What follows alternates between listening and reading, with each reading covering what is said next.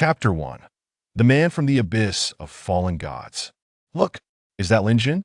Can you believe he actually emerged alive from the abyss of fallen gods? His luck is astonishing. Wait, he bears no trace of spiritual energy. Has he truly lost all his cultivation? What difference does it make if he's become a waste? And why is he carrying such a cumbersome ruler? Is he out of his mind? Lin Jun, shouldering a black heavy ruler nearly a meter long, inevitably attracted the attention of passers-by. The abyss of fallen gods stands as the foremost forbidden ground of the Tianxiong continent. Not only had Lin Jun ventured there with only a 7th-tier awakening, but even the headmaster of the prestigious Nandu Academy, renowned as the strongest institution in the Qin kingdom, would not have returned alive. Yet, against all odds, Lin Jun had survived after 2 years of disappearance.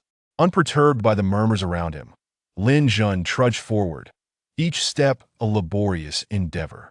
Even in the biting cold of winter, he was drenched in sweat. This ruler, known as the Punishment Ruler, bore a significant legacy. It contained the principles of heavenly law, aiding generations of powerful beings in their rise, while witnessing the rise and fall of various eras. Legend has it that the emergence of the Punishment Ruler heralds chaos across the land. If heaven and earth show no mercy, the wielder of the Punishment Ruler shall impose punishment upon the earth and admonish the heavenly laws. The loss of his cultivation was intimately tied to the Punishment Ruler. No matter how much he advanced in his cultivation, it would be devoured by the ruler. And regardless of how powerful his physical form became, its weight would always escalate to a limit he could bear. For a full 2 years, he had never once allowed himself a moment of relaxation. All of this stemmed from his refusal to become a Dao companion with the female emperor within the abyss of fallen gods. Damn that woman! Does she think she can force me into submission like this? Lin Jun muttered between labored breaths. Indeed, the abyss of fallen gods was terrifying, but the most perilous aspect was that woman who had imposed upon him this punishment ruler. Upon arriving at the Zhao family estate, Lin Jun let out a long breath, only to be halted by several guards at the entrance. Confused, Lin Jun inquired, "Are you blocking me?" His refusal of the female emperor was due to his engagement with the Zhao family's eldest daughter. He had braved life-threatening dangers to enter the abyss of fallen gods because his fiancée, Zhao Jinua, had awakened her fire spiritual root and urgently needed a fire-type Farshang to enhance her power. Yet, even for the Lin family, a top aristocratic family of the Great Qin Empire, acquiring such a powerful attribute Shang was no easy feat, especially one from the fire element, known for its formidable offensive capabilities. Determined not to let Zhao Jinua fuse with a lower-tier Farshang, he defied his family's opposition and resolutely set out to seek a higher-tier fire-type Farshang for her. After enduring countless perils, he rushed to the Zhao family's doorstep, eager to present the Earth-tier fire spirit Bertashang to Zhao Jinua, only to find himself barred from entry. It was utterly inconceivable. "Lin Xiao, I apologize, but the family head is currently meeting with important guests. Please." The captain of the guard stammered, failing to clarify the reason. Lin Jun furrowed his brow. Could it be that something had transpired within the Zhao family? "Prince Jiao, regarding the matter of the betrothal gifts, it would suffice to send a servant. There is no need to trouble you personally." At that moment, a voice emerged from within the estate. Lin Jun recognized it clearly as Zhao Jinua's father, Zhao Ting. Betrothal gifts? What betrothal gifts? Could it be that Zhao Jinua's younger sister had also secured a marriage contract? Yet, such joyous news should not warrant his exclusion. A feeling of foreboding welled up within Lin Jun. "I intend to personally visit in order to solidify the bond of our 100-year union and to express my sincerity." Prince Jiao, you are too courteous." As the words fell, Zhao Ting, Zhao Jinua, and Prince Qin Wudi appeared in sight. The moment they laid eyes upon Lin Jun, the previously joyous atmosphere turned distinctly strange. A glint of smug coldness flickered in Qin Wudi's eyes as he exchanged a gaze with Lin Jun. Zhao Ting, clad in luxurious attire, initially wore a stiff expression, soon replaced by a feigned smile as he exclaimed, "Lin Jun, you're still alive?" Lin Jun's gaze flitted past Qin Wudi and Zhao Ting, ultimately resting on Zhao Jinua, whose beauty was now marred by panic, as he replied flatly, He had never anticipated that the fiancé he was willing to die for had actually become engaged to the ninth prince of the great Qin Empire, Qin Wudi. The atmosphere became palpably awkward. Once Zhao Ting regained his composure, he quickly added with a smile, "Nephew, since you have returned, there are indeed matters we must discuss." Through 2 years of trials, Lin Jun had cultivated a heart as calm as still water, devoid of anger, only tranquility. What shall we discuss? Shall we discuss the matter of my fiancé's engagement to Qin Wudi? His rhetorical question plunged the room into silence. Zhao Ting, aware of his own shortcomings, was compelled to force a smile. "Nephew, I know you care for Ji Nua, so you must wish for her happiness, correct?" Lin Jun replied with a smile. "Am I not allowed to ensure her happiness?" Zhao Ting chuckled awkwardly. The Lin family is indeed a top-tier family within the Great Qin Empire, but does that not mean that the land belongs to the king? Dear nephew, I advise you to take a broader perspective. There are countless good women in the world. There is no need to cling to my Ji Nua. This statement carried a profound implication. No matter how formidable the Lin family may be, they must still heed the words of the Great Qin royal family, which, in other words, was a veiled threat better not cause trouble, lest one finds themselves at odds with the royal family. Huh. Lin Jun let out a cold laugh, realizing that the fiancé he had protected for years was nothing more than a sycophant, willing to climb the social ladder through her body. Such a person was utterly unworthy of him, and certainly unworthy to step through the doors of the Lin family. The icy glare Lin Jun directed at Zhao Jinnu made her avert her gaze, a sense of dread rising within her.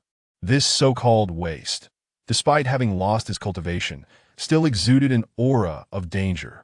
Unwilling to lose face, Zhao Jinnu steeled herself and spoke haughtily. "Lin Jun, you are nothing more than a waste now, having long lost the illustrious name of the greatest prodigy of the Great Qin. And I have already broken through to the pinnacle of the fusion realm, on the verge of entering the Fa Sheng Jing. We are no longer from the same world. I advise you to recognize reality and not live in the shadows of your past glory." Qin Wudi, standing with his hands clasped behind his back, echoed her sentiments with equal arrogance. "Lin Jun, Ji Nua is now my fiancée and will be the future empress. You would do well not to trouble the Zhao family, or you shall face my wrath." With Qin Wudi backing her, Zhao Jinua's fear dissipated, and she regarded Lin Jun with disdain and contempt. "What are you even worth?" Lin Jun's tone was frigid as he glared at Qin Wudi. "I have grievances with the Zhao family. You are not entitled to intervene." The moment those words escaped his lips, a hush fell over the room. What audacity! What kind of brazen words were these? Who was Qin Wudi? The ninth prince of the Great Qin royal family. In the Great Qin Empire, he was a true dragon among men. This left Zhao Ting in a state of amusement. He had initially feared that this incident would bring trouble to the Zhao family, but now, with Lin Jun openly offending the ninth prince, the Lin family would be preoccupied with damage control, leaving no room to target the Zhao family. Qin Wudi's eyes bulged with fury. As a royal prince, he had never endured such humiliation. Even the academy's mentors had to pay their respects before addressing him.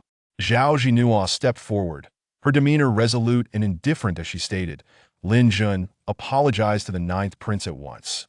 I can intercede on your behalf and forgive your disrespect as compensation for the assistance the Lin family has provided over the years." Chapter 2. Reckoning. Compensation? Lin Jun's pride soared. "Very well. The debts owed by the Zhao family must indeed be settled. Years ago, my father gifted you 3 Earth-tier treasures for this marriage. My aunt personally arranged the protective array for the Zhao family. My second aunt bestowed upon you a spirit mine, and my youngest aunt sent you Earth-tier elixirs. On what grounds does your Zhao family ascend from a humble background to become an unyielding first-class family? Do you not have even a modicum of self-awareness? If we are to sever ties, let it be done cleanly. Do not act like a harlot, trying to play both sides while engaging in despicable acts that I find contemptible." As his resounding words echoed, the faces of the Zhao family members turned pale. Meanwhile, the crowd of onlookers grew larger, and whispers filled the air. "Goodness, the Lin family has raised a treacherous wolf. If I recall correctly, this was merely the betrothal gift promised by the Lin family back then, right? Indeed, the Lin family's grand gesture catapulted the Zhao family into the ranks of first-class families, creating a sensation throughout the Great Qin, not to mention the gifts they've provided over the years. Without the Lin family, where would the Zhao family be today? Sure. They've climbed the social ladder to the royal family of the Great Qin. It's only natural that they look down on the Lin family. Faced with the accusations, Zhao Jinhua became frantic. You Lin family members offered all of this voluntarily. We never asked for it. If these assets were returned to the Lin family, what would remain for the Zhao family? Lin Jun is clearly intent on driving the Zhao family to ruin. Betrothal gifts are indeed for the purpose of marriage.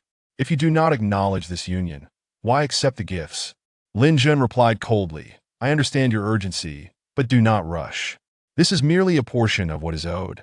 I will compile a complete list upon my return, and your Zhao family must repay every single item. If even one is missing, the Lin family will not yield an inch. Ending the engagement, he was in complete agreement and would not pursue her any further. However, reclaiming what rightfully belonged to him was always justifiable, wasn't it? You. Zhao Jinhua was left speechless, her face flushed with anger. Zhao Ting, suppressing his rage, spoke sternly. Nephew, must you escalate this to an irretrievable point? Do not attempt to curry favor. I am not swayed by such tactics. Lin Jun replied coldly. From this moment forth, I sever all ties with the Zhao family. Moreover, you were the ones to break off the engagement first. Should my three aunts learn of this, rest assured that the Zhao family may find themselves paying a hefty price. I have already shown you considerable mercy. At the mention of his three aunts, Zhao Ting shuddered. They were no ordinary women. Lin Jun's eldest aunt, Lin Yin, was ruthless and spoke little once she made her move. It was to the death. His second aunt, Lin Qing, had a fiery temperament and would declare war at the slightest provocation. But the most fearsome of all was Lin Jun's youngest aunt, Lin Feng. As the foremost poison master of the Great Qin Empire, she could, with a mere flick of her delicate hand, render the land barren for miles around. What was more critical was that these three young ladies of the Lin family, yet to step outside, were fiercely protective, especially when it came to Lin Jin, who was showered with indulgence. Zhao Jinhua realized the gravity of the situation and quickly nudged Qin Wu disarm, playfully urging, Ninth Prince, you must say something. Qin Wu dis expression darkened. Lin Jin, you are currently devoid of any power. Do you truly believe yourself to be the greatest prodigy of the Great Qin? Do you think the Lin family would dare to oppose the world for your sake? In the Tianqiong continent, strength reigns supreme. Without power, what did blood relations amount to? Lin Jun smiled frostily. When I am speaking reason, it would be wise for you not to meddle. You! Qin Wu Di's face turned ashen. How dare that Lin Jun publicly defy him? What of his dignity as a prince? Tomorrow, yes, tomorrow, what you owe me must be returned in full, or you shall face the consequences. Lin Jun's aura was overwhelming as he uttered these words and turned away. Impudence! In a fit of rage to uphold his dignity, Qin Wu Di bellowed, seize Lin Jun at once and throw him into the sky prison. With the command given, 10 guards clad in golden armor instantly drew their swords, their imposing presence sealing off the escape route. Lin Jun surveyed the scene. Do you dare to stop me?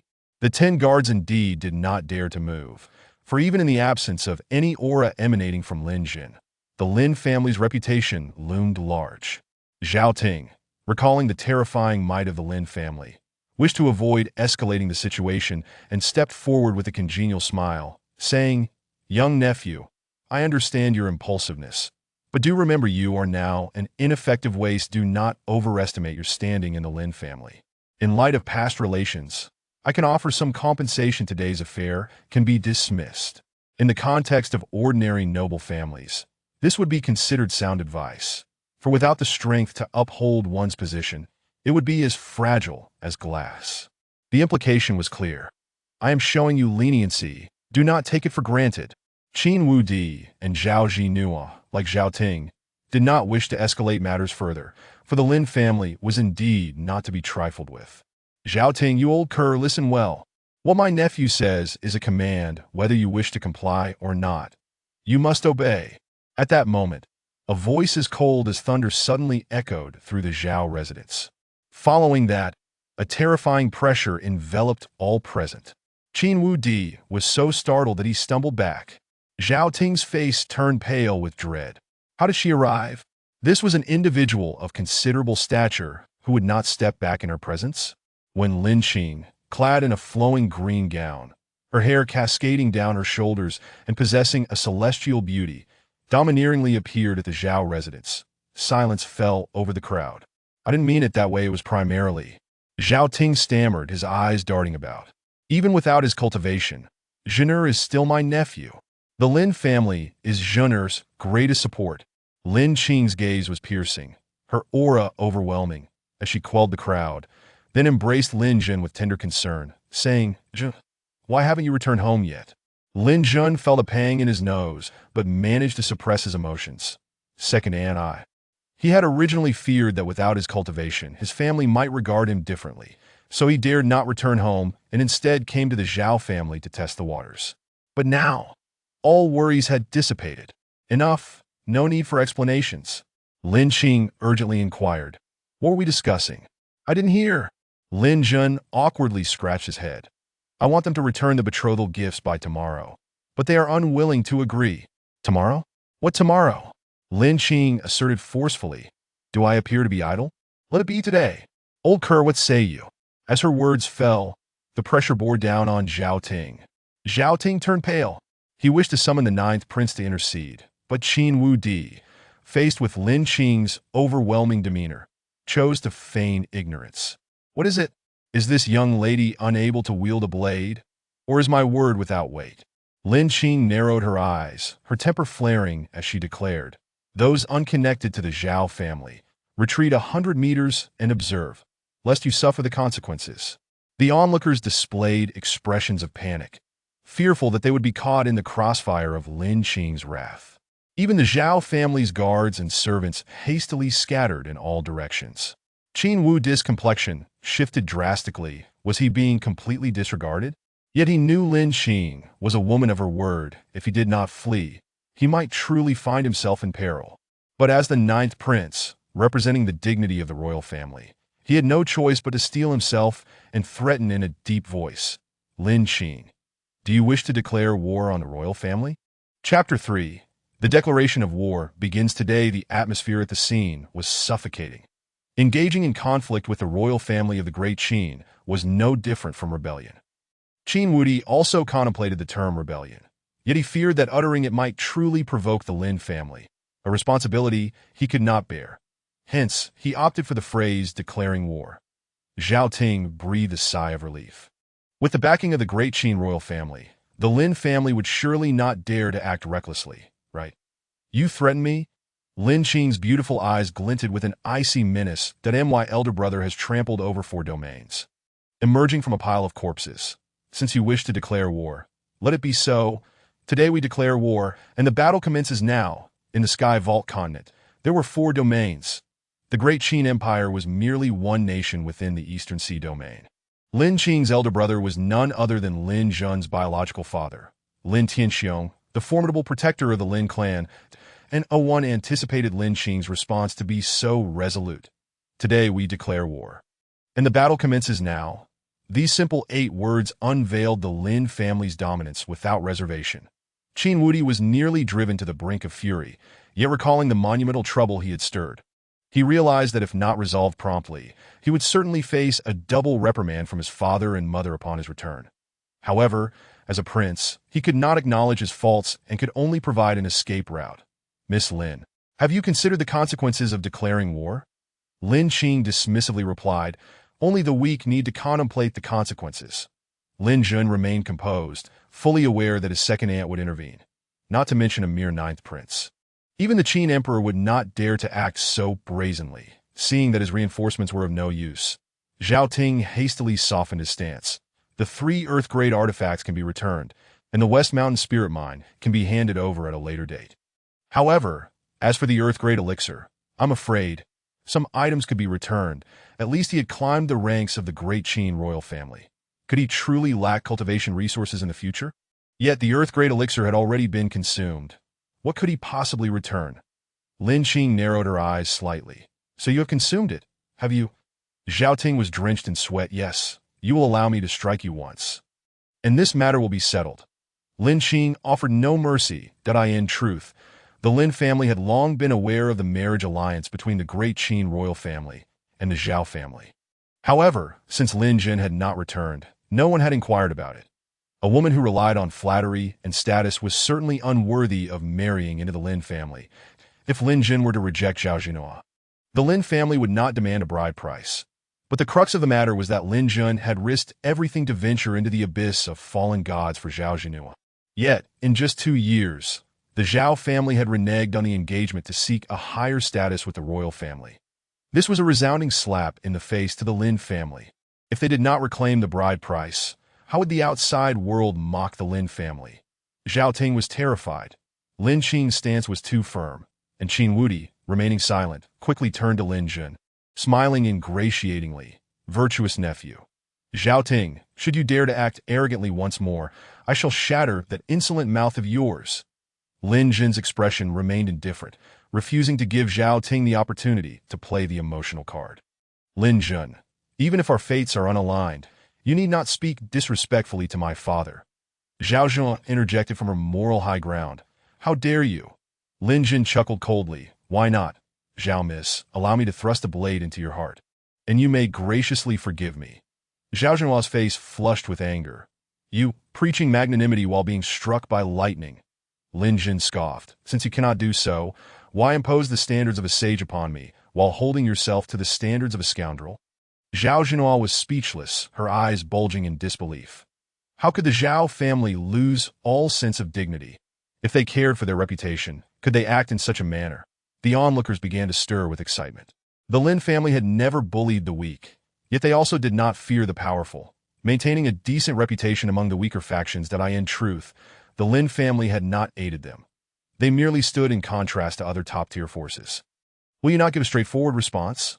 Lin Jin was unwilling to linger on the scene. Although the crowd's criticism targeted the Zhao family, it reflected poorly on the Lin family as well. Very well.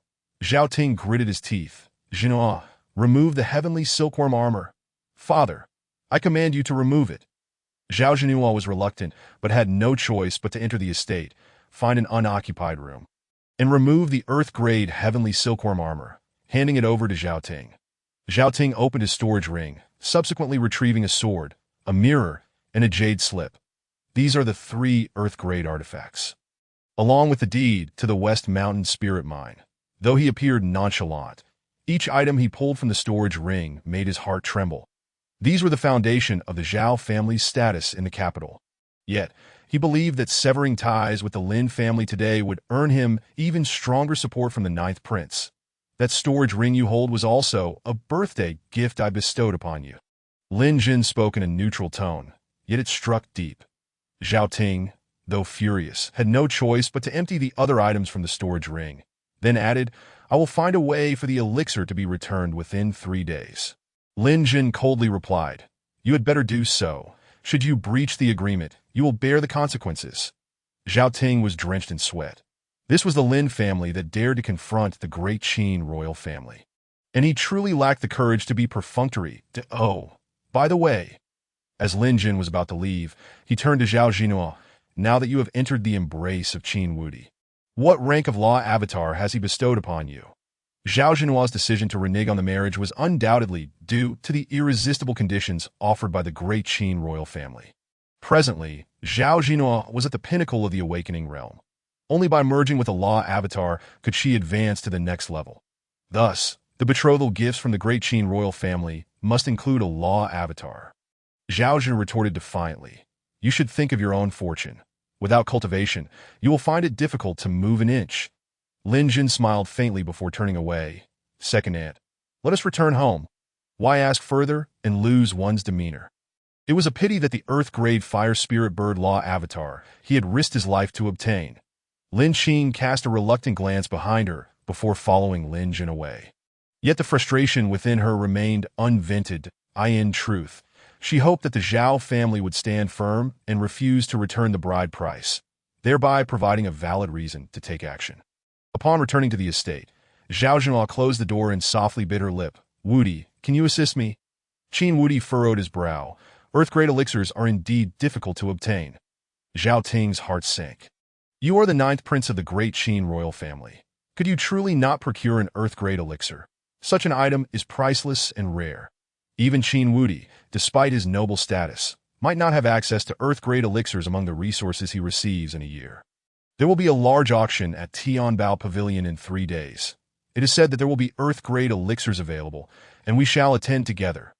Qin Wudi, not wishing to appear incompetent, ultimately provided a solution. Zhao Zhenhua frowned slightly.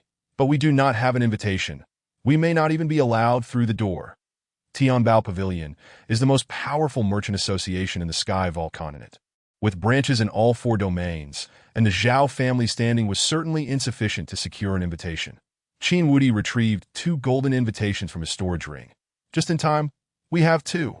Zhao Zhenhua's heart, which had been in turmoil, finally settled. In truth, the decision to renege on the marriage was not without its hardships. Lin Jin had been missing for 2 years. Who knew if he was alive or dead? Meanwhile, she had reached the peak of the awakening realm and urgently needed to merge with a law avatar. The conditions laid out by Qin Wudi included a profound fire-type law avatar, an offer she could not refuse. Yet she also secretly rejoiced in her decision to renege. Otherwise, if Lin Jin were to return as a mere wastrel and she had forsaken Qin Wudi, she would undoubtedly become the subject of ridicule done on the way back. Lin Qing observed her panting and drenched in sweat nephew and couldn't help but say, "Would it not be better to store the black in your storage ring?" Lin Jun smiled awkwardly. "I am engaged in weight training." He was not foolish. If he could store it, would he have to endure such heavy penalties? In retrospect, he found it utterly ridiculous that he had refused to become a consort to the Empress for Zhao Zhenhua's sake, enduring so much suffering for no reason that he needed to have a serious discussion with the Empress. At the very least, he should not be burdened with the punishment wherever he went, drawing attention like a monster. Chapter 4. The Agreement. Lin Qing rolled her eyes dramatically. "You bring this upon yourself." Cultivators typically manipulate spiritual energy to move objects, while physical training is arduous and yields little visible effect. Lin Jun could only chuckle wryly. Upon returning to the Lin family, a throng of younger relatives eagerly awaited at the entrance. Lin Qing admonished, "Do not chat for too long. Let Zhen'er return to rest early." Lin Jun was indeed exhausted, yet he could not ignore the enthusiasm of his younger relatives. Once Lin Qing departed, the young members of the Lin family erupted in excitement. "Brother Zhen, you're alive. This is wonderful. Is our Zhen brother so easily defeated? Brother Zhen is invincible."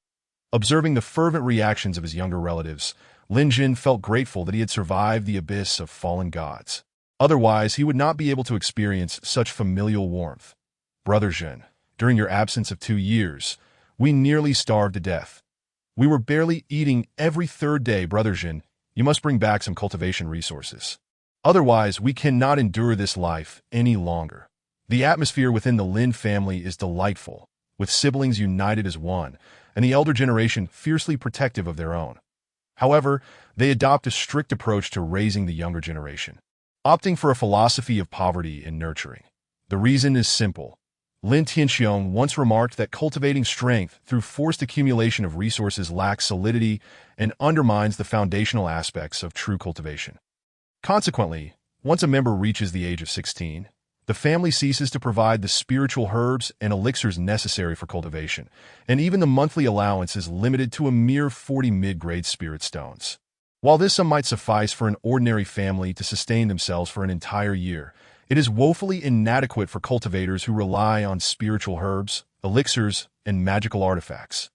Thus, members of the Lin family must not only focus on their cultivation from a young age, but also learn the art of acquiring spirit stones.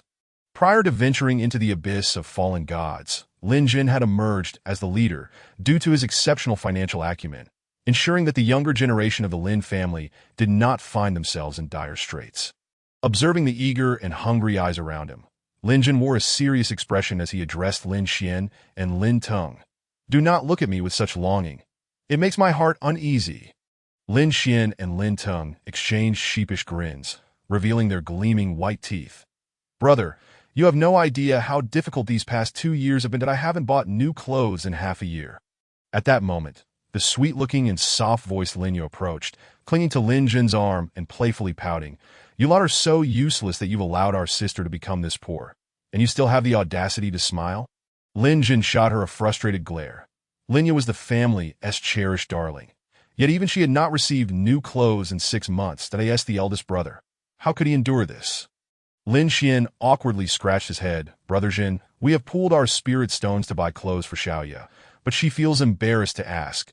Linyo lifted her chin defiantly. "You all have not enough. If I take some, I would feel guilty." Feeling a headache coming on, Lin Jin replied, "As it happens, I stumbled upon several unfortunate soul storage bags on my way back. You can divide them among yourselves." He had not inspected the contents, but the owners of these bags were primarily members of beast hunting teams, impoverished rogue cultivators who hunted low-tier beasts for their magical cores to sell. There likely would not be anything of great value, but it would suffice to alleviate the immediate needs of his younger siblings. "Brother Jin, I adore you," one of them exclaimed, "that I wish you and sister-in-law 10 sons." The atmosphere fell into an abrupt silence, with many younger members casting glances at Lin Tong. They were all aware of Zhao Jinu's broken engagement, and bringing it up now was akin to rubbing salt in Lin Jun's wounds. Lin Tong lowered his head, nervously fidgeting with his hands. "Brother Jin, I'm so sorry." Lin Jun chuckled, patting his younger brother's shoulder. "It's all in the past. I'm not that fragile." He had moved on and did not dwell on it. Zhao Jinu's loss was hers alone, and Lin Tong spoke without malice. "I shall return to catch up on my sleep. Once I awaken, I will take you all on a grand adventure." Lin Jun declared before retreating to his room. He was utterly exhausted. While everyone thought he had merely been absent for 2 years, they had no idea that he had suffered relentless torment for 200 years within the boundless space of the punishing celestial ruler.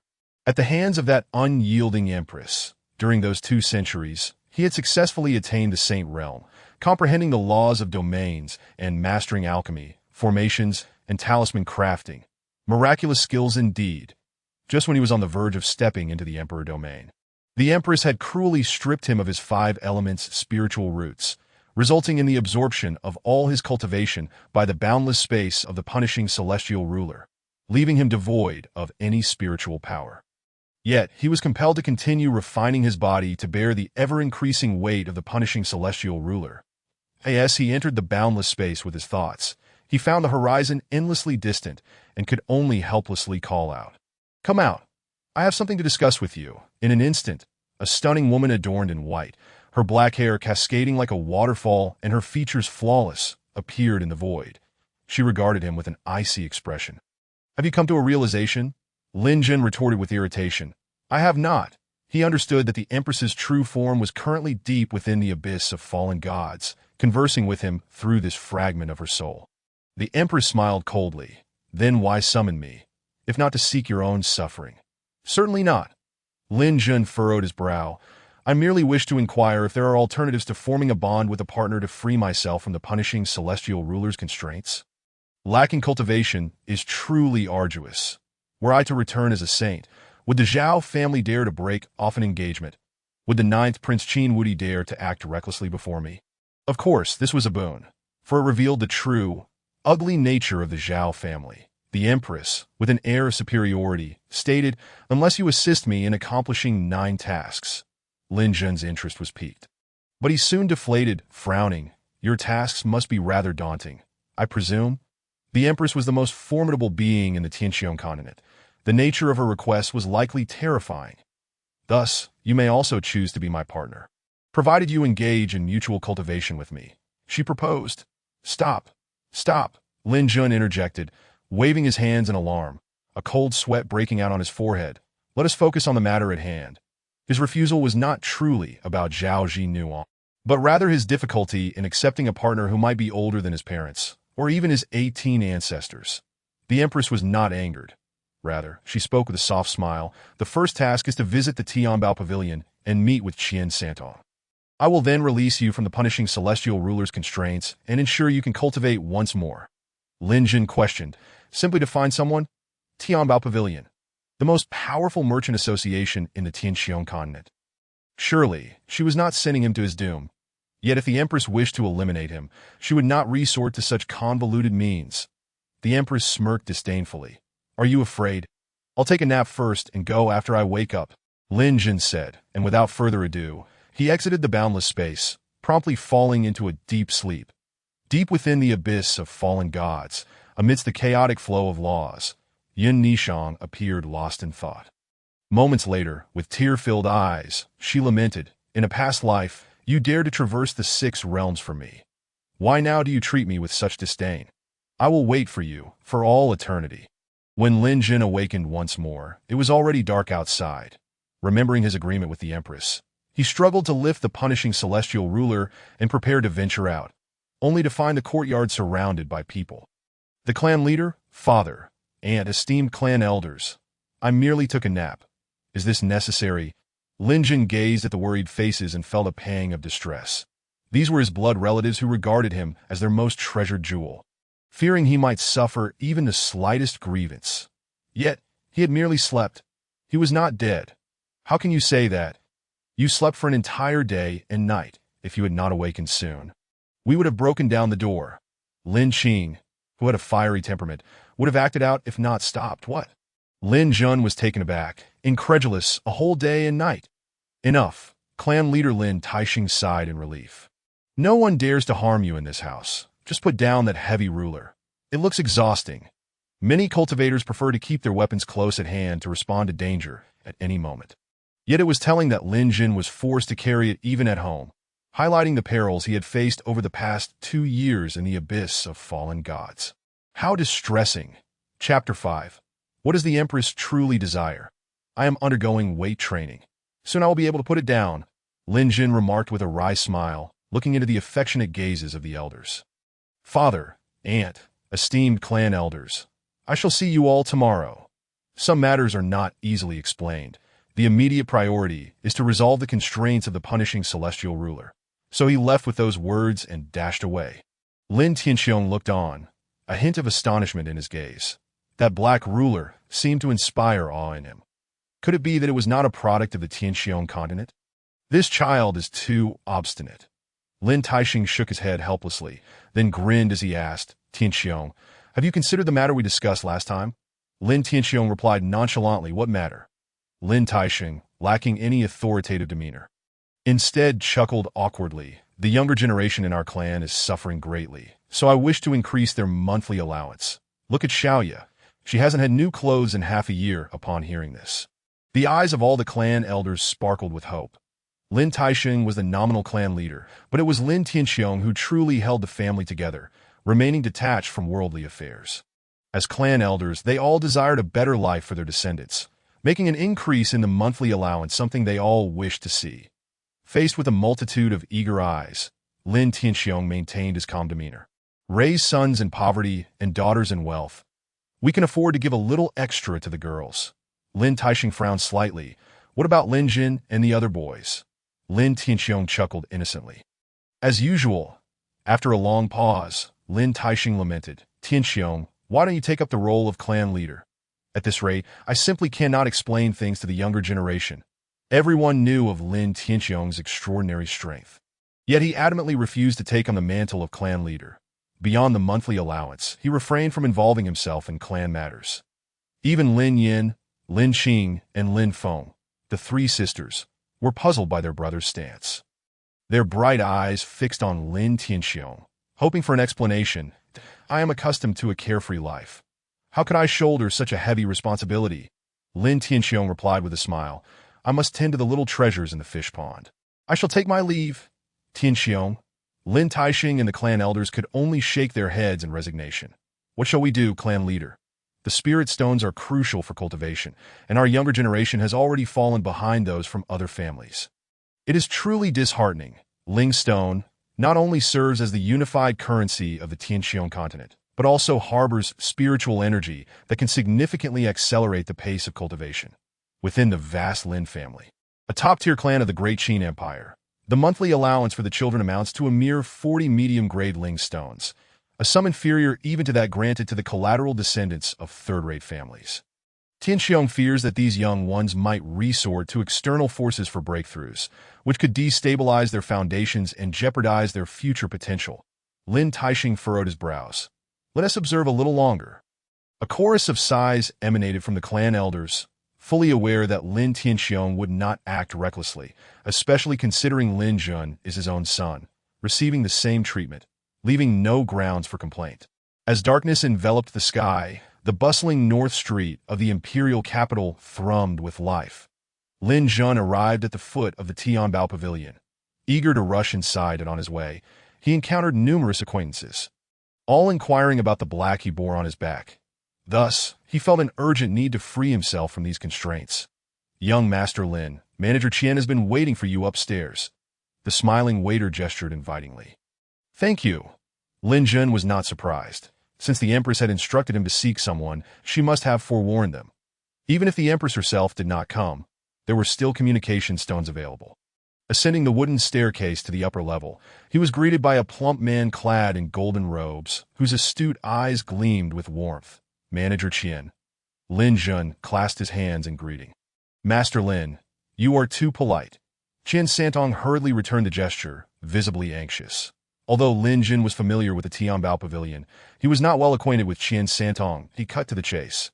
I have come at the behest of a deceased friend, and I seek your guidance. Did that person not inform you?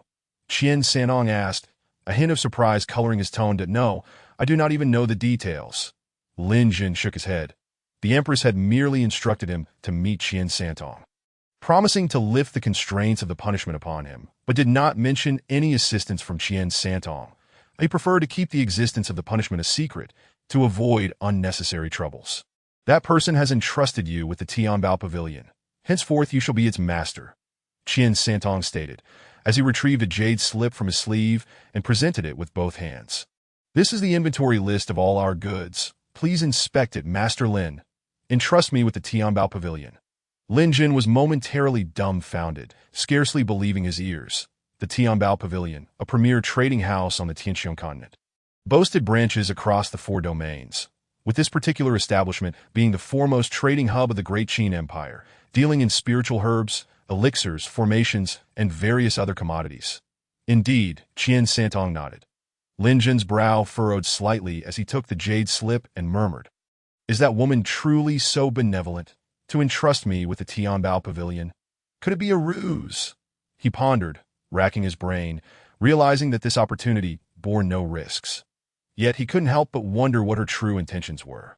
If she genuinely wished him well, why then had she stripped him of his cultivation in the Saint Realm and shattered his painstakingly awakened 5 elements spiritual root? It was utterly perplexing.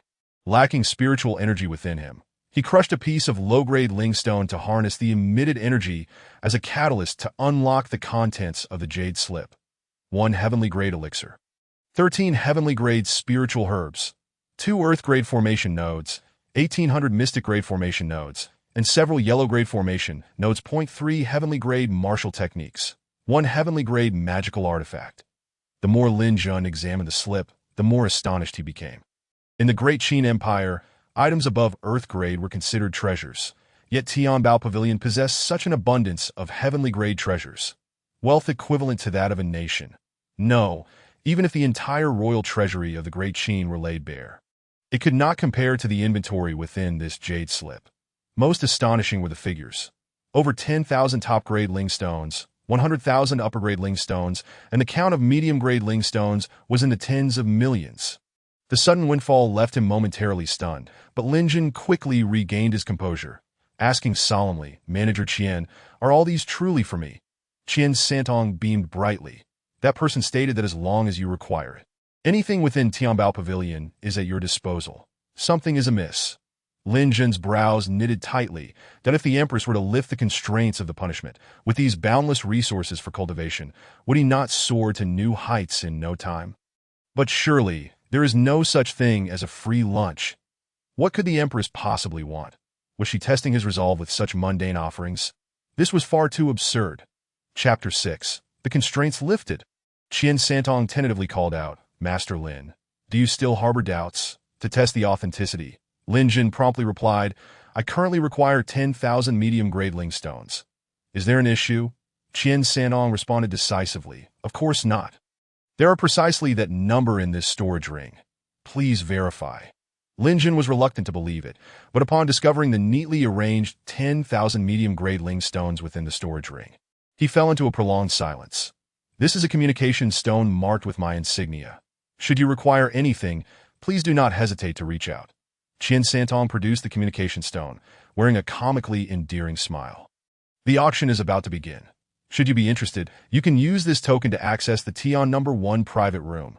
After accepting the communication stone and token, Lin Jun felt an unsettling sense that matters were not as straightforward as they appeared. The Empress had truly bestowed upon him the Tianbao Pavilion. The decor of the upper floor exuded opulence, with mystic gray gems serving as commonplace lighting fixtures. Even the dazzling gem atop the roof was of earth-grade quality. Upon opening the door to his room, he was met with a painting of a woman in white, exuding an ethereal aura, and it was none other than the Empress herself. Entering the boundless space of the punishment, he immediately called out, "Come forth." Soon, a wisp of Yun Nishang's soul materialized in the void, her red lips parting to speak. "Speak." Lin Jun hurriedly inquired, "The Tianbao Pavilion, has it truly been given to me?" Yun Nishang cast a cold glance. "Do not think this Empress cannot reclaim it. Of course I want it." Lin Jun replied, but quickly followed with, "Yet you have yet to divulge the reason." He was not so noble as to overlook a good opportunity. Yet in the perilous realm of cultivation, one must tread carefully, especially when dealing with the Empress. Upon lifting the constraints of the punishment, your cultivation will require vast resources. Yun Nishang replied, her expression as placid as a still lake. "After all, with your current strength, you are not yet qualified to serve this Empress." Lin Jun smiled in understanding. Indeed, the Empress intended for him to assist her, but he soon sensed something was amiss. "Do not speak nonsense. If you wish for me to serve you, why then did you ruin my painstakingly cultivated 5-element spiritual root, causing my entry into the Saint Realm to be obliterated?" "Entry into the Saint Realm?" Yun Nishang chuckled coldly. "You are equally unqualified to serve this Empress." Lin Jun was rendered speechless. Could it be that she desired him to reach the Empire Realm? While the resources of the Tianbao Pavilion were plentiful, they were still insufficient to cultivate a true emperor. The constraints have been lifted. The power you possess determines the weight of the punishment. Thus, the greater your power, the more potent the punishment becomes. Once you ascend to the law manifestation realm, this Empress will naturally appear. As her words fell, Yun Nishang fell silent and vanished, deep within the abyss of fallen gods. Where chaotic currents of law swirled, Yun Nishang's exquisite visage bore traces of anguish as she murmured to herself, 10,000 years of hardship. May this lifetime not keep me waiting too long. Simultaneously, upon exiting the endless space, Lin Jun suddenly discovered that the punishment had become remarkably light. With a mere thought, he commanded, "Withdraw." The punishment, which had long plagued him, finally vanished. With a sigh of relief, Lin Jun felt an overwhelming lightness wash over him. Without the shackles of the punishment, he sensed the spiritual energy of the world surging uncontrollably into his being. Did I in the blink of an eye, his cultivation returned to the warrior realm. Did I this frenzied pace? It would not be long before he transcended the awakening and fusion realms, stepping into the law manifestation realm, thus summoning the Empress forth. The sensation of freedom was exhilarating. Lin Jun felt entirely unburdened and set off toward the auction house. He was no stranger to the Tianbao Pavilion, having accompanied his aunt there frequently, yet given the Lin family's standing within the Great Qin Empire, he had never been qualified to enter the private rooms. The most astonishing aspect was that even his typically domineering second aunt found it entirely reasonable, a testament to the immense power of the Tianbao Pavilion. The Tian number 1 private room was indeed splendid, most notably adorned with formations that allowed those inside to view every corner outside their room while remaining invisible to the outside world. Are they truly present? Lin Jun mused, suspecting they had come to the auction in hopes of reclaiming Earth-grade elixirs. Indeed, just a moment later, Qin Wudi rose and declared, "Gentlemen, grant this prince a favor. I offer 5,000 medium-grade Ling stones for this Earth-grade Xianling elixir. The Earth-grade Xianling elixir, upon consumption, could instantly replenish all the spiritual energy depleted from cultivators below the fusion realm." Qin Wudi, in his pursuit, laid his cards on the table, making it clear that anyone daring to outbid him should consider their worth carefully. Such behavior was contemptible, yet those seated below dared not voice their discontent. 10,000 medium-grade Ling stones. Yet at that moment, a melodious voice, akin to that of a yellow oriole, resonated from the adjacent Tian No. 2 private room. Lin Jin smiled. The woman next door is quite adept at handling matters. Logically speaking, even Qin Wudi lacks the qualifications to claim a seat in the private room, which indicates that such chambers are not intended for the cultivators of the great Qin Empire. Moreover, the woman from afar surely looks down upon a mere earth-grade Xianling pill. Yet at this moment, she has inflated its price to 10,000 medium-grade spirit stones. This clearly illustrates her disdain for Qin Wudi's overbearing demeanor. Countless gazes from below are directed towards the private room No. 2. Yet beneath the formation, nothing is visible. Qin Wudi has already cursed this woman's ancestors in his heart, but he feigns calmness and says, "My dear lady, is it truly necessary to escalate the price of an earth-grade Xianling pill, which is worth only a few thousand medium-grade spirit stones, to 5 figures? The Xianling pill is, without a doubt, the least valuable of earth-grade elixirs that he had intended to purchase it to settle the Zhao family's debts to the Lin family, but he never anticipated encountering such a stubborn individual at this moment." Both the audience and those on stage are all keenly observing the unfolding drama, particularly Qian Santong, who knows exactly who the woman in the private room is, a person whom even the Emperor of Qin would need to flatter. It is astonishing that Qin Wudi dares to adopt the airs of a prince. What is more difficult for him to accept is the utter silence from above, as if he were completely disregarded. How brazen of that woman upstairs! Zhao Zeno's expression turned grim. This earth-grade elixir holds significant importance for the Zhao family. If it is not returned, given the Lin family's temperament, they might very well exterminate the Zhao clan in a fit of rage. Qin Wudi, pretending to be composed, tries to reassure her. "Fear not, this prince shall certainly acquire this earth-grade elixir for you." Zhao Zeno breathed a sigh of relief. However, Qin Wudi immediately raised his bid, declaring 11,000. Yet it seemed as though the woman upstairs was deliberately opposing him. As soon as his voice fell, she countered 20,000. The atmosphere erupted into chaos, with many unable to remain seated. Qin Wudi's countenance darkened further. He had only increased his bid by 1,000, while she had jumped straight to 20,000. That was she truly not trying to antagonize him. It appears the guest in the private room has indeed matched wits with Qin Wudi. If anyone were to blame, it would be Qin Wudi's arrogance. Why should he monopolize what he desires and deny others the chance to bid?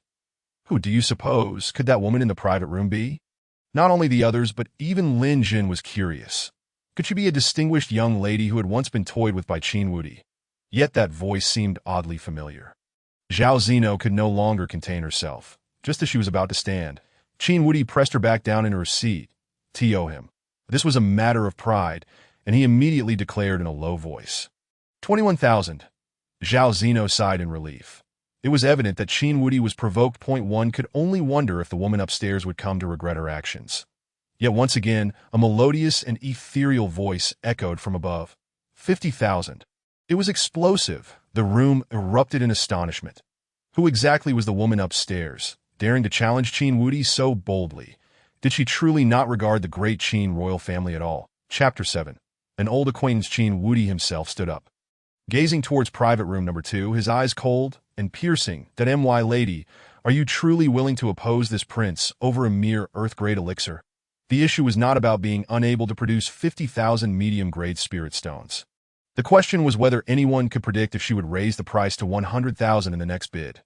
Most importantly, that elixir was not worth such a sum. Qin Wudi was becoming frantic. How could he not be? Ha ha, how delightful it is to witness his frantic and helpless demeanor. Qin Wudi, brash and domineering, was not known for his charm, and thus he had few friends. Typically, people would refrain from speaking out, daunted by the might of the great Qin royal family. But now one brave soul had emerged, and everyone seemed eager to mock him. In an instant, all eyes were fixated on private room No. 2, curious to see how the mysterious woman would respond.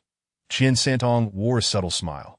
If Qin Wudi dared to overstep, he would certainly pay a heavy price. After all, the identity of the 9th prince of the great Qin royal family would hold no weight before that woman. He would be no more significant than an ant. Meanwhile, inside private room No. 2, "Miss, is it truly worth it?" The elder's face bore a look of confusion. not out of concern for the spirit stones, but simply because he felt that Xiao Bailing had no need to stoop to Qin Wudi's level. As long as I can help Brother Lin Jun vent his frustrations, it is worth it.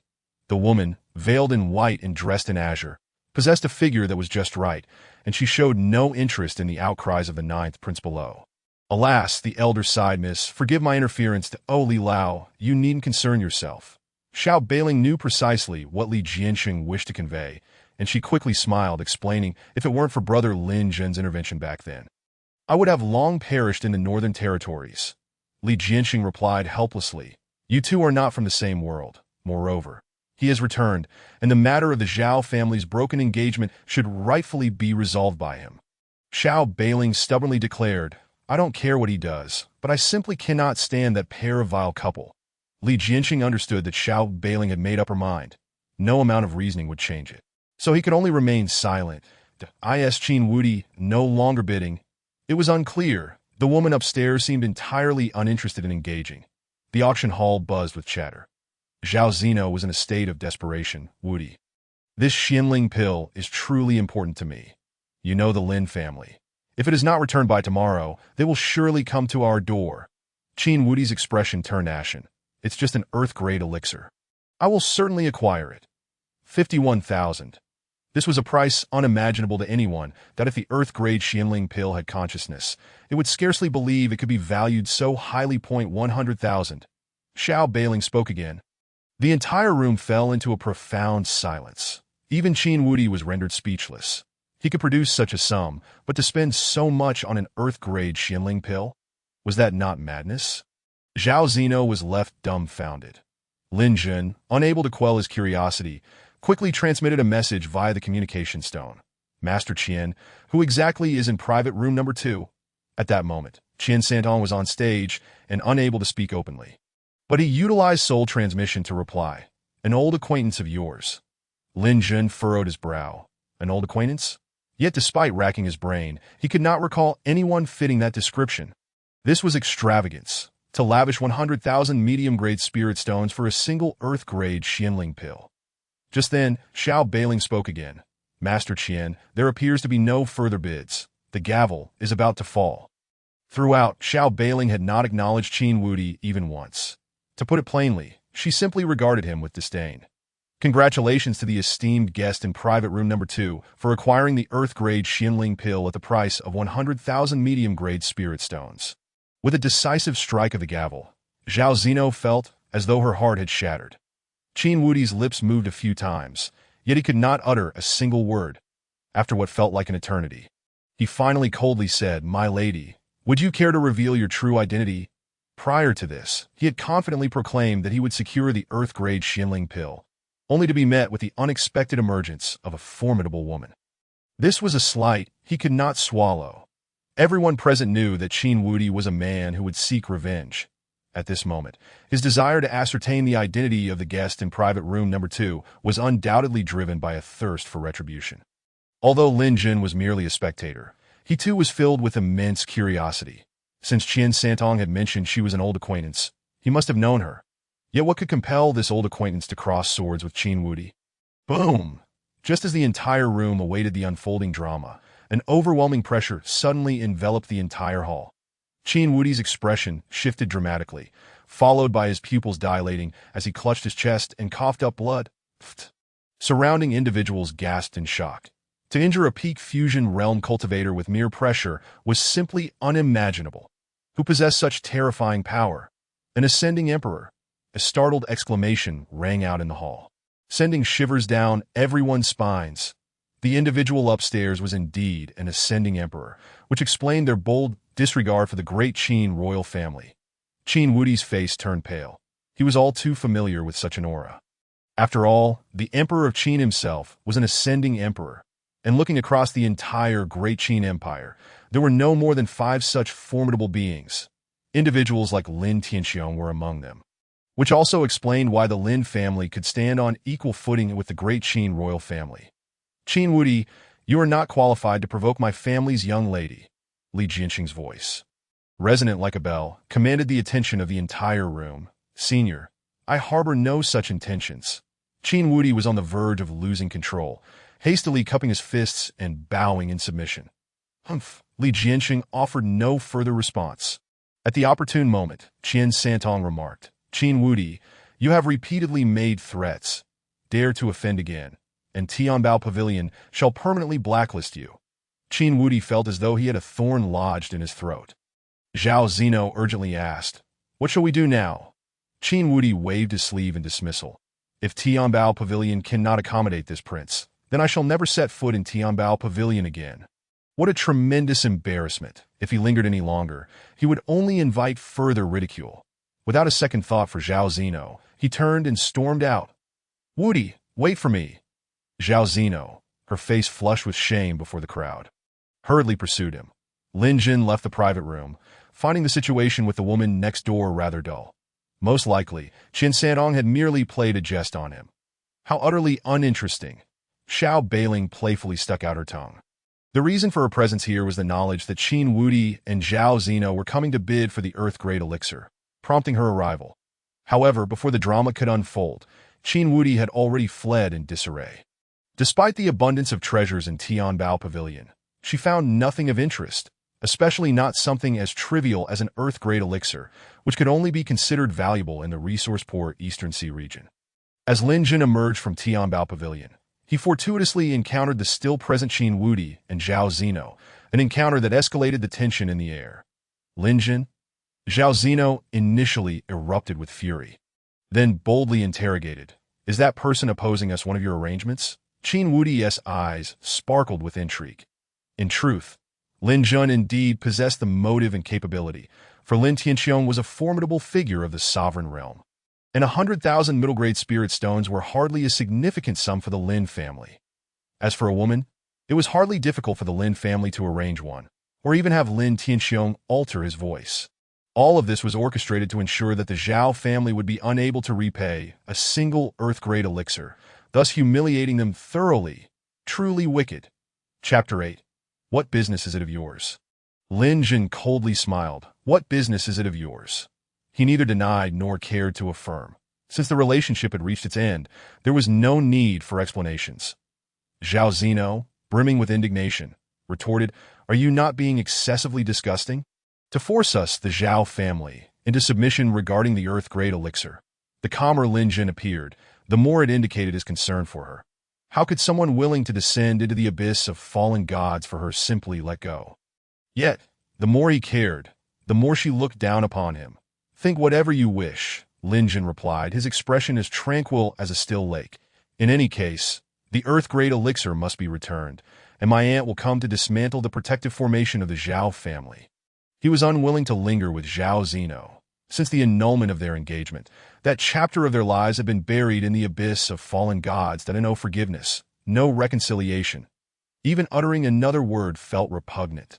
In a fit of rage, Zhao Zino obstructed his path, declaring, "You won't leave until you clarify your words." Lin Jin shot her a cold glare. He said nothing, but the depth of his gaze rendered Zhao Zino inexplicably intimidated. How could a mere waste without cultivation exude such a terrifying aura? In truth, Lin Jun had regained the ability to cultivate, having returned to the 7th stage of a martial artist, yet his aura was concealed by the penalty Heavenly Ruler, preventing anyone from detecting his true cultivation level. Qin Wudi commanded in an authoritative tone, "You better be honest, or don't blame this prince for being ruthless." Lin Jin chuckled, "Sure, if you have the guts. Kill me and let me see your skills." Qin Wudi was left speechless. Kill Lin Jin. His mind was still intact, but to back down now would mean losing face in the future, so he nonchalantly stated, "This prince indeed won't kill you, but I can certainly make you suffer a bit." Li Wei, a member of the Imperial Guard clad in golden armor, stepped forward, instantly radiating the pressure of a peak fusion realm cultivator. The corners of Qin Wudi and Zhao Zino's mouths curled with disdain. After all, Lin Jun was already a waste. It was impossible for him to withstand the pressure of a fusion realm cultivator, merely waiting to watch the spectacle unfold.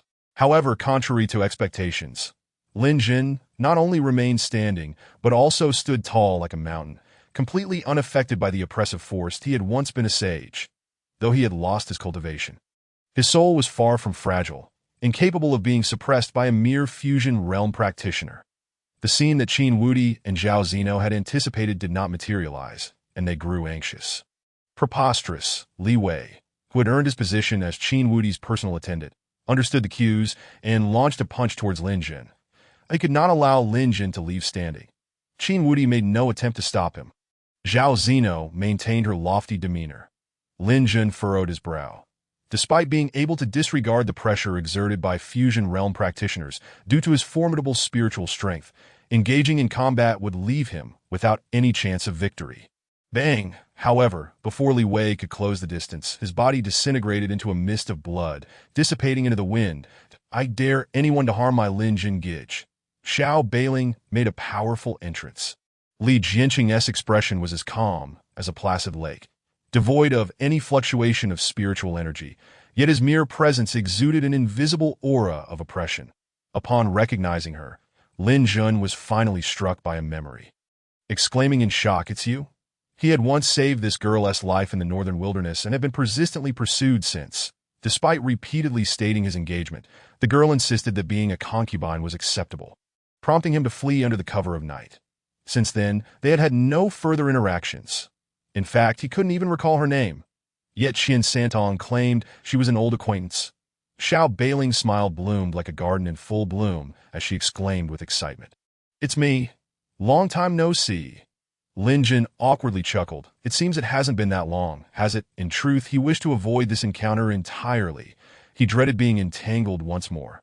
Yet, what one fears often comes to pass. Xiao Beiling boldly stepped forward, linking her arm with his.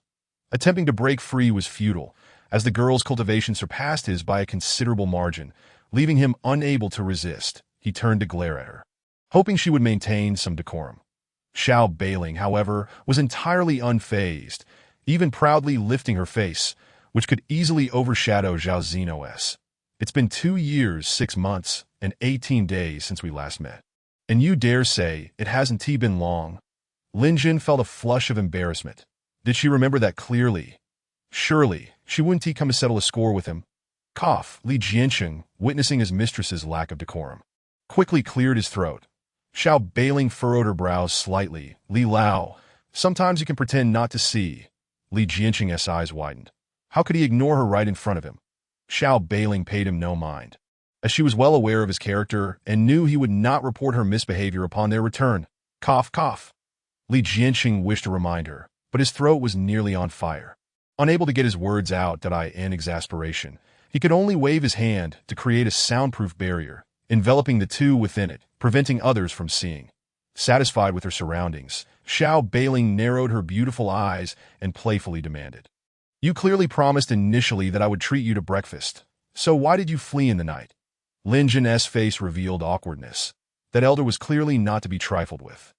Decisive in his actions, that he wasn't afraid of death, but to die in such a manner would be too unjust. That a true man must be adaptable. He then smiled. "Family matters required my immediate return, and it was inconvenient to bid you farewell in the dead of night." "Wait, you traveled from the northern wilderness to the eastern sea, just for that trivial matter?" The distance from the northern wilderness to the eastern sea spanned 100,000 miles. Even traveling aboard a spirit boat would take over half a month. He had only just returned from the abyss of fallen gods to the eastern sea 2 days prior. Even if the girl had received news immediately, it would be impossible for her to arrive so swiftly. Surely, she hadn't been waiting in the eastern sea all along. How heartless of you. What do you mean by trivial matter? This lady is merely showing gratitude. Xiao Beiling pouted her cherry lips, deliberately puffing out her impressive chest. Unlike that sycophantic woman who, after using you, discarded you without a second thought. Besides, what makes her superior to me? Why do you look down upon me? Do you know that during the 2 years you were missing, I was constantly seeking news about you? The more she thought about it, the angrier she became. Lin Jin was truly heartless since their parting in the northern wilderness. She had tirelessly dispatched people to investigate Lin Jin's background. After finally tracking him down, she had not even had a chance to repay her debt before he had plunged into the abyss of fallen gods. Upon learning the reason behind his descent, she was left utterly speechless. All of this merely to help Zhao Zeno find an Earth-grade fire-type avatar. Could he not have asked her for assistance? Was the Xiao family lacking in such lowly matters? What was even more infuriating was that Zhao Zino had even called off their engagement. Unlike her, upon hearing of Lin Zhan's return, she had fervently pleaded with her father to allow her to express her gratitude, fearing that otherwise she would be left with a lingering regret. After being tormented to no end, her father finally activated the teleportation array to send her to the Eastern Sea, with Li Jianqing serving as her protector. Yet, to Lin Zhan, it all seemed like a mere trivial matter. Little did he know that her journey to the Eastern Sea had been fraught with hardship. Chapter 9. Who is more beautiful, me or Zhao Zino? Lin Zhan had always preferred gentle persuasion over forceful tactics. Faced with such relentless entanglement, he could only helplessly say, "Could you please let go for now?" "No," Xiao Bailing declared stubbornly, "unless you first tell me who is more beautiful, me or Zhao Zino." Lin Zhan felt a shiver run down his spine. "I have nothing to do with her anymore. There is no need to bring her up in front of me." To be frank, the girl before him was indeed more beautiful, but to voice that opinion would only lead to further entanglement. "You may have nothing to do with her, but I still want to know where I fall short compared to her." Xiao Bailing persisted, her striking face displaying a resolute expression, as if threatening Lin Zhan with the prospect of an unresolved confrontation should he fail to provide an answer. She remained blissfully unaware that, during her pouting and questioning, her proud bosom brushed against Lin Zhan's arm. "Keep this up, and I will get angry." Lin Zhan's expression turned it wasn't that he didn't wish to discuss it calmly. Rather, this girl was far too clingy. "You," Xiao Bailing pouted her red lips, adopting a feigned angry demeanor. "I don't want to talk to you anymore. Li Lao, let me out."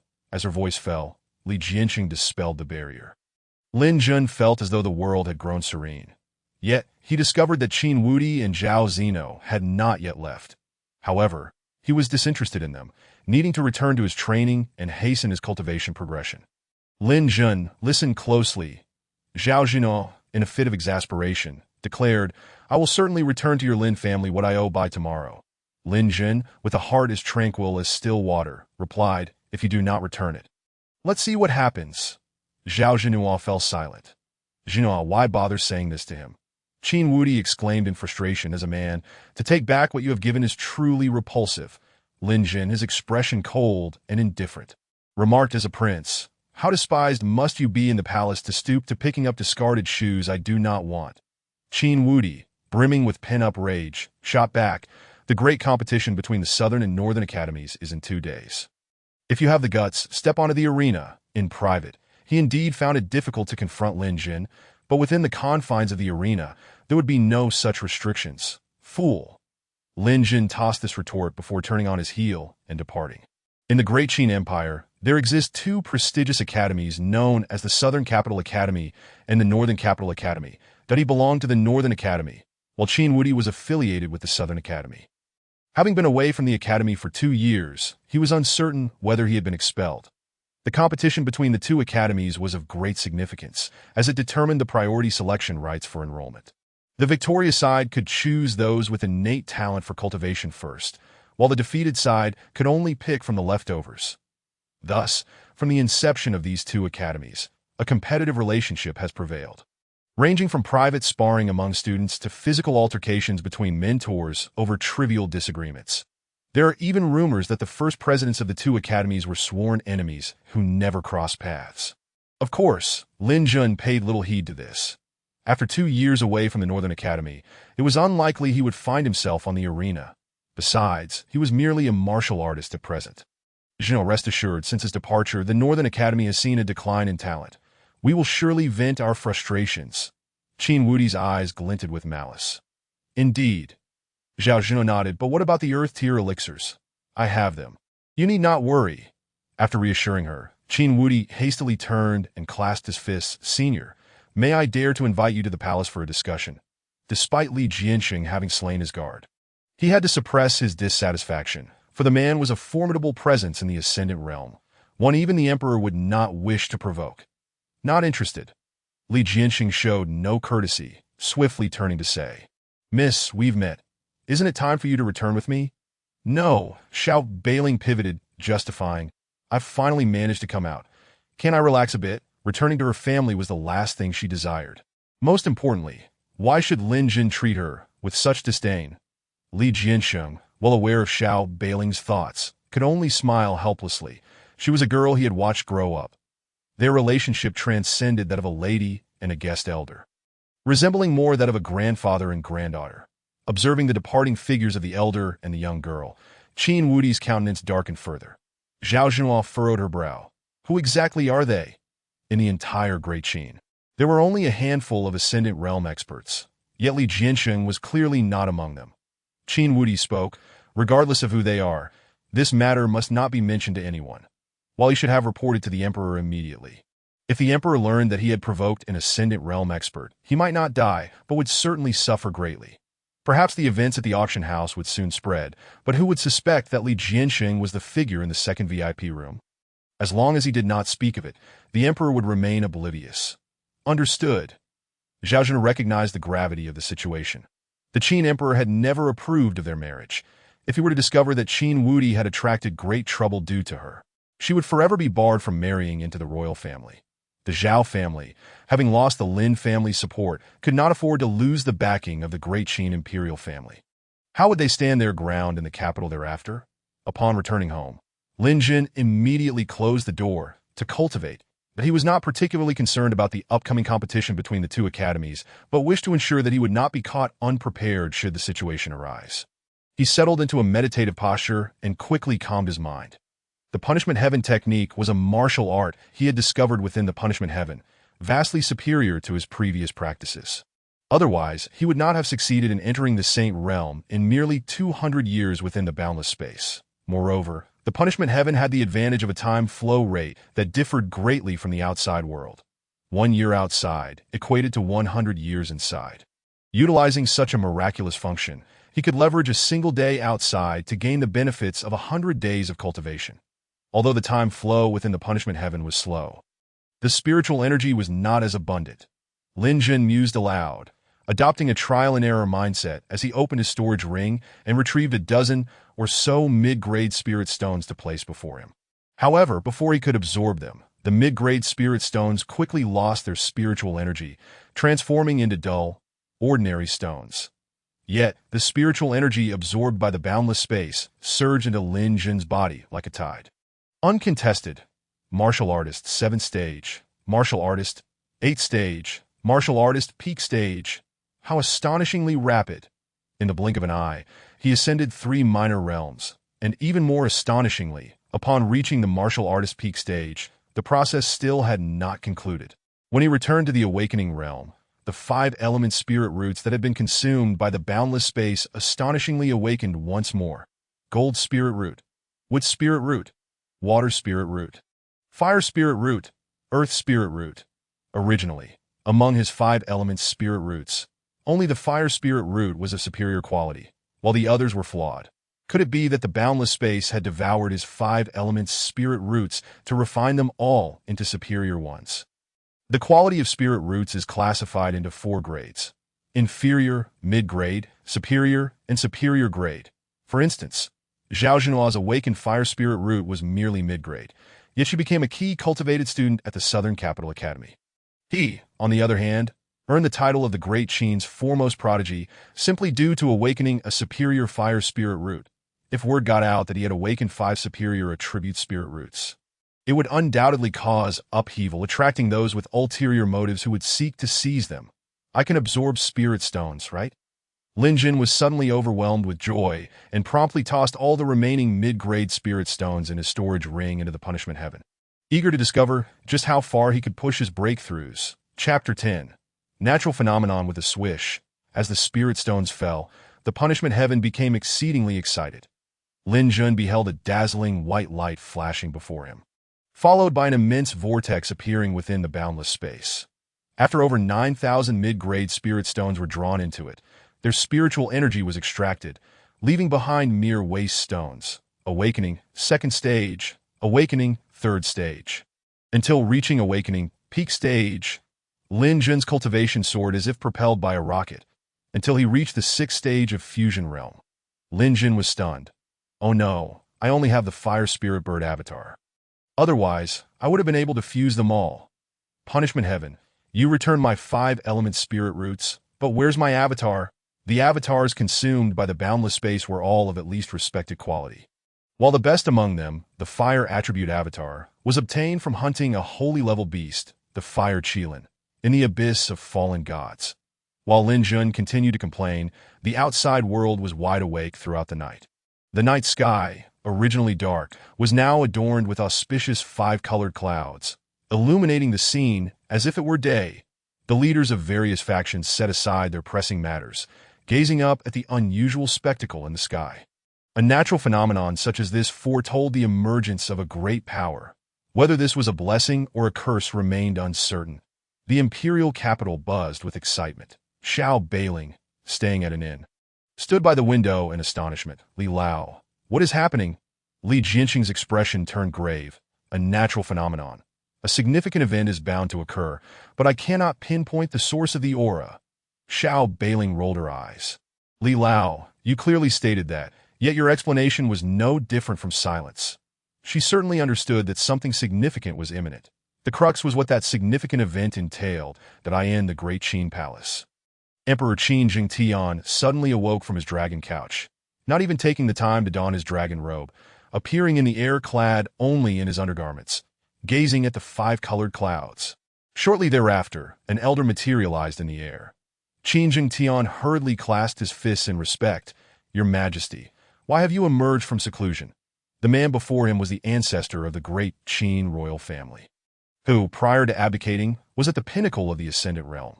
During his century-long seclusion, he had not even appeared when his own son was killed, which underscored the gravity of the current situation. The Qin ancestor wore a solemn expression. How can I remain seated? Zheng Tian, immediately dispatch someone to gather information on the newborns of today. We must thoroughly investigate. Such individuals can only be utilized by the royal family. Otherwise, they must be eliminated. As his words fell, a murderous aura surged forth. The Qin ancestor was acutely aware of the significance of such individuals, yet he had miscalculated. This was not the birth of a prodigy, but rather Lin Jun's breakthrough. Qin Jingtian dared not delay, promptly instructing his confidants to conduct a nationwide investigation. At the Lin family residence, what a powerful aura! The Qin ancestor had emerged from seclusion. Such strength. Surely he has not truly stepped into the respected realm. If the Qin ancestor had indeed entered the respected realm, he would become the foremost figure in the great Qin Empire, unmatched by anyone, and the imperial power would once again dominate, compelling the Lin family and the other three top families to submit once more. Lin Taixing and the elder clan members speculated in hushed tones. Although Lin Tianxiong was formidable, he could not possibly be a respected realm expert. As various factions descended into chaos, Lin Tianxiong remained calm.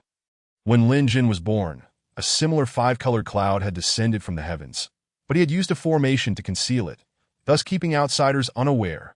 Now, while others could not decipher the source of the aura, he understood perfectly that it emanated from Lin Jin's courtyard. This little rascal certainly knows how to stir up trouble. With one careless move, he has made a nationwide sensation. Lin Tianxiong savored his tea while muttering to himself. That heavy ruler must hold some mystery. A ruler capable of instilling fear within him could not possibly be a treasure native to the Tianxiong continent, but he had also consulted the Tao of Heaven, which bore no record of this enigmatic ruler. After a night passed, Lin Jun was unaware of the events that transpired, emerging from the endless space within the punishment ruler with a refreshed spirit. Ah, what a delightful feeling. Lin Jun clenched his fist. Qin Wudi, if you dare to prattle on, I will slap you dead. Although he had only merged with the fire spirit bird avatar and his cultivation remained stagnant at the merging stage, his 2 centuries of combat experience, coupled with his exceptional fire spirit root, made it a mere matter of a single slap to deal with the peak merging stage. Qin Wudi, I must pay another visit to the Heavenly Treasure Pavilion. Lin Jin murmured, I need to acquire more spirit stones. After all, unlike others, I am merely retracing my previous path. There are no shackles on me, that as long as resources are sufficient, my cultivation will surely return to its peak. The Empress did not lie, but I wonder which realm those spirit stones from the Heavenly Treasure Pavilion will allow me to reach. Upon pushing the door open, he overheard Lin Teng and others discussing the events of the previous night. Lin Jun frowned slightly, hoping he was not the cause of this commotion, that he wished for no one to know about this matter. After all, a concealed card was a true trump card. while revealing it was akin to showing one's hand. Zhengge, you are awake. Lin Ting approached with a goofy grin. When will you take us to gather spirit stones? Lin Xian, Linya, and the others displayed expressions of eager anticipation. Lin Jun inquired, have the resources in the storage bag been exhausted? He initially intended to share those spirit stones with his younger siblings, but the punishment ruler was far too consuming, leaving nothing behind, that he felt somewhat embarrassed about this. Lin Tung, have you been too presumptuous? Linya shot him a mock glare. Zhengge just returned, and you already wish to make him work like a mule. Lin Tung chuckled sheepishly. I was just too anxious. He continued, given that the Northern Academy is bound to lose this time, we must seize the opportunity to cultivate diligently and aim to reclaim our honor next year. When Lin Jun was selected by the Northern Academy, he had made a request. Wherever he went, his siblings must follow. Thus, Lin Tung and the others were all in the Northern Academy. The Northern Academy initially believed that selecting the prodigy Lin Jun would allow them to dominate the Southern Academy. But to their surprise, Lin Jun had not even taken the stage before heading to the abyss of the fallen gods, leading to the Northern Academy's consecutive defeats in the competition .as for the other younger members of the Lin family. Due to receiving too little monthly support, their cultivation had been significantly overshadowed by their peers from other families, rendering them unable to make an impression.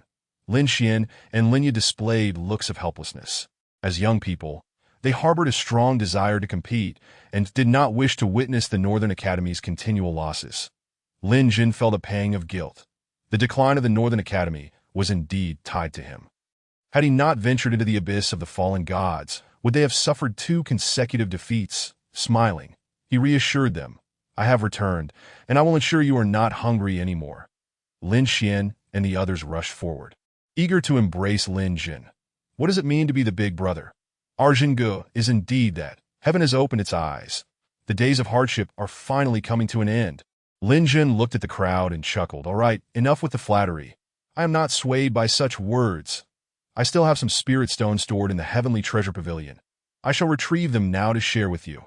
However, the expressions on Lin Xian and others' faces were not those of joy, but rather of concern. Linya quickly stepped forward with a smile. Zhengge, we are not in a hurry. You can go later. Lin Tung hastily nodded in agreement. We are not anxious at all. In fact, I have something I would like to consult you about.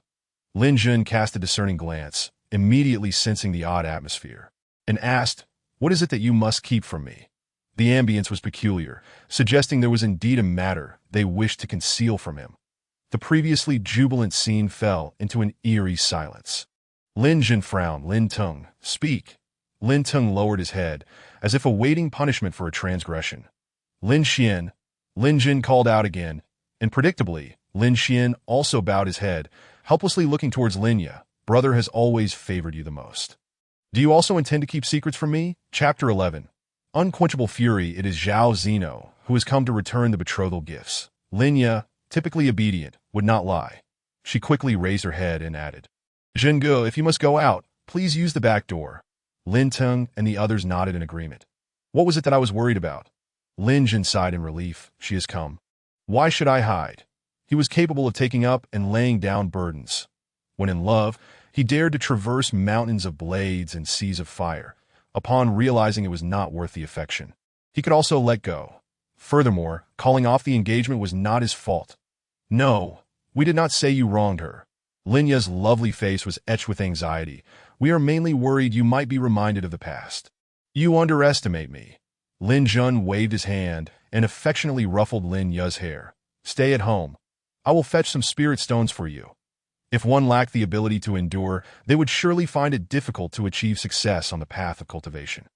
Even with the highest talent, various minor grievances could give rise to inner demons, ultimately leading to stagnation. That he understood his younger siblings' concerns, primarily knowing Zhao Zeno was coming, which was why they lingered at his door. What should we do? Linya gazed at Lin Jun's departing figure, her brows furrowed. Zhengge used to love her so much. I fear. Lin Ting frowned. Indeed, the more nonchalant Zhengge appears, the more I worry he may struggle to let go. Damn, what else can we do? Lin Tung gritted his teeth. Quickly follow him. If Zhao Zeno says anything unpleasant, shall we just stand by and watch as Zhengge suffers? Exactly. Let us go together. As soon as the words fell, Over 20 individuals immediately followed Lin Jun's lead. This was how they had always been.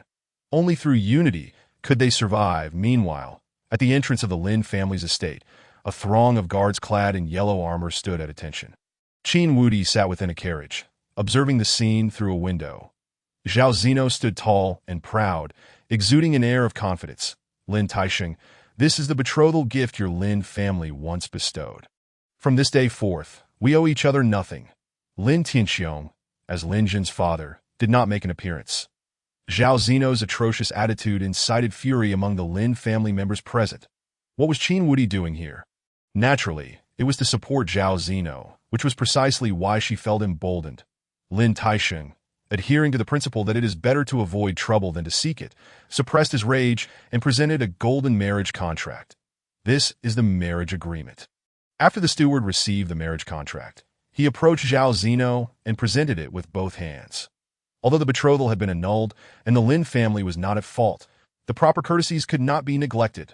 Zhao Zino took the marriage contract without even glancing at it, then conjured a sphere of flames from her palm, incinerating the contract to ashes. Lin Tiesheng's expression turned uncomfortable, and the muscles at the corner of his mouth twitched slightly. Zhao Zino, emboldened by her backing from Qin Wudi, carelessly tossed a box containing Earth-grade elixirs onto the ground. Zhao Zino, you. At that moment, a clan elder from the Lin family could no longer hold back and suddenly unleashed a formidable aura. Yet Lin Taisheng frowned and waved to silence those beside him, not wishing to stir up trouble. Hold on. However, as the steward was about to pick up the fallen elixirs, Lin Jun happened to witness this scene. His arrival only served to elevate Zhao Zino's arrogance. She was deliberately provoking him, aiming to force him to step forward, which was certainly Qin Wudi's intention. They had come today not merely to annul the engagement. Zhener, why have you come? Lin Taisheng frowned. Clan leader, I have done nothing wrong. Why can I not come? Lin Jun replied with a serene smile. Following closely behind, Lin Teng and the others emerged as well. Especially upon seeing the elixirs on the ground, their anger flared. Zhao Zino was utterly outrageous and shameless. Did she truly believe that having climbed into the high ranks of the great Qin royal family meant she could look down on the Lin family? The Lin family feared no one, not even the great Qin royal family. Stop with your sarcastic remarks. It is your lack of ambition that renders you unworthy of me. Zhao Zino huffed disdainfully. Lin Jun coldly remarked, you lack even a modicum of decorum. It is truly embarrassing. It must be said, Zhao Zino had previously concealed her true nature exceptionally well. He had failed to notice it. Yet during these recent days, all previous perceptions had been shattered. Zhao Zino was not only sycophantic, but also spoiled and unreasonable, exhibiting no gratitude whatsoever, completely forgetting how the Lin family had elevated the Zhao family to a first-rate clan over the years. When our Lin family bestowed the betrothal gift, did we throw it on the ground for you to pick up? Lin Jun's voice rang out again. What do you want? Zhao Zino cast a disdainful glance. Pick it up and return it with both hands. Lin Jun declared, each word resonating with authority. Otherwise, the Lin family shall never accept such a grave insult. Now that he possessed the entirety of the heavenly treasure pavilion, would he care about a mere earth-grade elixir? Moreover, was this a matter of the elixir? No, it was a matter of dignity. Zhao Zino's cancellation of the engagement would not be a burden for the Lin family. Yet could she also expect to insult them? You want me to pick it up? Zhao Zino laughed. Do you think the great Qin Imperial Guards behind me will allow it? I am about to become the royal consort, while you have become a useless wretch. At this, Lin Teng and the others could no longer remain silent. Zhao Zino, do you still have any shame left? Ungrateful, sycophantic wretch. Your Highness, in the presence of our Lin family. You shameless harlot are worth less than a mere dog. Lin Taisheng, as the patriarch, must maintain decorum. Yet the younger generation, including Lin Teng, has no such qualms, unleashing a torrent of curses. Lin Jun felt a warmth in his heart. This is what brotherhood means. Regardless of the adversary, they would never allow him to fight alone. How dare you? Zhao Zhenhua's face flushed crimson, utterly losing her composure. She never expected that these ruffians would show her such a blatant lack of respect. Did they truly not regard the great Qin royal family? In an instant, over 100 members of the Imperial Guard erupted with an imposing aura, marching forward to exert pressure. Naturally, those who could join the Imperial Guard were formidable warriors. With even the foot soldiers possessing the cultivation of the fusion realm, to become a captain, one must start from the law manifestation realm. The leader of the Imperial Guard was a genuine powerhouse of the King realm. The hierarchy of cultivation levels, from highest to lowest, is as follows: warrior, awakening, fusion, law manifestation, king, ascendant, respected, entering the saint, great emperor.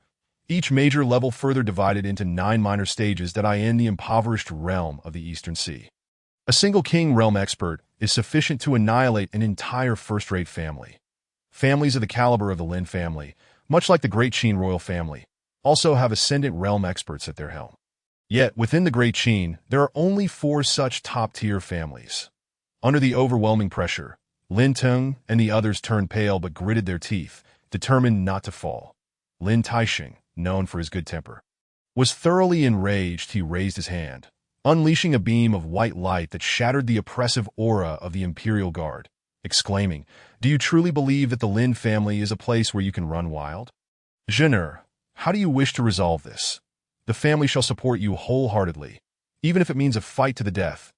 My Lin family son shall never be spineless." Initially, he intended to endure. But Zhao Jinhua had gone too far. There was no way to tolerate it. A good temper is not a reason to be bullied.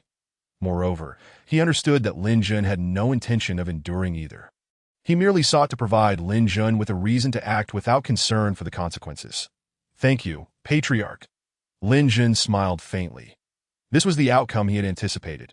From the moment Zhao Jinhua had made a scene at the Lin family estate, it was destined that the matter would not end well. That he then added, his tone growing colder, "Will you pick it up or not?" Chapter 12. The return of the prodigy. Zhao Jinhua raised her head proudly. Not only was she unafraid, but she also wore a condescending expression. "You, a useless wretch, dare to command me?" Previously, the Zhao family had coveted Lin Jun's title as the greatest prodigy of the Qin. And being the legitimate son of the Lin family, he could bring immense benefits to the family. That it was for this reason that she pretended to be a humble and obedient girl in front of Lin Jun. However, now that Lin Jun had lost his cultivation, she firmly believed that the Lin family would not risk offending the Great Qin royal family over a useless person, compelling her to retrieve the pill from the ground. Little did she know that the once great prodigy, renowned throughout the Qin for his exceptional fire affinity spiritual root, was making a triumphant return, and he was stronger than ever. Lin Jun had already reached the 6th stage of the fusion realm. Even facing Zhao Jinhua at the pinnacle of fusion, he could easily overpower her. Yet she remained oblivious to this. No one knew except for Lin Jun. Otherwise, Lin Taixing would not have torn his face to personally defend his kin. In plain terms, he feared that Lin Jun would suffer loss. "Patriarch of the Lin family, are you certain you wish to intervene in matters concerning the younger generation?" At that moment, Qin Wudi stepped forward to stand beside Zhao Jinhua, clearly indicating his stance that he had coveted Lin Jun's title of the greatest prodigy for a long time. Now that Lin Jun had returned, a storm was destined to ensue. Lin Taixing's expression turned cold. "If anyone dares to act recklessly again, I will not hesitate to join the fray." The intentions of the 9th prince, Qin Wudi, were evident. He sought to compel the Lin family to abandon their protection of Lin Jun.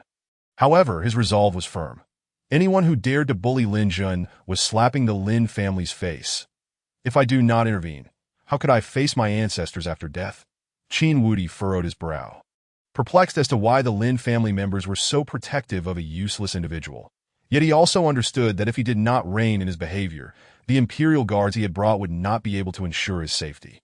He then waved his hand, signaling the Imperial Guards to step back. "Lin Jun, tomorrow is the competition between the 2 academies. Since you bear the title of the greatest prodigy of the Qin, you ought to stand boldly on the stage and accept our challenges from the Southern Academy, rather than cower like a turtle." Qin Wudi's gaze was frigid. His talent was not lacking, yet he was not the crown prince. If he wished to become the heir, he needed to possess absolute authority. The upcoming competition was his best opportunity to gain fame throughout the Qin, to showcase his extraordinary talent to the emperor. To achieve renown, he naturally needed to seize the title from Lin Jun and challenge the younger generation. "Damn it, Qin Wudi, you shameless scoundrel, truly invincible in the world," when Brother Zhan awakened his exceptional fire spiritual root. "Where were you to challenge him? Now that Brother Jin has lost his cultivation, you suddenly grow bold. Jin, don't fall for his tricks. Lin Teng and the others were nearly furious. A person without shame is indeed invincible. This saying could not be truer. Qin Wudi, the invincible in his name, could easily be replaced with shameless. Qin Wudi's expression darkened, ignoring Lin Teng and the others, instead pulling out a challenge letter. This is a life and death contract. If you dare not sign it, then relinquish the title of the greatest prodigy of the Qin, saving me the trouble of taking action. The Lin family members were alarmed. Qin Wudi was truly bullying them. Knowing full well that Lin Jun's cultivation was utterly gone, he still demanded he sign a life and death contract. Lin Taixing furrowed his brow. It was a provocation, yet he believed that Lin Jun would not act so impulsively. Brother Jin, let us ignore this madman. Lin Yu was afraid that Lin Jun might do something foolish, and quickly stepped forward, gently urging, regardless of the circumstances, you will always be our big brother. Damn, I can't stand this brat's face anymore. Lin Teng shouted angrily, I'll fight you. Lin Xian quickly pulled him back. Calm down. He is at the pinnacle of the fusion realm. You are not his match. Charging him would be courting death. Lin Teng's face flushed. He was not afraid of death, but feared losing face for the Lin family and the Northern Academy. That he then stepped forward. Brother Jin, Xiaoyu is right. What use is the title of the greatest prodigy? If he wishes to have it, let him. No matter what, you are still our big brother. Brother Jin, don't be deceived. Exactly. The younger members of the Lin family surrounded Lin Jin, fearful that in a moment of impulsiveness, he would succumb to humiliation and rashly sign the life and death contract. Lin Jin felt deeply moved. After his cultivation was entirely absorbed by the heavenly scale, he had contemplated whether, should he survive and return, his younger siblings, whom he had cared for since childhood, would kick him while he was down, whether his family would regard him differently. That in truth, he had worried needlessly. Regardless of the circumstances, no matter what he had become, his younger siblings would always see him as their older brother. Father. Lin Xian turned and knelt before Lin Taixing. Father, you have yet to appoint a young master. I suggest we establish Brother Jin as the young master now. In the future, he will take charge of the Lin family, and none of us will object. It must be said that Lin Xian remained relatively calm. He understood that only by assigning Lin Jun greater responsibility could he remain composed in the face of adversity. Once he became the young master, given Lin Jun's character, he would prioritize the greater good and would never rashly sign the life and death contract. Patriarch, following suit, Lin Ye and the others knelt down. They all realized that this was the only way to save Lin Jun. Otherwise, given Lin Jun's nature, he would truly sign the life and death contract. At that point, there would be no turning back. Lin Jun was deeply touched. In truth, the reason the Lin family had yet to appoint a young master was that Lin Taixing had approached him numerous times. But he had been focused on his cultivation and had never agreed. After all, taking on the role of young master meant assisting the family in handling many tedious matters, making it difficult to devote oneself fully to cultivation. It was precisely for this reason that most family patriarchs were not the strongest practitioners. Just like his father, regarding cultivation, few in the entire Great Qin could compare. Lin Taixing had also wished to relinquish the position of patriarch countless times. But his father refused to comply, preferring to live a carefree and leisurely life. Lin Taixing immediately declared, Qin Wudi, listen well, Jin'er is the young master of the Lin family, my successor. If you wish to harm him, I will crush you first.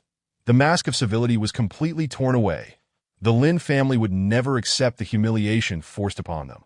The ancestors of the Lin family had said that life and death should be viewed indifferently. If one was unwilling to submit, then let them engage in battle. The second-generation ancestor of the Lin family had stated that if a path is obstructed, one should break through with their fists. The third-generation ancestor had proclaimed that since the enemy has come, let them meet a peaceful demise. Qin Wudi's expression changed dramatically. The Lin family. What were they planning? Was it truly worth it for a useless person? Zhao Zhenhua, with a sardonic tone, fanned the flames. Lin Jun, if you were still a man, sign this life and death contract. Even if you were the young master of the Lin family, as the 9th prince of the Great Qin. My status is not inferior to yours. Lin Jun smiled lightly. You come to return the pill, yet deliberately drop it on the ground, all to force me into signing this life and death contract, correct? Zhao Zhenhua retorted defiantly. So what if it is? Lin Jin chuckled again. You think you have me cornered, believing I would dare not sign, and thus claim the title of the greatest prodigy of the Qin for yourselves? Or do you truly believe that if I sign the life and death contract, I will inevitably be defeated on the arena? In truth, he has never cared for the title of the greatest prodigy of the great Qin. Initially, there was no contention for it. It was merely bestowed upon him due to the awakening of an exceptional fire spirit root, while the outside world remained unaware that he had actually awakened a five-element spirit root. Certainly, he could remain indifferent, but he could not allow it to be taken from him in such a manner. Having just signed this life and death contract, he could unleash his full potential. He aimed to demonstrate to those who love to gossip why he is the greatest prodigy of the great Qin. He wanted his beloved younger kin to know that he would always be the steadfast tree they could rely on. Chapter 13. Signing the life and death contract. What if you know everything? Zhao Zhenu declared with a haughty tone. The outcome has already been determined. Whether you sign this life and death contract or not, you are ultimately the loser. Sign it, and you lose your life. Do not sign, and you can only survive in misery. This is an open plot, not a hidden scheme. With no solution, Lin Jin glanced at Qin Wudi, then took the life and death contract. Tonight, take a good bath. When you meet your demise tomorrow, do not soil my hands. With those words, he pierced his finger. The contract, infused with his blood, instantly transformed into a beam of white light. Brother Jin, Lin Xian, and the others were taken aback, unable to react in time. Lin Taixing was horrified. Having believed that Lin Jun would not sign, he had refrained from intervening, but in that fleeting moment, the life and death pact was already sealed, and no worries. Lin Jin replied nonchalantly, he does not possess the ability to kill me. He is merely at the pinnacle of the fusion realm. He could easily annihilate me. Even if it were Qin Wudi, even if it were the ninth prince of the great Qin royal family. The faces of Lin Xian and the others were filled with concern. However, no amount of discussion now would change anything. After casting a contemptuous glance, Qin Wudi turned with satisfaction to board the carriage. Just as Zhao Zhenu attempted to leave, Lin Zhun's expression turned icy. You foolish creature. He had extended 2 opportunities, and his patience had been exhausted. He stepped forward and ruthlessly crushed Zhao Zhenu's shoulder, producing a resounding crack. Zhao Zhenu let out a pale scream, collapsing to the ground in agonizing pain. Qin Wudi instantly turned around, his face a mask of disbelief. The members of the Lin family were equally astonished. Lin Jun, a mere mortal, had actually shattered the bones of Zhao Zhenu, who was at the pinnacle of the fusion realm. Indeed, there was no fluctuation of spiritual energy, only an exceptionally crude force. Pick it up or die. Lin Jun loomed like a god of war, looking down upon Zhao Zhenu, his deep, resolute eyes devoid of any compassion. Oh. Zhao Zhenu, in tears from the pain, exclaimed, how dare you ambush me? In her view, if she had not been ambushed, how could she have been harmed by a mere mortal? In an instant, fury surged within her, forcing her to pick up the elixir from the ground. Wasn't that an insult? Lin Jin's expression turned cold, and a murderous aura surged forth. There is no need for further words. As he stepped forward, Zhao Zhenu's pupils dilated in fear, sensing an impending danger. Stop, Qin Wudi commanded. Lin Jun remained undeterred, continuing to advance. His gaze was akin to that of one looking at a corpse. This prince commands you to halt. Qin Wudi grew anxious. Zhao Zhenu was after all his fiancée, yet she was injured at the gates of the Lin family estate. How could he save face? Lin Xian and the others furrowed their brows. Could it be that Lin Jun would truly slay Zhao Zhenu? A group of elite guards of the Great Qin, sensing the dire situation, immediately moved forward to prevent Lin Jun's advance. Boom! Lin Tiexing's imposing aura surged, and with a wave of his hand, a torrent of spiritual power sent over 100 elite guards of the Great Qin crashing to the ground. The air was filled with cries of distress. Qin Wudi, witnessing the bloodied and wounded guards behind him, found his confidence waning. Lin Tiexing's expression was grim. If you do not leave now, you will not survive until tomorrow's duel. He spoke with the conviction to back it up. He was merely a ninth prince. Killing him would only invite trouble from Lin Tianxiong and the Qin Emperor. Under the pressure of Lin Tiexing's royal aura, Qin Wudi retreated repeatedly, realizing he could not interfere any longer. His mistake had been underestimating the Lin family's resolve to protect Lin Jin. that so-called waste. Just as tensions reached a breaking point, Zhao Jinyu realized that the Lin family was indeed serious. She hurriedly picked up the elixir from the ground, her eyes filled with resentment. Yet she had no choice but to comply. Take it. She was not afraid of Lin Jun. Rather, under the oppressive presence of a powerhouse like Lin Taixing, she could not muster even a shred of spiritual energy. Most importantly, the overwhelming dominance displayed by the Lin family made her unwilling to wager her life. Lin Jin accepted the elixir expressionlessly. Let us go. Qin Wudi, filled with resentment, fled with Zhao Jinyu in a disheveled manner. Lin Jin turned and smiled. This earth-grade elixir is worth a bit of change. You can sell it for some profit. Lin Xian was utterly astonished. Brother Jin, are you speaking the truth? An earth-grade elixir, worth a bit of change? This was a treasure they could hardly dream of. The monthly allowance was merely 40 mid-grade spirit stones, while the most inferior earth-grade Xianling pill was worth at least 5,000 mid-grade spirit stones. How could Lin Jin casually refer to it as worth a bit of change? Lin Teng and the others could not help but swallow hard. Look at your paltry aspirations, to ease their conscience. Lin Jun added, in any case, I have no use for it. I might as well sell it for resources. After dropping that remark, he strode confidently towards the Tiandao Pavilion. He aimed to acquire more spirit stones, determined to discover the limits of the punishment heavenly measuring ruler, refusing to believe it could not be satiated. He also intended to gather spirit stones to distribute among his younger kin. What does Brother Jin mean? Could he possibly want us to share in his inheritance? How could he hope to contend with the pinnacle of the fusion realm? Qin Wudi? Oh no, we cannot accept this elixir.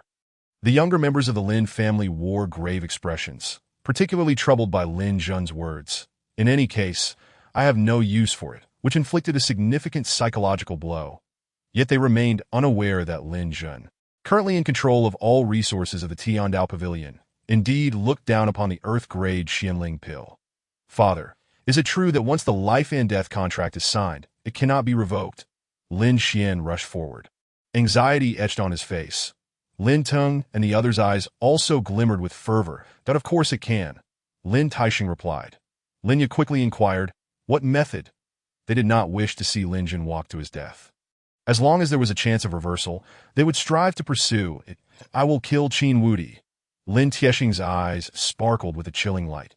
Once the signatory of the life and death contract perished, the other party would naturally be excused from the duel. What was face worth? Could it compare to Lin Jin's life? Lin Xian and the others were momentarily speechless, feeling as if Lin Taixing was spouting nonsense. Little did they know, Lin Taixing had made up his mind. Matters concerning the younger generation should be resolved by them. The elders should not interfere. Just as Lin Taixing prepared to leave the family home, a voice echoed in his mind. Lin Tianxiong's words. Lin Taixing furrowed his brow. Tianxiong, do you have confidence? Lin Tianxiong was not a competent father. He showed no concern for his son who was about to enter the arena. Yet Lin Tianxiong fell silent, leaving Lin Taixing in a state of uncertainty. Should he kill or not? Ultimately, recalling Lin Tianxiong's unfathomable strength, he loosened his tightly clenched fist. Lin Jin must survive the duel. Otherwise, he would take action. Meanwhile, Qin Wudi never anticipated that his self-assured open scheme would lead him into the abyss. Regardless of the outcome of the upcoming duel between the two academies, he was destined to be a dead man. On the second floor of the Tiandao Pavilion, Lin Jun's appetite had grown larger. He directly requested 100,000 mid-grade spirit stones, and Qian Santong did not question him further, promptly presenting the storage ring with both hands.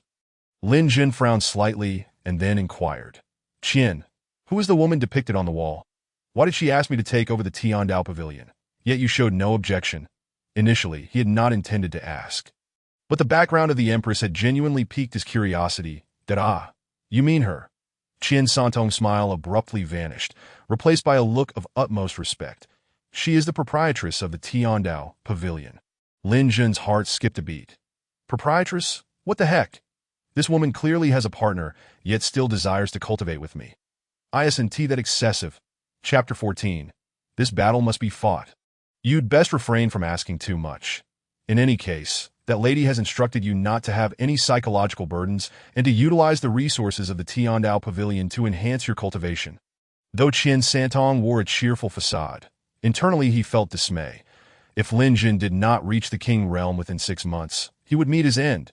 In truth, he wished to voice a warning, questioning whether he had inadvertently displeased that lady, that if she truly wished to kill him, she need not seek such a flimsy excuse. Half a year to reach the King realm.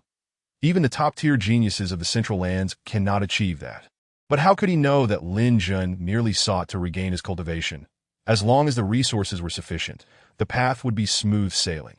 Furthermore, the infinite space within the punishment heavenly measuring ruler altered the flow of time compared to the outside world.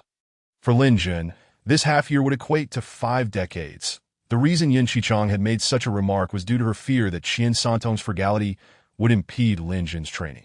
What psychological burdens could I possibly have? Lin Jun mused internally before continuing. There is one more matter. Who were those individuals in the private room of Tianyi No. 2? The fact that an Ascendant Realm powerhouse was merely a guardian indicated that the force backing the girl had reached an immeasurable level, with at least one respected figure presiding over it.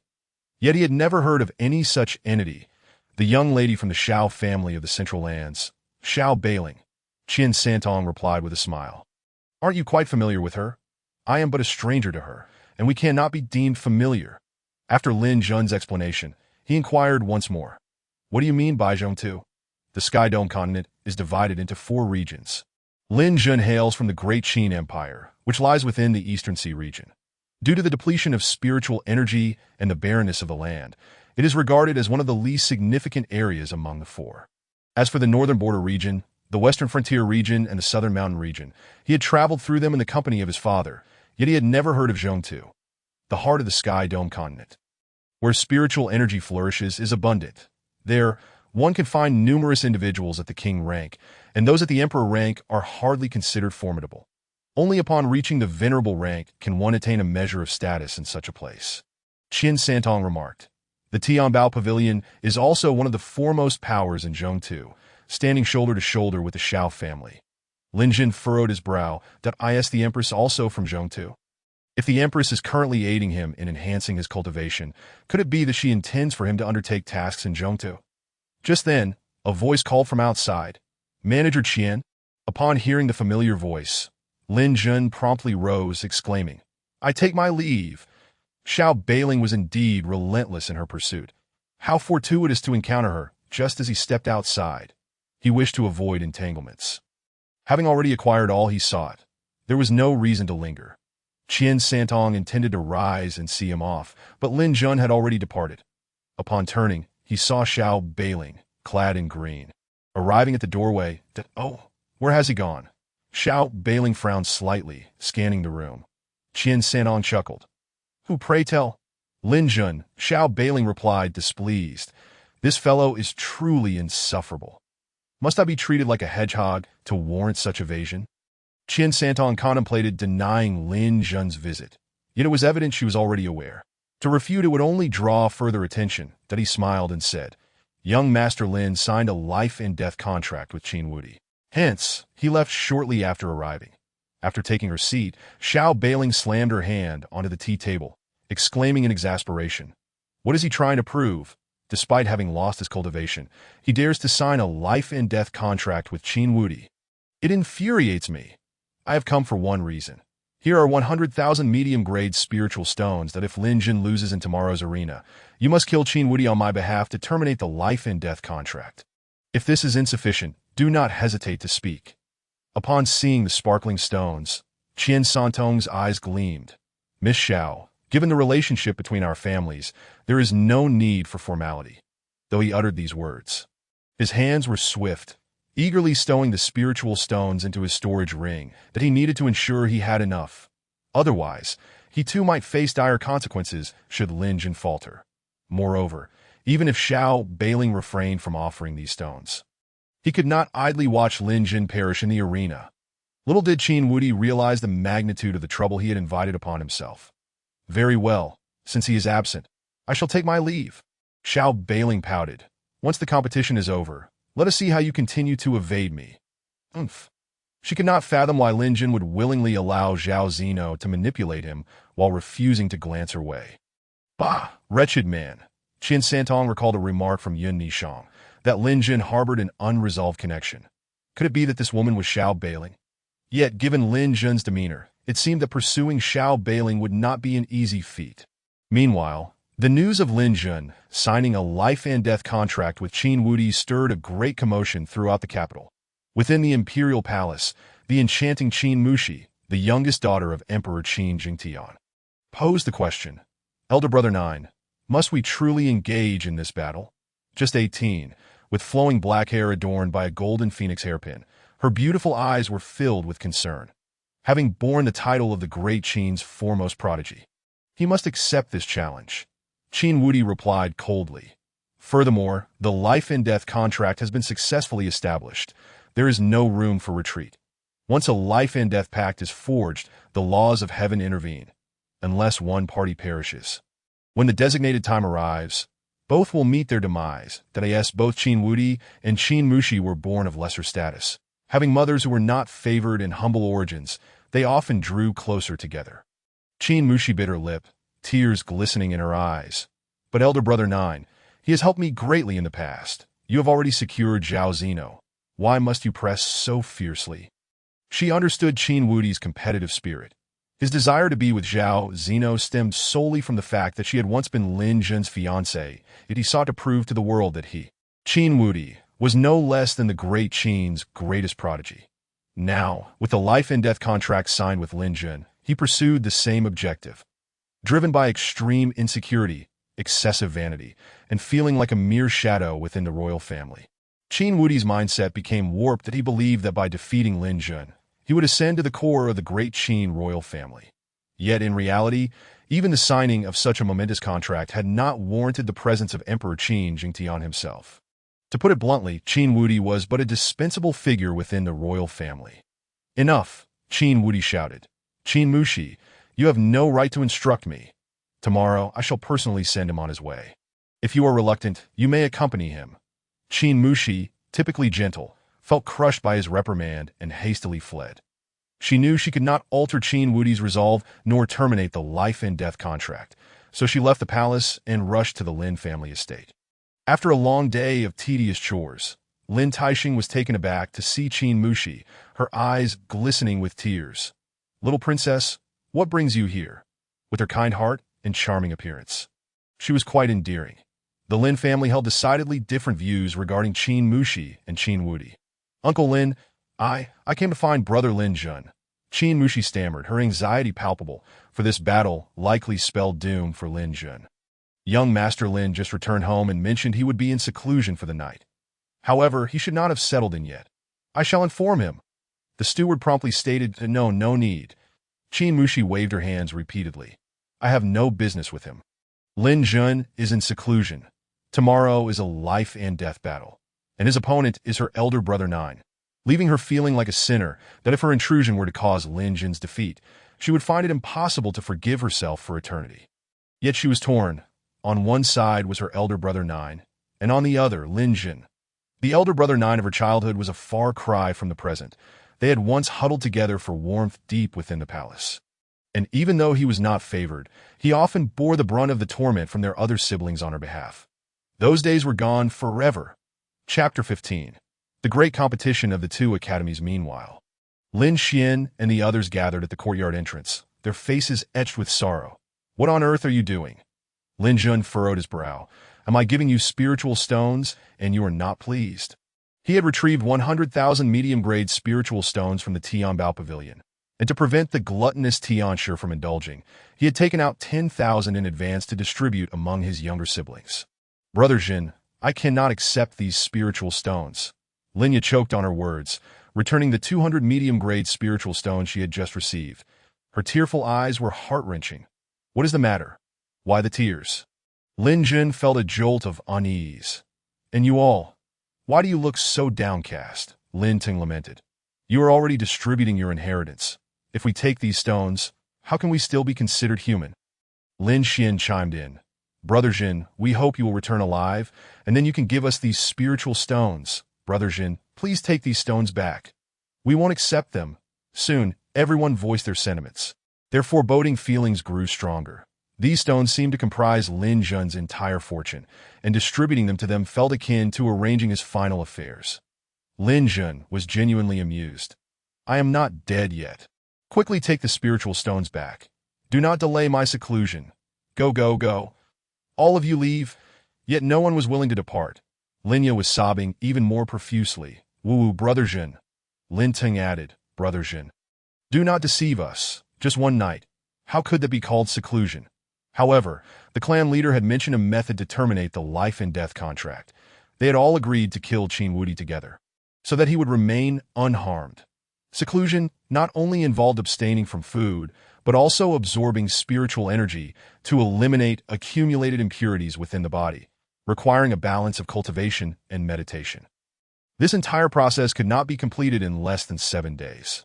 Yes, let us kill Qin Wudi.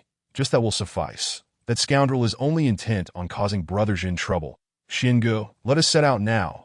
50 or so younger siblings shouted in unison, their eyes ablaze with fervor.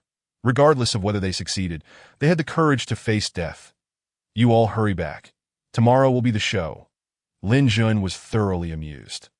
This group of younger siblings was simply adorable that if he lacked confidence, would he dare sign a life and death contract? Qin Wudi, what made him think he could stand against him? As for these spiritual stones, his demands were modest. He only wished to break through to the Dharma aspect realm. Lin Teng and the others wished to speak further, but under Lin Jun's insistence, they ultimately returned. Lin Jun, however, recognized that once this group of younger siblings set their minds to something, they would surely follow through to be safe. He quickly took out a communication stone, informing Lin Taixing, Clan leader, please keep an eye on Lin Xian and the others. Do not let them venture out to face certain death. After accomplishing all of this, he sat cross-legged and cast the 90,000 mid-grade spirit stones directly into the endless space within the punishing heaven ruler that a flash of white light appeared. And a massive vortex emerged once more, beginning to absorb the spiritual energy from the stones and infusing it into Lin Jin's body. How reassuring. Lin Jin felt a tremendous sense of comfort. The punishing heaven ruler had matured significantly and could now actively assist him in his cultivation. Moreover, the sensation of advancing his cultivation without needing to break through any shackles was simply exquisite. In the blink of an eye, he had reached the 7th stage of the fusion realm, and returning to the law manifestation realm in just one night was undoubtedly not a dream. Outside, Lin Xian and the others reached a consensus, yet they were met with misfortune at the outset. Just as they were preparing to leave, Lin Taixing ordered the guards to keep a close watch on them. Which spineless coward dared to betray them? Fearful of death, yet resorting to snitching, Lin Teng roared in anguish. Lin Xian and the others felt helpless. After all, most of those guards were in the fusion realm and far superior to them. Even if they wanted to escape, it was impossible. Unbeknownst to them, the one who had betrayed them was none other than Lin Jin himself. The following day at noon, Lin Jin could hardly contain his excitement as he gazed at the vividly lifelike fire spirit bird law manifestation in his sea of consciousness, feeling utterly at ease. However, as his cultivation level increased, the punishing heaven ruler grew increasingly dark. The 90,000 mid-grade spirit stones had only managed to elevate him back to the 1st stage of the law manifestation realm. At this rate, it seemed that the resources within the heavenly treasure pavilion would barely suffice to elevate him to the king realm. Qin Wudi, a faint smile graced Lin Jin's lips. If you wish for death, I shall gladly escort you. He was indifferent to Qin Wudi's usurpation of Zhao Zhenhua, for such a woman was hardly worth his ire. However, as a cultivator, fearing challenges would inevitably damage his Dao heart. While he did not care for the title of the first prodigy of the Great Qin, he could never allow himself to be so easily robbed. As he pushed open the door, Lin Taixing had already gathered several clan elders outside the courtyard. Do you feel confident? Lin Taixing inquired with a serious expression that he knew Lin Jin was taking the path of body cultivation. Yet that was merely a narrow path in the realm of cultivation. The Tianqiong continent had indeed produced formidable body cultivators, but they had long since vanished. Even though Lin Jun had shattered the shoulder blade of Zhao Zhenhua, who was at the peak of the fusion realm, it remained suspect due to the element of surprise. Moreover, his opponent was the 9th prince.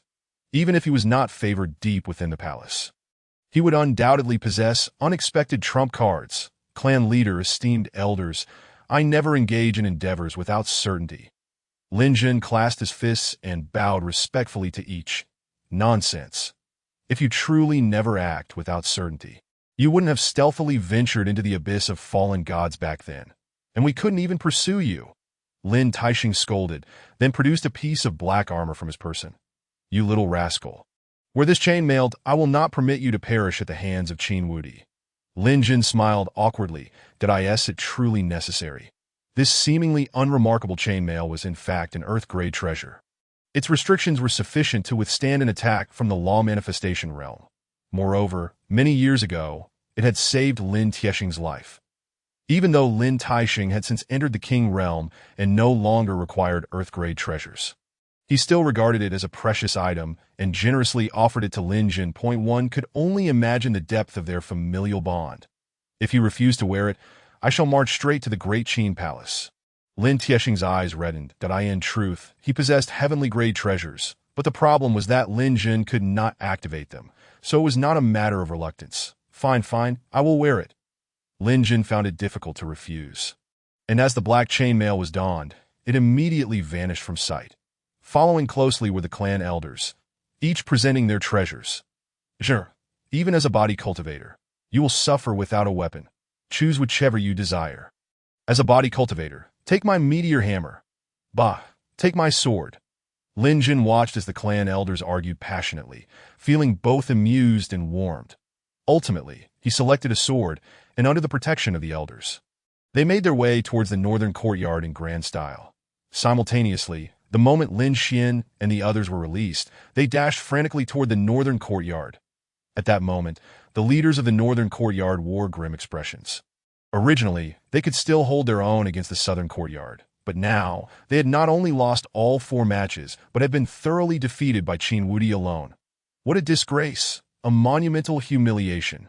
They had been compelled to select over 100 members of the Lin family just to pick Lin Jin, resulting in a squandered number of spots. This was a significant reason for their subsequent decline. In contrast, the leaders of the southern courtyard reveled in their triumph. Having swept the northern courtyard for 3 consecutive years, their spirits were inexplicably lifted. In the 4th match, Qin Wudi emerges victorious, with the referee's announcement. All the teachers and students of the southern courtyard erupted in cheers. Qin Wudi basked in the joy of victory, looking down haughtily. Dean Tung, does the northern courtyard still have anyone capable of standing against us? What of the Lin Jin you chose back then? Since he has returned alive, let him come out quickly. After all, he signed a life-and-death contract, and if he doesn't show up, he shall die regardless. Chapter 16. Leave no corpse behind. It is often said that one should not strike a person's face nor kill without severing the heart. Yet Qin Wudi's words effectively ground the dignity of the northern courtyard into the dirt. Tung Qingshan, as the dean of the northern courtyard, nearly lost his composure, let alone the 2 vice deans and numerous instructors beneath him. The students lowered their heads in shame, having been swept aside for 3 consecutive years. News of Lin Jun's return was known to all, and they also knew he was devoid of any cultivation. How could he possibly step onto the stage? What baffled them most was Lin Jun's apparent madness in signing a life-and-death contract with Qin Wudi, only to not appear. Old Tung, I suggest we merge the northern and southern courtyards. At this moment, the dean of the southern courtyard, Feng Qingyang, spoke in a sarcastic tone. Then there would no longer be a grand competition between the 2 courtyards, and you wouldn't have to suffer humiliation. Dean Feng's proposal is splendid. Let the northern courtyard become the appendage of the southern courtyard. They should be quite pleased, right? I fear the northern courtyard will drag us down, tarnishing our southern courtyard's reputation. The students of the southern courtyard erupted in laughter, especially Zhao Zhino, who was particularly animated. I believe it is better for the southern courtyard to disband altogether, just as Tung Qingshan and the other members of the northern courtyard felt utterly humiliated. A calm voice drifted from a distance, capturing everyone's attention. Lin Jin, he actually came. Having signed a life-and-death contract, the pact had already been established. Even if he did not come, he would still be obliterated by the laws of heaven. But couldn't he die at home? The students of the southern courtyard began laughing again. Indeed, Lin Jun's absence would result in his death due to the contract, so his arrival was not surprising. Lin Jin, Tung Qingshan was the first to rise, his previously flushed face now tinged with excitement. The instructors of the northern courtyard also stood up, for he was the prodigy they had sacrificed many spots to choose. Moreover, it was this very prodigy who had brought shame to the northern courtyard for 3 consecutive years. Dean, esteemed instructors, I apologize for my tardiness. Lin Jun clasped his fists and bowed respectfully to the instructors. Leave the upcoming matches to me. The northern courtyard will definitely not lose again. The members of the northern courtyard were left in astonishment. How could someone devoid of any spiritual power exude such confidence to utter such arrogant words? Ha ha! Feng Qingyang laughed loudly. What a promise to never lose again. Lin Jun, I greatly admire your courage. The members of the southern courtyard were nearly rolling on the ground with laughter, while the victorious Qin Wudi, having won 4 matches in a row, glared with cold intensity. Lin Jun had arrived. Therefore, he would snatch the title of the first prodigy of the Great Qin from Lin Jun's head and accept challenges from all the younger generations, thereby gaining fame throughout the Great Qin and attracting the attention of his father, the Emperor. Qin Wudi was formidable, having won 4 consecutive matches without revealing any of his trump cards, and he had a hunch that he possessed treasures that concealed his true realm. His actual level was not merely at the peak of the fusion realm, but in the law manifestation realm. Tung Qinshan furrowed his brows.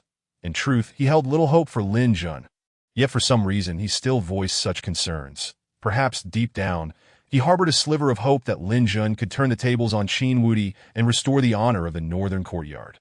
Although the likelihood of that was 1 in 10,000. Lin Jun smiled nonchalantly. Now that would indeed be interesting.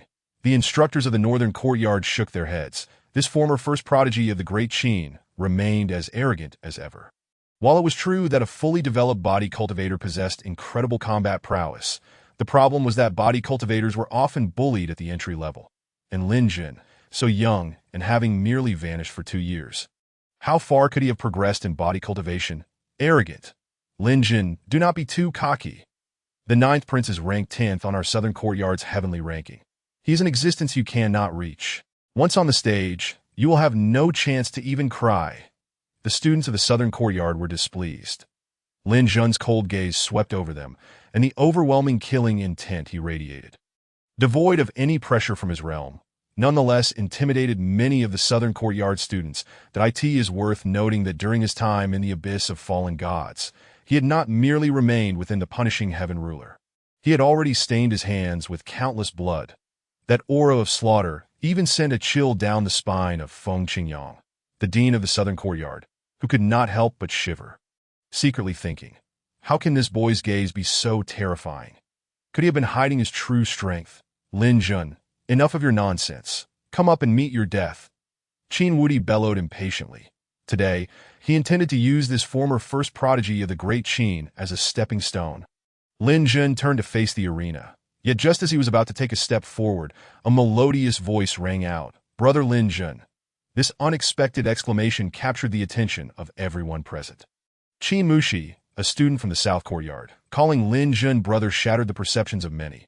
After all, the formidable Qin Wudi on the stage was her 9th royal brother, who was about to engage in a life-or-death battle with Lin Jun. How could she address him in such a manner? Lin Jun looked at the delicate girl with affection in his smile. After 2 years, you become even more beautiful, flushed with embarrassment from the compliment. Qin Mushi quickly lowered her head. Is that so? Of course. When have I ever lied to you? Lin Jun replied with a calm smile. Since her mother was born a maid, Qin Mushi had not received much affection while growing up and often faced exclusion. Thus, she frequently sought solace at the Lin residence, where Lin Jun had always treated her like a sister, showering her with care. Qin Mushi giggled, presenting a talisman for safety. This is for you. Lin Jun shook his head. If I survive this, he will perish on that stage. He understood the bond between Qin Wudi and Qin Mushi. Deep within the palace, Qin Mushi had only Qin Wudi as her true kin, while the others were merely blood relations, lacking genuine closeness. That I gave him one too, but he destroyed it. Qin Mushi's lovely face was filled with grievance. He is no longer the brother I once knew. In truth, she did not wish for this fatal battle to commence, yet felt powerless to prevent it. She felt like a neglected wildflower, caught between 2 men who had once offered her warmth, now destined to clash in a deadly duel. The anguish she felt was ineffable. All right, do not be sad. Lin Jun tenderly ruffled Qin Mushi's hair, acknowledging that she had indeed grown more beautiful. No, I am not sad. Qin Mushi affirmed with a slight nod. I am strong. Yet crystalline tears fell as she spoke. Regardless of who emerged victorious, she would be the one to suffer the most, silently bearing this heartache. Lin Jun, unsure of how to comfort her, sighed and ascended the arena to go, Jingo. Concurrently, Lin Tung and others who had arrived at the scene began to cheer fervently. Even though they were aware of the slim odds of victory, they were determined to show their support. Among the crowd stood an expert arranged by Qian Santong. Similarly, Lin Taixing had come personally to ensure nothing went awry, should Lin Jun show any signs of weakness. He would swiftly eliminate Qin Wudi without hesitation. Morality? What did that matter? He had no regard for such concerns. Qin Wudi stood tall as a mountain, coldly declaring, "How do you wish to die?" In his eyes, Lin Jun could not possibly have any strength left to retaliate. For the sake of the little girl, I shall leave you with a whole corpse. Lin Jun remained composed. Reveal your true strength. Let us not have a lack of clarity in your demise. Though he shared a good relationship with Qin Mushi, some matters left no room for choice. Qin Wudi had to die. After all, the life and death contract had been signed. How dare Lin Jun speak so boldly? Before death, he should at least be allowed a few last words. But indeed, no one believed in Lin Jun's chances. Lin Taixing was already channeling his spiritual energy. And the North Courtyard's director, Tung Qingshan, sensed the fluctuations with keen eyes. You seek death. Qin Wudi bellowed. Today, this prince shall show you what true power is. I am the foremost prodigy of the great Qin. With that declaration, an overwhelming aura erupted, awakening realm, fusion realm, until a golden dragon's Dharma form coalesced behind him, emitting a deafening roar. In an instant, the entire arena erupted with tumult. What? The great Qin imperial totem. The golden dragon Dharma form? He is actually at the Dharma form level. Chapter 17. The arrival of two emperors. Not only the students from the two courtyards, but even the directors and numerous mentors were taken aback. While concealing one's cultivation was minor, it was not uncommon for top prodigies to reach the Dharma form level at this age. However, the golden dragon Dharma form was a legacy of the great Qin imperial family. A royal grade tier, and few royal descendants could awaken it. Historically, those who awakened the golden dragon Dharma form were destined to become formidable rulers. Even the ancestor of the Qin family, who was on the verge of reaching the esteemed realm, had never awakened the golden dragon Dharma form. The ninth prince had hidden his depth exceedingly well. This was utterly terrifying. Amidst the astonishment of all, one person in the audience revealed an unmistakable glint of jealousy. This individual, clad in a four-clawed dragon robe, was none other than the great Qin crown prince, Qin Shiji. The ninth prince had awakened the golden dragon Dharma form, and he was utterly unaware. Had the news leaked prematurely, he would not have allowed such a person to live until now. Lin Tiexing's expression turned even colder. Initially, he had only intended to kill an uncherished royal, but now he had to eliminate someone who could potentially become the next Qin emperor. Nonetheless, Lin Jun must survive. Boom! Just then, a terrifying pressure enveloped the entire North Courtyard. With the emergence of the golden dragon Dharma form, Qin Jingtian, residing in the imperial palace, sensed it immediately. Not only him, but even the Qin ancestor had swiftly taken to the skies above the North Courtyard. This illustrates the significance of the golden dragon Dharma form within the great Qin imperial family. I pay my respects to the Supreme Emperor, Qin Emperor. In an instant, everyone except the Lin family knelt in reverence. After all, the Lin family, as a top-tier force, also had an emperor-level expert stationed, standing on equal footing with the great Qin imperial family, to end no need for reverence. No formalities. Qin Jidan waved his sleeve, yet his gaze towards Qin Wudi was filled with unprecedented affection. In the imperial family, with numerous offspring, many uncherished princes and princesses might never even have the chance to meet him. Just like Qin Mushi, who had exceedingly few opportunities to see him, let alone know him. Child pays respects to the imperial ancestor, pays respects to father. Qin Wudi relished this moment under the spotlight. Ever since awakening the golden dragon Dharma form, he had been holding back, fearing that any leak might bring about his demise. This was the moment he had been waiting for. Entering the Dharma form level granted him a certain degree of self-preservation, and once the imperial ancestor learned of this, he would certainly protect him even more. The crown prince Qin Shiji could forget about any underhanded schemes. The glimmer in the eyes of the Qin ancestor sparkled. Wudi, quickly rise. Qin Jingtian immediately raised his hand. You shall first compete. After it concludes, we will have a good talk. Yes, father. After rising, Qin Wudi stood proudly, basking in the limelight even more. Lin Tiexing's face turned ashen, with two emperor-level experts watching from above, even if he wanted to make a move. He could not, especially the Qin ancestor, who had clearly noticed his covert manipulation of spiritual energy, had already set up an invisible barrier around him, conveying a clear message. With this barrier in place, no underhanded schemes could succeed. At this point, how had Lin Tianxiong still not shown himself? He was growing increasingly anxious, trying to send a message to Lin Tianxiong, only to be blocked by the barrier. The next moment, the icy voice of the Qin ancestor echoed in his consciousness. Patriarch Lin, it would be best if we do not interfere in the competition among the younger generation. Lin Tiexing's face flushed with anger. You old fool, of course. You do not wish to interfere. However, before he could finish his sentence, he was cut off again by the barrier. As a mere king-tier expert, facing a peak emperor-level figure, who was very likely to break through to the supreme realm, he felt an overwhelming sense of helplessness. Boom! Qin Jingtian also perceived the situation and promptly cast a barrier. Securing the arena, Wudi compete with peace of mind. With the ancestor and I as judges, no one can play tricks. The Lin family had never regarded the imperial family with much respect, primarily due to the unfathomable cultivation of Lin Tianxiong. Now that the ninth prince had awakened the golden dragon Dharma form, he would naturally be well protected, and once he matured, he would undoubtedly reign supreme. The great Qin Empire would only be determined by the imperial family. Thank you, father. Qin Wudi was utterly unconcerned now, grinning as he declared, I will ask you one last time. How do you wish to die? In his eyes, Lin Jun had been a dead man since the moment he signed the life-and-death contract. The future greatest prodigy of the Great Qin would undoubtedly be him. He would lead an era and guide the Great Qin imperial family to new heights. Such excessive talk. Lin Jun shot him a glance, coldly retorting, Bring it on. Unexpectedly, just as he prepared to reveal his strength, he encountered a formidable foe. Yet, this only fueled his excitement. His fighting spirit was completely ignited. That prince shall be reduced to ashes.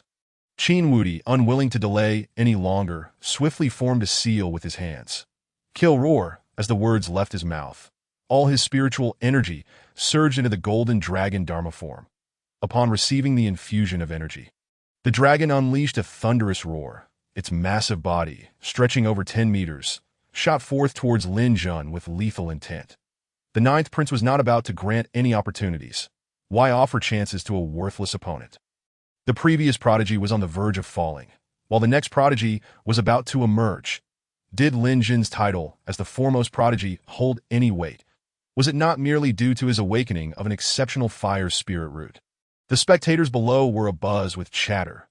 Generally, the Dharma form represented the strongest attack for practitioners, and Qin Wudi's immediate unleashing of the Golden Dragon Dharma form clearly indicated his intention to eliminate Lin Jun with overwhelming force.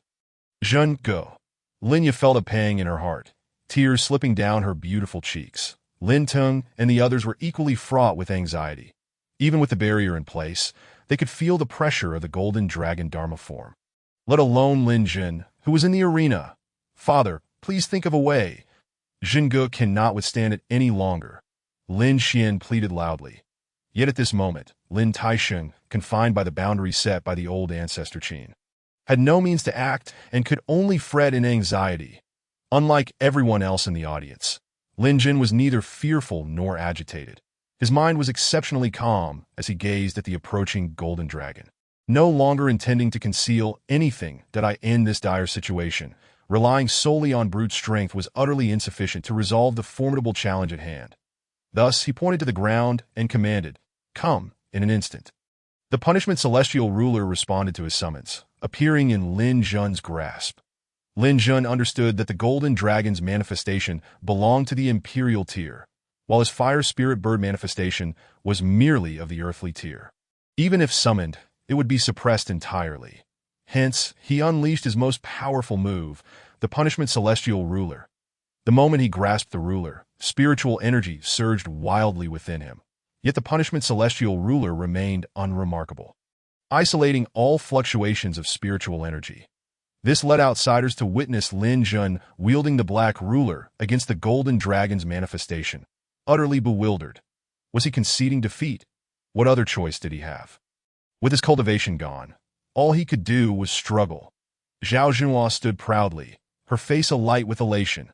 She had originally aimed to be a royal consort, but now she found herself destined to become the Empress Dowager. Perhaps even to wield maternal authority over the realm. Lin Jun, the Lin family, merely ephemeral. Boom! The Golden Dragon, bearing an unstoppable force, dove down from above, its gaping maw instilling terror. Die! Lin Jun roared ferociously, swinging the punishment celestial ruler directly at the dragon's head. Yet in the eyes of the Golden Dragon and Qin Wudi, only disdain lingered. Bang, bang, bang, but in the next moment, explosions erupted in succession, the rising white shockwaves crashing against the barrier. What? The look of disdain that had adorned Qin Wudi's face transformed into abject panic. He had thought Lin Jun was courting death, yet upon contact, he discovered that the Black Ruler was terrifyingly formidable. The accompanying devouring force gradually consumed his Golden Dragon manifestation, while the spiritual energy within him was swept away by a colossal vortex. Depleting in an instant, shock, fear, regret, a torrent of negative emotions surged within him, desperately attempting to halt the battle, yet he possessed no means of escape. Chapter 18 Die. Lin Jun's spirit settled in his dantian, and a chilling murderous aura erupted from his piercing gaze that, as he had anticipated, the punishment celestial ruler was insatiable, refusing to spare even Qin Wudi's awakened Golden Dragon manifestation, drawing it into an endless void. Where did the Golden Dragon manifestation go? Who could tell? The onlookers gasped in astonishment. According to reason, even if a manifestation were shattered, it should eventually dissolve in a flowing light and return to its host. Yet the scene unfolding before them was utterly unfathomable.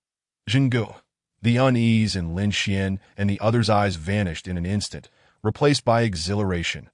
Equally invigorated was Crown Prince Qin Shiji, who secretly wished for the ninth prince to perish beneath Lin Jun's Black Ruler. Old Ancestor Qin, father, save me. After losing the Golden Dragon manifestation, Qin Wudi was utterly bereft of the means to contend with Lin Jun as he beheld the menacing Black Ruler approaching. He was paralyzed by fear, forgetting that he had proposed the life and death contract. His duel with Lin Jun was not an ordinary contest, but a fight to the death. Zhao Zhenhua's heart tightened. Qin Wudi was not just her ally, but the cornerstone of her entire family's future in the great Qin Empire. He could not be allowed to come to harm. Similarly, Old Ancestor Qin immediately conveyed a message to Qin Jita. Hurry and save Wudi. He cannot die. The awakening of the Golden Dragon manifestation in a royal descendant signified the heavy responsibility of expanding the empire. And he could not easily perish, a life and death contract. Utterly useless. He, like Lin Taisheng, hoped that Qin Jingtian would eliminate Lin Jun, thereby terminating the constraints of the life and death pact and preserving Qin Wudi's life. You dare to be so reckless before me, Lin family brat. Even without receiving the old ancestor's message, Qin Jingtian would have acted.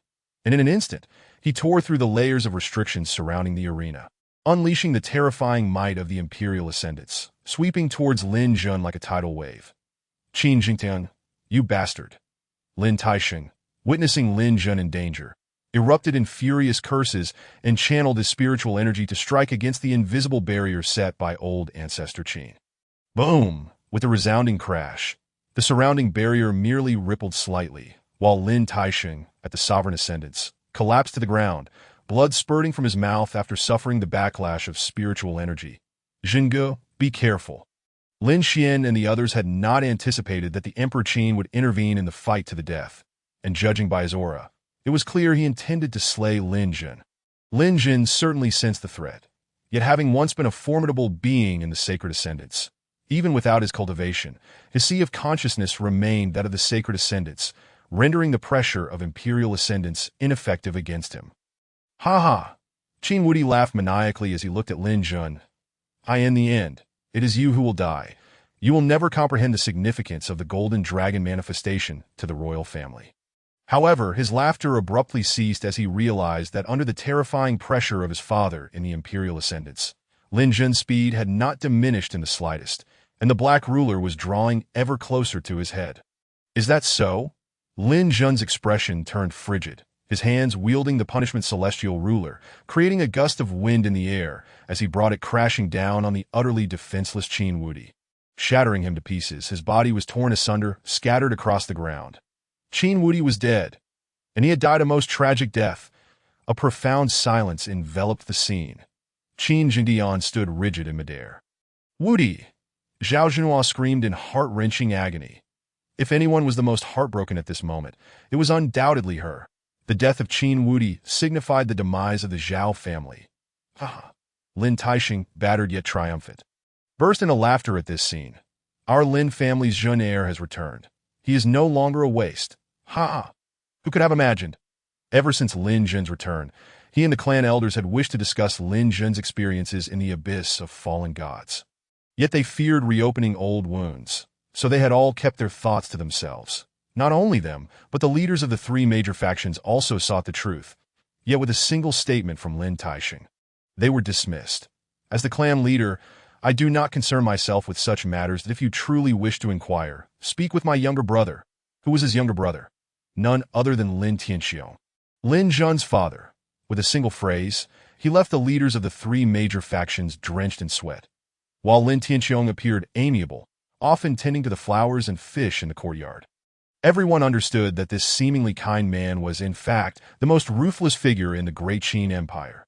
The Lin family had not been without targets of the Qin royal family, but it was rumored that after Lin Tianxiong approached the previous Emperor Qin Jingtian's father, for a conversation, not long after, the old emperor had met his demise. The great Qin royal family publicly claimed that the old emperor had perished in a secret realm, yet who could know whether it was due to a martial confrontation with Lin Tianxiong, ultimately sustaining fatal injuries and necessitating a more palatable explanation. Lin Jun, Qin Jingtian, regaining his composure, was consumed by rage as he bellowed in grief. Are you aware of your crimes? Who was Qin Wudi? He was a royal descendant who had awakened the Golden Dragon manifestation, the son of Qin Jingdian. And why had his father died in the secret realm? It was precisely because he had been injured by Lin Tianxiong, who sought fortune in the secret realm and unfortunately met with disaster. Lin Tianxiong had slain his father, while Lin Jun had killed his son. New grudges and old animosities intertwined. They could not coexist. What can be tolerated and what cannot be tolerated? Lin Jun replied unflinchingly, since we sign a life and death contract, let us discuss life and death upon the arena. What merit is there in discussing guilt or innocence? Had Qin Wudi not died, perhaps Qin Jingtian would have risked defending the Lin family to eliminate him to preserve the Golden Dragon manifestation. However, with Qin Wudi dead, the outcome was already sealed, and there was no need for such measures. Unbeknownst to Lin Jun, Qin Jingtian bore an unresolved vendetta against Lin Tianxiong. Thus, Qin Jingtian would never relent. You presumptuous son of a concubine, I decree your death. In a fit of wrath, Qin Jingdian raised his hand, condensing a golden handprint that descended towards Lin Jun on the arena. Boom, boom, boom. As the massive handprint fell, it shattered layers of air, sending rippling white waves cascading outward. Lin Jun's expression turned icy. While he could indeed dismiss the pressure from an imperial ascendance with his sacred ascendancy of consciousness, his current cultivation in the manifestation realm was utterly inadequate to withstand an attack from an imperial ascendance. Even the armor gifted by Lin Taixing could barely fend off a strike from the manifestation realm. Anything above sovereign ascendance could disregard it entirely, let alone Qin Jingtian, who was in the imperial ascendance. In an instant, peril descended from the heavens. Jingo, Qin Jingtian, you shameless wretch! If something were to happen to Jingo, I will surely raise the imperial palace to the ground. Lin Teng and the others attempted to rush onto the arena. Yet under the terrifying pressure of the imperial ascendants, it felt as though a mountain was upon their backs, rendering them immobile. They could only helplessly vent their fury. Lin Jun had never anticipated that Qin Jingdian would be so frenzied. Utterly unwilling to reason, and seemingly prepared for an all-out war with the Lin family. But what was he to do now? Having barely escaped the abyss of fallen gods, must he face such a humiliating demise? Although the punishment celestial ruler was incredibly sturdy, capable of withstanding this lethal blow without sustaining any damage, he was merely immortal flesh, and the residual force from an imperial ascendance could easily obliterate him. He could not endure the backlash. As the golden giant hand drew ever closer, an overwhelming sense of impending doom loomed, suffocating in its intensity. Suddenly, at that very moment, a blade of energy streaked through the air, akin to a shooting star, striking from 100 meters away and shattering the golden imprint that hovered above Lin Jun. The scattering golden light intertwined with the white sword energy, creating a dazzling spectacle. Who could this be? Qin Jing Tian's eyes glowed crimson as he fixated on the elder who approached from the sky. Likewise, everyone turned their gaze towards the old man, whose face was unfamiliar. Clearly not a revered ancestor emerging from seclusion, but rather a visitor from beyond the realms. Chapter 19. As one wave subsides, another rises. Who I am is of little consequence.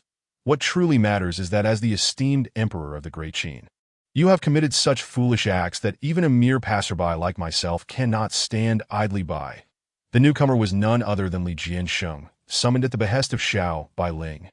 Although Xiao Bailing had enlisted the help of Qian Santong, she still felt it was insufficiently prudent, and she dispatched Li Jiansheng for another visit. Qin Jing Tian's gaze was as cold as steel, appearing steadfast and unyielding, yet his oppressive aura had been released entirely upon Li Jiansheng. Nevertheless, Li Jiansheng remained unfazed. At that moment, old ancestor Qin's voice cut through the tension. Zheng Tian. Retreat. He had gauged the newcomer and recognized him as no ordinary opponent. Moreover, he had sensed this presence long before, albeit he had not anticipated its manifestation here. Old ancestor. Qin Jing Tian's blood surged with fury as he beheld the flickering hopes of the great Qin royal family being suffocated by Lin Jun. His heart twisted with anguish. Yet soon, within his consciousness, he received a transmission from old ancestor Qin. This individual is unfathomable. Time is on our side, and revenge will come. Humph. Reluctantly, Qin Jing Tian waved his sleeve and turned away.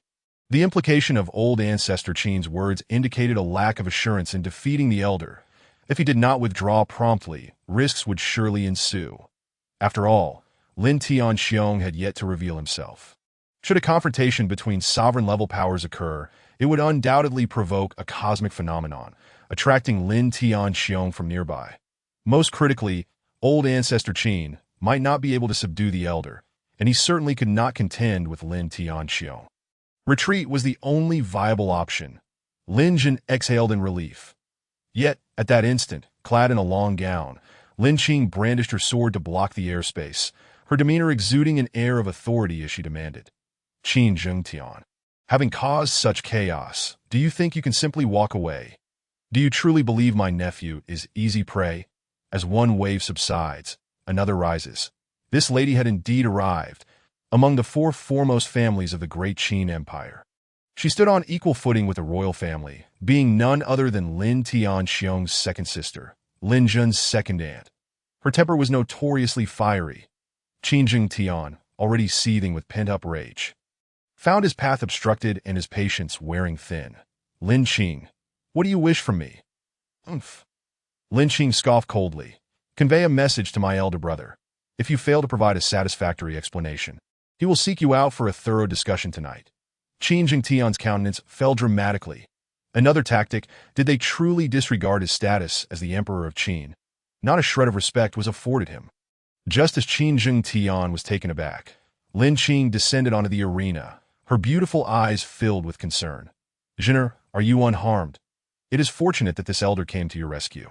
Otherwise, you would never have seen me again. As she spoke, Lin Jun's gaze locked on a Qin Jing Tian. He neither claimed to be well nor in distress. The implication was clear. Had Li Jiansheng not intervened, he would have been a corpse in essence. It was a grievance. Qin Jing Tian. Lin Qing's fury ignited. The arena is ready. Do you dare to face me in battle? Let us sign a death contract. Qin Jing Tian felt a surge of frustration. Lin Qing was openly challenging the imperial authority. Yet, what could he do?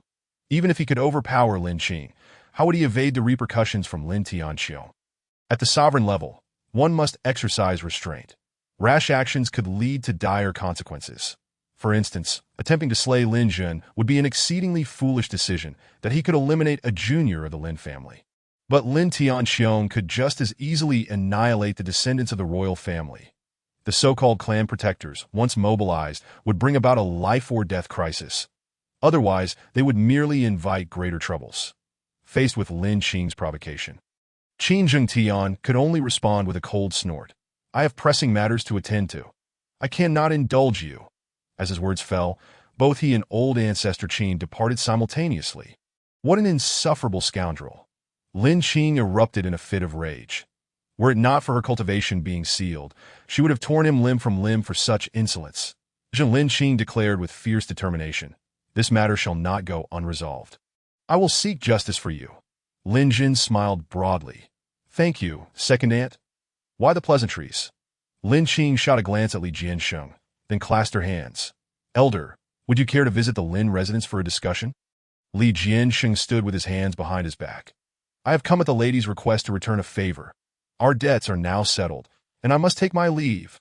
With that, he departed, soaring away on his sword. So arrogant. Lin Qing muttered under her breath, "Is it really necessary to act so grandiose just because he has reached the sovereign level?" The atmosphere fell into a profound silence. Did this lady truly think her words were reasonable? She had incited the current emperor of Qin to such a state of fury. Was she not even more audacious than that elder? Director Feng, are there any capable individuals left in the South Academy? Lin Jun gazed proudly at Feng Qingyang, the director of the South Academy. If there are any, let them come to the stage. The arena fell silent. The intermediate instructors of the academy were merely at the fusion realm, and the senior instructors at the Dharma aspect realm that I in stark contrast. Qin Wu Di had revealed his cultivation at the Dharma aspect realm. Possessing the awakened royal totem of the Golden Dragon, with authentic combat prowess that could eradicate even the pinnacle of the Dharma aspect realm. Yet he had been dispatched so effortlessly. Just how terrifying was Lin Jun's true strength? Who in the South Academy could contend with him? The top-ranking individual of the heavenly rankings, Feng Wu-Yi, was his own grandson. Perhaps he still had some fighting chance, but the issue remained that Feng Wu-Yi was currently in seclusion and could not participate. What Feng Qingyang was unaware of was that the Punishment Celestial Ruler was Lin Jun's strongest trump card, albeit it bore an easily overlooked brilliance, leading others to believe that Lin Jun had merely dispatched Qin Wu Di with a casual strike. The members of the South Academy were utterly dejected, their previous bravado evaporated. Conversely, the members of the North Academy were jubilant. They had suffered 2 consecutive years of defeat. The competition between the 2 academies not only determined the priority in selecting talented students for the academy, but also influenced the subsidies of various factions. In other words, the better the results, the greater the voice they held. With the conclusion of the match, was it time to announce the results of the competition between the 2 academies? Lin Jun's gaze was icy. Feng Qingyang, unwilling to lose face, coldly reprimanded. "Were it not for my grandson being in seclusion, would you dare to be so arrogant?" Teng Qinshan immediately rose to retort. "Feng Qingyang, a loss is a loss. Do not seek any excuses. If you refuse to concede, let Feng Wui come forth immediately." "Ha!" Feng Qingyang laughed maniacally. "My South Academy has triumphed for 2 consecutive years. This year, you merely won by a stroke of luck. Why boast so? In half a month, we shall meet at the 10 Kingdoms martial selection. Withdraw." The word lose was one he could not utter. As for the 10 Kingdoms martial selection, it was an age-old tradition, and the outstanding young talents chosen would be selected as disciples by the 3 major sects that reign over the 10 Kingdoms in the EC region. That was the true opportunity for soaring to greatness. Everything else was merely child's play. Teng Qinshan also snorted disdainfully. Unashamed. As the members of the South Academy departed, the North Academy erupted in cheers. After 2 years of scorn from the South Academy, they had nearly lost their pride. Yet with Lin Jun's return, all humiliation was swept away. It was genuinely exhilarating. "Brother Jin, how mighty!" Lin Teng and the others rushed forward. Before this match, they had all believed Lin Jun was doomed, yet they never anticipated witnessing the spectacle of a powerful return, from the start of the competition to Qin Wu Di's demise. And Qin Zhengtian's intervention. Their hearts had been taut with anxiety. Now, they could finally relax. "Brothers, lift Brother Jun up. Our Brother Jun remains the greatest prodigy of the great Qin." As cheers erupted, Zhaoji Nua's heart sank into despair, truly experiencing the sensation of being worse than dead in an instant. Her cultivation had evidently vanished, so how could he still have slain Qin Wu Di? Was that waste truly so inept? There was one more person, Qin Mu-shi, whose delicate features gleamed with joy as she watched Lin Jun being adored by the masses, then allowed her tears to cascade down her cheeks, producing a pristine handkerchief to gather the scattered remains of Qin Wu-di. Although Qin Wu-di had changed, becoming cold and distant, he had once been the brightest light in her childhood. Deep within the palace, ninth brother Wu-wu, the imperial family is the most heartless. Qin Wu-di had never received affection in life, yet upon revealing the Golden Dragon Dharma aspect, he had attracted the attention of old ancestor Qin and Qin Zhengtian. Ultimately, after his demise, aside from her, no one was willing to gather the scattered bones on the ground. Perhaps in the eyes of those people, her and ninth brother's lives truly held no value. Chapter 20. Do not recklessly pair couples. Meanwhile, Lin Jun, who had been hoisted high, inadvertently caught sight of Qin Mu-shi's emaciated silhouette and could not help but furrow his brow, then remarked, "All right. Put me down." As his words fell, everyone rejoiced. "Brother Jin, to what extent has your physical cultivation reached?" "Indeed, it is astonishing, senior." Faced with the multitude of inquiries, Lin Jun smiled serenely. "It is merely that Qin Wu-di lacks skill. It is not that I am exceptionally formidable. Please, make way." Qin Wu-di lacks skill. Was there anyone who awakened the Golden Dragon Dharma aspect that could be considered lacking in skill? Winning 4 consecutive battles. All before revealing his terrifying prowess. He had ranked 10th in the South Academy's heavenly rankings, a genius who could look down upon all students of the North Academy. Yet it seemed Lin Jun's assertion held no fault. After all, he was the greatest prodigy of the great Qin. As Lin Jun navigated through the crowd, he noticed Qin Mu-shi half crouched on the ground and, feeling a pang of compassion, sought to comfort her. "I had intended to leave him with a complete corpse. But alas, your father intervened, and the situation did not permit it. If it were someone else, they would be too lazy to explain." Yet this little girl, who has grown up behind him since childhood and has always been regarded as a sister, would undoubtedly feel sorrow for him if he were to perish. "That it's not your fault, brother Lin Jun," Qin Mu-shi cried, forcing out a pure smile through her tears. "I understand that he coerced you into signing a life-and-death contract. And only one of you can survive." Lin Jun slightly bent down, about to reach out, but Qin Mu-shi hurriedly said, "Brother Lin Jun, I can manage on my own. Don't dirty your hands." Lin Tung and the others approached to comfort her. "Mu-shi, don't be too sad." "Yes, Mu-shi, you still have us. The Lin family door will always be open for you." "Exactly. That heartless palace is not worth longing for. Why not come stay with us? This is no joke." A princess like Qin Mu-shi, even if she lived in the Lin family for a year or so, might go unnoticed. Even if someone did notice, they would merely find it amusing and lose interest. Qin Mu-shi nodded slightly, then wrapped a piece of her brother's remains in a handkerchief, not uttering a single complaint despite the blood seeping through and staining her long skirt. Her delicate face bore warmth yet also resignation. Countless words tangled in her throat, yet she could only embrace the handkerchief and cry as she departed. Alas, what a fine girl! Lin Taixing sighed and shook his head. "If she were our Lin family's daughter, I would spoil her to the heavens." Lin Xian chuckled awkwardly. "Father, she indeed has no chance to be your daughter in this lifetime, but she could still be your daughter-in-law." "Bah!" Lin Taixing shot him a glare. "Look at your character. How could you be worthy of Mu-shi?" Lin Xian retorted earnestly. "Father, you mustn't belittle yourself. Everyone in the clan says I resemble you." Lin Taixing, angered, cursed. "You brat, just wait until I get home to break your legs." Laughter erupted in the room. Lin Taixing turned and asked, "Zheng, what do you think of Mu-shi? Should I muster the courage to speak to the palace about it?" Everyone's eyes brightened. Why should Zhao Zhen be worthy of Lin Jun? But Qin Mu-shi certainly is. They have watched her grow up. Whether in character or any other aspect, there is no issue at all. The only reason Qin Mu-shi lacks favor is that her mother was a maid in the palace at the time, leaving her without any background. "Clan leader, what do you mean by mustering the courage to go to the palace?" Lin Qin corrected him, dissatisfied. "Qin Jian owes our Lin family. Compensating with a neglected daughter is hardly a loss. Besides, my Zhener is not lacking." Lin Jin felt a headache coming on. All right, clan leader's second aunt, please stop. I only regard Mu-shi as a sister with no other intentions.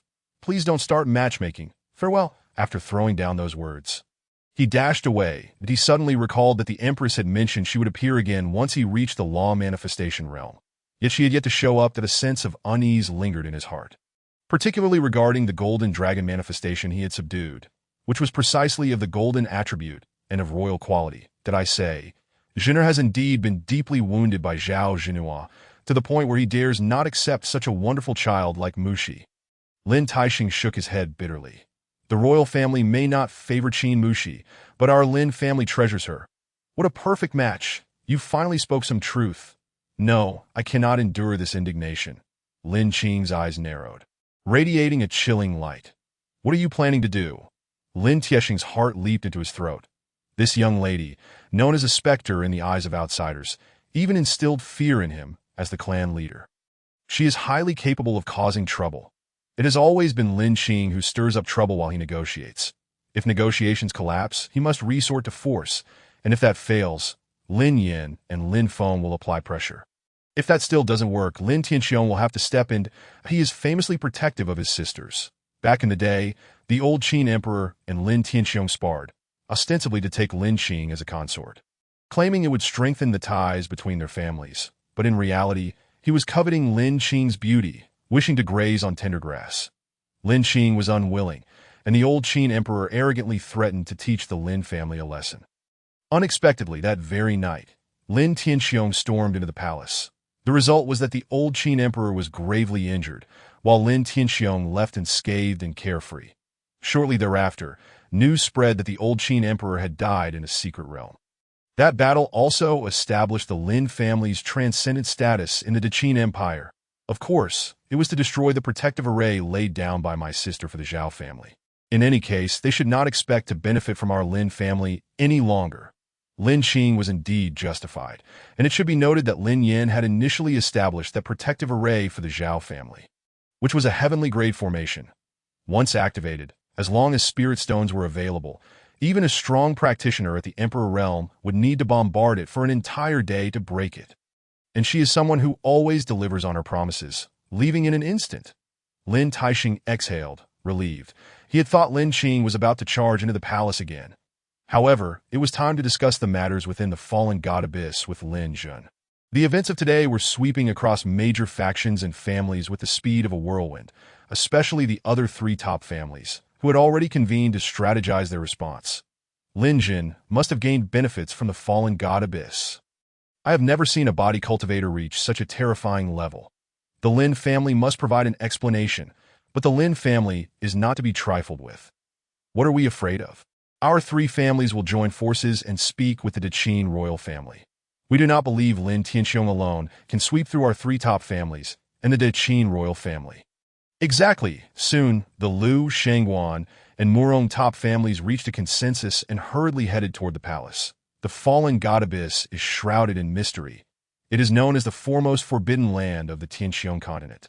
Over the years, various factions have sent strong practitioners to explore it, yet none have returned alive. Why did Lin Jun survive? If there were benefits, they must be shared. What if Lin Jun obtained body cultivation secret techniques inside? Lin Jun had just returned home and was about to enter the Fa Tianqi for cultivation when he suddenly heard Lin Tiexing's transmission within his consciousness. Jenner, we are waiting for you in the reception hall. If you are busy, just let us know.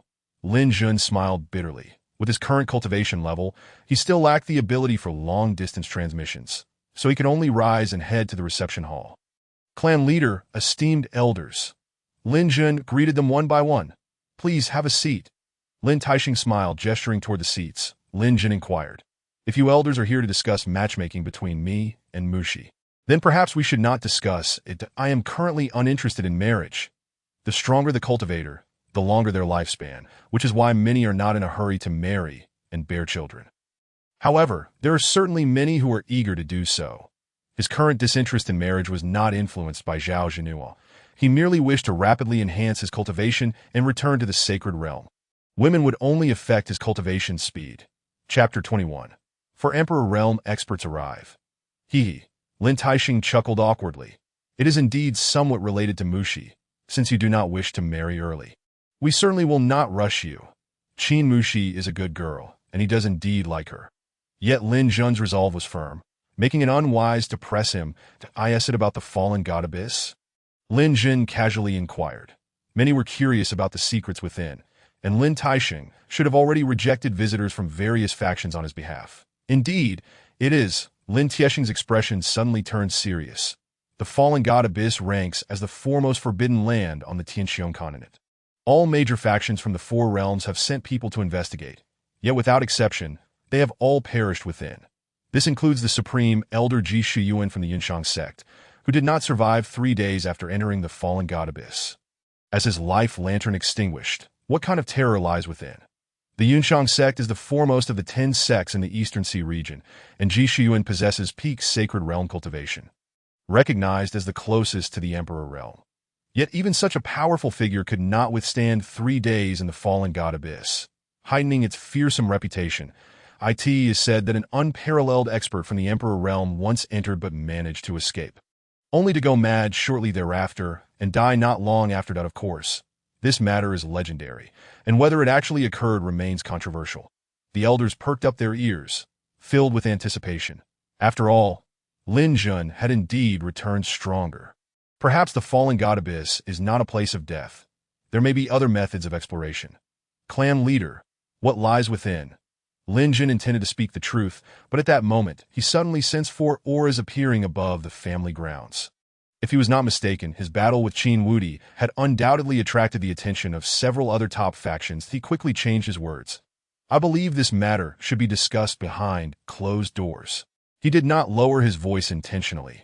It was to provoke those 4 old geezers that, of course, the people present did not notice, as they were too weak. Although his cultivation was not high, his consciousness was of the sacred realm. And those 4 Emperor Realm elders could not conceal their auras from his perception. What was I thinking? I had indeed overlooked that. Lin Taixing slapped his forehead, self-deprecatingly chuckling before swiftly setting up a soundproof barrier, sealing the entire reception hall. Now it's good. You can speak freely. Lin Jun shook his head once more. Lin Taixing had merely reached the rank of a king, and the soundproof barrier he had established could hardly contain those 4 old fellows who had attained the Emperor realm. Ha ha ha. Lin Taixing chuckled awkwardly. It seems we the old ones have overstepped. Everyone is entitled to their secrets. Since you prefer not to share, we shall refrain from inquiring. Although the elders were curious, they did not press Lin Jun further, their hearts brimming with regret. It is no exaggeration to say that, in their eyes, Lin Jun was the only man to have emerged from the abyss of fallen gods. Patriarch, esteemed elders, we are all family here. There is nothing that cannot be discussed. Lin Jun replied with a calm smile. What I mean is we should summon my father to prevent any eavesdropping by outsiders. If even the soundproof barrier set up by my father cannot evade prying ears, it would signal the downfall of the Lin family. Moreover, he firmly believed that those 4 old fellows above would never dare to act recklessly in front of his father. Otherwise, the Lin family would have been obliterated long ago. This matter necessitates the presence of Tianxiong. Indeed, I shall seek him out.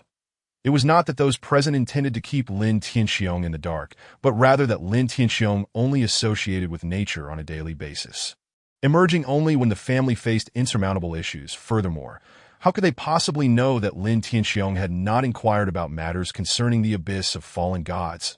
At that moment, above the Lin family estate, this little rascal is quite astute. One of the 4 elders remarked. How infuriating! Enough of the complaints, Brother Qin. You are the eldest and most skilled among us, being a supreme emperor. What should we do? Propose a course of action. The 4 individuals in the sky were the ancestors of the top 3 families, Lu, Shangwan, and Murong, while the Brother Qin they referred to as naturally the ancestor of the Deqin royal family. Initially, they had intended to pay a visit, but unexpectedly stumbled upon the Lin family in deliberation. And even more fortuitously, they were discussing the very purpose of their visit to the abyss of fallen gods. Thus, they concealed their presence to eavesdrop, only to find that Lin Jun's vigilance shattered their aspirations completely. Elder Qin snorted coldly. Since Lin Tianxiong is bound to intervene, we must descend with authority. Otherwise, what face shall we have left? With the combined power of the 4 great factions, could they truly fear a single Lin Tianxiong? They were 4 Emperor realm cultivators, and he was at the pinnacle of that realm.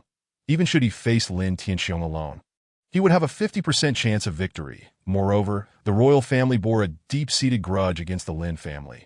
And this time, due to matters concerning the abyss of fallen gods, the three top factions stood alongside the royal family, naturally seeking to capitalize on the situation. Brother Qin speaks rightly. I stand in support. So do I. The elders of the Liu, Shangguan, and Murong families all echoed, clearly harboring their own ulterior motives. The Lin family's burgeoning strength was glaringly apparent. And if they did not suppress it in time, the De Qin would likely find itself in a situation where one would overshadow the three others, a scenario intolerable to the three top factions. However, just as the four Emperor Realm cultivators reached an agreement, a leisurely voice emerged from within the Lin family estate below. Since you have all arrived, why not come down for a cup of tea?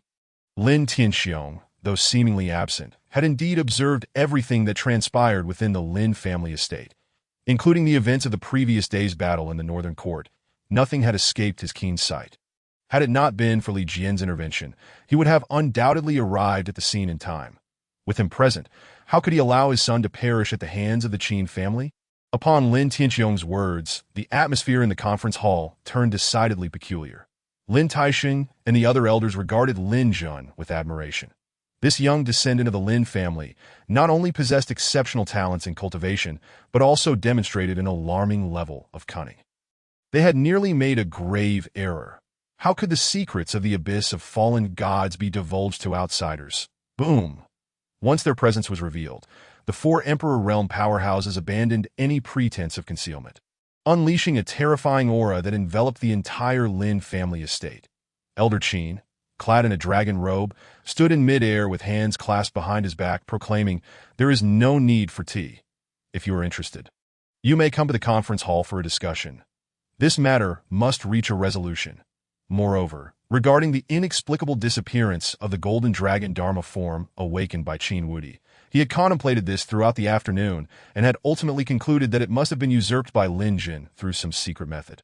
As the totem of the De Qin royal family and a royal-grade entity, it must be reclaimed. In essence, the long-standing animosity between the De Qin royal family and the Lin family made a peaceful resolution unlikely. Lin Jun retorted with irritation. Elder Qin is truly shameless, thinking of the Lin family as his royal garden. What nonsense is this? Inviting my father to the conference hall upon arriving at the Lin family estate? Such audacity is laughable. Since our esteemed guests are so keen, I shall not dampen their spirits. As Lin Tianxiong finished speaking, he instantly teleported to the conference hall, while the four elders simultaneously advanced. Tianxiong, their intentions are far from benevolent. Lin Taixing furrowed his brow. Four individuals had descended, clearly intent on trampling the Lin family. Lin Tianxiong remained his usual calm self. No need to worry. The elders were somewhat unsettled. For Emperor Realm cultivators, and Lin Tianxiong claimed there was nothing to fear. Yet, given his temperament, he likely wouldn't perceive the gravity of the situation, even if the heavens were to fall, as the words left his lips. Elder Qin, garbed in a dragon robe, was the first to step into the conference hall. His unrestrained aura was a clear attempt to impose authority upon the Lin family, the ancestors of the Liu.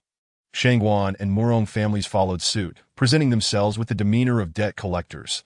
The overwhelming pressure rendered the expressions of all present, aside from Lin Tianxiong and Lin Jun, exceedingly grim, that is a powerful figure on par with the four. Lin Tianxiong could ignore the oppressive aura of the Emperor Realm, which was not particularly surprising. However, Lin Jun's calm demeanor immediately drew four hostile gazes upon him. There is something amiss, without a doubt.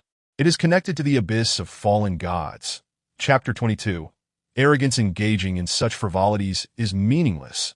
Lin Tianxiong waved his hand, unleashing a tremendous surge of spiritual power that tore through the terrifying pressure, and calmly stated, "Speak plainly.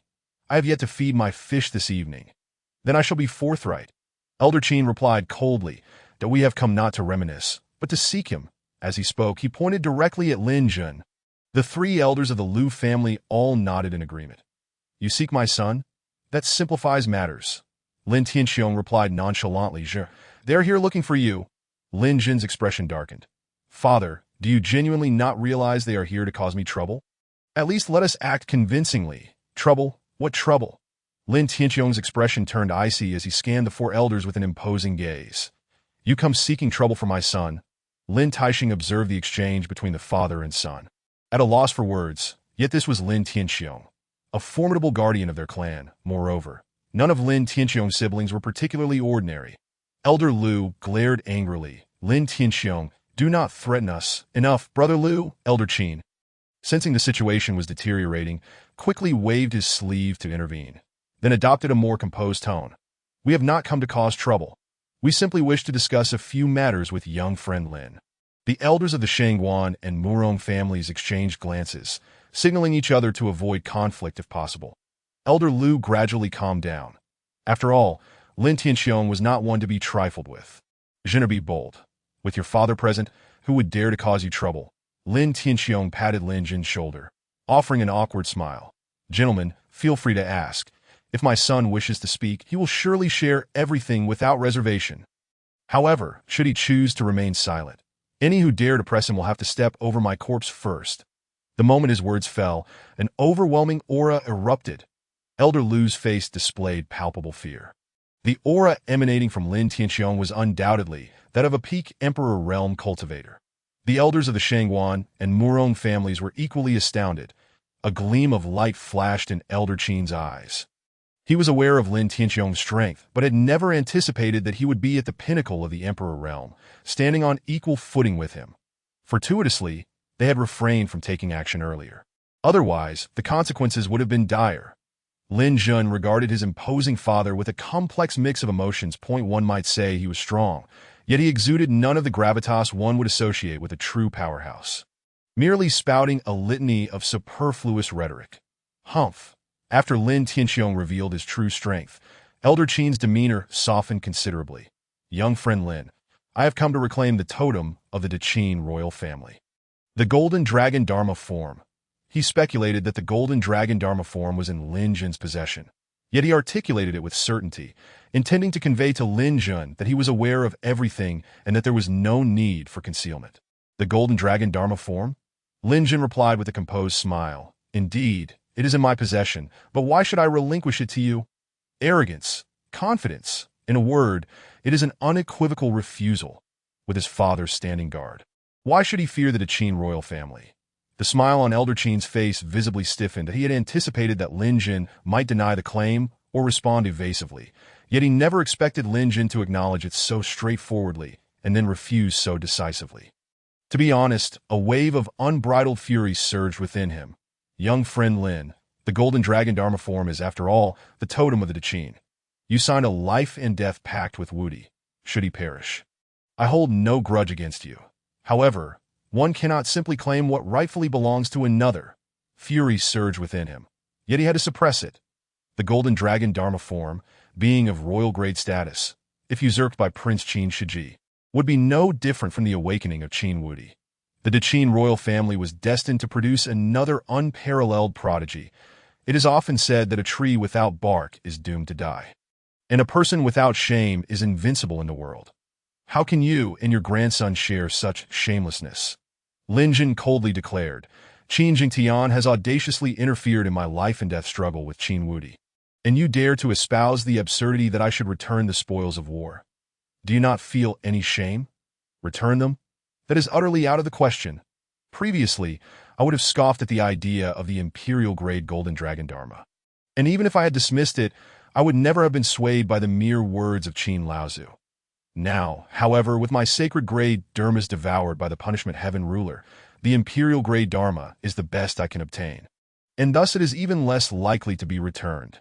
Qin Laozu's anger surged, and had his gaze been lethal, Lin Jun would have been torn to shreds.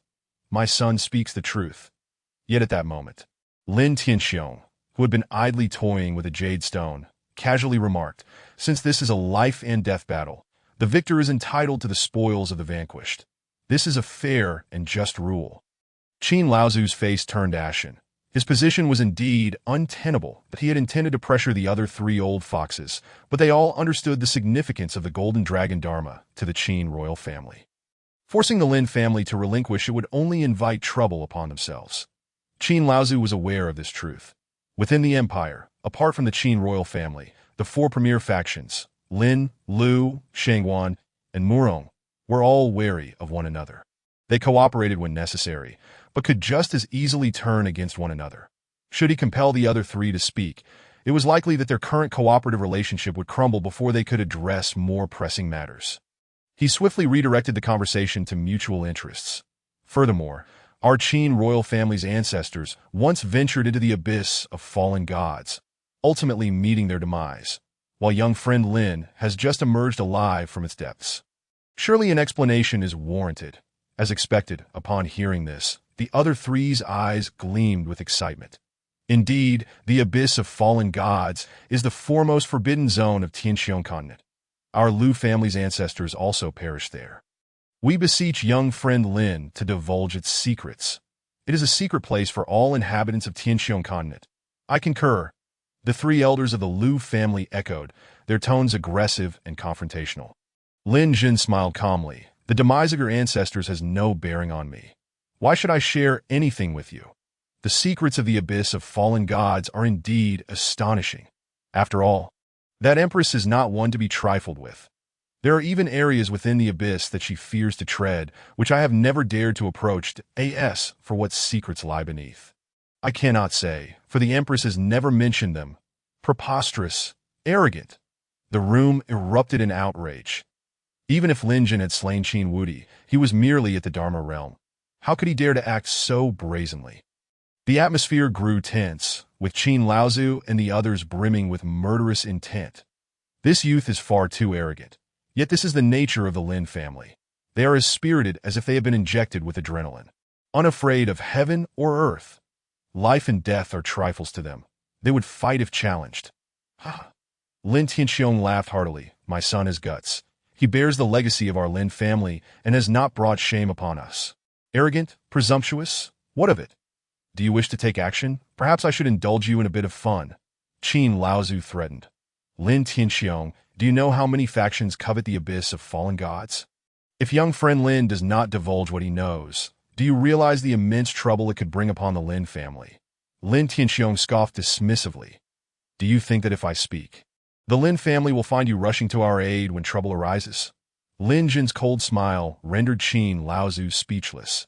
The three elders of the Lu family flushed with anger, clearly intent on violence. Qin Laozu, not one to be trifled with, understood the gravity of the situation. Even if they could not ultimately acquire what they sought, they must leverage this matter to weaken the Lin family's power. He then furiously addressed the others. Lu brother, Shengguan brother, Murong brother, what do you think? I side with Qin brother. Qin brother's word is law. Me too. In an instant, all three expressed their stance, and the atmosphere became charged with tension.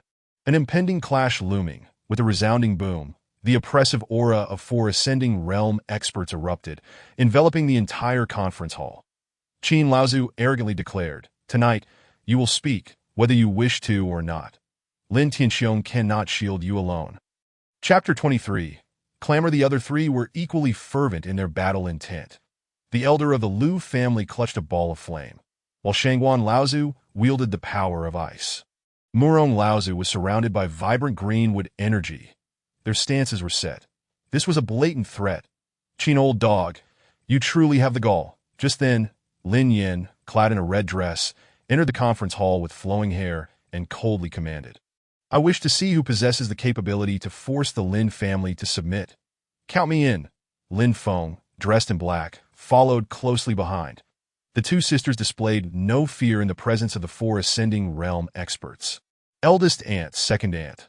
Lin Jin exclaimed excitedly that he rarely saw these two aunts. The eldest, Lin Yin, was either in seclusion or preparing for it, a true cultivation fanatic. The second aunt, Lin Feng, often toiled with poisonous herbs, sometimes not emerging for 1 or 2 months, with the longest stretch reaching 2 years without stepping outside. After reaching the King realm and beyond, cultivators can sustain their bodies through the spiritual energy of heaven and earth, rendering them independent of earthly sustenance. Lin Yin and Lin Feng smiled sweetly. Do not fear. With us here, no one can harm you. Lin Jin was their cherished treasure, regardless of his current state or future.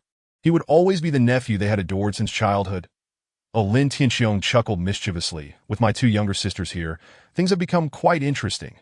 Qin Laozu and the others exchanged glances, their brows furrowing.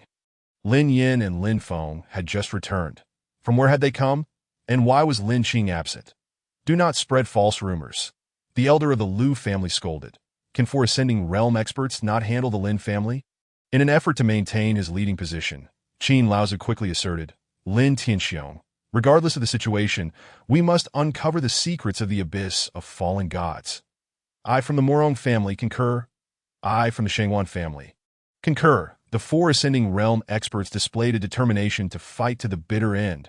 After all, the allure of the abyss of fallen gods was simply too great for all factions. Clamor. Lin Yin coolly smiled. Should we engage in a death struggle with the Lin family, or shall we wait a moment? They were not merely out for a leisurely stroll. When the three old geezers visited the Qin royal family in the afternoon, Lin Tianxiong anticipated the current situation, which is why he instructed the three sisters to handle a little matter. Qin Laozu's heart sank. The Lin family had always been assertive. If pressed too hard, they might indeed unleash some earth-shattering actions. In an instant, the elder of the Lu family turned pale, for he had just received a message from a younger family member, nearly exploding with rage. Lin Yin. You despicable woman! How dare you lay a killing formation outside my Lu family? The situation had escalated. This Lin Feng was the chief formation master of the Great Qin Empire, without a doubt. The protection formation she had set up for the Zhao family could withstand the relentless assault of ascending realm experts for an entire day and night, provided sufficient spirit stones were available. And what horrors could her killing formation unleash? Once activated, it could spell doom for the entire Lu family. Old fool, your words are truly foul. Lin Yin held a piece of jade stone in her hand. This is the core of the Lu family's outer killing formation. I need only give it a gentle squeeze. The elder of the Lu family turned ashen, hastily gesturing. Miss Lin, you mustn't. I spoke out of turn. I beg your forgiveness. Once the killing formation was activated and the Lin family held him in place, the Lu family would face annihilation, and those were all their descendants. How could he not be anxious? What did face matter in such a situation? Simultaneously, the elder of the Shangwan family received a plea for help from his grandson, the current clan leader, revealing that Lin Feng had set up a poisonous mist around the Shangwan estate. Oh! Lin Feng squinted her eyes, appearing harmless. Although my temper is a tad better than my elder sister's, it does not mean I will tolerate threats. You should think carefully before speaking. The elder of the Shangwan family was nearly choking on his own frustration. Miss Lin Feng, I apologize for my earlier rudeness. Seeing this unfold, Qin Laozu's face turned green. The alliance they had painstakingly built was unraveling before his eyes. When he turned his gaze towards the elder of the Murong family, he discovered that they too were in a precarious position. Lin Qing is stationed above my family estate. Under the scrutiny of the three, the elder of the Murong family spoke stiffly, his teeth clenched in frustration. Yet he found himself powerless. Although Lin Qing was not versed in formations or poisons, he had long ago earned the title of the foremost individual below the ascending realm, given his incompetent offspring. If a confrontation ensued, they would be no match for Lin Qing. With a single move, the three premier factions have been forced to stand down. Your Lin family is so arrogant. Do you not fear retribution? Qin Laozu angrily questioned. Do you understand what it means for a powerful individual to threaten the younger generation? Does your Lin family not possess younger members? Do you think we cannot eliminate them? Fury, a tempest of fury, surged within him. Kill. Lin Tianxiong merely smiled faintly, completely unfazed, for he understood that the four old fellows before him lacked the courage to engage in a mutually destructive confrontation. You, Elder Qin, waved your sleeve in indignation. Enough with the pleasantries. Lin Jun recognized that his family held the upper hand in this gambit and coldly remarked, You four old geezers, teetering on the brink of the grave. Dare to trouble Emir Jr. Do you not feel ashamed? My three aunts have yet to ascend to the Emperor's realm. Have they? In his estimation, his three aunts were most likely at the pinnacle of the King realm. If they had all reached the Emperor realm, then the Lin family would be unmatched within the Great Qin. Lin Tianxiong's expression was peculiar. O foolish son, should your three ant seals be lifted, it would be catastrophic. The royal family of Great Qin would be of little consequence. Even if the top 10 sects of the Eastern Sea united, there would still be no match for even a single finger of your aunts. Lin Yin and Lin Feng, the two sisters, wore equally bewildering smiles. Humph. Elder Qin, realizing that hope was utterly lost, prepared to turn and leave. However, at that moment, Lin Jun, with an air of nonchalance, said, "Elder Qin, please hold on." Upon hearing this, Lin Taixing and the others pricked up their ears. The crisis had just been averted, yet this prodigy would not stir up trouble again. Would he? What more do you desire? Elder Qin's face turned ashen. It was one thing to be threatened by Lin Tianxiong, but to be threatened by this younger generation was intolerable. A strong man would rather die than be humiliated. I simply do not wish to be coerced into revealing secrets. But if a transaction is on the table, I suppose it is worth considering. Lin Jun wore a friendly smile. Alas, the family was poor, and some extra earnings were necessary. Such a splendid opportunity could not be missed. As for the resources within the Heavenly Treasure Pavilion, they might not suffice for his needs. Besides, who would ever complain about having too many spirit stones? At this declaration, the room fell into a profound silence. The four elders exchanged glances, each beginning to question their existence that a scheme. There must be a scheme. Being cunning old foxes, they understood that one does not simply stumble upon fortune, yet the allure of the secrets of the fallen god Abyss gnawed at their innermost thoughts. After a moment's contemplation, Elder Qin's brow furrowed slightly, yet his tone softened considerably. "Young Lin, what price do you wish to set? If this matter could be settled with spirit stones, it would hardly be a significant issue." And he surmised that Lin Jun would not dare to go back on his word. Lin Jun replied with a smile, "That depends on the sincerity you all wish to exhibit." It appeared that these old fellows would be difficult for his father to handle alone. But simply letting them depart was not an option he could accept. The four elders had clearly fallen into his trap, and soon enough they would have cause to lament. Elder Qin and the others furrowed their brows and began to communicate telepathically. After all, the allure of the secrets of the fallen god Abyss was far too great. Chapter 24. Being played like fools, whether it was Elder Qin, the elder of the Liu family, or the elders of the Shangguan and Murong families, none possessed the innate talent to break through to the Saint Realm. Only the enigmatic fallen god Abyss offered them boundless hope. "Brother Qin, you take the lead. I believe 50 top-grade spirit stones from each of us should suffice. Let's give it a try." The four appeared motionless, yet they were engaged in fervent discussion. Spirit stones were categorized into 4 grades: low grade, mid-grade, high-grade, and top-grade. 1 top-grade spirit stone was equivalent to 100 high-grade spirit stones, while 1 high-grade spirit stone could be exchanged for 100 mid-grade spirit stones. Thus, 200 top-grade spirit stones equated to 2 million mid-grade spirit stones. As for low-grade spirit stones, they were typically used in the marketplace for circulation, containing such sparse spiritual energy that even cultivators at the integration realm would disdain them. Therefore, within top-tier powers, low-grade spirit stones were considered a niche term. Lin Jun remained unperturbed, and the members of the Lin family eagerly awaited the unfolding drama. These 4 old fellows had consumed more salt than Lin Jun had rice. Yet tonight, they would surely be humbled. Once their communication concluded, Elder Qin stated, "We are willing to each contribute 50 top-grade spirit stones. What do you think?" Lin Jun smiled nonchalantly. "What do you think? You expect to uncover the secrets of the forbidden land of Tianxiong with such a paltry offering. Do you not feel embarrassed?" In his view, these 4 old codgers had undoubtedly offered a meager sum, and thus he intended to extract a hefty price. The faces of Elder Qin and the others flushed crimson. Lin Tianxiong joined in the fray.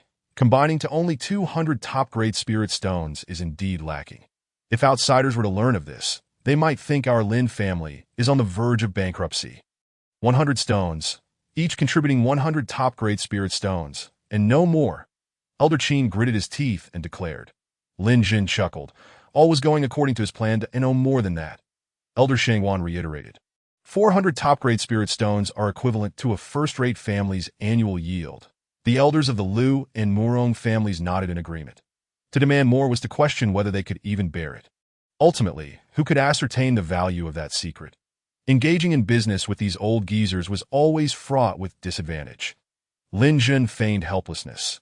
"However, for the meager spirit stones you are offering, I can only disclose the secret of the fallen god Abyss to one person, that if you agree, we can begin the transaction now. If not, then let it be." Elder Qin's expression turned cold. "What trickery are you attempting?" "I am not playing tricks," Lin Jun replied calmly. "Since this is a transaction, there must be a price to discuss. It cannot all be dictated by you." This statement held no flaw, Brother Qin. Agree to him. Elder Murong interjected. After all, he must swear a toxic oath under your golden brush divine words. At that time, you can inform us. The golden brush divine words were a unique divine ability created by the founding ancestors of the great Qin royal family.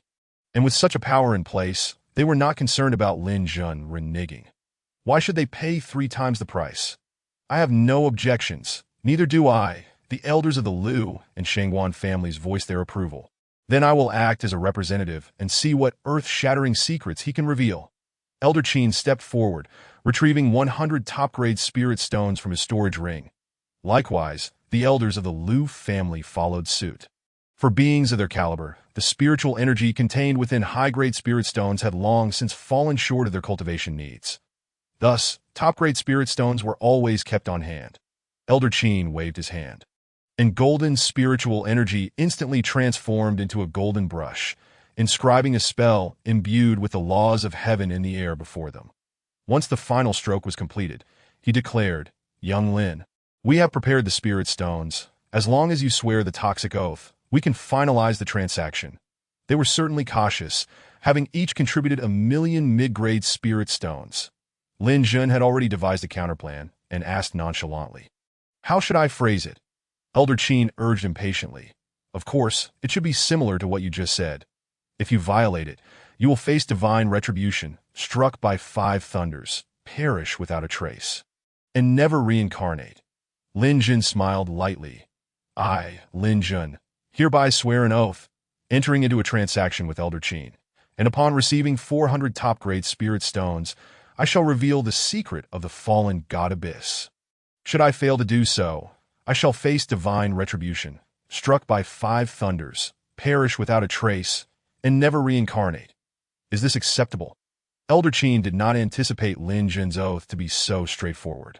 It was evident he was serious that he then looked to the elders of the Liu family, receiving their nods of agreement before saying, "It is settled. I shall first set up a soundproof barrier." Lin Jun objected. "I do not trust you to set up the barrier. Father, please take the lead." Lin Tianxiong waved his hand, establishing a transparent soundproof barrier, then declared, "All is set. Whoever dares to eavesdrop will meet their demise. You all may converse." The soundproof barrier was his. Should the elders of the Liu family act dishonestly, they would not escape his keen eye. The elders of the Liu family understood this logic as well. So even in their impatience, they refrained from complicating matters. After all, once Elder Qin emerged, the truth would be revealed. Elder Qin's expression turned grave. "Speak." Lin Jun replied flatly. "The fallen god Abyss is but a spatial rift, filled with chaotic laws. Even a powerful being at the Emperor realm would be instantly obliterated upon contact. What is a spatial rift? It is essentially the very edge of the Tianxiong continent, connecting to another realm. That is for what that realm is. He had no idea, for the Empress forbade him from touching the core secrets of the fallen god Abyss. And what else? Elder Qin pressed impatiently. "Nothing more," Lin Jun retorted calmly. Elder Qin was nearly driven to the brink of fury, his eyes bloodshot. "Are you toying with me? You inquired about the secret of the fallen god Abyss, and I have revealed it to you," Lin Jun argued. "This is indeed the secret. As for the Empress, she merely resides within." He was determined to rake in those 400 top-grade spirit stones and sow discord between Elder Qin and the other 3 elders. This intricate scheme had only just begun. "You," Elder Qin's fury soared. "Do you believe I will not kill you?" Lin Jun scoffed dismissively, then turned his gaze to his calm father outside the soundproof barrier. "You are the supreme emperor. Your word must hold weight, and a monarch must not speak lightly. Come on, arrogant." Indeed, that is precisely how arrogant he was. Elder Qin was seething with rage, yet he retained his composure, knowing full well the source of Lin Jun's confidence. One could only clench their fists, gnashing their teeth in resentment. 400 exquisite spirit stones, only to purchase such a secret. How did you manage to survive when even the mightiest of emperors can be annihilated by the chaotic currents of the laws? This is my secret, not that of the abyss of fallen gods. Thus I am under no obligation to disclose it. If you insist on knowing, you must offer a greater price. You, old man, this ends now. "Release me," Lin Jun called out lightly, and soon the soundproof barrier was lifted. The three ancestors of the Liu family rushed over in a frenzy. Lin Jun smiled and said, "I've shared the secret with him. You should inquire with him instead. Brother Qin, what is the secret of the abyss of fallen gods? Speak quickly." The three old fellows paid no heed to the surroundings. After all, they were in the Lin family's domain, and they deserved to know. That scoundrel Lin Jun, what he said amounts to nothing. Elder Qin roared, his eyes ablaze with fury. "That we have been deceived. Moreover, we have been thoroughly ensnared. That feeling of helplessness is truly unbearable. I see you wish to monopolize the secret of the abyss of fallen gods." Lin Jun declared fiercely, "If the three esteemed elders do not believe me, let him invoke the oath of the golden pen of words. If I have lied, I shall be struck by heavenly tribulation. That is a divine ability passed down through the royal lineage of the great Qin, one that is intertwined with the laws of heaven." Upon seeing Lin Jun's earnest demeanor, the ancestors of the Liu family became anxious. "Brother Qin, you cannot hoard the secret for yourself." Elder Murong chimed in. "Indeed, otherwise, the three of us will not stand idly by." Elder Shengguan also expressed his stance. "You must divulge it." Chapter 25. Utterly devious, he only mentioned that the abyss of fallen gods is rife with chaotic currents of the laws, capable of causing even the mightiest emperors to fall, and beyond that, he divulged nothing more. Elder Qin raged in frustration. The three ancestors of the Liu family were naturally displeased with this answer and immediately turned their gazes toward Lin Jun. "We merely executed a transaction. I have no obligation to share what I know. That if you do not trust me, let him activate the golden pen of words and swear an oath. Should I have lied, I shall certainly face divine punishment." Lin Jun spoke with a calm demeanor. Elder Qin glared furiously. "You are doing this intentionally, deliberately sowing discord among us." Lin Jun sneered. "I believe you are the one wishing to keep the secret for yourself. Are you not?" The Liu family's elder immediately interjected. "Brother Qin, whether Lin Xiaoyu speaks the truth or not, if you activate the golden pen of words, we will know." "Indeed." Elder Shengguan and Elder Murong both followed suit with their pressure. Lin Jun took the opportunity to strike back. "I have not broken my oath. He naturally does not wish to activate the golden pen of words if he aims to monopolize the secret. Fine, I shall activate it." Elder Qin, in a fit of rage, waved his hand, and as soon as the golden pen of words was activated, it vanished without a trace, while Lin Jun remained unscathed. The three ancestors of the Liu family were thoroughly enraged. "If you three do not believe me, I shall activate the golden pen of words once more to prove that I have not lied." Elder Qin sensed the situation was dire and realized he had been outmaneuvered by Lin Jun, leading to his growing agitation. "Brother Qin, do you take us for fools? The golden pen of words is unique to your great Qin royal family. Who knows if you have a way to circumvent it? Indeed, we believe in the golden pen of words sworn by Lin Xiaoyu, but you, we cannot trust at all." The three ancestors of the Liu family pressed on, their stance indicating that any disagreement could lead to open conflict. Their battle intent reaching a fever pitch. "Three esteemed elders, I assure you, I have not lied." Elder Qin felt as if he could never clear his name. "Yes, he has set a trap for me, intending to sow discord among us. Everything I told you, I shared with him. Brother Qin, you have been a prince for a century, a Qin emperor for 200 years, and a grand emperor for 100 years. Living for over 400 years. Do you truly believe you were outwitted by a mere 20-year-old? We do not believe it. Absolutely not. This is truly infuriating." They provided the spirit stones, but received no useful information in return. Elder Qin glared at Lin Jun, seething with rage. "I will kill you. I can no longer endure this." The overwhelming spiritual power of a peak emperor surged forth, warping the surrounding space. Lin Jun furrowed his brows. Even though he had cultivated his body for many years, making him stronger than others of the same realm, he still felt immense pain in the presence of such divine abilities. Elder Qin, with a twisted expression of rage, shouted as he tightened the space to crush Lin Jun, who dared to deceive him into a bloody pulp. Consequences? He no longer considered them. The great Qin royal family possessed two peak emperor-level experts. Lin Tianqiong's methods against the other three families would be ineffective against the great Qin royal family. Unless Lin Tianqiong could defeat both him and Qin Jingtian, the probability of that was exceedingly low. Zhener Lin Yin, Lin Feng, and Lin Taixing, along with several clan elders, all rose to their feet. You shall not kill him to silence him. However, the three ancestors of the Liu family could no longer contain themselves. To them, Elder Qin's actions were clearly aimed at monopolizing the secret of the abyss of fallen gods. Thus Lin Jun must die. Boom, boom, boom, as the three ancestors of the Liu family made their move. Elder Qin's assault was instantly neutralized. Waves of spiritual energy surged, transforming into white gales that rippled outward.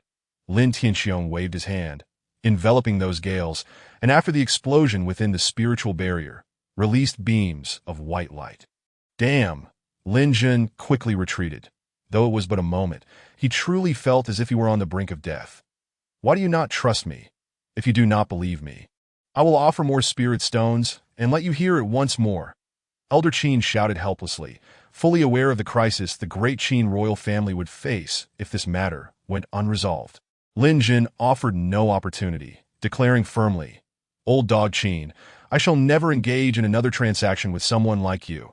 The faces of the three elders of the Shangguan family, which had just relaxed, fell once again. Brother Qin, is this amusing to you? First, you wish to kill him and then propose a transaction, merely to silence him. We are not 3-year-olds. Speak quickly, or tonight shall end in bloodshed.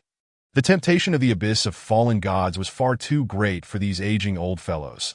How could they willingly fall victim to deception? The Emperor Realm grants a lifespan of 500 years. If they cannot ascend to the saint level, their time will inevitably run out. They are all over 400 years old. Who does not wish to take one step closer? Let the battle commence. Lin Tianxiong declared with authority. Whoever dares to destroy even a blade of grass or a single tree in the Lin residence, I shall undoubtedly raze their estate to the ground. Elder Murong, infuriated, proclaimed, "Old dog Qin, we await you for a duel above the western outskirts. Should you fail to appear, we shall storm the royal palace. Let us depart." The three ancestors, filled with overwhelming fury, swiftly departed from the Lin family residence. Elder Qin, pale with rage, shot Lin Jun a furious glare before roaring, "This matter is far from over." Even if he sought to deal with Lin Jun, now was certainly not the right time. But this cunning fellow had truly left him feeling frustrated. Despite the presence of 2 peak Emperor-level experts, the great Qin royal family could not withstand the ire of the 4 top-tier forces. Once the 4 departed, Lin Jun finally breathed a sigh of relief. It must be said, the power of the Emperor realm was formidable, at least beyond his current ability to resist. Are you all right?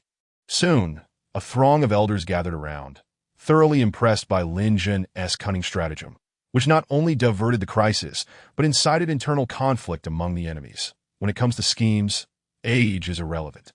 Lin Jun's ability to manipulate 4 old fellows to such an extent is indeed quite devious. I am fine. Lin Jun responded with a calm smile. Though perilous, the rewards were substantial. 400,000 mid-grade spirit stones would suffice for Lin Teng and the others to tirelessly convert their spiritual energy. It would not be long before the younger generation of the Lin family caught up. Moreover, the conflict between the 3 top-tier families and the great Qin royal family would likely not conclude anytime soon. Boom, boom, boom. Just then, a series of earth-shattering explosions echoed from afar, and the already deep night in the imperial capital was illuminated by flashes of lightning, the earth flickering ominously. The battle had commenced. It remains to be seen if Elder Qin alone can withstand the combined might of the other 3. The show has begun. I must go join the fray. As Lin Tianxiong's words fell, he soared into the sky. Lin Yin and Lin Feng exchanged looks of exasperation. Lin Taixing then inquired, "Is the abyss of fallen gods truly the end of the Tianxiong continent, filled with chaotic currents of the laws?" The clan elders perked up, fearful of missing a single word. After all, even those at the Emperor realm could not resist such secrets. How could they? Indeed, it is the end of the Tianxiong continent. Lin Jun affirmed, "My survival was merely a stroke of luck. I found a secluded spot within to evade the chaotic currents of the laws, and there were countless powerful beasts, including those of the Emperor realm." This, at least, was not a lie. As for the matter concerning the Empress, he had no intention of mentioning it, as the clan members would be unable to contend with her, lest it cause them undue worry. Besides, that Empress had yet to take any action against him. Lin Taixing and the others were left utterly astonished.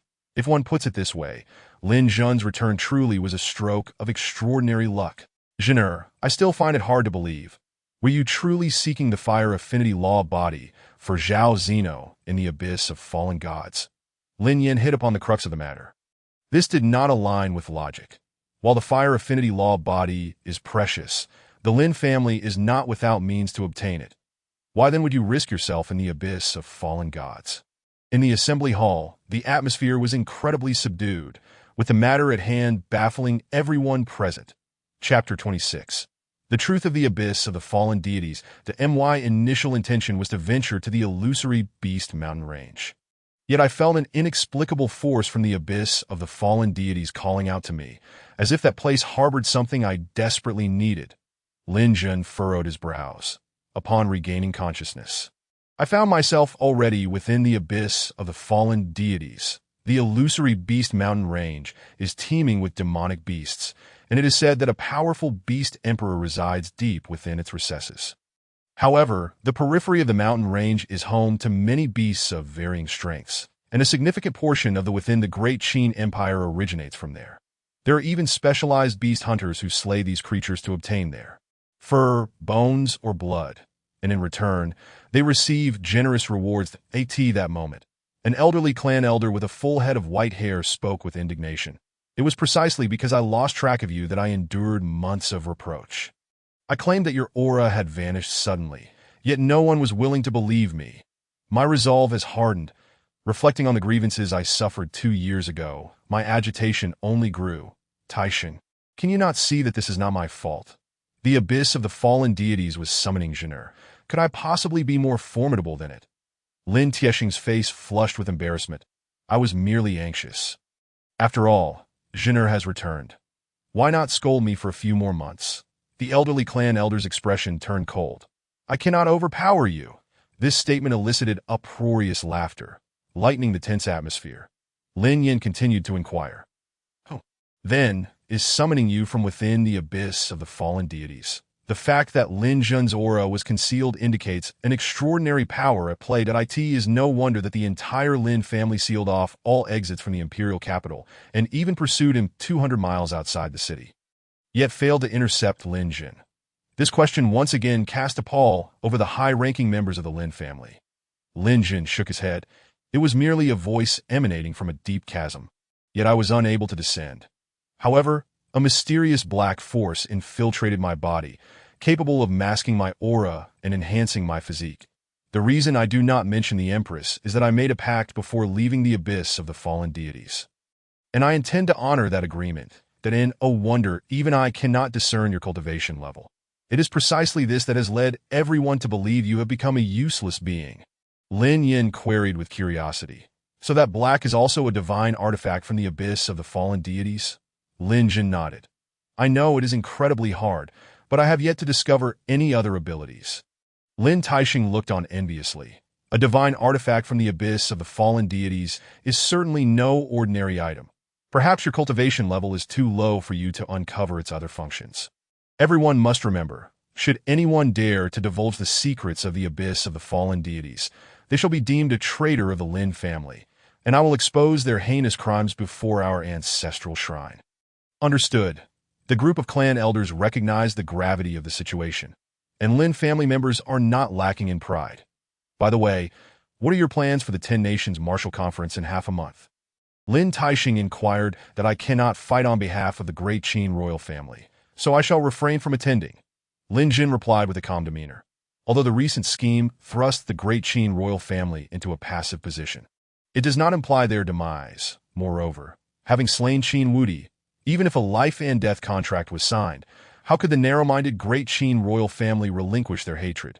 Furthermore, he had no intention of seeking peace. Lin Taixing nodded. If you choose not to go, then so be it. The grievances between the Lin family and the Great Qin royal family will likely remain unresolved for at least a century. Therefore, there is no need for the Lin family's prodigies to fight for the Great Qin royal family. It is already quite late. Let Zhen'er return to rest, Lin Feng said with concern. Lin Jin was not fatigued, but was eager to return and cultivate. He then clasped his fists in salute. Clan leader, I shall take 100 premium spirit stones, and the remainder could be distributed to Lin Xian and the others. Esteemed elders, dear aunt, I shall take my leave now. After receiving nods from the elders, Lin Jin departed. Upon returning to his room, his consciousness immediately entered the boundless space within the punishment heaven, surrounded by utter darkness. The golden dragon lay not far away, exuding a defiant AI or in truth. Of the royal grade, it does not possess autonomous consciousness. It is merely a remnant of the golden dragon's essence, perhaps reflecting its proud nature in life. In the next moment, a figure clad in white, exuding an ethereal aura, appeared before Lin Jin. Yun Nishang, her icy countenance unmistakable that, of course, this was merely a fragment of her divine soul, while her true self remained deep within the abyss of the fallen deities. Lin Jin furrowed his brows. You said you would reveal the second matter once I reached the... I have attained that now. Engaging in a battle of wits with the Empress. Is that not courting death? She could eliminate him with just this fragment of her divine soul. Moreover, he had previously attempted to cast other living beings into the boundless space of the punishment heaven, but ultimately failed. Yet the Empress could navigate it freely, demonstrating her absolute control over him. She undoubtedly knew he had reached the second matter is this. Until my strength earns the Emperor's recognition, you are forbidden from forming a partnership with any other woman.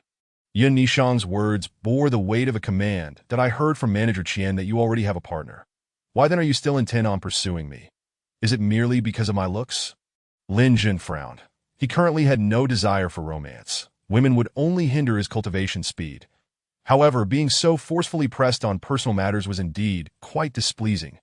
Yet in that very moment, Lin Jin caught a flicker of something unusual in the usually frosty gaze of the Empress. Had he perhaps misspoken, but she did not appear to be angry. Yet, just as quickly, the peculiarity in Yun Nishang's eyes vanished. It is none of your concern. We shall proceed as agreed. What a nuisance. Lin Jin muttered under his breath, though his voice was barely audible, then added, I agree to the second matter. Is it not simply a matter of abstaining from discussing partnerships?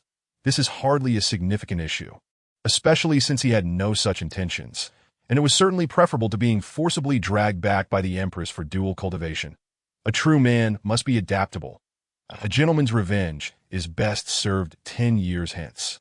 The third matter is to participate in the 10 Nations Martial Conference and make a name for oneself in the Eastern Sea. The Empress issued her cold decree once more. Lin Jin, exuding helplessness, replied, I just stated I wouldn't attend, and now you wish for me to participate. Do you seek to see me make a fool of myself? If you fail to accomplish any task, there are but two outcomes. Either remain a useless being for eternity, burdened by the punishment heaven, or return to the abyss of the fallen deities and cultivate alongside me. Yun Nishang's stance was resolute, leaving no room for negotiation. All her actions stemmed from the 10 Nations Martial Conference, not merely a trial for the 10 major sects of the Eastern Sea to recruit disciples, but more significantly, it concerned the opening of an ancient relic. That place was where Lin Jun and she had once fought side by side, and she intended for him to retrace the path of their past lives. It was there that Lin Jun with reddened eyes had declared, Who dares to harm my Nishang? I shall pursue them to the ends of the earth. He had truly achieved that.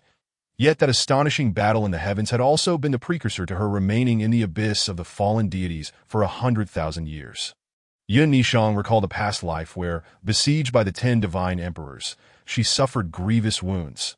Just as she believed she would perish, Lin Jun, donned in the primordial battle armor, tore through space, wielding the punishment heaven in one hand while cradling her in the other. Bravely confronting the 10 divine emperors, that a faint smile crept across her lips. Silly boy, you are my dual cultivation partner, yet you have forgotten. But I know that since you have reincarnated, there will come a day when you will once again lead me in a battle against the heavens and the earth, to make those myriad gods and demons pay for our 10,000 years of longing. Chapter 27. Fusion of the Golden Dragon. What a predicament! Lin Jin looked at the vanishing Empress and could only vent his frustration. He then turned his attention to the proud Golden Dragon. It is an honor for you to serve as but you must grasp this opportunity, for should you prove too weak, I shall discard you. The Golden Dragon remained silent. It was merely a remnant of the Golden Dragon's essence and lacked independent consciousness. Come. Lin Jin summoned a swirl of spiritual energy, drawing the floating Golden Dragon closer. merging it with his premium gold attribute spirit root, Roar. The golden dragon emitted a dragon's roar upon receiving the influx of spiritual energy. Lin Jun awakened his own premium gold attribute spirit root. So the royal grade golden dragon was indeed a lofty aspiration. Moreover, the fusion process encountered no rejection whatsoever. However, even the most seamless integration requires time. The following day, chaos erupted throughout the imperial capital. Last night, the ancestor of the great Qin royal family clashed with the ancestors of the other three top-tier forces, resulting in a tumultuous battle. Not to mention an elder who stood on the sidelines, cheering them on, none other than Lin Tianxiong. This battle raged for over 10 hours, and it must be said that the Qin ancestor truly lived up to the pinnacle of the imperial realm. Although he occasionally found himself at a disadvantage, he always managed to turn the tide at critical moments. The ancestors of the Lu family, the Shangguan family, and the Morong family all exerted their utmost efforts, yet could not gain the upper hand against the Qin ancestor. The four of them were all consumed by bloodlust. Thankfully, the battleground was located in the western suburbs.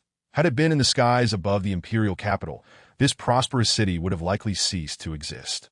The western suburbs lay in ruins, with not a blade of grass remaining within a radius of several dozen miles. "Grandfather, I have come to assist you." At that moment, the voice of Qin Jin resonated from the imperial palace. And in the blink of an eye, he appeared in the battle zone, clad in a dragon robe. The expressions of the three elders from the Lu family changed dramatically. If the Emperor Qin were to join the fray, would their situation not become dire? Observing this, Elder Qin immediately raised his hand and said, "My dear brothers, cease your fighting. Do you wish to allow the Lin family to reap the benefits?" The three elders of the Lu family indeed wished to halt their aggression. For with Qin Jingtian's involvement, the tide of the conflict could be turned. Moreover, Elder Qin was correct. Continuing the battle would only serve to benefit the Lin family. However, relinquishing their efforts left them with a lingering dissatisfaction. Elder Shangguan coldly remarked, "You naturally do not wish to continue fighting, especially since you have monopolized all the advantages." The thought alone infuriated him, having spent 100 premium spirit stones without acquiring any news. Yet Elder Qin could feign such a pitiful demeanor. The decree signed with the golden pen of the emperor was a unique power that only Elder Qin possessed. The three elders had witnessed Lin Jin pledge his loyalty. Thus they remained unconvinced by Elder Qin's one-sided claims. "This matter will be addressed, but I implore you to refrain from violence." Elder Qin clasped his hands in a show of humility, though they had not been defeated. Their circumstances were hardly favorable. Even if Qin Jingtian's involvement led to victory, it would not result in the demise of any participant. Rather, Lin Tianxiong, who stood by observing, could easily take action when their spiritual energy was depleted. In simpler terms, if they continued to fight, the great Qin Empire might soon face a name change. Elder Lu let out a cold snort. "If that is the case, I shall grant you a fortnight. If you fail to provide us with a reasonable explanation, we shall unite and return to the imperial palace to battle once more." Elder Morong stated frostily, "Let us withdraw." The three were preoccupied with their own family affairs. After all, the killing formation set by Lin Yin, the poisonous mist orchestrated by Lin Feng, and the challenge issued by Lin Qing demanded their immediate attention. Lin Tianxiong shook his head. "What a bore. All these old geezers have reached the imperial realm, yet they fought throughout the night as if playing house." With that, he turned, hands clasped behind his back, and ascended into the skies above the western suburbs. "Why do we not dare to unleash our deadly moves? Surely you have some inkling." Elder Qin stomped his foot in frustration. Did he intend to unleash all his power only to await Lin Tianxiong's harvest? After establishing a soundproof barrier, Qin Jingtian inquired, "Grandfather, what on earth has transpired? Was it not said that the three supreme factions were to ally with our Qin royal family to pressure the Lin family? Why have the Lin family become mere spectators, while our own grandfather fought with the elders of the three supreme factions to the point of bloodshed? That scoundrel Lin Jun is exceedingly cunning. I have fallen into his trap, and our relationship with the three supreme factions has been severed." Elder Qin said indignantly, "This boy is utterly vile and must be executed. I cannot swallow this humiliation." He had been in power for over 2 centuries. What schemes had he not employed or witnessed? Simply put, falling for such tricks was due to carelessness that he never anticipated that the Golden Pen decree, which the royal family took pride in, would become the pivotal point of Lin Jun's machinations. Upon hearing the full story, Qin Jinyan clenched his fist tightly. This boy has eliminated the invincible and severed my hope of the great Qin's rise. He must be put to death. I will go now. Absurd. Elder Qin scolded. If you take action, do you think Lin Tianxiong will merely stand by idly? Qin Jintian could only clench his fists in frustration. Lin Tianxiong had slain his father, while Lin Jun had killed his son, and yet he could not seek vengeance. Perhaps it was better not to be emperor after all. What a disgrace. When we return, summon Shiji to me. Elder Qin said coldly. Although he has not awakened the golden dragon form, I have investigated and found that he possesses both golden and fire dual spiritual roots, and they are of high quality.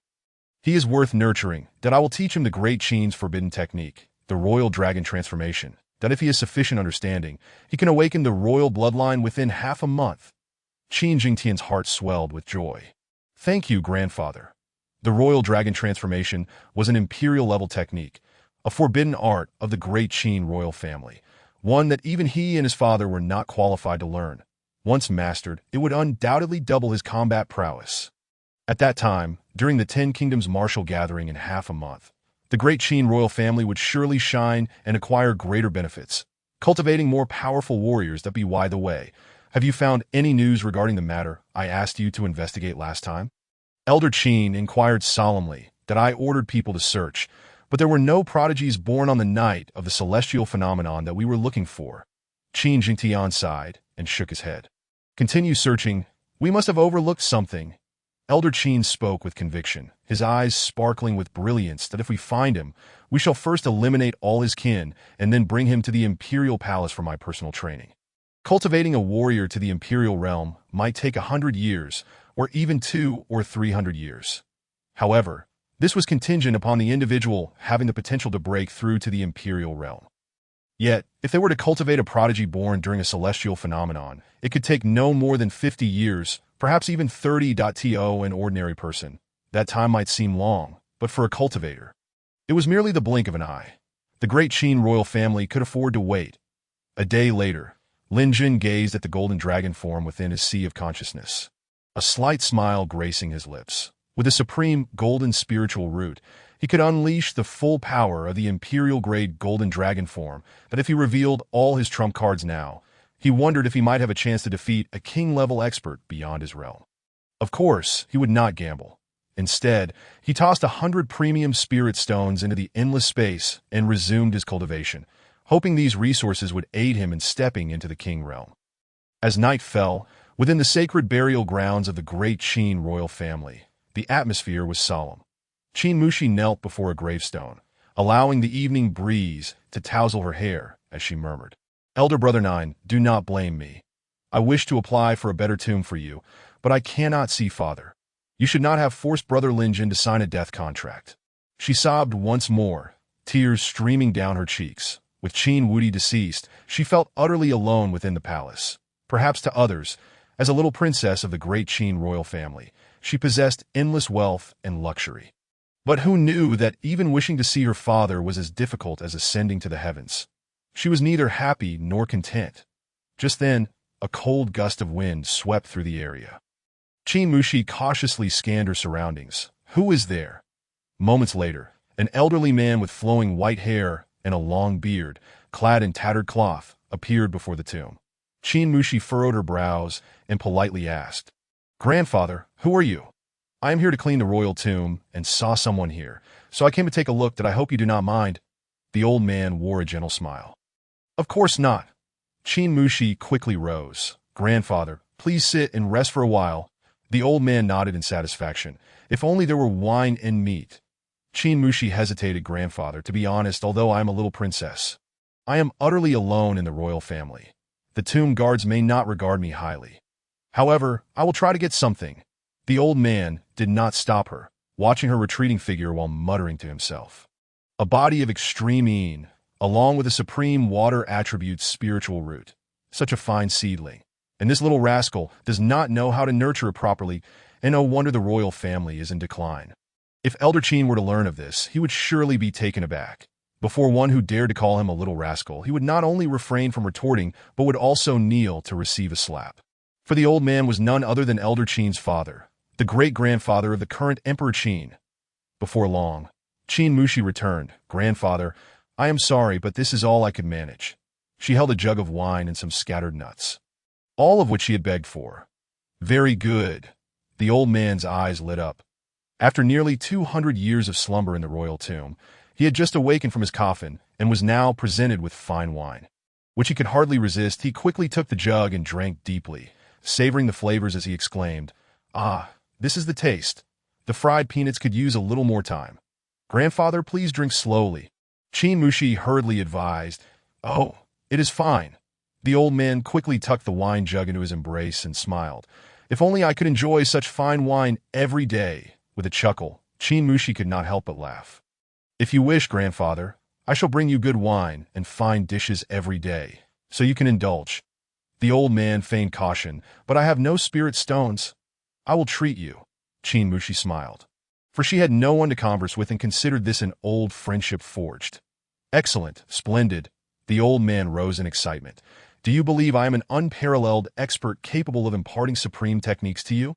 Qin Mushi smirked. "Grandfather, have you had too much to drink? You hardly seem like an unparalleled expert." The old man was clad in ragged cloth, looking somewhat disheveled, were it not for his claim of cleaning the royal tomb.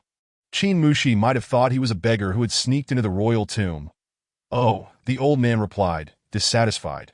"What do you envision an expert to be like?" Qin Mushi pondered for a moment before blinking her beautiful eyes. "In my eyes, an expert should be aloof and distant, like my father, whom even I cannot meet. Did I remember the last time I saw him was 8 years ago.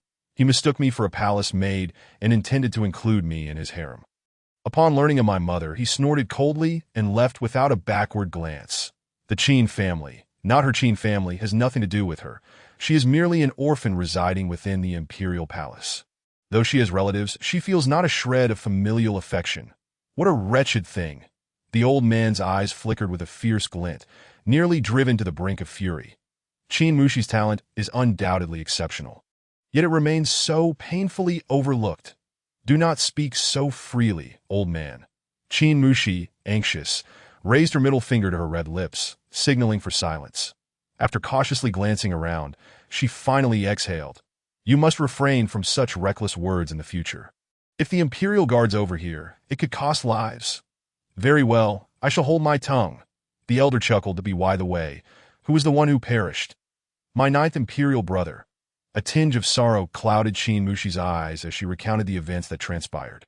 Supporting her chin with her hands, she gazed up at the resplendent moon above. "Grandfather, do you think I can still be friends with the Lin family?" She yearned to escape the palace.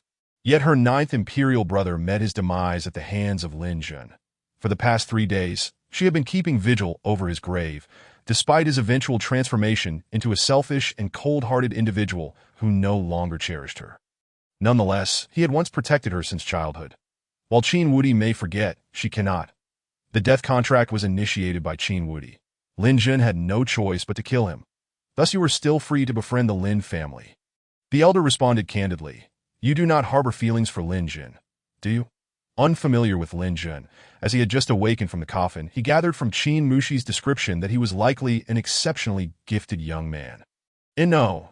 Qin Mushi's delicate face flushed a deep crimson. "I have always regarded him as an elder brother. Ha." The old man erupted into hearty laughter at her stammering. "When a man reaches marriageable age and a woman reaches marriageable age, what is there to be embarrassed about?" "Humph." Qin Mushi pouted. "Grandfather, if you keep laughing at me, I shall no longer bring you fine wine and delicacies." The elder immediately adopted a serious demeanor. "I will not laugh. I absolutely will not laugh. The misdeeds of my unworthy descendants truly render me unable to smile. In his time as the ruler of the great Qin, there were indeed top-tier families, but who dared to rival the imperial family? In the Eastern Sea region, who would dare to mock the great Qin Empire? In just a few hundred years, how had it fallen to such a state? Were it not for the discovery of Qin Mushi, a promising talent, he would have been compelled to storm the palace and give a thorough beating to his ungrateful descendants, forcing them to reflect on their actions. "Oh, grandfather, I feel as though I am on the verge of a breakthrough." Qin Mushi's beautiful eyes sparkled with astonishment. She possessed little talent for cultivation. Her realm had always been stuck at the pinnacle of martial artists, yet she never expected the shackles to loosen. There was a sensation that with just a little more effort, she could step into the awakened realm. "Oh," the elder smiled faintly. "Then I shall not disturb you any longer. Focus on your cultivation."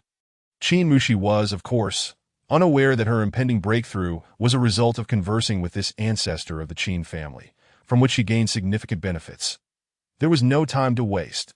Qin Mushi sat cross-legged, closed her eyes, and began fervently converting spiritual energy. The elder waved his hand to establish a barrier and set up a gathering array of spiritual energy, personally guarding Qin Mushi. "I shall observe what you all are up to." He chose not to reveal himself, but decided to elevate Qin Mushi's cultivation. Should those ungrateful descendants learn that Qin Mushi not only possessed an extremely keen constitution, but also a top-tier water attribute spiritual root, and still behaved as they had in the past, then a reckoning would surely be in order. 7 days passed. Lin Jun had absorbed over 100 top-tier spiritual stones, yet his cultivation remained stagnant at the third stage of the law manifestation realm, causing his brow to furrow in frustration. 100 top-tier spiritual stones only elevated me by 3 minor realms. Are you jesting with me? Or have you been secretly consuming them? This amounted to 1,000,000 mid-tier spiritual stones. Previously, with less than 300,000 mid-tier spiritual stones, he had entered the law manifestation realm. Yet now, with 1,000,000 mid-tier spiritual stones, he had only advanced 3 minor realms. This was ludicrous. It must be the fault of the punishing heaven ruler. What is that? Lin Jun suddenly noticed that within the originally boundless, lightless, and lifeless infinite space, a colossal fireball had emerged, leaving him astounded. With a mere thought, he found he could indeed manipulate that enormous fireball. If he were to launch a surprise attack, which adversary could possibly counter it? This could serve as a life-saving trump card. "Empress, come forth." He sought clarification, for such an occurrence had never happened before. However, the Empress, who usually appeared at his beck and call, did not respond, leaving him feeling somewhat disheartened. That as he observed closely, he noticed that the fireball was not merely burning, but seemed to be splitting apart. Chapter 29. Long live the Empress. The fireball's division was slow, barely perceptible to the naked eye. After a day of fruitless observation, Lin Jun exited the infinite space and arrived at the Tianbao Pavilion. Qian Santong greeted him with a cheerful smile. "Young Master Lin, how many spiritual stones do you wish to take this time?" Lin Jun got straight to the point. "All of them." With only 7 days remaining until the 10 Kingdoms Martial Arts Conference, having only elevated 3 minor stages with 100 top-tier spiritual stones, he recalled that Tianbao Pavilion possessed several million mid-tier spiritual stones. If he could bring them back, he might break through to the King Realm. Only by reaching the King Realm could he fulfill the Empress's desire for him to make a name for himself in the Eastern Sea region. "Ah," Qian Santong's smile vanished without a trace. That not possible. Lin Jun felt he may have been a bit too ambitious. Cough, cough, of course it is." Qian Santong furrowed his brow, then looked up. "However, I have a question. May I ask if it is convenient for young Master Lin to answer?" Lin Jun nodded. "Feel free to ask, Qian Manager." Qian Santong blinked. What realm is young Master Lin currently at? The Empress had proclaimed that if Lin Jun did not reach the King Realm within 6 months, his life would be forfeit. Hence he was even more anxious than Lin Jun himself. Unfortunately, Lin Jun's aura had been concealed by the punishing heaven ruler, and even he could not ascertain a thing. Otherwise, he would not have posed such a presumptuous question. Currently at the 3rd stage of the law manifestation realm, Lin Jun did not conceal the truth. As long as he had spiritual stones, his cultivation could soar continuously. Even if Qian Santong were to reveal this information, it would not be long before he transcended that realm. Only the 3rd stage of the law manifestation realm? Qian Santong lowered his head, contemplating deeply, his heart ablaze with anxiety. To break through from the 3rd stage of the law manifestation realm to the King Realm in just 6 months. Even if Lin Jun were a prodigy, there was hardly a chance. Had he known that Lin Jun had risen from 0 cultivation to the current 3rd stage of the law manifestation realm in merely half a month, he would not have felt so disheartened. Of course, Lin Jun would not voluntarily disclose this information. "Young Master Lin, please wait a moment. I will retrieve the spiritual stones." After a slight bow, Qian Santong hurriedly left the room. Lin Jun opened the door and once again beheld the portrait of the Empress, studying it intently. The Empress was more beautiful than a celestial being, and the more he looked, the more captivating she appeared. However, upon recalling the Empress's age, which could very well exceed that of his ancestors combined, he promptly abandoned his thoughts. Too old. Even if her appearance was forever locked in her 20s, possessing an unparalleled grace. Her psychological age was far too mature, and communication with her would undoubtedly reveal a generational gap. Regardless of how challenging the remaining requirements might be, I must accomplish them. Lin Jun resolved firmly.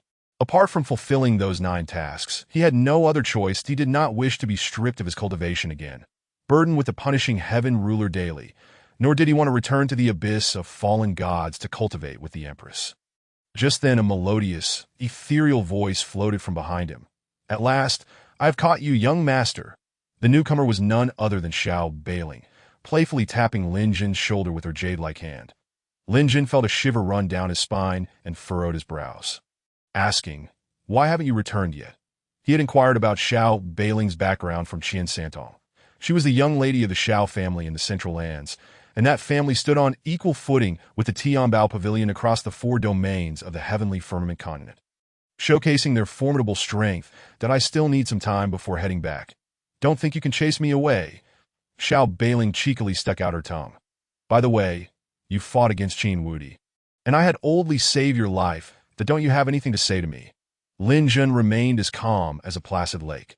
Oldly mentioned that since we saved each other, we are even. Xiao Bailing pouted, stamping her foot in a sulky manner. You are truly a bore. She had traveled such a long distance only to receive Lin Jun's indifferent response that if she revealed her identity, would it shock him? But that would spoil the fun, and she believed Lin Jun was certainly not a petty person like Zhao Zeno, who would ingratiate himself with the powerful. I am indeed quite dull. Lin Jun replied nonchalantly. So you should return sooner. There is no need to waste time on me. Humph. Xiao Bailing retorted angrily. Who is wasting time on you? I have important matters to attend to in the Eastern Sea region. Lin Jun did not refute nor agree. He saw right through Xiao Bailing's little schemes. But was he such an easily pursued person? It was not that Xiao Bailing lacked excellence, nor that his standards were too high, but rather the Empress's overwhelming presence.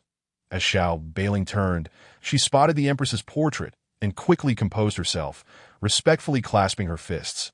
Empress Nizhong, I was unaware of your presence here, that if I have offended you, I ask for your forgiveness. Lin Jun chuckled. Do you know her? Regarding the Empress, his understanding was rather limited, primarily due to his reluctance to inquire, and the Empress herself never broached the subject. Of course, Xiao Bailing exclaimed anxiously. You mustn't speak carelessly.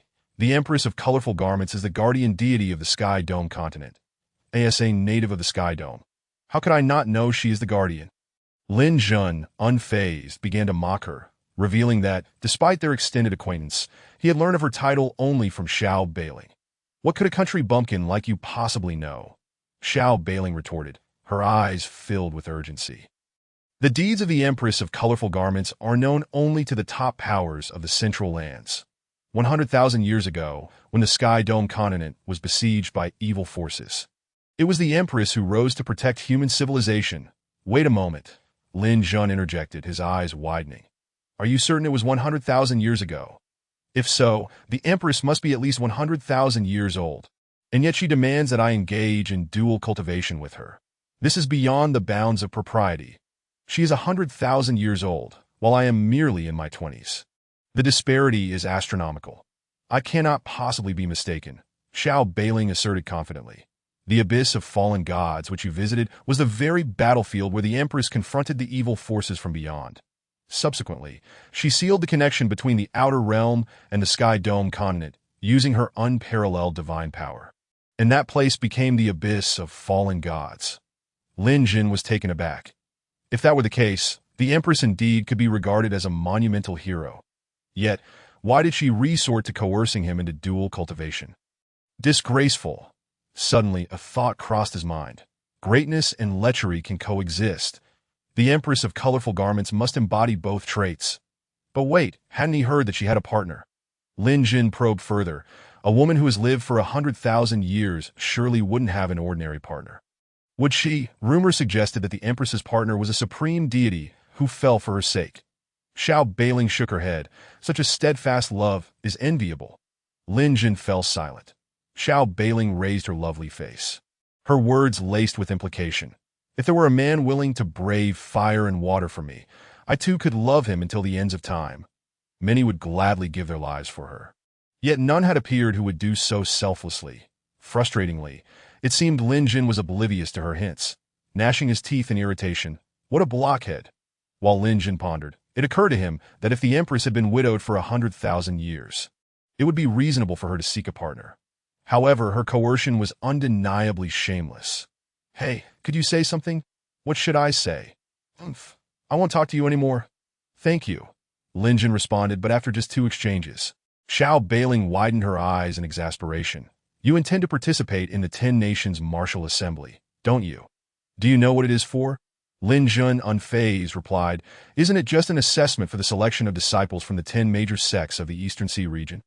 He had little desire to become a disciple of any sect, as his current cultivation method was already a self-contained system.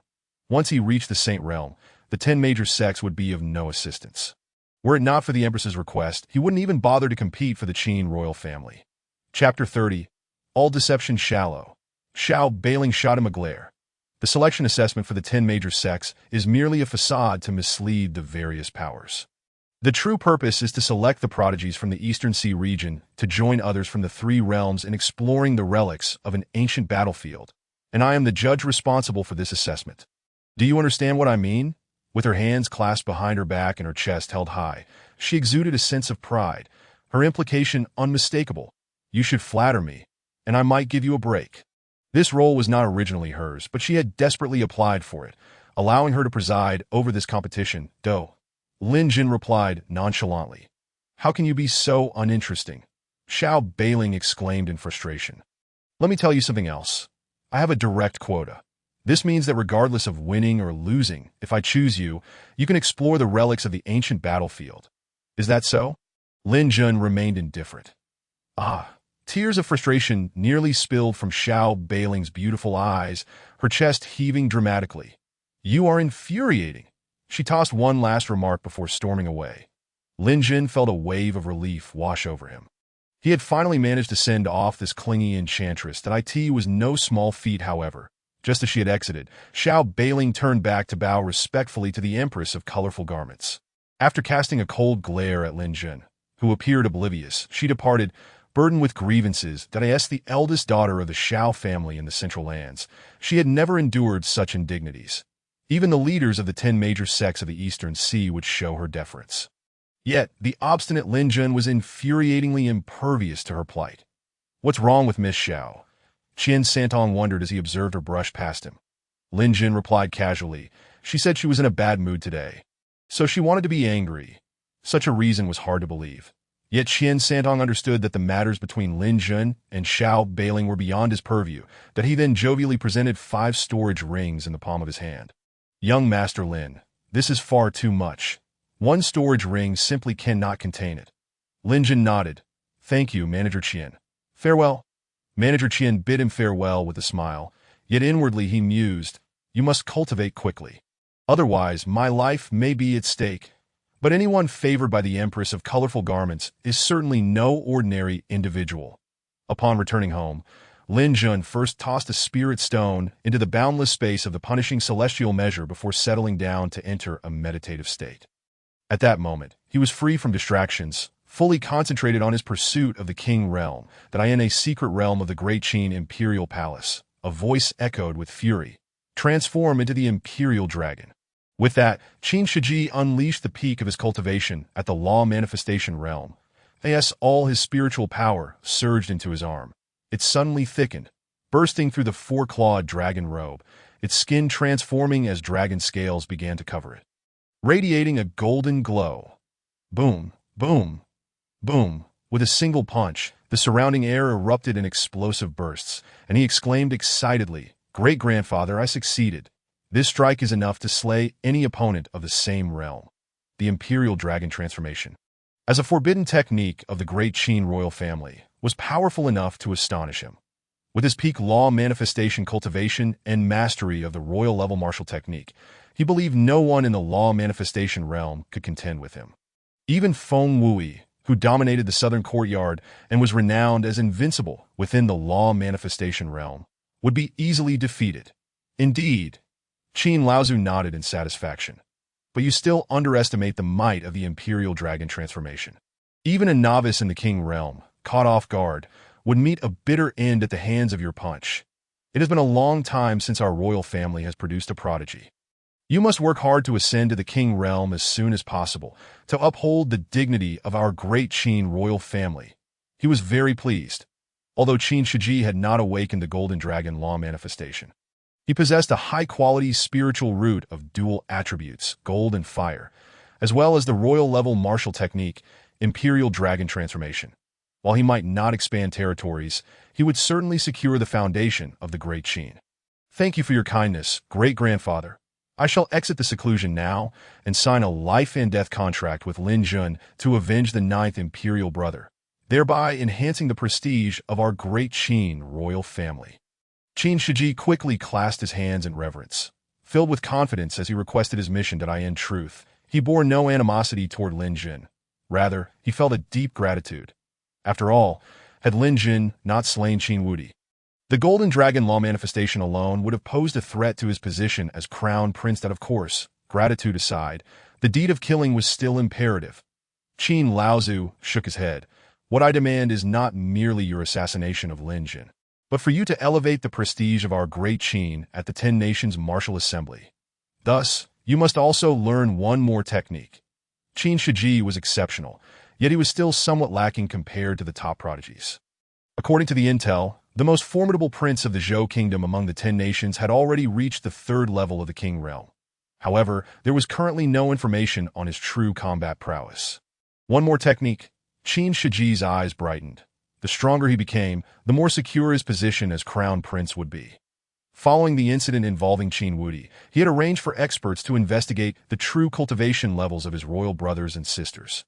If any posed a threat, they would be swiftly eliminated. Shiji, I shall teach you this technique only once. How much you can learn depends on your fortune. Qin Laozu's expression turned grave as he extended a withered hand to press upon Qin Shiji's crown. In an instant, Qin Shiji entered a meditative state, and the images that flooded his mind left him profoundly shaken. 6 days later, Qin Shiji abruptly opened his eyes, imbued with an unprecedented confidence. Feng Wui, Lin Jun, you shall ultimately serve as stepping stones for my ascent. I will demonstrate to the world who truly is the greatest prodigy of the Great Qin. Ha ha ha! The moment he concluded his seclusion, he received the directive from Ancestor Qin to vanquish Feng Wui, the top contender of the Southern Academy's rankings. Concurrently, as Qin Mushi opened her eyes, feeling the transformation within her body, her delicate face was adorned with disbelief. Grandfather, how on earth did I inadvertently enter the law manifestation realm? Yet, this was not the crux of the matter. The most pivotal revelation was that her spiritual root was an exceptional water attribute. Such a rank of spiritual root within the entire Qin Empire could only be found in Lin Jun. What is this law manifestation realm? Is it truly formidable? Why can't I comprehend it at all? Ancestor Qin feigned confusion, and Qin Mushi patiently elucidated. It is merely a realm in cultivation, yet I had forgotten you are an ordinary person. To put it plainly, the cultivation realms from lowest to highest are martial artist, awakening, fusion, law manifestation, king, emperor, venerable, sage, and great emperor. 9 realms in total. Enough, enough. Ancestor Qin waved his hand impatiently, saying, this old man cannot grasp such concepts that I am quite famished. Hurry and procure some food and wine. Oh, right. Qin Mushi promptly nodded. I apologize, grandfather. It is entirely my fault. I shall go buy some right away. As Ancestor Qin watched Qin Mushi depart, his eyes sparkled with brilliance. Heaven bless the Qin, for such a prodigy has emerged in this era. Yet my descendants seem as foolish as can be. The Lin family. Quite intriguing. After uttering these words, he soared through the air towards the Lin family estate, for a powerful aura emanated from there, one that even he could not fully discern. Yet, it was astonishing that such a family, when he was buried, was merely an inconsequential clan within the imperial capital, who could have elevated a mediocre family to such a grand stature in merely 2 centuries. At the Lin family estate, Lin Tianxiong, donned in simple attire, sensed the fluctuations of spiritual energy around him, and calmly scattered fish feed while leisurely stating, "It is indeed a pleasure to have friends come from afar. Why not join me for a chat?" This aura was formidable, surpassing the realm of emperor, indicating that it belonged to a venerable. It seems that the Deqin Empire is becoming increasingly fascinating. Chapter 31. The unfathomable Lin Tianxiong. I never imagined that within our Deqin Empire there would be hidden dragons and crouching tigers, and such a formidable being as yourself. As Ancestor Qin made his presence known, he immediately cast a soundproof barrier. Lin Tianxiong's ability to detect his arrival signified that his realm had long surpassed that of Emperor, placing him at least on par with Ancestor Qin, both residing within the venerable tier. With such cultivation, it was evident that during his 200 years of slumber, the Lin family had not usurped the Deqin royal family, indicating their disinterest in self-proclaiming an emperor. You emerge from the royal tomb. If I'm not mistaken, you must be one of the ancestors of the Deqin royal family.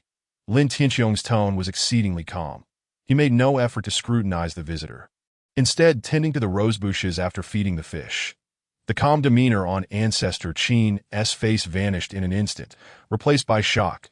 Lin Tianxiong was aware of his origin from the royal tomb. What did this signify? Was he issuing a warning? I myself harbor no ambitions. I merely wish to live a tranquil life. Lin Tianxiong continued. I can remain indifferent to the conflicts among the younger generation. But should any old fool dare to interfere, do not blame me for annihilating the Deqin royal family. As the word annihilate left his lips, the atmosphere within the soundproof barrier shifted dramatically. Ancestor Qin's eyes widened as he hurriedly raised his hand to counter Lin Tianxiong's soul attack, following which he, still shaken, stated, "The Qin and Lin families shall coexist in harmony. I will issue the necessary directives." With that, he dispelled the soundproof barrier and, drenched in sweat, departed the Lin family estate. Lin Tianxiong left him with a singular impression. His cultivation was unfathomable, and he was certainly not merely a venerable. Yet, fortunately, this individual was not enamored with imperial power. Otherwise, the Deqin royal family would be in peril. Within the Deqin royal tomb. "Hey, where is everyone? Grandfather, where are you?" Qin Mushi, one hand carrying fine wine and the other holding braised delicacies, returned to the gravestone of her ninth royal brother only to discover the old man had vanished. She surveyed her surroundings but found no trace, then muttered to herself, "How peculiar. I just went to report the hygiene situation." Ancestor Qin smiled serenely. "Wow, are all these for me?" "Of course." Qin Mushi hurriedly set the food and drink on the ground, adding, "I apologize for the inconvenience. We can only dine here." "Splendid," Ancestor Qin exclaimed, eagerly gulping down a mouthful of strong liquor, followed by a hearty bite of pig's trotter, his face smeared with grease, completely disregarding the demeanor of a venerable. "Dear grandfather, please take it slow, don't choke." It's nothing. You carry on." Observing the old man's voracious appetite, Qin Mushi couldn't help but smile, then placed another jar of strong liquor and offerings at Qin Wudi's grave. "Ninth royal brother, I must take my leave, but I will certainly return to visit you often. That I have pondered for a long time, and cannot blame the Lin family. They truly are quite kind this time." "It was your misstep," Qin Mushi spoke to herself, realizing that her ninth royal brother had lost himself in the face of power. "Grandfather, I must depart." Qin Mushi then said earnestly, "I have no maidservants or guards. But whenever I have the time, I will surely bring you food." "Oh, right. This is the storage ring left by my mother. It contains plenty of food and drink, enough to last you half a month." Her mother had merely been a maid, and it was only due to the emperor's favor that she came to be. However, the emperor cough. Lin Xian, having suffered a grievous injury, spat blood and succumbed to a violent fit of coughing. After all, the pinnacle of the law manifestation realm stood before him like an insurmountable mountain. Observing this, Qin Mushi swiftly positioned herself in front of Lin Xian to prevent Feng Wui from advancing further. Angrily demanding, "Feng Wui, do you dare to show such disrespect in my presence?" Chapter 32. Return to the kingly realm. I was wondering who it could be. Feng Wui stood haughtily, delivering a sharp and cutting mockery. "Ah, it is merely the little princess born of a maid. Even if you were to marry me as a concubine, your family would likely scorn you." The Lin family estate erupted in outrage. Despite Qin Mushi's lack of favor, Such humiliation was utterly unwarranted. The Feng family was a prestigious lineage in the imperial capital, with Feng Wuyi's grandfather, Feng Qingyang, serving as the headmaster of the Southern Academy, thereby maintaining excellent relations with various powerful factions. Yet, such brazen words left onlookers in shock. Qin Mushi did not care for her lineage and did not perceive her mother's background as disgraceful. But what she could not tolerate was Feng Wuyi's intrusion into the Lin family estate, where he had first injured Lin Xian and then insulted her. It was simply intolerable. In an instant, the Lin family's guards surged forth, surrounding Feng Wuyi like a tightly woven net. With an arrogant demeanor, Feng Wuyi scoffed, "Is this all you've got?" A mere group of guards, most of whom are at the fusion realm, and the strongest among them barely reaches the law manifestation realm. As long as the Lin family elders do not intervene, I could easily handle you all. Stand down. Lin Xian rose, clutching his chest, blood still staining the corners of his mouth as he issued the command. There was no need for Feng Wuyi to take the spotlight, and this trivial matter was one the Lin family could resolve. Though the guards were furious, they heeded Lin Xian, recognizing he had their best interests at heart. "Mushi, someone will take care of him," Lin Xian reassured her. Qin Mushi furrowed her brow. Although she had stepped into the law manifestation realm within the royal tomb, facing the renowned Feng Wuyi, who held the top rank on the Southern Academy's leaderboard, left her feeling uncertain. "Feng Wuyi, how dare you come to my Lin family and cause trouble?" At that moment, a clan elder of the Lin family at the kingly realm arrived on the scene with great authority, looking down from the steps with a commanding presence. Many years ago, Lin Tianxiong had established a rule that peers could visit one another for sparring, and regardless of victory or defeat, the elders would not intervene. Feng Wuyi responded with a cold laugh. "I merely injured Lin Xian. Do your Lin family elders intend to meddle in this?"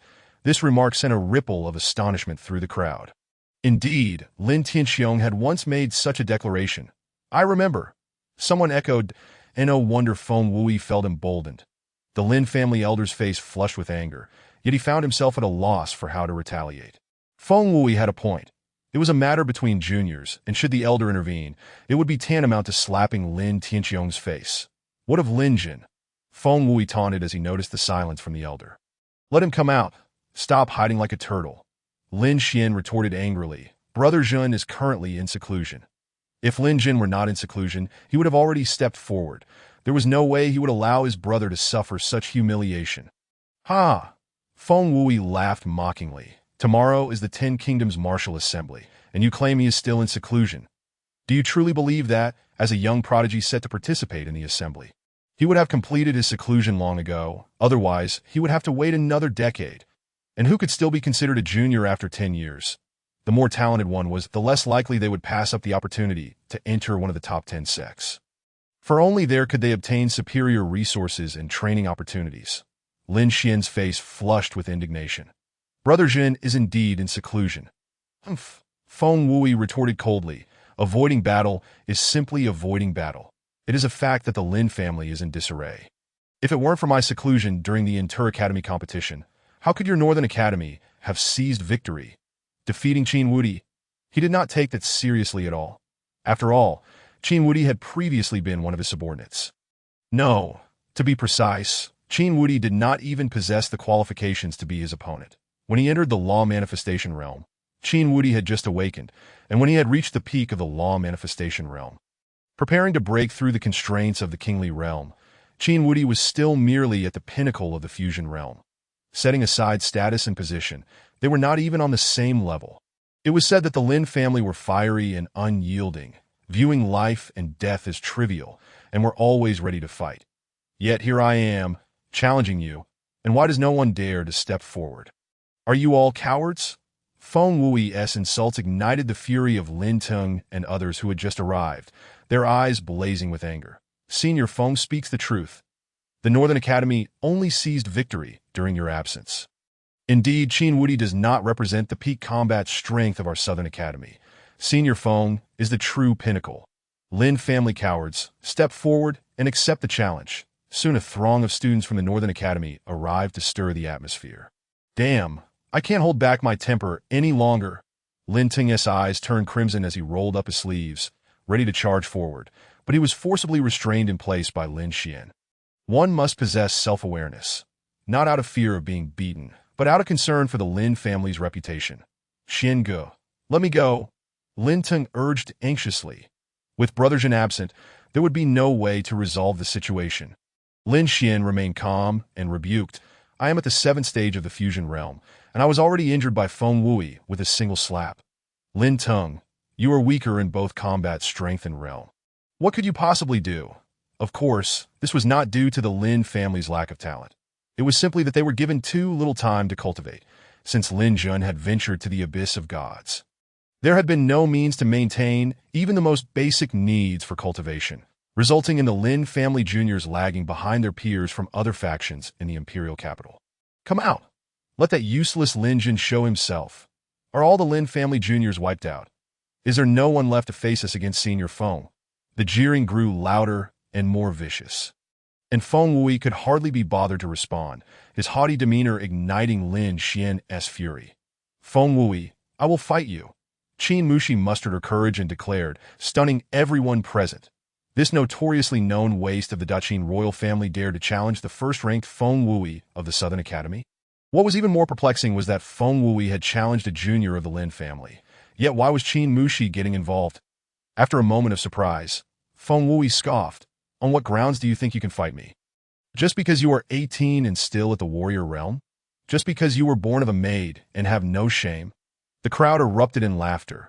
Feng Wui showed not an ounce of respect for Qin Mushi, his words striking deep. Mushi, don't act impulsively. Lin Xian quickly stepped forward. He is here to challenge Brother Jin. This has nothing to do with you. Linya and others rushed forward as well. They could not bear to watch Qin Mushi be bullied. This is now my concern. Qin Mushi's delicate face was filled with determination as she sidestepped Lin Xian and confronted Feng Wui from a distance of 5 meters. Mushi, don't act recklessly. Linya stepped forward, but at that moment, she was forcibly held back by a pair of powerful hands. Mushi is no longer the same Mushi she once was. Lin Jin has emerged from seclusion. As hoped, he has returned to the kingly realm. Upon learning that Feng Wui had issued a challenge, Lin Jin naturally arrived at the doorstep without delay. Now, seeing Qin Mushi, he was immensely astonished. How had this little girl's cultivation speed skyrocketed so dramatically? When he had slain Qin Wudi, Qin Mushi was still at the warrior realm. Yet now she had stepped into the law manifestation realm. She must have either received a legacy or attained enlightenment. Otherwise, such a miraculous occurrence was simply unfathomable. Brother Jin? Oh my, you finally emerged from seclusion. I thought you had died. The previously disoriented juniors of the Lin family were ecstatic to see their stalwart leader. Lin Jun. Feng Wui's gaze shifted to Lin Jun behind Qin Mushi, then coldly declared, could it be that the once great prodigy of the Daqin has fallen to the point of needing a woman to protect him? Naturally, he looked down upon Qin Mushi and had no desire to engage her in battle. He merely sought to provoke Lin Jun into a confrontation. Likewise, all eyes turned toward Lin Jin, filled with provocation and disdain. Chapter 33. Strength above all? Then you shall die.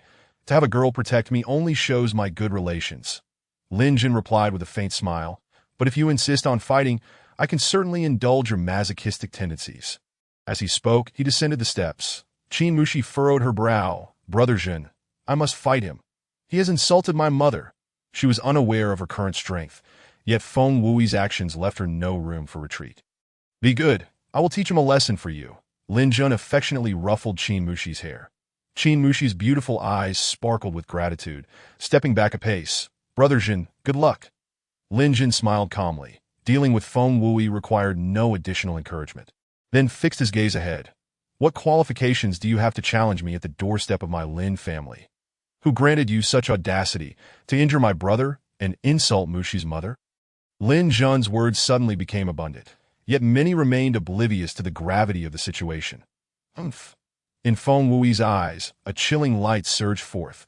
A fist embodies truth. Lin Jin chuckled. So you mean to say, I am superior to you, and thus, killing you would entail no wrongdoing. Feng Wui proclaimed with pride. This is only natural. In the Tianxiong continent, martial prowess reigns supreme.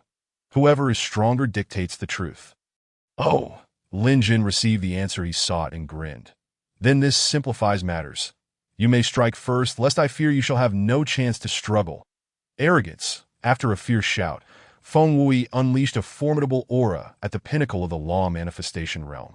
His fused manifestation taking the form of a blazing red tiger. Upon gaining spiritual power, it opened its gaping maw and roared, roar. The ferocity of the tiger instilled terror in the surrounding weaker beings, who dared not look on. Good heavens, it is the Earth-tier fire-type red tiger manifestation. Senior Feng, although he has not broken through the shackles of the king realm, has fused with the red tiger. Within the realm of law manifestation, only the crown prince could possibly suppress him. How peculiar, the sudden surge in strength of both the crown prince and Senior Feng. What is so strange about it? The 10 Nations Martial Assembly begins tomorrow. Has there ever been a time when the participating prodigies did not receive their family's utmost support at this juncture? The onlookers buzzed with discussion, eager to witness the spectacle. Unleash your full strength. Let me see if the first prodigy of the Great Qin is truly deserving of the title. Feng Wui stood proudly, augmented by the Earth-tier red tiger hovering behind him, exuding an overwhelming sense of pressure. Qin Mushi furrowed her brow. Such might. Had Lin Jin not intervened, she likely would have faced defeat by now. Could Lin Jin truly contend with him? After all, Feng Wui is the top contender of the Southern Academy. Conversely, Lin Ye and the others brimmed with confidence. They had never witnessed Lin Jin suffer a defeat. Why must I exert all my strength to kill you? In an instant, Lin Jin transformed into a fleeting shadow, charging towards Feng Wui. What does he intend to do? Not a hint of spiritual energy fluctuation. Is he seeking death? Exploded again, exploded once more. Clearly, they have forgotten how Qin Wudi met his end. Yet how could Qin Wudi even be compared to Feng Wui? You seek your own demise. Feng Wui raised his arm and shouted, "Go roar!" In that fleeting moment, the red tiger roared, descending upon Lin Jun with ferocity. Its massive hooves were nearly as thick as a child's waist, spanning 7 to 8 meters in length, engulfed in flames, instilling a sense of terror among the spectators. All eyes were wide, unblinking. Lin Jun did not retreat either. Facing the ferocious red tiger, he swung his fist forward. Crash! In an instant, the once mighty Earth-tier red tiger manifestation disintegrated into scattered flames, vanishing from sight. What? That was an Earth-tier manifestation, and Feng Wui stands at the pinnacle of the law manifestation realm. How could it be so easily vanquished? What strength has Lin Jun attained in his physical cultivation? No one dared to believe it. It was because no one knew Lin Jun was already a powerful being of the king realm, surpassing Feng Wui by an entire realm. Moreover, the fluctuations of spiritual energy were concealed beneath the suppression of the punishing heaven ruler, leading everyone to assume Lin Jun had merely relied on brute force to annihilate the Earth-tier red tiger manifestation. Indeed, he possesses considerable ability, but do you believe this is all I am capable of? Feng Wui roared, daring to unleash his full strength against Qin Shiji. Naturally, he did not dare, for he was the crown prince. However, when facing Lin Jun, he held nothing back. Whirlwind slash. After a fierce shout, Feng Wui retreated over 10 meters, his glimmering spiritual energy coalescing at the tip of his palm, transforming into a blade of energy that surged towards Lin Jun. Bang! The energy blade extended 3 meters long, trailing a long white tail. Yet Lin Jun did not evade, instead shattering the whirlwind slash with the sheer strength of his body. Feng Wui's pupils widened in shock as he beheld Lin Jun breach his defenses. Now within arm's reach, his mind momentarily malfunctioned. He could not fathom what manner of monster Lin Jun truly was. That he could obliterate his Earth-tier fire-type red tiger manifestation was one thing. But how could he possibly break through his whirlwind slash? You such trash, dare to provoke me? Lin Jun grasped Feng Wui by the neck. Strength is revered, and a fist embodies justice, yes? Then I shall grant you a death. No. Feng Wui attempted to plead for mercy, but the constriction made it nearly impossible to utter a word. At that moment, an overwhelming pressure suddenly enveloped the entrance of the Lin family mansion. A bastard dares to harm my grandson? Release him, or I shall take your life. Feng Qingyang has arrived. Upon hearing the news of his grandson Feng Wui challenging the Lin family, he rushed over in haste, yet arrived too late. Feng Wui had already been defeated, even his life hanging in Lin Jun's grasp. This was something he could not tolerate. What do you think you are, to issue commands to me? Lin Jun responded with a cold smile, crushing Feng Wuyi's carotid artery. Originally, he harbored no intent to kill. At most, he would have crippled Feng Wuyi's cultivation, but Feng Qingyang dared to be so audacious. If he did not kill him, it would only appear as though he was intimidated. Feng Wuyi's face was one of disbelief, but the vitality within him rapidly waned. He clutched at his shattered carotid artery, blood spilling from his mouth, and after a few agonizing struggles, he collapsed to the ground. Limbs convulsing, lifeless, such a scene shocked the onlookers. No one anticipated Lin Jun would strike with lethal intent. Moreover, he did so before the Southern Academy's head, killing his own grandson. Ah, bastard! I shall have your life. Feng Qingyang's eyes bulged with rage, the aura of a Peak King realm warrior erupting forth as he unleashed a palm strike aimed directly at Lin Jun. Brother Jin, Feng Qingyang, how dare you? Lin Xian and the others were utterly alarmed. That was Feng Qingyang. Just a step away from entering the Emperor realm, he dared to harbor murderous intent towards Lin Jun. The clan elders standing at the entrance wore expressions of urgency, intent on intervening, but it was already too late. Am I someone you can bully?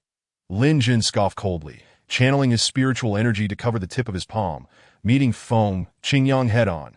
In Feng Qingyang's eyes, filled with hatred and disdain, bang, bang, as their fists and palms collided, the surrounding air erupted violently, and both warriors unleashed their spiritual energy, engaging in a fierce battle.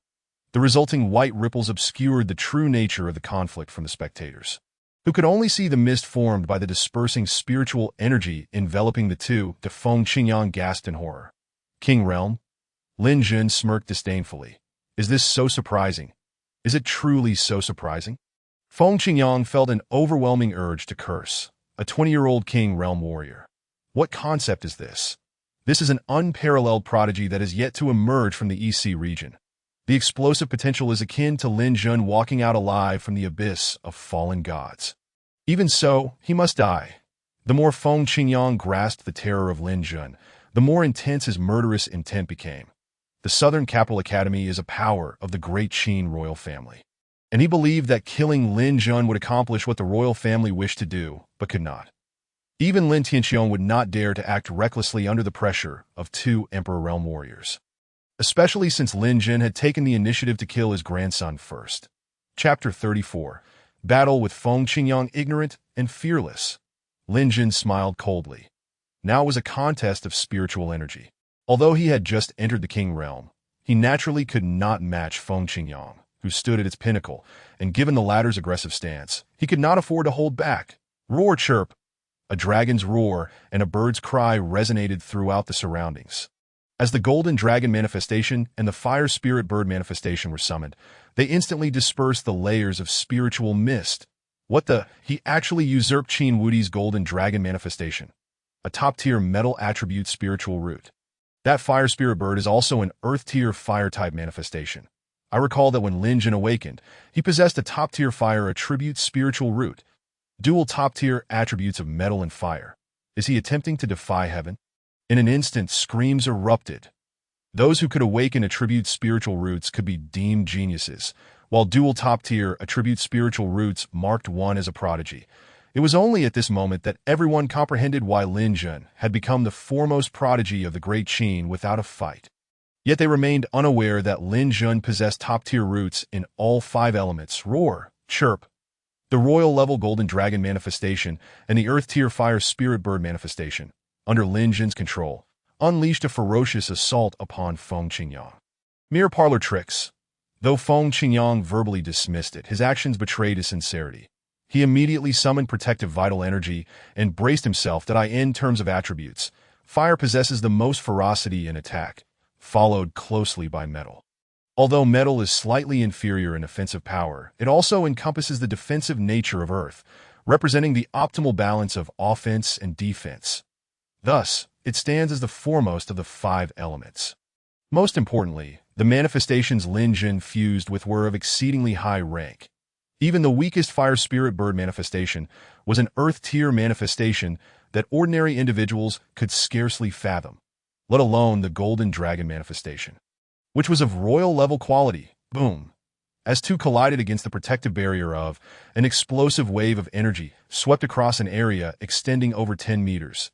This was still Under's deliberate control.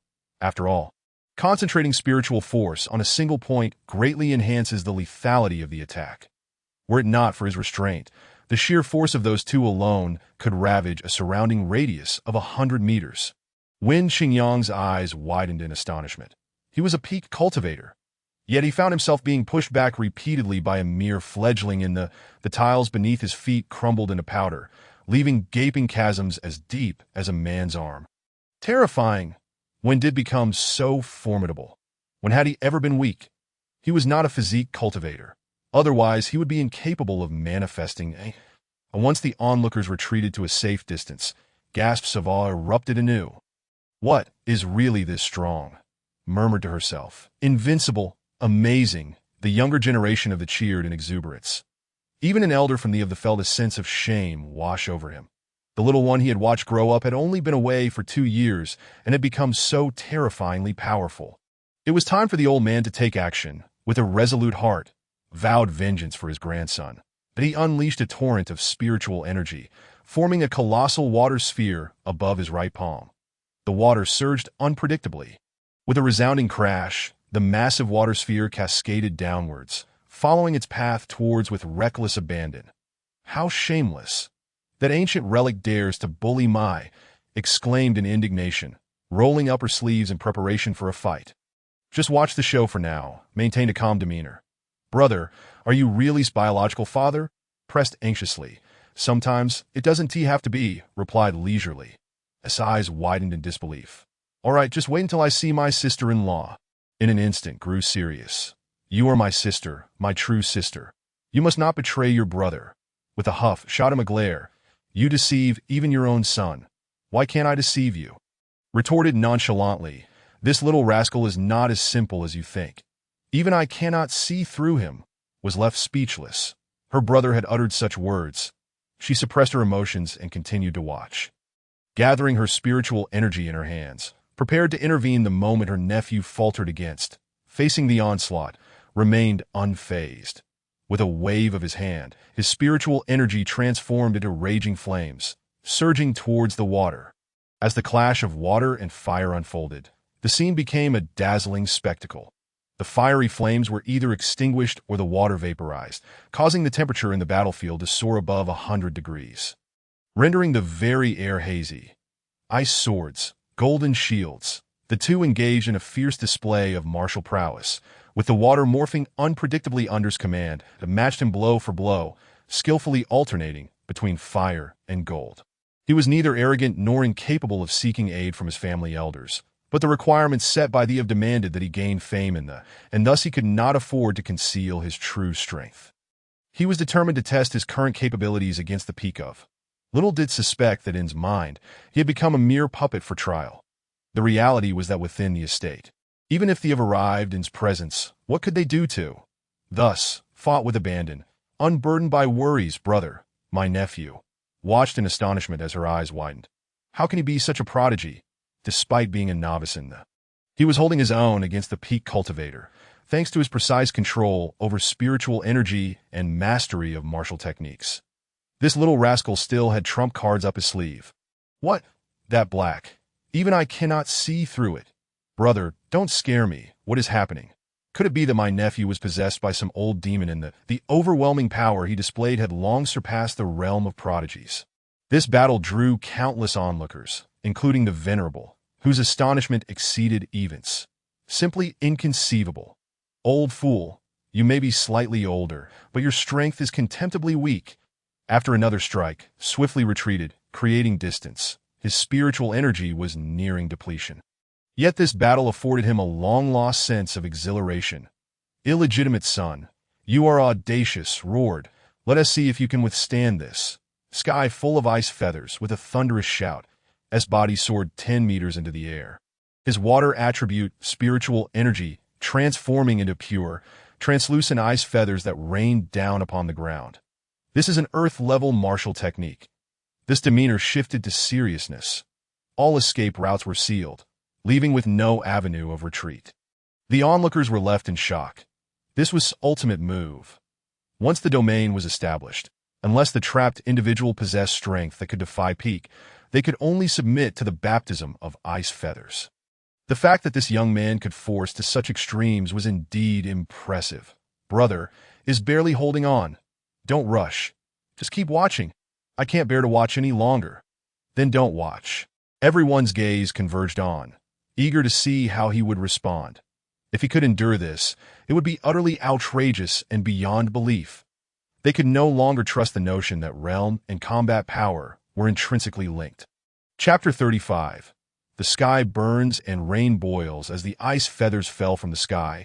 They appeared as pristine and transparent as exquisite ice sculptures, yet their sharpness surpassed that of the finest swords.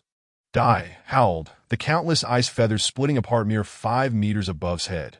The sky seemed frozen, breathtaking yet lethal. With a grave expression, faced the full-force strike of a peak cultivator, refusing to show any signs of weakness. Observing the towering ice pillars around him that sealed off all escape routes, he prepared to withstand this ferocious blow, no matter the outcome. Flames of destruction boil the heavens and rain with a powerful shout. Summon the scant spiritual energy remaining within him, channeling it into the fire spirit bird soaring in the air, unleashing a counterattack with all his might. The fire spirit bird, enveloped in flames, ascended towards the ice feathers with brilliance.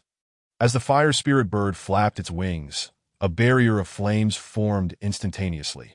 Focused and resolute, commanded that it construct a defense. In an instant, the ice feathers struck the fiery barrier, melting upon contact and dispersing into ethereal mist. While the barrier visibly weakened under the onslaught of the ice feathers, what grade of martial technique is this? I don't know, but it feels incredibly powerful. Unbelievable. It's blinding to my eyes. The onlookers, witnessing the peak unleash his renowned ultimate move yet still failed to subdue, were left utterly astonished. Brother, I recall the possesses no martial techniques, right? Gazing at the ethereal spectacle formed by spiritual energy. Asked in shock, where on earth did he learn this? Replied nonchalantly, I'm not sure. No wonder you have such confidence in, but even if he possesses martial techniques, he ultimately cannot match. Shook her head, having discerned some clues, but she was not in a hurry to intervene, believing he could still hold on for a while longer. The martial techniques were not particularly impressive to her. S lips curled into a faint smile. What? S eyes widened in disbelief, her expression one of utter incredulity. Although martial techniques were indeed not considered formidable, they were undoubtedly top tier. And this was not even his trump card. After his trip to, what kind of benefits had he truly obtained? Was correct. For martial techniques truly meant little. He even possessed divine-level martial techniques, but his cultivation base was too low, and his spiritual energy insufficient to unleash them. At this moment, the battle had reached a boiling point. The ice feathers melted under the flames, while the flames extinguished at a visible pace from the ice feathers' assault, had indeed reached a critical juncture. His eyes flashed with a cold gleam. It was evident that without employing he was utterly incapable of contending with.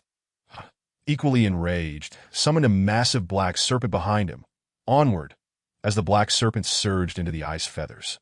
It absorbed the water attribute's spiritual energy, its power exponentially increasing.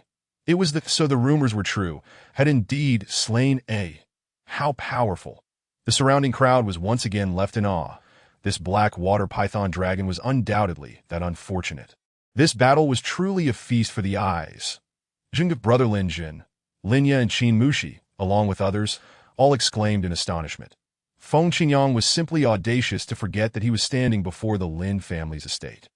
Elder Qin squinted his eyes, eager to see whether Lin Tianxiong would intervene.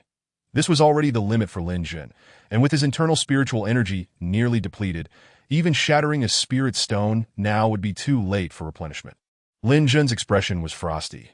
Forcing a peak of the King realm to this extent was already quite an achievement, yet failing to eliminate Feng Qingyang left him unsatisfied. In that case, he could only resort to the penalty celestial ruler. It was time for me to take action. Lin Tianxiong's demeanor remained calm. Lin Qing looked perplexed. Didn't you say Jin Air had hidden cards? What he conceals is truly a trump card. What is exposed can hardly be deemed as such, Lin Tianxiong replied nonchalantly. The 10 Nations Martial Assembly is about to commence, and since that brat wishes to participate, as his father, naturally, I must prepare a trump card for him. Lin Qing was taken aback. Brother, is this truly how you prepare a trump card for Lin Jun? This is clearly his own. Shameless. Utterly shameless. Meanwhile, as the Blackwater Python dragon drew nearer, Lin Jun's smile grew ever broader. Boom! However, just as he prepared to wield the penalty celestial ruler, an overwhelming pressure suddenly enveloped the entrance. Feng Qingyang, if you wish to die, I shall accompany you on your journey. When the words, laced with the might of a powerful figure, echoed in everyone's ears, the scene fell into an instant silence. But he killed my grandson. Feng Qingyang's expression changed drastically as he finally realized that he had been blinded by hatred. Foolishly striking at the Lin family's doorstep. Bang! Before he could utter another word, his body disintegrated into a mist of blood under Lin Tianxiong's oppressive aura. And before anyone could react, Lin Tianxiong, exuding an unyielding authority, declared, I did mention that the elders of the Lin family would not intervene in the disputes among the younger generation, but should any old fool dare to flaunt their seniority, they shall undoubtedly meet their demise. Old dog Qin, what do you intend to do? Lin Tianxiong was furious. The consequences were severe. He had already conversed with the esteemed figure from the Qin family. Yet Elder Qin was present and still failed to stop Feng Qingyang, the dean of the Southern Academy affiliated with the Great Qin dynasty, from taking action. To it was clear he intended to force his hand. The entire scene was engulfed in a profound silence. Throughout the Great Qin Empire, those brave enough to call Elder Qin Old Dog Qin were no more than a handful, and Lin Tianxiong was undoubtedly the strongest among them. Elder Qin replied coldly, I merely came to join the excitement and to take Lin Jun to the palace for the 10 Nations Martial Assembly. Feng Qingyang's intent to kill your son has nothing to do with me. Lin Tianxiong had long ceased to show him any courtesy. This was not a recent development. Moreover, Lin Tianxiong was a powerful figure of the same caliber as him, and even so, it could not diminish his imperial majesty in the eyes of others. Oh, Lin Tianxiong replied indifferently. So you are not here to cause trouble for the Lin family? It was not the case before, but now it is, Elder Qin retorted, his face flushed. Feng Wui is one of the prodigies representing the Great Qin Empire in the upcoming 10 Nations Martial Assembly. Yet he was killed by your son. What crime is this? The Lin family has grown far too arrogant. Even if he cannot put Lin Jun to death, he must make him acknowledge his guilt. Furthermore, it was Lin Jun who initiated the killing. Surely the Lin family cannot find an excuse to shield him. Can they? Great-grandfather, this matter is not Lin Jun's fault. Qin Mushi stepped forward, then knelt on the ground. It was Feng Wui who asserted that strength was the ultimate truth. Brother Lin Jun even asked him if the strong could kill the weak, to which Feng Wui affirmed. Qin Mushi, usually gentle, could retreat time and again on many matters, but when it came to Lin Jun, the elder brother who had always protected her, she could not tolerate injustice. She had to stand up, especially since Feng Wui had also insulted her deceased mother. Even if her mother had no formal status, she was still of royal blood. Feng Wui's affront to the imperial dignity was deserving of death. You, Elder Qin's eyes flashed with a cold light. Stand down. He recognized Qin Mushi, but did not regard her as a threat. Moreover, if he were to deal with Lin Jun, he naturally needed a pretext. How could he allow Qin Mushi to ruin his plans? And because Qin Mushi had not acted and had not revealed her top-tier water, a tribute's spiritual root, Elder Qin had failed to perceive that she was the most gifted among all the royal descendants. Though kneeling, Qin Mushi stood her ground, resolutely arguing. Brother Lin Jun did nothing wrong. You cannot convict him. She was steadfast, meeting Elder Qin's austere gaze without flinching. She was determined to defend Lin Jun to the end. The onlookers were left dumbfounded. Was this truly the soft and delicate princess born of a maid? Daring to confront Elder Qin? Elder Qin's countenance soured to the utmost, his voice rising in fury. I command you to retreat. The command, infused with the might of the imperial realm, sent Qin Mushi reeling, causing her to spit blood and fly back over 10 meters, ultimately landing on the steps that Qin Mushi cried out, her beautiful eyes filled with agony. Chapter 36, A Perilous Predicament. Mushi. Linya rushed over, gathering Qin Mushi into her embrace. Lin Xian and the others quickly followed. I am fine. Qin Mushi, despite the tearing pain coursing through her body, held back her distress to prevent her family from worrying. Yet tears still streamed down her cheeks. Mushi, why must you explain yourself to him? Lin Jun's rage surged as he glared at Elder Qin. Old fool, it was I who killed Feng Wui. If you have the guts, come at me. Attacking Mushi is no display of prowess. Explain? Why should I explain? If Elder Qin truly had the courage to kill him, why would he need a reason? In truth, he was simply afraid of Lin Jun's father. Elder Qin's expression grew grim. I stand here, before the various powers of the imperial capital. Give a clear answer. Will you kill or spare him? Lin Jun stood fearless. He met Elder Qin's gaze unflinchingly. The Lin family, this resolute. You only just realized. It is said that the previous emperor of Qin was gravely wounded by Lin Tianxiong and died. The spectators whispered among themselves, unaware that every word they uttered was crystal clear to Elder Qin. While Lin Jun showed no sign of begging for mercy, that he never intended to kill Lin Jun. He merely sought to regain some face. Yet now he found himself in a precarious position. Old fool, if our Zhenggu is to be sacrificed, then have the courage to do it yourself. Exactly, if you lack the audacity, do not dare to act recklessly before the Lin family. The younger generation of the Lin family surged forward. Lin Jun's resolve was their own, even if it meant death. They would never retreat. Their cries of "Big Brother" echoed through the air. Their leading brother could only be Lin Jun. Only he could command their loyalty. In an instant, countless gazes turned towards Elder Qin. What now? To kill or not to kill? Should he kill, he would face Lin Tianxiong's wrath. Should he spare him, he would lose face. The illegitimate son seeks death. Elder Qin's face turned ashen, and in an instant, spiritual power surged forth. The might of the imperial realm exploding forth, enveloping the entire area. The surrounding crowd changed countenance. Feng Qingyang was merely at the peak of the king realm. The levels of their auras were not even comparable. Lin Jun wore a cold smile. Lin Qing, still within the estate, saw the mirage formed by the spiritual energy and grew anxious. Brother, the old dog Qin is about to strike. You must hurry outside. Lin Tianxiong casually tended to the flowers and plants, completely unconcerned.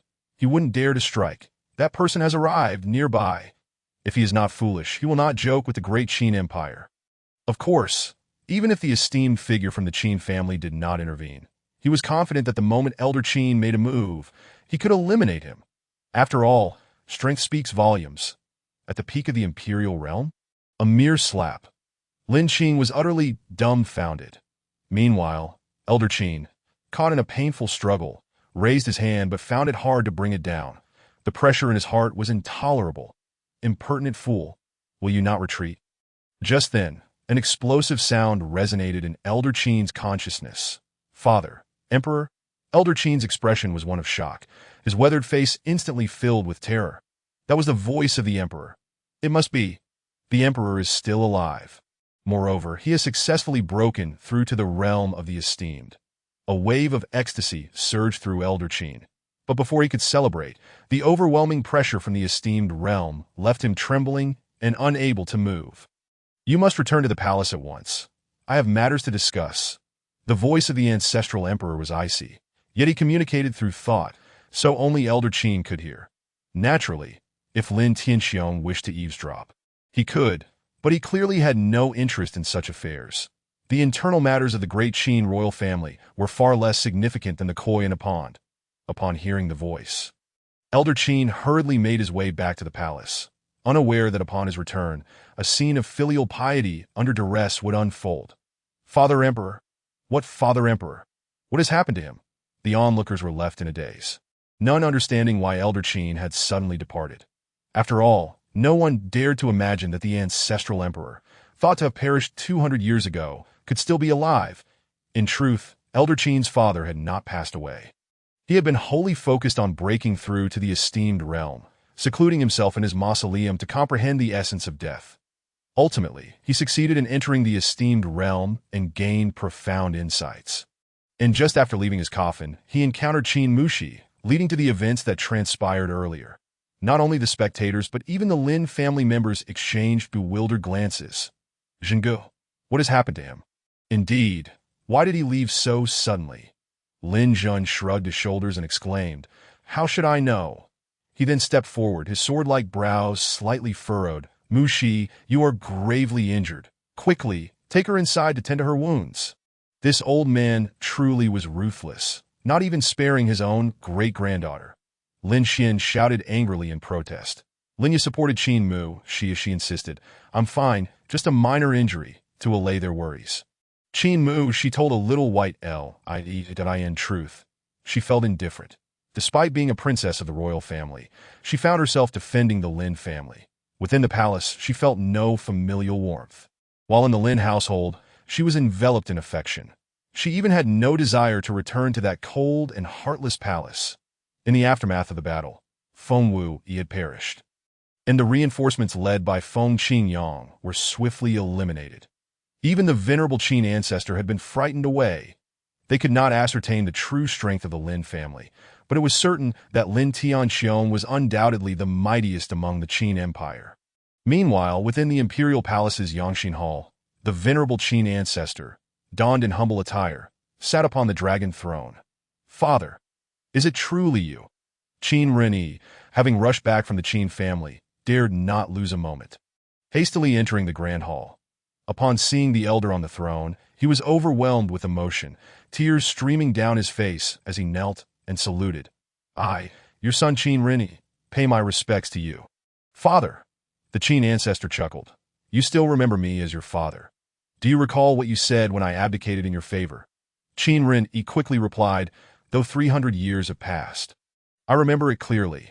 I shall lead the Qin royal family to unify the Eastern Sea region. So, after 3 centuries, this is the answer you have for me. The Qin ancestor spoke with restrained anger. Within the borders of the Qin, top-tier forces are rising, and beyond our borders, powerful nations abound. Even within our own territory, the Qin royal family has lost its absolute voice. He understood the state of the nation and grew increasingly incensed. Unable to comprehend why he had entrusted such a formidable empire to such a feckless individual, Qin Renyi, drenched in sweat, hastily defended himself. Father, while I possess grand ambitions, my descendants are inept, of no use whatsoever. His heart ached. The Qin territory indeed boasted 3 top-tier families, Lu Shangguan and Murong. However, none dared to act recklessly against the Qin royal family. Yet, inexplicably, the Lin family, once merely a first-rate family, had suddenly produced a figure like Lin Tianxiong, whom he found difficult to contend with. Looking at the younger generation, each one more incompetent than the last. Humph. The Qin ancestor coldly reprimanded. Qin Wu Di awakened the golden dragon Dharma form, yet fell under your very noses.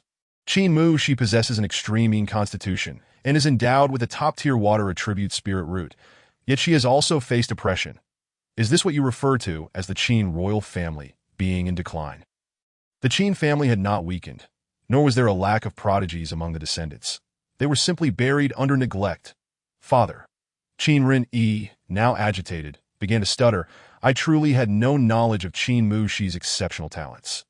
But the death of Wu Di is entirely the Lin family's doing. For years, the Lin family has run rampant within our borders, bullying our royal family, that I beseech you, Father, to take action and eliminate that Lin Tianxiong.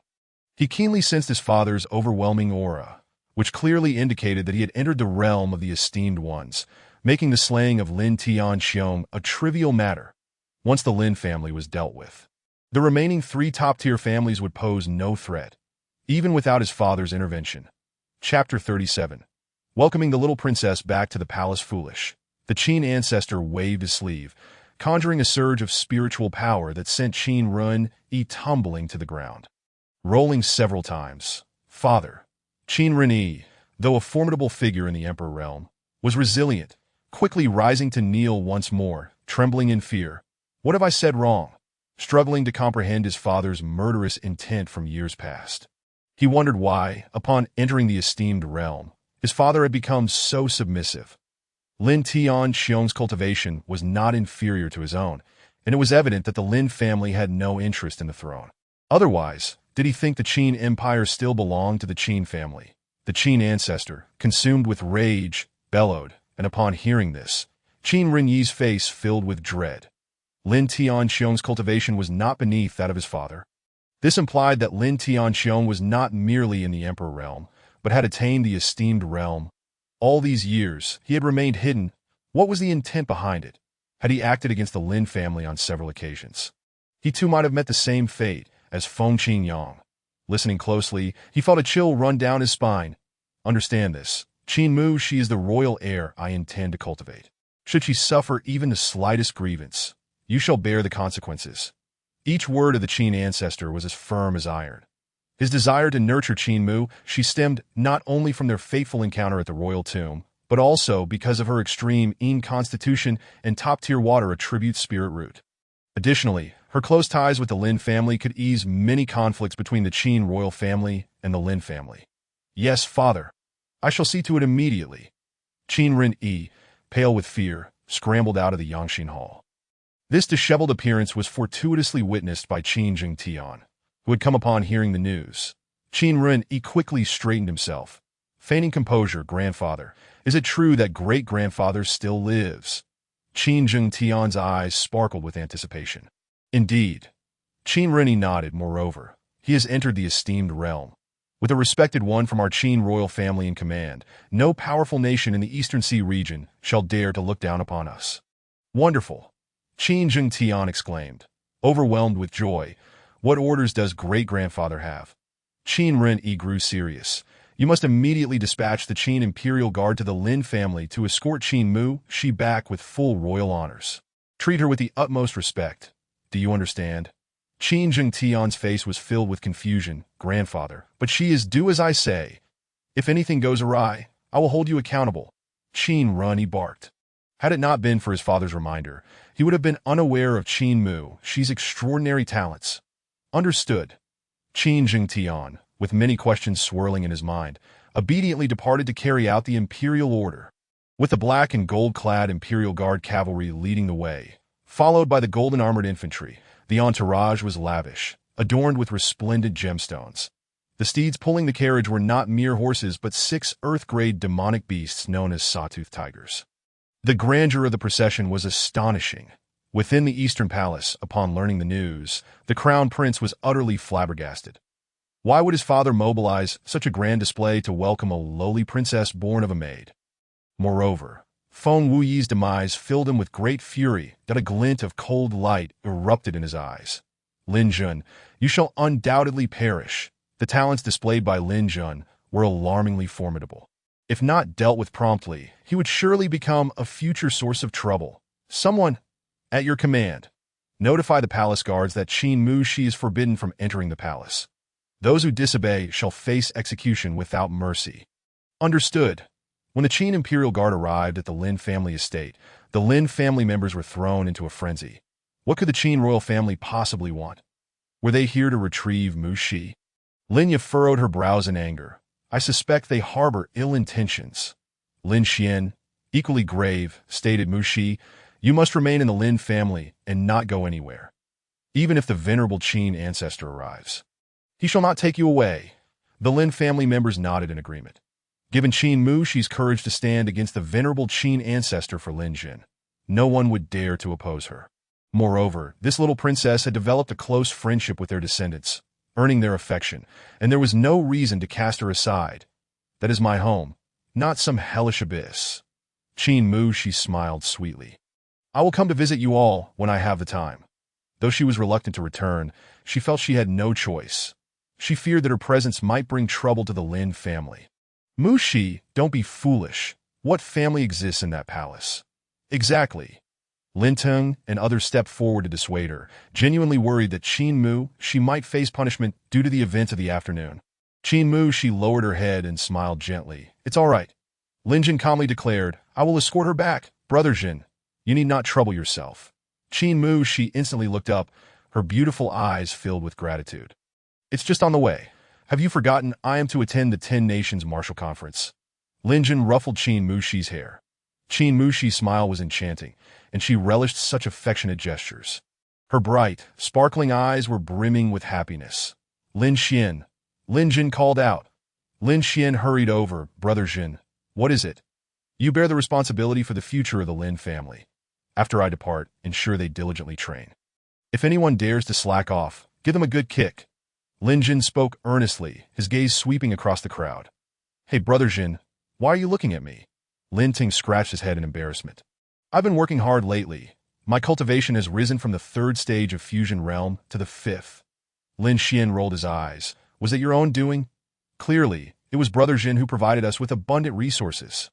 His words left Lin Teng even more embarrassed, while the younger members of the Lin family gazed at Lin Jun with deep reverence. Take care of yourselves. If anyone dares to cause you trouble, jot it down, and I will settle the scores upon my return. Lin Jun waved his hand before adding, Mushi, let us go. The corners of Qin Mushi's lips curled into a gentle smile. As she gazed at the receding figure of Lin Jin ahead, a profound sense of security enveloping her. Upon reaching the entrance, the cavalry captain, with an irritable tone, impatiently inquired, why the delay? Despite Qin Jingtian's prior instructions, he remained skeptical of Qin Mushi's ability to rise in stature. That if only Qin Jingtian possessed a modicum of paternal affection, the little princess would not have endured such bullying for so long. Qin Mushi furrowed her delicate brows, anxiously wringing her hands. She was acutely aware that upon her return, she would undoubtedly face punishment. Enough with the idle chatter. Get in the carriage and meet the emperor. The cavalry captain, instead of dismounting to pay his respects to the little princess, exhibited an arrogant demeanor both in his words and expressions. All right, Qin Mushi nodded. Just as she was about to take a step forward, a large hand grasped her arm, causing her to turn back in confusion. Brother Lin, what is it? Mushi, have you ever heard the saying? Lin Jin's expression turned serious. Qin Mushi frowned. What is it? Good people are often bullied. Kind horses are often ridden. Your kindness and fragility embolden those of lowly status to dare to oppress you. Lin Jin's gaze bore into the cavalry captain. Do you understand what you must do? He could not bear to see Qin Mushi mistreated, for she was his sister who had grown up by his side, that a trace of bewilderment flickered across Qin Mushi's charming face, while a hint of trepidation appeared in the cavalry captain's eyes. Young Master Lin, what do you mean by this? What do you think you're trying to accomplish? You have not offended the Lin family. Besides, everyone treats this little princess the same. I will kill this fool who cannot distinguish between rank and status. Lin Jun's eyes turned icy as he swiftly drew the cavalry captain's sword from his waist and struck downwards. The captain had no time to react. After all, how could one of the law manifestation realm withstand the murderous intent of a king's realm? With a clang, the cavalry captain's head fell to the ground, and the surrounding soldiers clad in black and gold armor stood frozen for a moment before drawing their swords. The soldiers in golden armor behind them raised their spears, ready for battle. Qin Mushi's beautiful eyes were filled with disbelief, and as she glanced at the bloodied head on the ground, she found herself momentarily speechless. Lin Jin, how domineering. Chapter 38. She is not only a princess but also my sister. Qin Mushi is not merely the little princess of the great Qin. She is also Lin Jun's sister. Anyone who dares to insult, scold, or belittle her will face dire consequences. Lin Jun's cold gaze was filled with a murderous aura, and after discarding the bloodied sword beside the lifeless head, he commanded, "Get in the carriage." Qin Mushi nodded in a daze, still grappling with the recent events. That it was not that she blamed Lin Jin. Rather, she had never encountered anyone willing to defend her in the presence of the royal family. But Lin Jin had acted. This man was not just her brother. He was a deity in her eyes. After witnessing the earlier incident, the Imperial Guards dared not make another move, hastily placing the steps to the carriage on the ground and standing respectfully to the side. Qin Mushi felt as though she were dreaming. The Imperial Guards, who usually looked down upon her, now regarded her with awe. Indeed, Lin Jin was correct. One must be ruthless to stand firm. The princess departs. With a commanding shout, the Imperial Guard began to march towards the palace. Lin family mansion. Brother, are you not worried that the old dog Qin will secretly harm Jin'er? Lin Qing exclaimed anxiously. Lin Tianxiong replied nonchalantly. Those who can distinguish between light and heavy matters will know. If that wretched boy were so easily killed, he wouldn't deserve to be my son. Lin Qing, her eyes reddened with urgency, insisted, but Qing, I am out of fishing bait. Go fetch some from the house. Lin Tianxiong remained unruffled. Who dares to harm Lin Jin? We shall see if they possess the capability. This is driving me mad. Lin Qing exclaimed, stamping her foot. After all, he is your son. I care not. With that, she turned and walked away. Fetch bait. In your dreams. Lin Tianxiong was not angered, maintaining a relaxed demeanor. I in the carriage. Lin Jun imparted many profound truths to Qin Mushi, advising her not to panic in the face of adversity and to keep her head down and work hard. Qin Mushi listened, her lips slightly parted, her eyes filled with astonishment. Concerned, Lin Jun asked, "Do you understand?" Qin Mushi nodded, albeit somewhat uncertainly. "Yes." Lin Jun continued, "If someone dares to speak disrespectfully or make things difficult for you later, do you know how to respond? Should I kill him?" Qin Mushi blinked her eyes. "That to earn respect from others, one must employ a firm hand, instilling fear in those who dare to look down upon you. Dignity is earned through strength, not by yielding," Lin Jun patiently instructed. Qin Mushi was far too gentle. In a palace such as this, which devours its inhabitants, it was exceedingly difficult not to be bullied. He would be participating in the 10 Nations Martial Assembly, which could last from a month to half a year. With the Lin family's influence, the palace denizens would not dare to mistreat Qin Mushi excessively. "Oh, I understand," Qin Mushi declared, shaking her delicate fist, "that if anyone dares to speak ill of me again, I shall teach them a lesson." Lin Jun smiled, pleased with her progress, that as the grand caravan approached the palace's Su Nw gate. The drawbridge showed no sign of lowering. Following the slaying of the cavalry captain, the imperial guards who came to welcome Qin Mushi dared not be negligent and promptly proclaimed, "We come at the behest of our emperor to escort the princess back to the palace. We hope General Zhang will allow us passage." On the city wall, a bearded man clad in imposing armor, looking down with an air of authority, declared, "The crown prince has commanded that the little princess is not to enter the palace." The imperial guards at the city gate frowned, uncertain of how to proceed. After all, in terms of military rank, they could not compare to the guarding general, and their cultivation levels were significantly inferior. Just as they were at a loss, Qin Mushi stepped out of the carriage and stood before the railing, feeling somewhat anxious yet compelled to speak coldly. "Zhang Depeng, does my royal brother's command hold greater weight than that of our emperor?" Zhang Depeng scoffed, "I act on the crown prince's orders, yet the emperor has issued no decree. How can I know if you are lying?" He was a trusted confidant of Qin Shiji, commanding 3,000 imperial guards at Su Nd Gate, and held no regard for a downcast little princess. Qin Mushi furrowed her brows, momentarily unsure of how to respond, for she had never been so assertive. Lin Jun, shaking his head in exasperation, reminded her, "Just repeat what I did at the Lin family." Nervously wringing her hands, Qin Mushi murmured, "But I cannot defeat him. He is a master of the king's realm." Lin Jun declared with conviction, "But I am here. If he dares to make a move, it will be entirely justified for me to kill him." Qin Mushi felt conflicted but placed her trust in Lin Jun. She then lifted her chin, fixing her gaze on the smug Zhang Depeng atop the city wall to be a bit fiercer. "Otherwise, you won't intimidate him." Lin Jun was nearly at his wit's end. Qin Mushi had always been accustomed to being bullied, and her soft nature left her lacking in confidence. Under Lin Jun's guidance, Qin Mushi adopted a much cooler demeanor, grounding herself as she asserted, "Zhang Depeng, you are but a mere gatekeeper, a subject of the great Qin royal family. While I am a princess, how dare you treat me with such insolence? Do you not recognize your superiors?" Her voice was icy, and her presence had indeed grown more formidable. Lin Jun chuckled, pleased with her progress. Though her attitude still needed some hardening, progress takes time. One cannot expect to achieve greatness all at once. Qin Mushi's words left the imperial guards atop the city wall exchanging glances, unable to believe that this was the once derided little princess. Zhang Depeng internally grappled with his thoughts. Qin Mushi was right. He was indeed a subject of the great Qin, or to put it bluntly, just a dog raised by the royal family. Yet, recalling the crown prince Qin Shiji's orders, he quickly dismissed any doubts and continued to assert his authority. "I eat the emperor's rations and pledge my life in loyalty that if the princess does not know her place, do not blame me for being disrespectful." Bringing the crown prince into the conversation had clearly bolstered his confidence. Qin Mushi's brows furrowed. It was her first time attempting to defend her power and status, yet she felt clumsy and uncertain about what to do next. Just then, Lin Jun's voice cut through the tension. "Zhang Depeng, you have 1 minute to lower the drawbridge, that if you dare to obstruct us again, I shall not show mercy."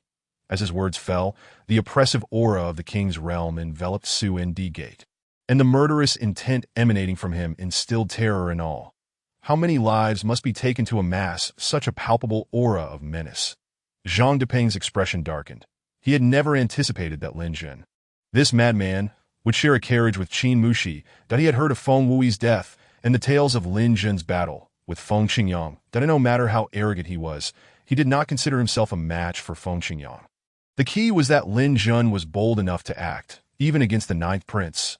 He had the backing of an imposing and fearsome top-tier family. Yet, thinking of the crown Prince Qin Shiji's orders, he felt compelled to steel himself and replied weakly, "Young Master Lin, to exert pressure within the palace is akin to being an assassin. Are you certain you wish to proceed?" His voice trembled, revealing his lack of confidence, but he felt he had no choice. Otherwise, he risked losing the crown prince's favor and jeopardizing the future of his descendants. Lin Jun's expression was icy, devoid of any superfluous words. As he leapt onto the city tower, the surrounding imperial guards were so frightened that they staggered backward, leaving Zhang Depeng entirely alone. "What do you intend to do?" Zhang Depeng, in a state of panic and fear, found himself unable to retreat even a single step. His heart sank further. How had he drawn the ire of this individual? With a resounding slap, Lin Jun struck Zhang Depeng across the face. This blow is delivered without regard for status. Another slap followed. "This one is for your contemptuous gaze." Zhang Depeng was utterly bewildered, too frightened to retaliate. Although he was a master at the king's realm, how could he possibly compare to Feng Qingyang? This audacious individual before him was a man who could contend evenly with Feng Qingyang. The most critical factor was his formidable background. Even if he killed Zhang Depeng, the royal family would never come to his aid. Chapter 39. Two choices. The surrounding imperial guards trembled in fear. This young master of the Lin family was clearly a little demon. He treated the palace as if it were his own backyard. Meanwhile, Zhang Depeng's face was already mangled and bloodied beyond recognition. I am merely conveying orders," Zhang Depeng stammered in explanation. "If you were merely conveying orders, you would already be a corpse." Lin Jun's voice was frigid. "I present you with two choices, or else you shall find yourself on a path to death." He spared Zhang Depeng's life, not out of fear, but because his true target was none other than the prince. Qin Shiji, the mastermind behind the bullying of Qin Mushi. "Lin Xiao, I shall obey." Zhang Depeng trembled in terror. Lin Jun's tone remained cold. "Either summon Qin Shiji to issue a royal decree here and now, or lower the drawbridge and open the city gates to welcome the little princess back to the palace." Would Zhang Depeng have the audacity to summon Prince Qin Shiji? After a shuddering tremor, he hastily called out, "Lower the drawbridge and welcome the little princess back to the palace." With the command given, the drawbridge lowered slowly, and the Xuanda gate swung open. "Next time, I will take your life." Lin Jun exuded an overwhelming aura as he hurled Zhang Depeng to the ground, then leapt down from the tower and returned to his carriage. "Salute the little princess." The guards at the gate immediately knelt in two lines, bowing respectfully. Qin Mushi's beautiful eyes were filled with astonishment. This was a respect she had never received before. Soon, 6 earth-tier demon beasts, the Sawtooth Tigers, pulled the carriage across the drawbridge and through the palace gates. "Lin Jingij, aren't you afraid of provoking the eldest prince?" Qin Mushi's delicate face was awash with concern that in the past, members of the Lin family had clashed with Qin Shiji numerous times when they witnessed her being bullied. During the 2 years Lin Jun had been away from the capital, Qin Shiji's lackeys often troubled the Lin family in the north courtyard. "Do not let fear of wolves in front and tigers behind dictate your actions. Consider this.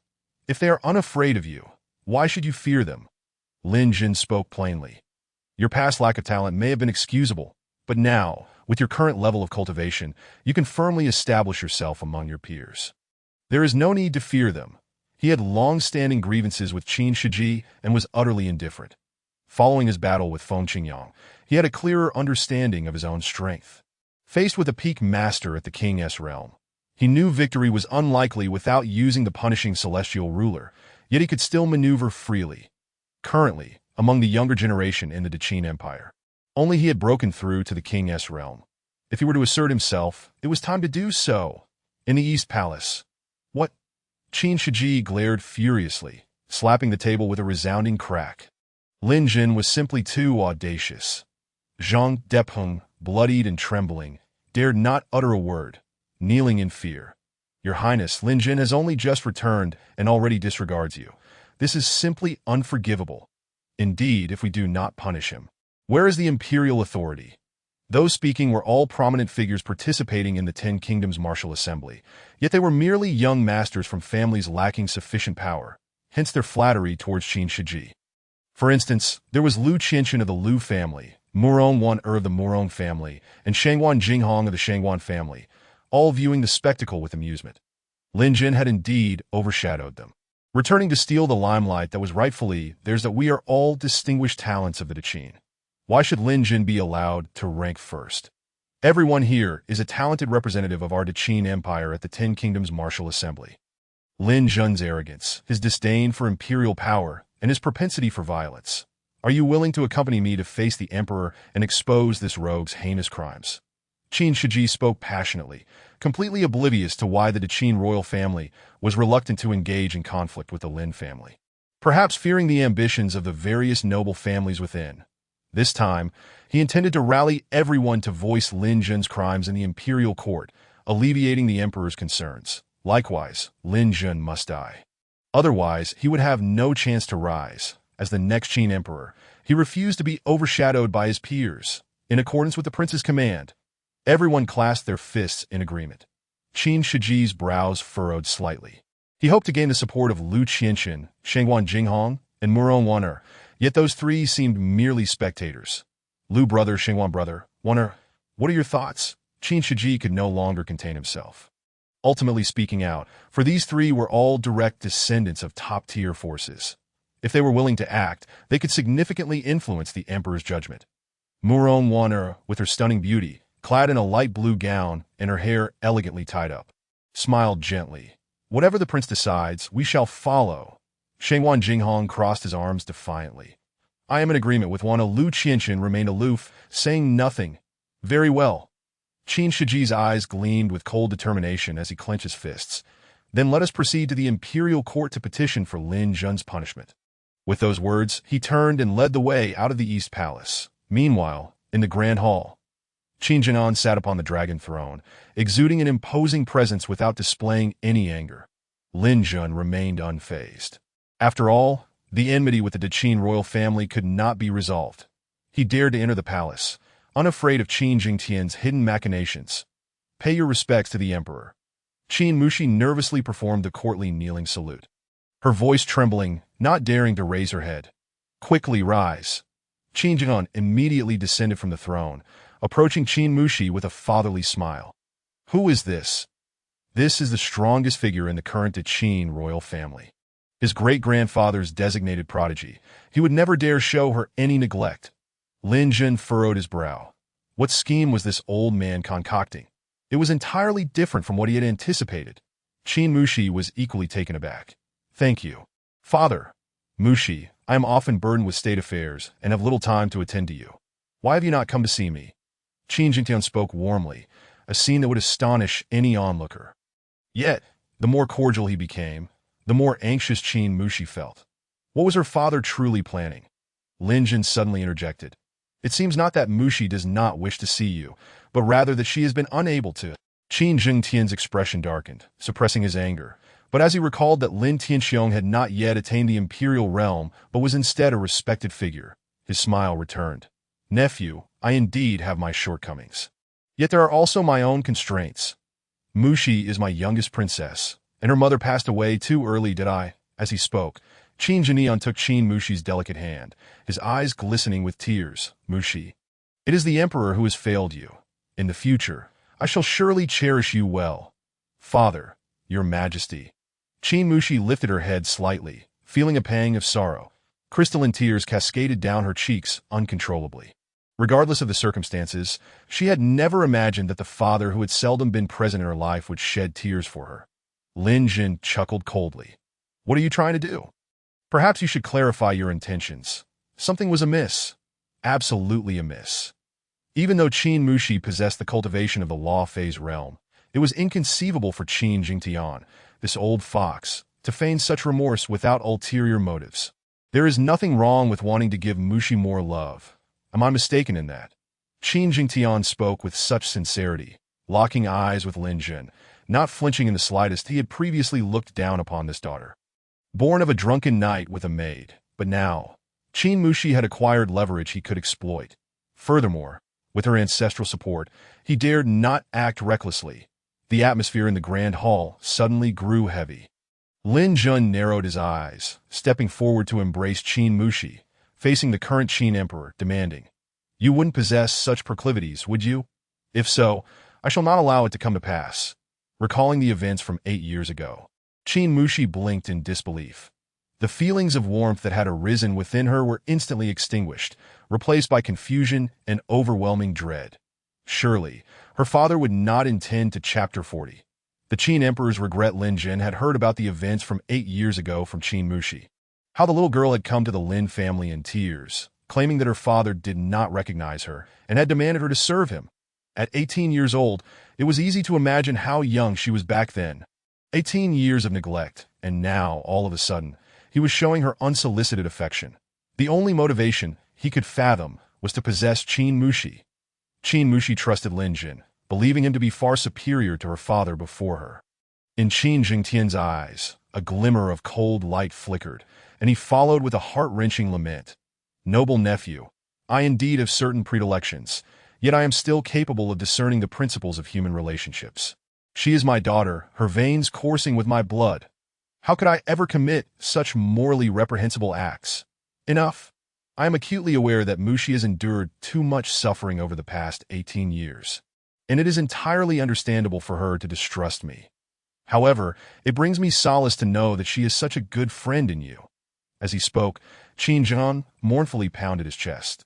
Lin Jun's eyes brimmed with skepticism, while Qin Mushi had already been reduced to tears. So he knew everything. He was aware of all the injustices she had suffered. "Mushi, do not weep." Qin Jingtian, as a sovereign of a generation, was naturally adept at managing people. With tears streaming down his face, he sorrowfully declared, "It is my fault, all my fault. The one who should be crying is I. Even if you do not forgive me, I harbor no resentment." Qin Mushi could no longer contain her tears, and just as she was about to speak, she was stopped by Lin Jun. He could not believe Qin Jing'an, not at all. "Yet I still have a fervent wish, which is to earn your forgiveness." Qin Jingtian's eyes were filled with love and remorse. "Father." "Qin Mu," she choked on her sobs. "I do not blame you. I truly do not." Stepping forward, Qin Jingtian gently placed his hands on Qin Mushi's shoulders, then embraced her, comforting her. "My dear daughter, do not cry. It is all my fault." Lin Jun, witnessing the scene of the father and daughter embracing, was utterly dumbfounded. What on earth was Qin Jingtian playing at?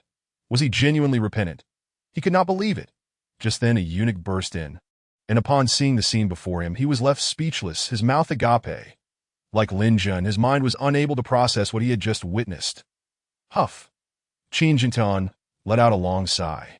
"Mushi, I have important matters to attend to. However, rest assured, once I have dealt with state affairs, I will make ample amends to you and your mother." Qin Mushi obediently nodded. I shall take my leave now." She understood her position and did not wish to impose on her father. "And no need." Qin Jingtian smiled as he spoke. "Quickly dry your tears. I do not favor a face resembling that of a weeping cat." Qin Mushi raised her delicate hand to wipe away her tears, but Qin Jingtian took out a golden silk handkerchief embroidered with a dragon motif to wipe her tears instead. "There. Now." Once Qin Jingtian had achieved his intent, he regained his former majesty and turned to the eunuch, commanding, "Speak." The eunuch promptly knelt. The crown prince and the distinguished talents of the great Qin await outside the palace. Qin Jingtian seated himself upon the dragon throne, waving his hand. "Allow them to enter." "Yes." The eunuch rose and called out, "Announce the crown prince and the esteemed talents of the great Qin to pay their respects." As the proclamation echoed, Qin Shiji soon stormed in, brimming with fury. Following closely behind him were over a dozen talents from across the great Qin. Among them, the lowest in cultivation was at least at the law manifestation stage. Otherwise, they could not be deemed talents. However, when it came to the term talents, they would forever be ranked behind Lin Jun. Son pays his respects to father. Qin Shiji immediately bowed, paying respects to Emperor Qin. The gathered talents all knelt. Yet Lu Qianxin, Murong Waner, and Shengwan Jinghong merely clasped their fists in salute and stood opposite Lin Jun, openly scrutinizing him. They were all scions of top-tier families, like Lin Jun. They regarded bowing to the emperor as a sign of respect, and not bowing was inconsequential. Be at ease. Qin Zheng waved his sleeve and spoke with righteous authority. You are all distinguished talents of the great Qin. During this expedition against the 10 nations, you must reclaim the honor that rightfully belongs to the great Qin. The expedition against the 10 nations, which began over a century ago, saw the great Qin Empire's prowess decline with each passing attempt, culminating in a last-place finish 20 years ago. Reflecting on the past, the great Qin Empire was once the overlord of the Eastern Sea region, quelling any who dared to defy it, with 7 of the 9 nations offering tribute. However, upon witnessing the great Qin's hopelessness, Qin Reni had passed the burden on to him, leaving him feeling quite helpless. As you command. The talents all bowed their fists in agreement.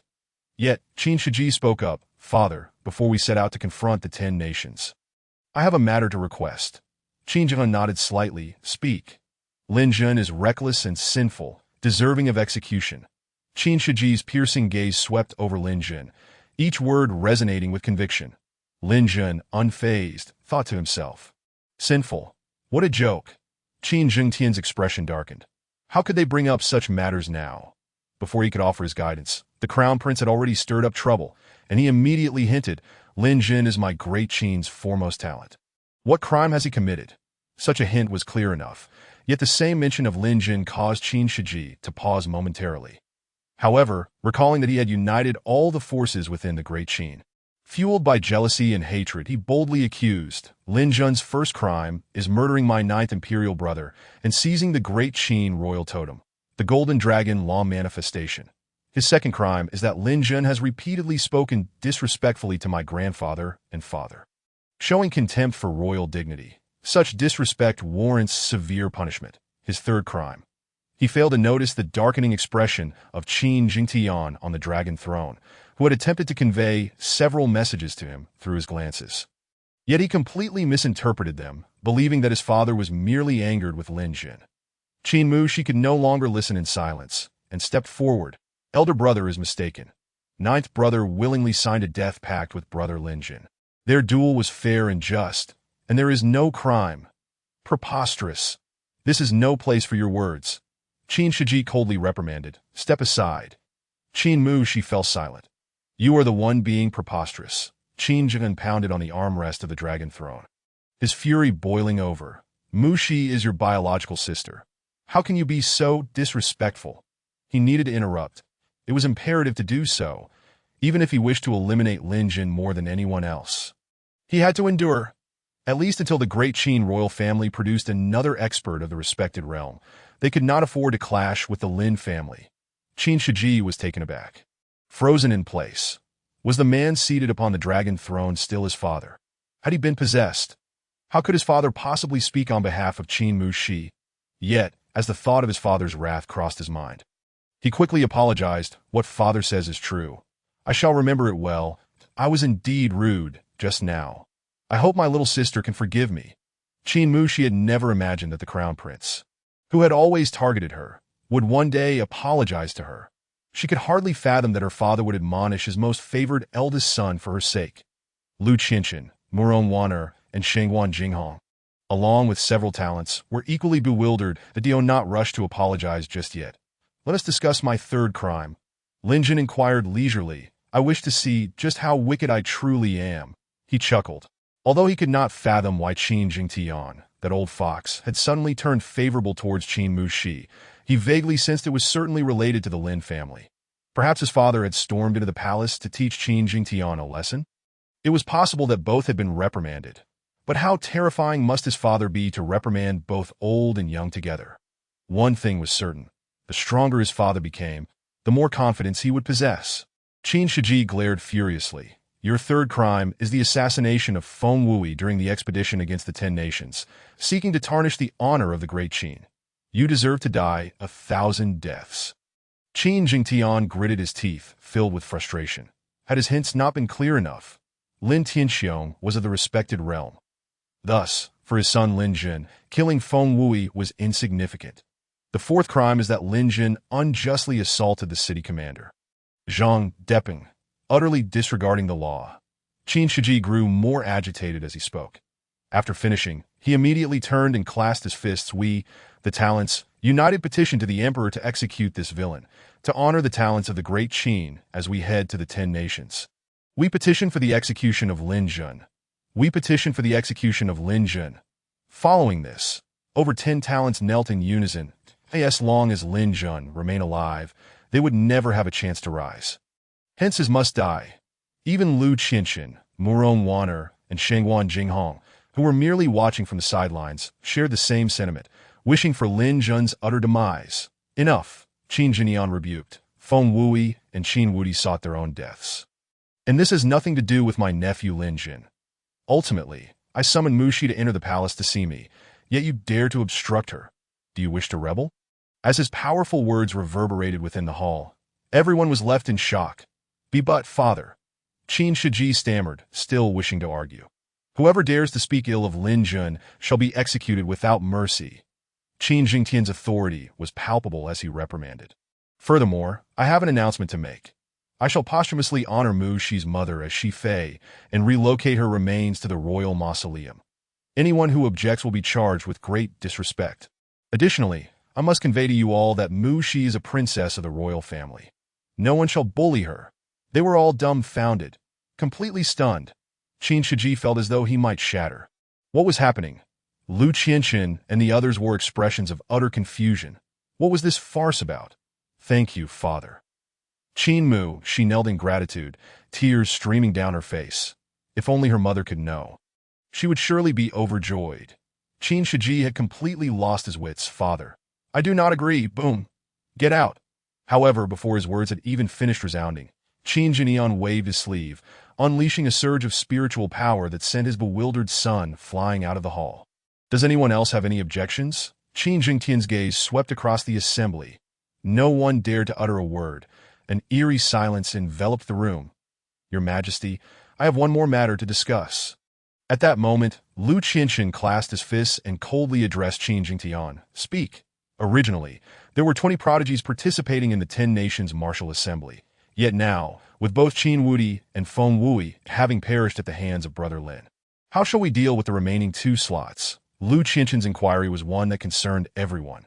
After all, the fixed 20 slots per nation meant that losing even one contestant diminished their odds of victory. Moreover, their overall strength was already relatively weak. Feel free to share your candidates. Qin Jingtian furrowed his brow. The ranking in the 10 Nations Martial Assembly was not merely a matter of honor for each nation. It also impacted future support from the top 10 sects of the Eastern Sea for a country. Naturally, he yearned to reclaim the glory that belonged to the great Qin.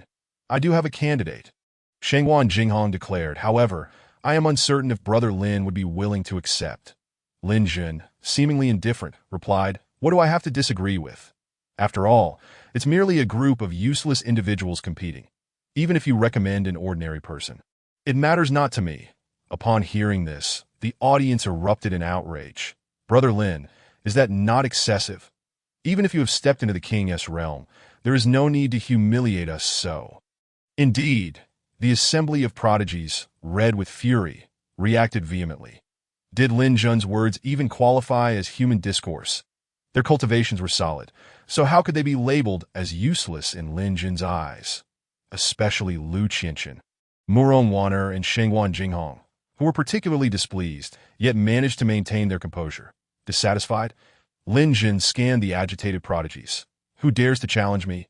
These individuals, all from the Southern Academy, had to some extent bullied his younger siblings during his absence. To put it plainly, Lin Teng and the others had not reported their grievances, or else he would have taught them a lesson long ago. The bold proclamation immediately silenced the crowd at a 20-year-old in the king's realm. Capable of exchanging blows with the peak of the king's realm, the Southern Academy's head Feng Qingyang. Was this someone they could provoke? Lin Xiao, throwing your weight around here is futile, doubt if you possess any skill. Prove it at the 10 Nations Martial Assembly. Murong Wana shot a glance filled with sarcasm.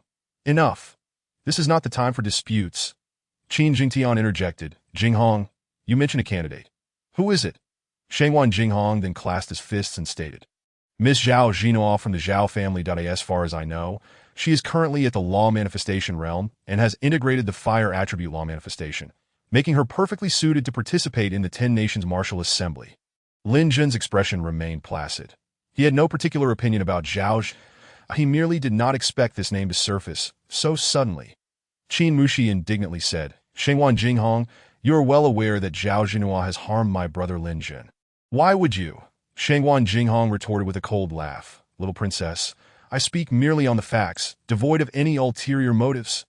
However, since Brother Lin has stated he would lead us, a group of useless individuals, into battle at the Ten Nations Martial Assembly, I believe those 2 slots are of little consequence to us. Muron Wana mocked, I concur.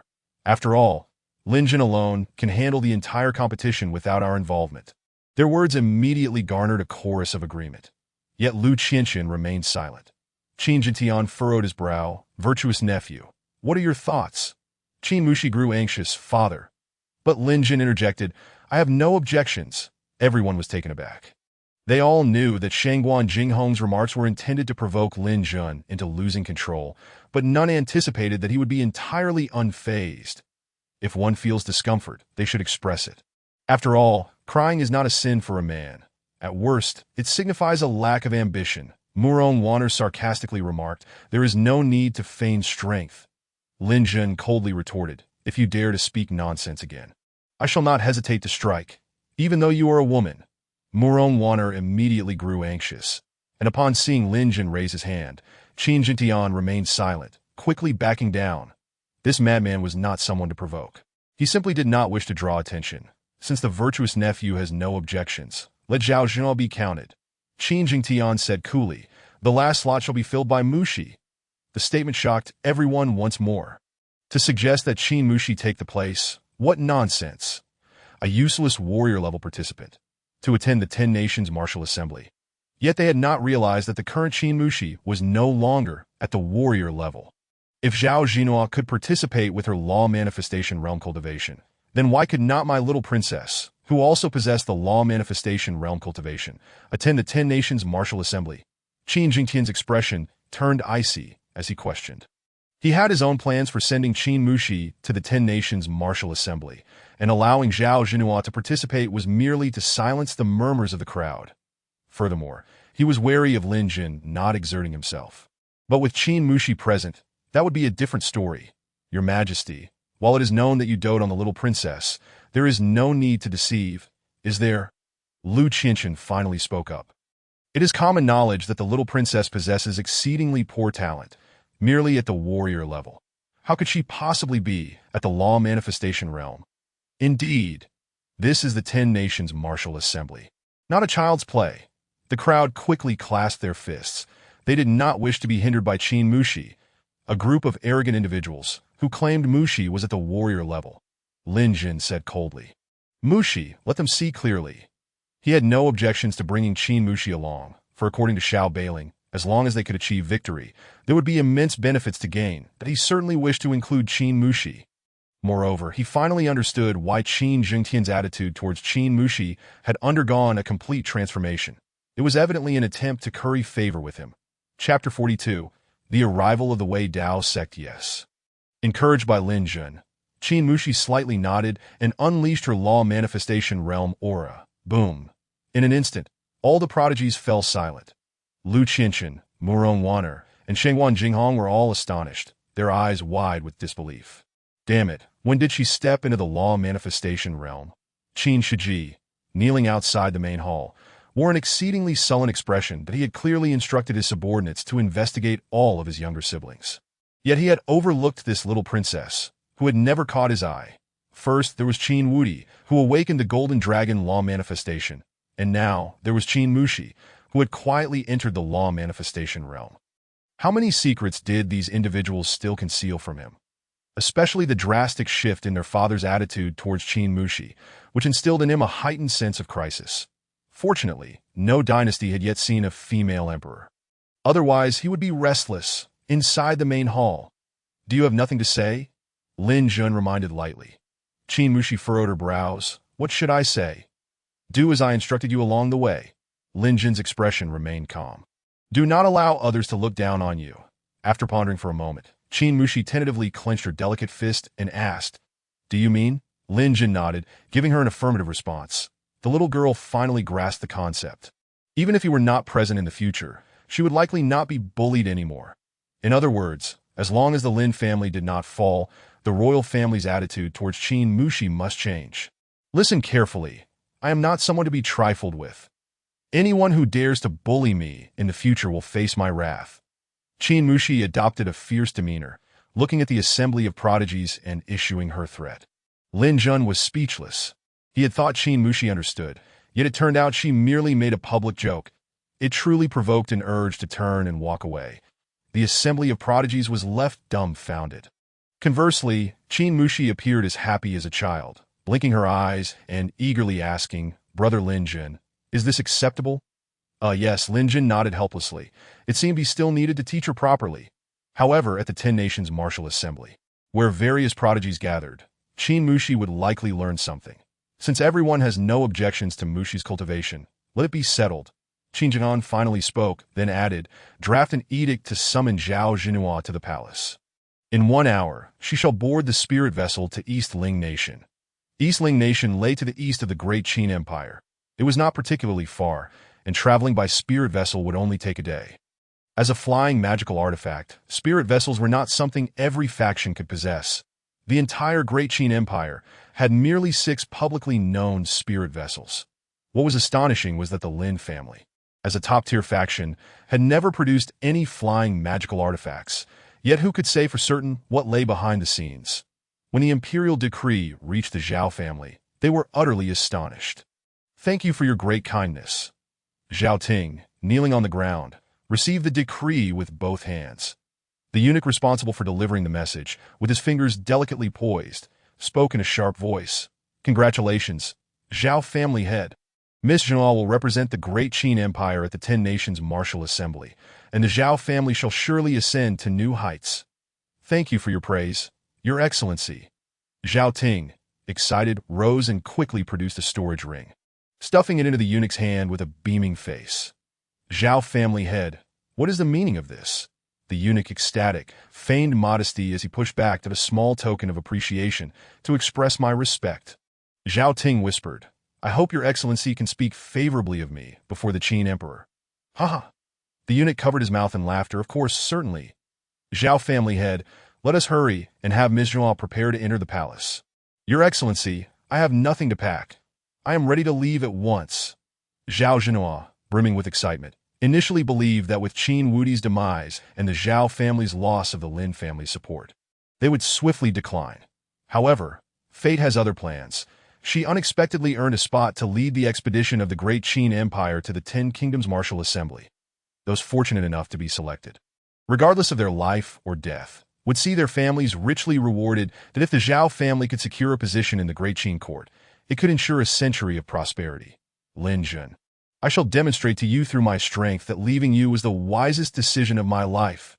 After boarding the carriage, a fierce light flickered in her eyes. Little did she know, her opportunity to participate in the expedition was largely due to Lin Jun's consecutive slayings of Qin Wudi and Feng Wui. An hour later, before the palace gates, the elite gathered. What began as a spirit vessel the size of a palm transformed, upon the insertion of spirit stones into the formation eye, into an enormous craft exceeding 20 meters in length. The vessel's design resembled a golden dragon, surrounded by swirling, radiant spirit energy, creating a dazzling spectacle. This was indeed a spirit vessel. It was my first sight of such a marvel. I heard that activating it consumes 50 top-grade spirit stones at once, and for each hour, it requires at least 100.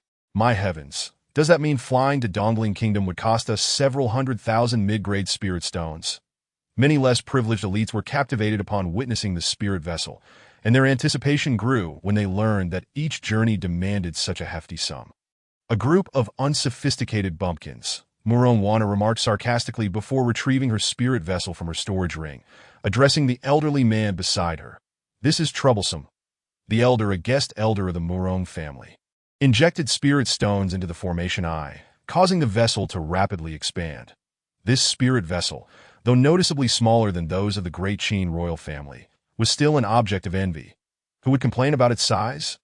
"Miss, aboard the vessel," commanded the elder, a protector at the pinnacle of the royal realm of the Murong family, after activating the vessel.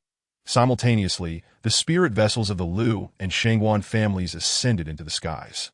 The spirit vessel, symbolized both wealth and power, making it a necessity for such a grand event as the expedition to the Ten Kingdoms Martial Assembly, naturally inciting a sense of competition. The elites without vessels or protective elders revealed envious glances, completely disregarding Morong Wanner's earlier insult of them as bumpkins, as it was not an insult but a mere statement of fact. Zhao Zhenhua, noticing Lin Zhen's silence, coldly mocked, "The Lin family hasn't prepared a spirit vessel for you, have they? After all, your status is the same as those three, yet you have neither a vessel nor a protective elder accompanying you. What business is it of yours?" Lin Zhen shot back disdainfully. Zhao Zhenhua stepped forward, her eyes nearly ablaze with fury. Qin Shiji coldly interjected, "Didn't you just say you didn't need us useless teammates? You surely wouldn't want to share a spirit vessel. And besides, the vessel space is limited. Let us each go our own way. We're leaving." Following his command, he led the group aboard. "What do we do now?" Qin Mushi asked anxiously. "Without a spirit vessel, how could they possibly reach Dongling Kingdom? If they traveled by foot, they would undoubtedly encounter numerous territorial cultivators, and by the time they arrived, the Ten Kingdoms Martial Assembly would likely have concluded." Lin Zhen, however, remained unfazed. Qin Shiji could not genuinely believe he wouldn't attend. The so-called elites of the Great Qin Empire were hardly qualified to compete alongside the elites of those powerful nations. Were it not for the pressure from the Lady of the Neon Garb compelling him to participate in the Martial Assembly and gain fame across the Eastern Sea, he would have been disinclined to attend. Regardless of Qin Jingtian's attempts to curry favor, as Zhao Zhenhua passed by Lin Zhen, she provocatively remarked, "Without the audacity to be arrogant, one should humbly bow down, offending the Crown Prince. Let us see how you and Qin Mushi make your way to Dongling Kingdom." Just then, a spirit vessel appeared in the sky, even larger than the Great Qin Royal Dragon vessel. On the side of this vessel was a prominent character, Wei. It was the spirit vessel of the Wei Dao sect. The Wei Dao sect, what brings them to our Great Qin Empire? I have no idea. The Wei Dao sect ranks third among the top 10 sects in the Eastern Sea, alongside the Yinshang sect and Wei Dao sect, forming the triumvirate of revered sects, the dream of every elite from various nations. Sensing the immense spiritual energy fluctuations, Qin Jingtian swiftly flew out from the palace, gazing skyward at the Wei Dao sect's vessel, clasping his fists in reverence as he proclaimed, "Qin Huangzhidian respectfully welcomes the envoy of the upper sect. The three top sects are the primary forces supporting the 10 kingdoms." Thus, even Qin Jingtian had to display humility, though he remained puzzled as to why the Wei Dao sect had come. Chapter 43. It's actually her, respectfully welcoming the envoy of the upper sect. The group, initially preparing to board the vessel, hastily knelt in reverence. However, Lin Zhen was an exception. The moment he emerged from the abyss of fallen gods, the Lady of the Neon Garb had uttered a single sentence. "In this world, no outsider shall compel you to kneel in greeting, unless you willingly choose to fall. On the path of cultivation, once one's spirit wanes, it is as good as being rendered useless. Lin Zhen, quickly pay your respects. The Wei Dao sect is extremely formidable." Qin Mushi whispered urgently, her delicate face filled with anxiety. After all, they were a force that transcended the 10 kingdoms. "Lin Zhen, why are you still standing? If you anger the upper sect's envoy, it could drag us down too. If you wish to perish, could you at least move far away so we aren't splattered with your blood?" Qin Shiji and the others were eager to strip Lin Zhen of his skin. Should the upper sect's envoy become enraged, they might directly revoke their qualifications for the assembly. Qin Zhen also immediately conveyed through thought, "Virtuous nephew, kneel quickly. The might of the Wei Dao sect is such that even your father cannot contend." His urgency was palpable. Previously, he would have welcomed Lin Zhen's demise, but the appearance of the ancestor from Qin changed all his plans. Now, not only could he not act against Lin Zhen, but he also needed to leverage Qin Mushi to foster a good relationship with the Lin family. Thus, witnessing this scene, he became frantic. Lin Zhen's expression remained calm. The Wei Dao sect was indeed powerful, but could they truly compare to the Tianbao Pavilion, which spans the 4 territories of the Celestial Dome continent and originates from the Central Plains? If there were to be any bowing, it would be the envoy of the Wei Dao sect kneeling before him. The atmosphere was tense. Yet, there was no reaction from the Wei Dao sect's vessel.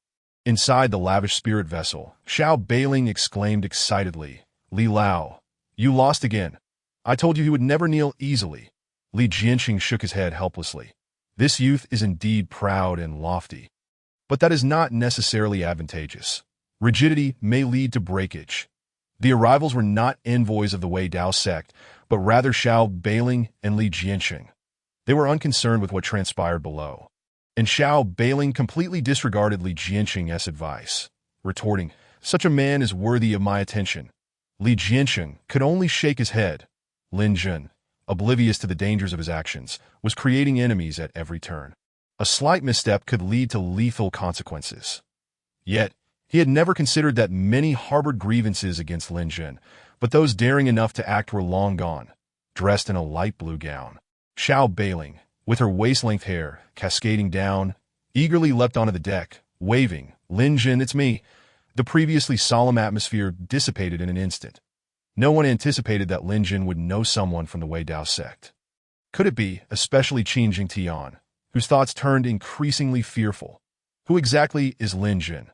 Zhao Zhenhua was filled with jealousy. She was certain that Lin Jun could not have known anyone from the Wei Dao sect before his journey to the abyss of fallen gods. Otherwise, she would not have chosen to withdraw from their engagement upon his return, regardless of how foolish she might be. "She calls you Lin Jun, brother?" Qin Mushi murmured with a frown, her voice laced with jealousy. This title had originally been hers alone to bestow. To make matters worse, this girl was exceptionally beautiful. Lin Jun furrowed his brow. Why had this person come? Meanwhile, the Wei Dao sect's spirit vessel, under Li Jianqing's guidance, descended smoothly to the ground. After landing, Xiao Beiling jumped off and pouted in dissatisfaction. "Hey, upon seeing me, why are you not moved?" Lin Jun retorted, "I truly dare not be moved." "Why did you come, to be fair?" Xiao Beiling was indeed beautiful, but he was not in a rush to seek a partner, especially with his prior commitment to the lady of the neon garb. If she were to find out, Xiao Beiling might very well face dire consequences. Qin Shiji seized the opportunity, feigning anger while secretly overjoyed. "Lin Jun, how dare you speak to the upper sex envoy in such a manner?" Xiao Beiling's expression turned cold. "Shut your foul mouth, or I shall ensure you never have the chance to speak again." She paid no heed to Qin Shiji's identity as the crown prince, nor did she regard Qin Jingtian with any respect. The Great Qin Empire, the Eastern Sea, the top 10 sects. In the presence of the Xiao family from the Central Plains, they were but ants. Otherwise, she would not have arrived aboard the Wei Dao sect's vessel. Qin Shiji was left dumbfounded. He was merely trying to defend the visitor, yet it backfired. Xiao Beiling happily approached. "Hurry aboard the spirit vessel. I have so much to discuss with you." Lin Jun had never felt such confusion. He did not wish to share a vessel with the likes of Qin Shiji and Zhao Zhenhua, nor did he want to board Xiao Beiling's pirate ship. Yet he had to choose one. "Oh dear, what are you thinking?" Xiao Beiling feigned annoyance as she grasped Lin Jun's hand, entirely unconcerned with the gazes of outsiders. Qin Mushi lowered her head in self-doubt. Lin Jun was exceptional, and he naturally attracted the affection of many girls. Yet she longed to be like the former Zhao Zhenhua, receiving all of Lin Jun's affections. She would never resort to sycophancy like Zhao Zhenhua, regardless of whether Lin Jun emerged alive from the abyss of fallen gods. She would always regard herself as Lin Jun's fiancé. "Please no." Lin Jun quickly stepped back. "Miss Xiao, we are not that familiar. It's best to maintain some distance." Upon the utterance of these words, the crowd was left utterly astounded. Although the identity of Xiao Beiling remained a mystery, it was indisputable that anyone capable of boarding the Wei Dao sect's spirit vessel was of noble standing.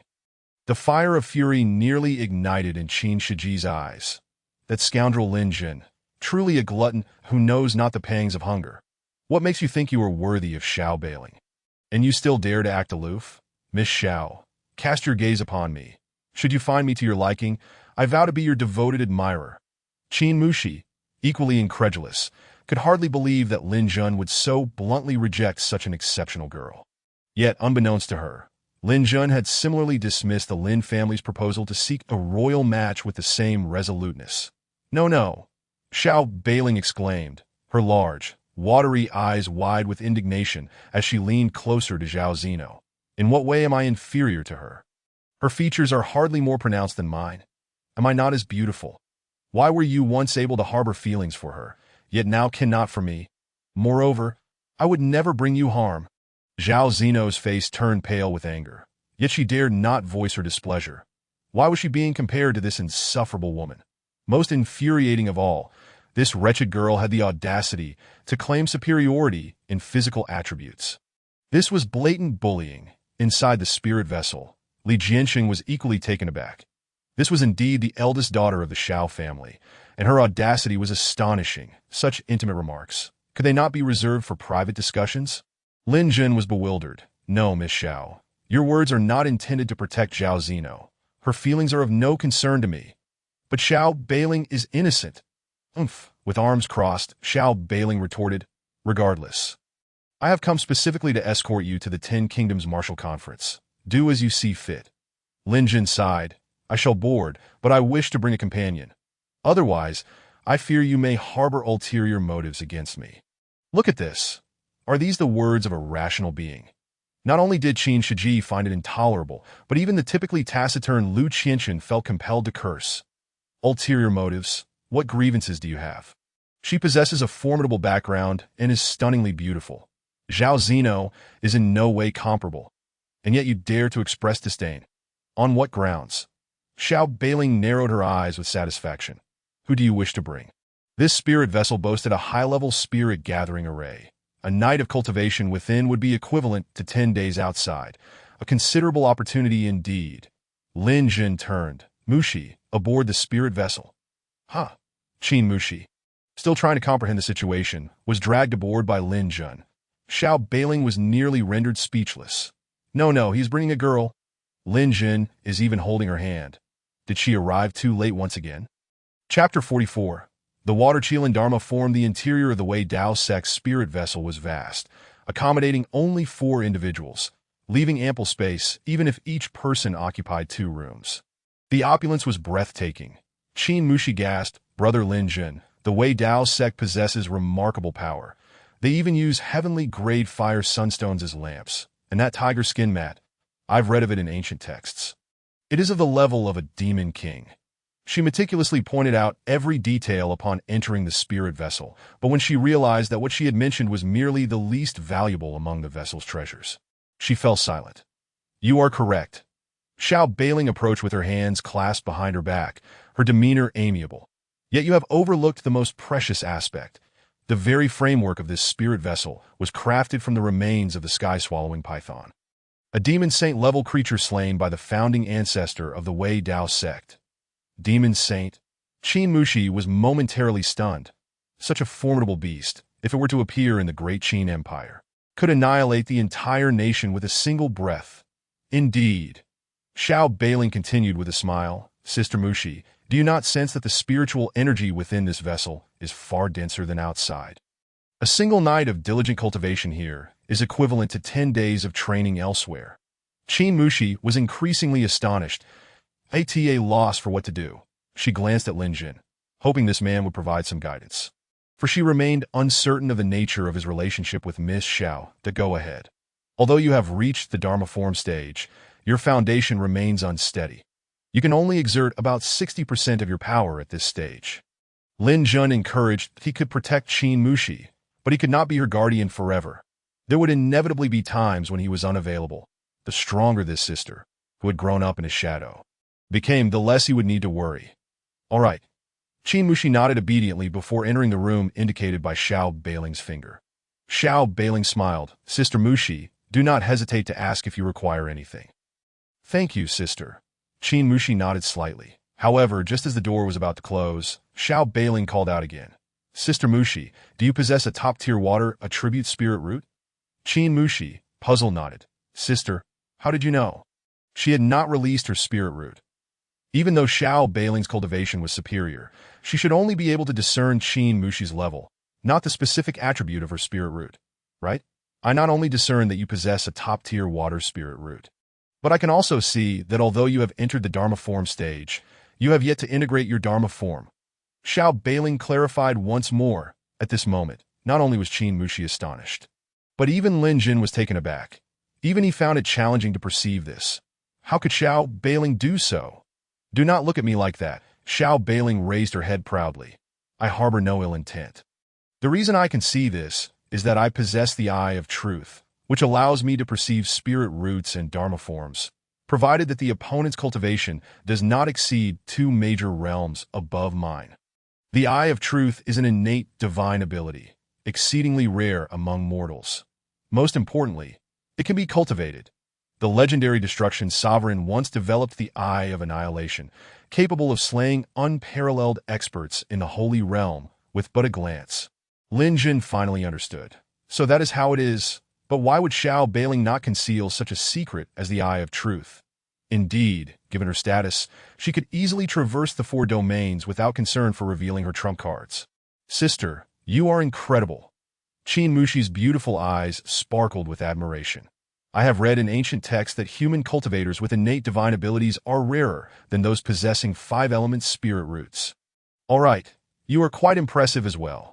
With a wave of her hand, Xiao Beiling opened her spatial ring, and a pale blue water Qilin Dharma form, radiating dense water attribute spiritual energy, materialized before their eyes.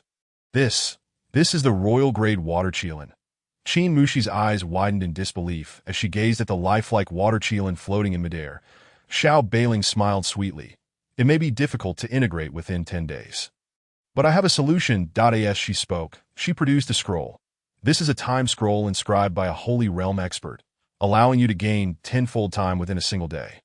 Coupled with the naturally slower time flow within this spirit vessel, you will have ample opportunity to integrate. Lin Jun was left dumbfounded. Xiao Beiling's generosity was staggering. To gift a royal-grade water Qilin Dharma form, along with a time scroll inscribed by a Holy Realm expert, was simply outrageous.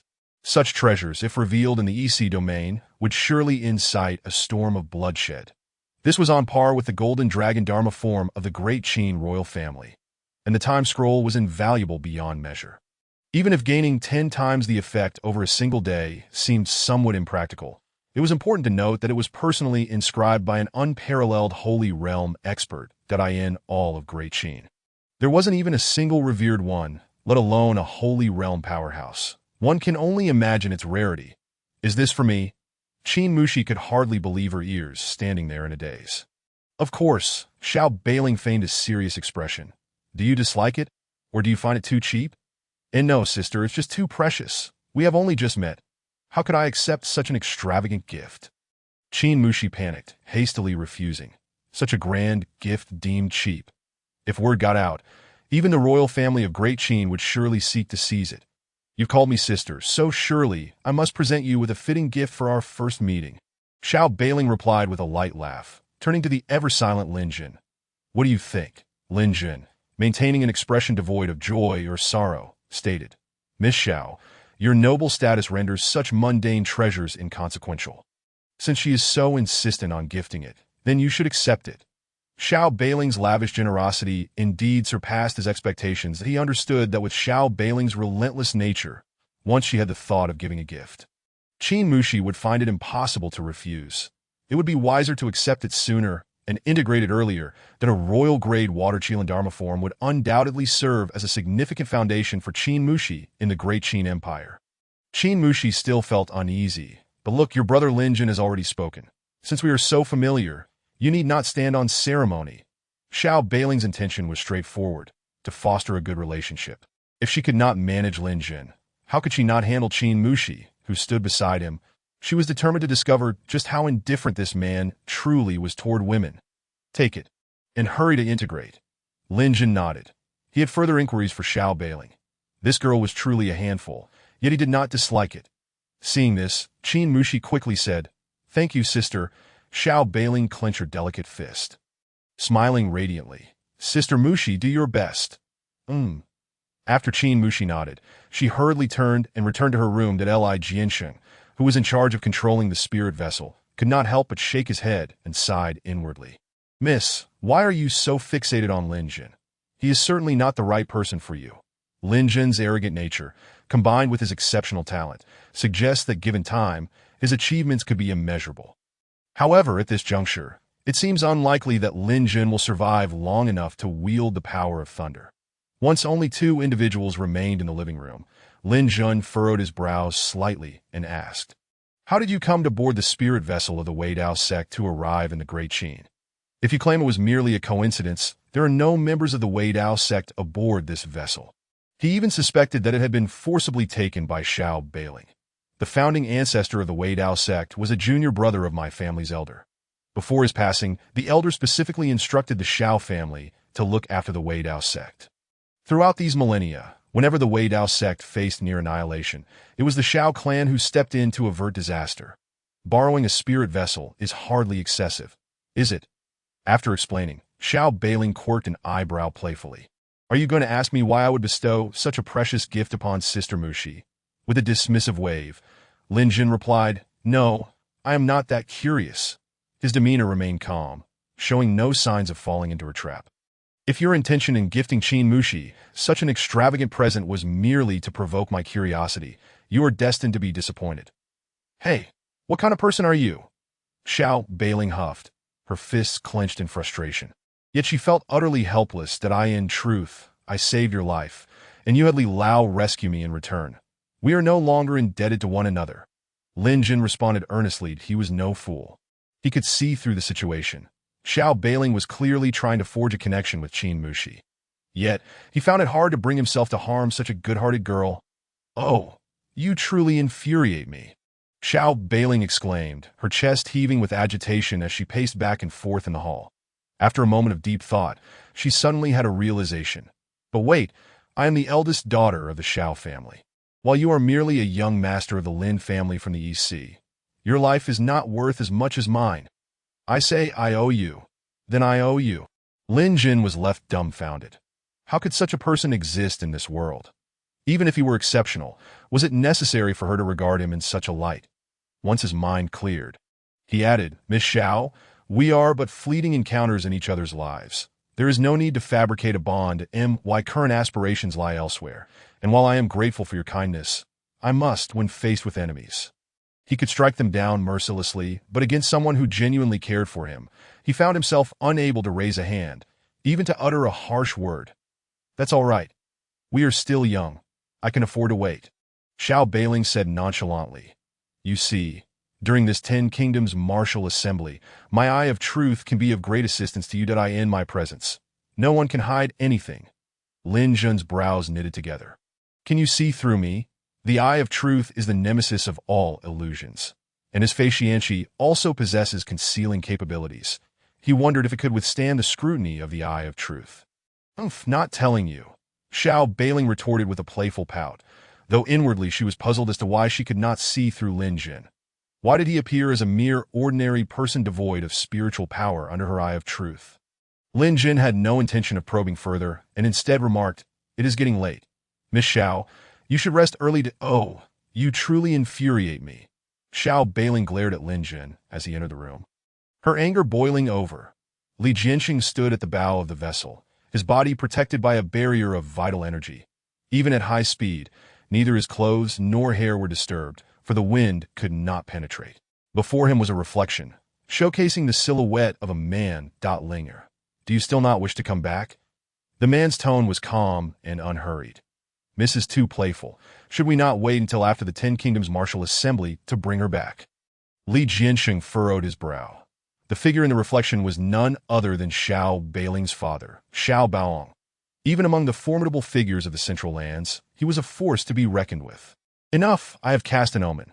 Lin Jin shares an unfinished karmic bond with Linger from their past lives, and they are destined to reunite in this life, though Linger's appearance is ill-timed. Young man, let them stir up their commotion. But one thing must be clear. Whoever dares to harm Lin Jin will be opposing my Xiao family of the Central Lands. Li Jianxing was taken aback, so the family head was fully aware of everything. He even intended to leverage the Xiao family's reputation to protect Lin Jin. The Tiangong Magic Cave was experiencing turmoil again. He needed to suppress it personally.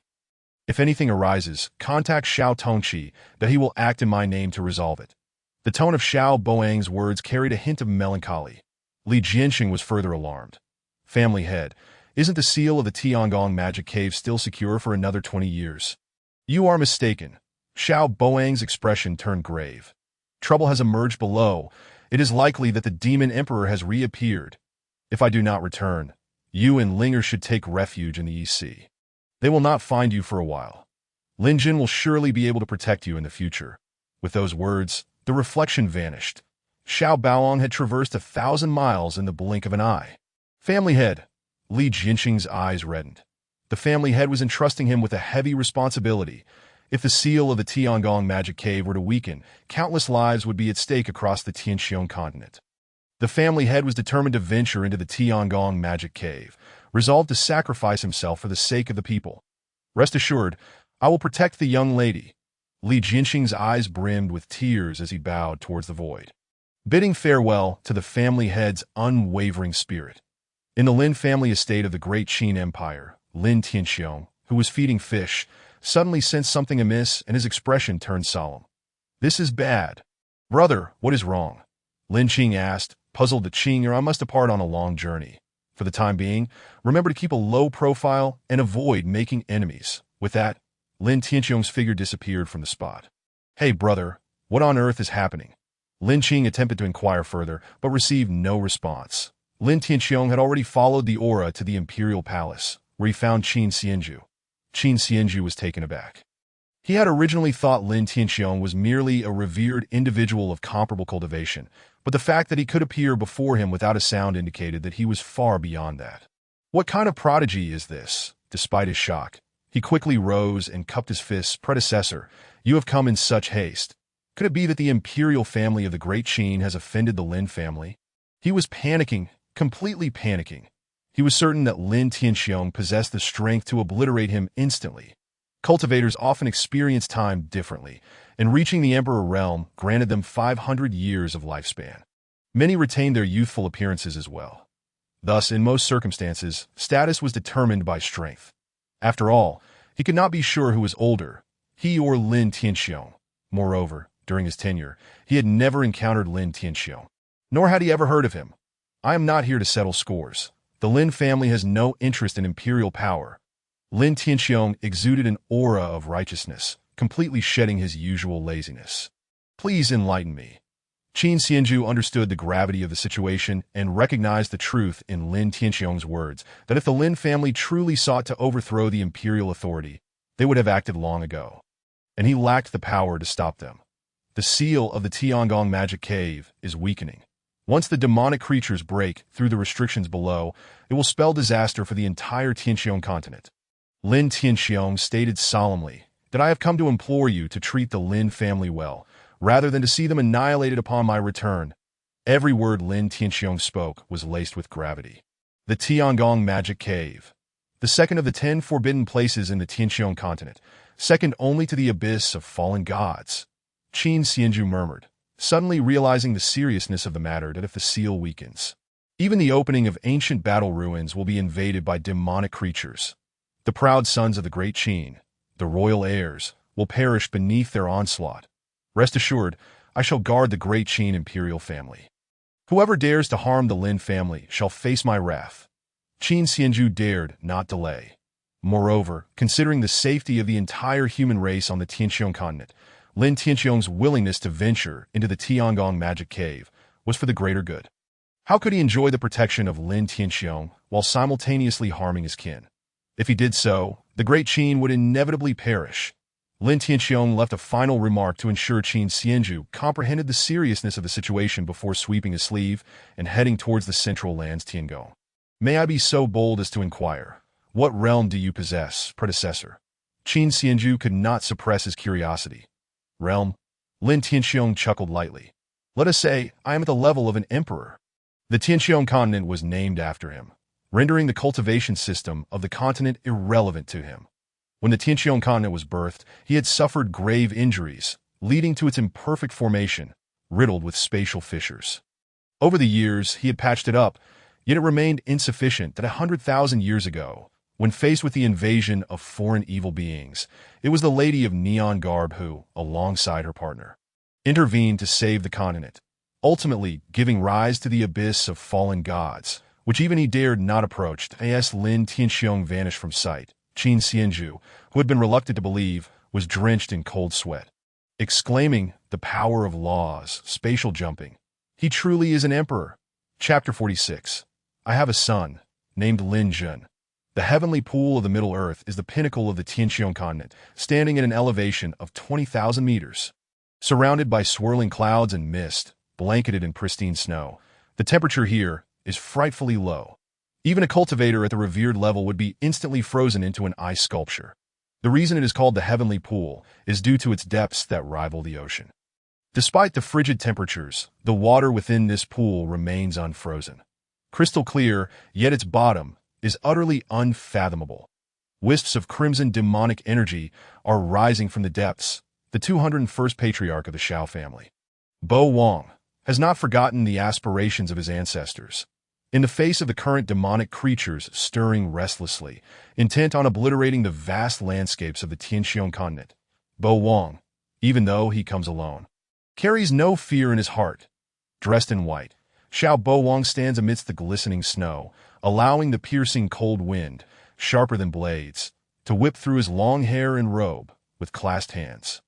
He pays homage to the ancestors who sacrificed themselves in the demonic lair of the heavenly pool, expressing his unwavering resolve to face death. Surrounding the heavenly pool, there is not a single living thing. Apart from the howling wind, there is no other sound to respond to Xiao Bo Wang. I laugh defiantly at the heavens, unafraid of life or death, akin to two Kunlun mountains. I, Xiao Bo Wang, pay my respects to the pioneers of humanity. As the fervent words echoed, a glimmer of tenderness unexpectedly surfaced in Xiao Bo Wang's resolute gaze. Linger, your father can no longer protect you. You must strive diligently and cease your recklessness. With a renewed seriousness, Xiao Bo Wang gazes at the pool emanating wisps of crimson demonic energy, preparing to leap into its depths. The sealing formation lies at the bottom. He must descend to reinforce it. Yet at this moment, another voice resounded across the expanse above the heavenly pool. It turns out, I am not alone on this journey. Xiao Bo Wang turned to see. The Spirit Sword Emperor? Indeed. The Spirit Sword Emperor gently stroked his white beard. How could I allow you, a junior, to face death alone? Precisely, even this old immortal must join in the excitement. With your presence, how could I? This old lady be absent. In an instant, 10 more emperors arrived in unison. The patriarch of the Shao family, Bo Wang, saluted the esteemed predecessors. Xiao Bo Wang was moved. I had thought the initial agreement was only upheld by the Shao family. When sealing the demonic lair of the heavenly pool, it was the darkest hour for the entire Tianqiong continent. Over 10,000 emperors became the core of the formation, ultimately achieving this seemingly impossible miracle under the leadership of Lin Tianqiong. The Shao family, having risen in the later generations, inherited the noble aspirations of humanity's ancestors, willingly guarding the demonic lair of the heavenly pool. Alas, the Spirit Sword Emperor sighed. I must say, your Shao family is truly exceptional. In less than a millennium, another great emperor has emerged from your ranks. Had it not been for the heavenly pool's demonic lair, who could contend with the Shao family of the Middle Earth? The other 9 echoed the sentiment. The Shao family's resolve commands sincere admiration. Esteemed elders, you flatter me. Xiao Bo Wang quickly clasped his hands in gratitude. The stooped elderly woman, leaning on her cane, declared, Today, we shall die for the sake of the world. I shall be the first. However, just as the elderly woman was about to leap into the heavenly pool, an overwhelming pressure descended, rendering the 11 emperors immobile. Who possesses the power to overshadow the emperors? In an instant, all eyes turned to the surroundings. The next moment, Lin Tianqiong appeared above the heavenly pool. Esteemed elder, who might you be? The Spirit Sword Emperor, taken aback, immediately clasped his hands in inquiry. Lin Tianqiong's demeanor was calm. 100,000 years ago, your ancestors sacrificed their lives to help me seal the demonic lair of the heavenly pool. How could I bear to watch their descendants march towards death today? The demonic lair of the heavenly pool I shall confront alone. The 11 emperors were simultaneously astonished. Xiao Bo Wang exclaimed in disbelief. You are the Tianqiong Emperor? It is said that after completing the seal of the heavenly pool, the Tianqiong Emperor fell alongside over 10,000 emperors, yet it appears you still live. Lin Tianqiong nodded. Junior Spirit Sword Emperor pays respects to the esteemed elder. Junior Fire Spirit Emperor pays respects to the esteemed elder. Junior Xinhua Emperor pays respects to the esteemed elder. In that fleeting moment, all 11 emperors knelt in unison, for he was the deity in their hearts. The Tianqiong Emperor and the Rainbow Attire Empress were the guardians of the entire Tianqiong continent. Regarding the recent loosening of the seal in the demonic lair, I have ascertained the cause. There is no need for you all to intervene, but I have a humble request. Lin Tianqiong stood with hands clasped, addressing the 11 individuals surrounding him. Please, esteemed Tianqiong Emperor, enlighten us. The 11 emperors spoke in unison. I have a son, named Lin Jun, who will one day tread upon the Middle Earth. If there are any grievances, I hope you all will pardon him. Should the occasion arise, I ask that you offer him some assistance. Lin Tianqiong turned and clasped his hands. The 11 emperors, startled, hastily knelt in respect. In terms of lineage, the Tianqiong Emperor was of the same era as their ancestors, and even his son, despite his youth, could be rightfully referred to as an elder. Rest assured, esteemed Tianqiong Emperor, should that day come, our heavenly palace will undoubtedly support the elder. Our Phoenix Hall shall certainly lend full support to the elder. Our 10,000 Sword sect will surely extend unwavering support to the elder. However, one among them remained silent. When Lin Tianqiong's gaze fell upon Xiao Bo Wang, a smile broke forth. Your daughter is commendable. But alas, their fates are not aligned in this lifetime. Xiao Bo Wang nodded earnestly. Indeed.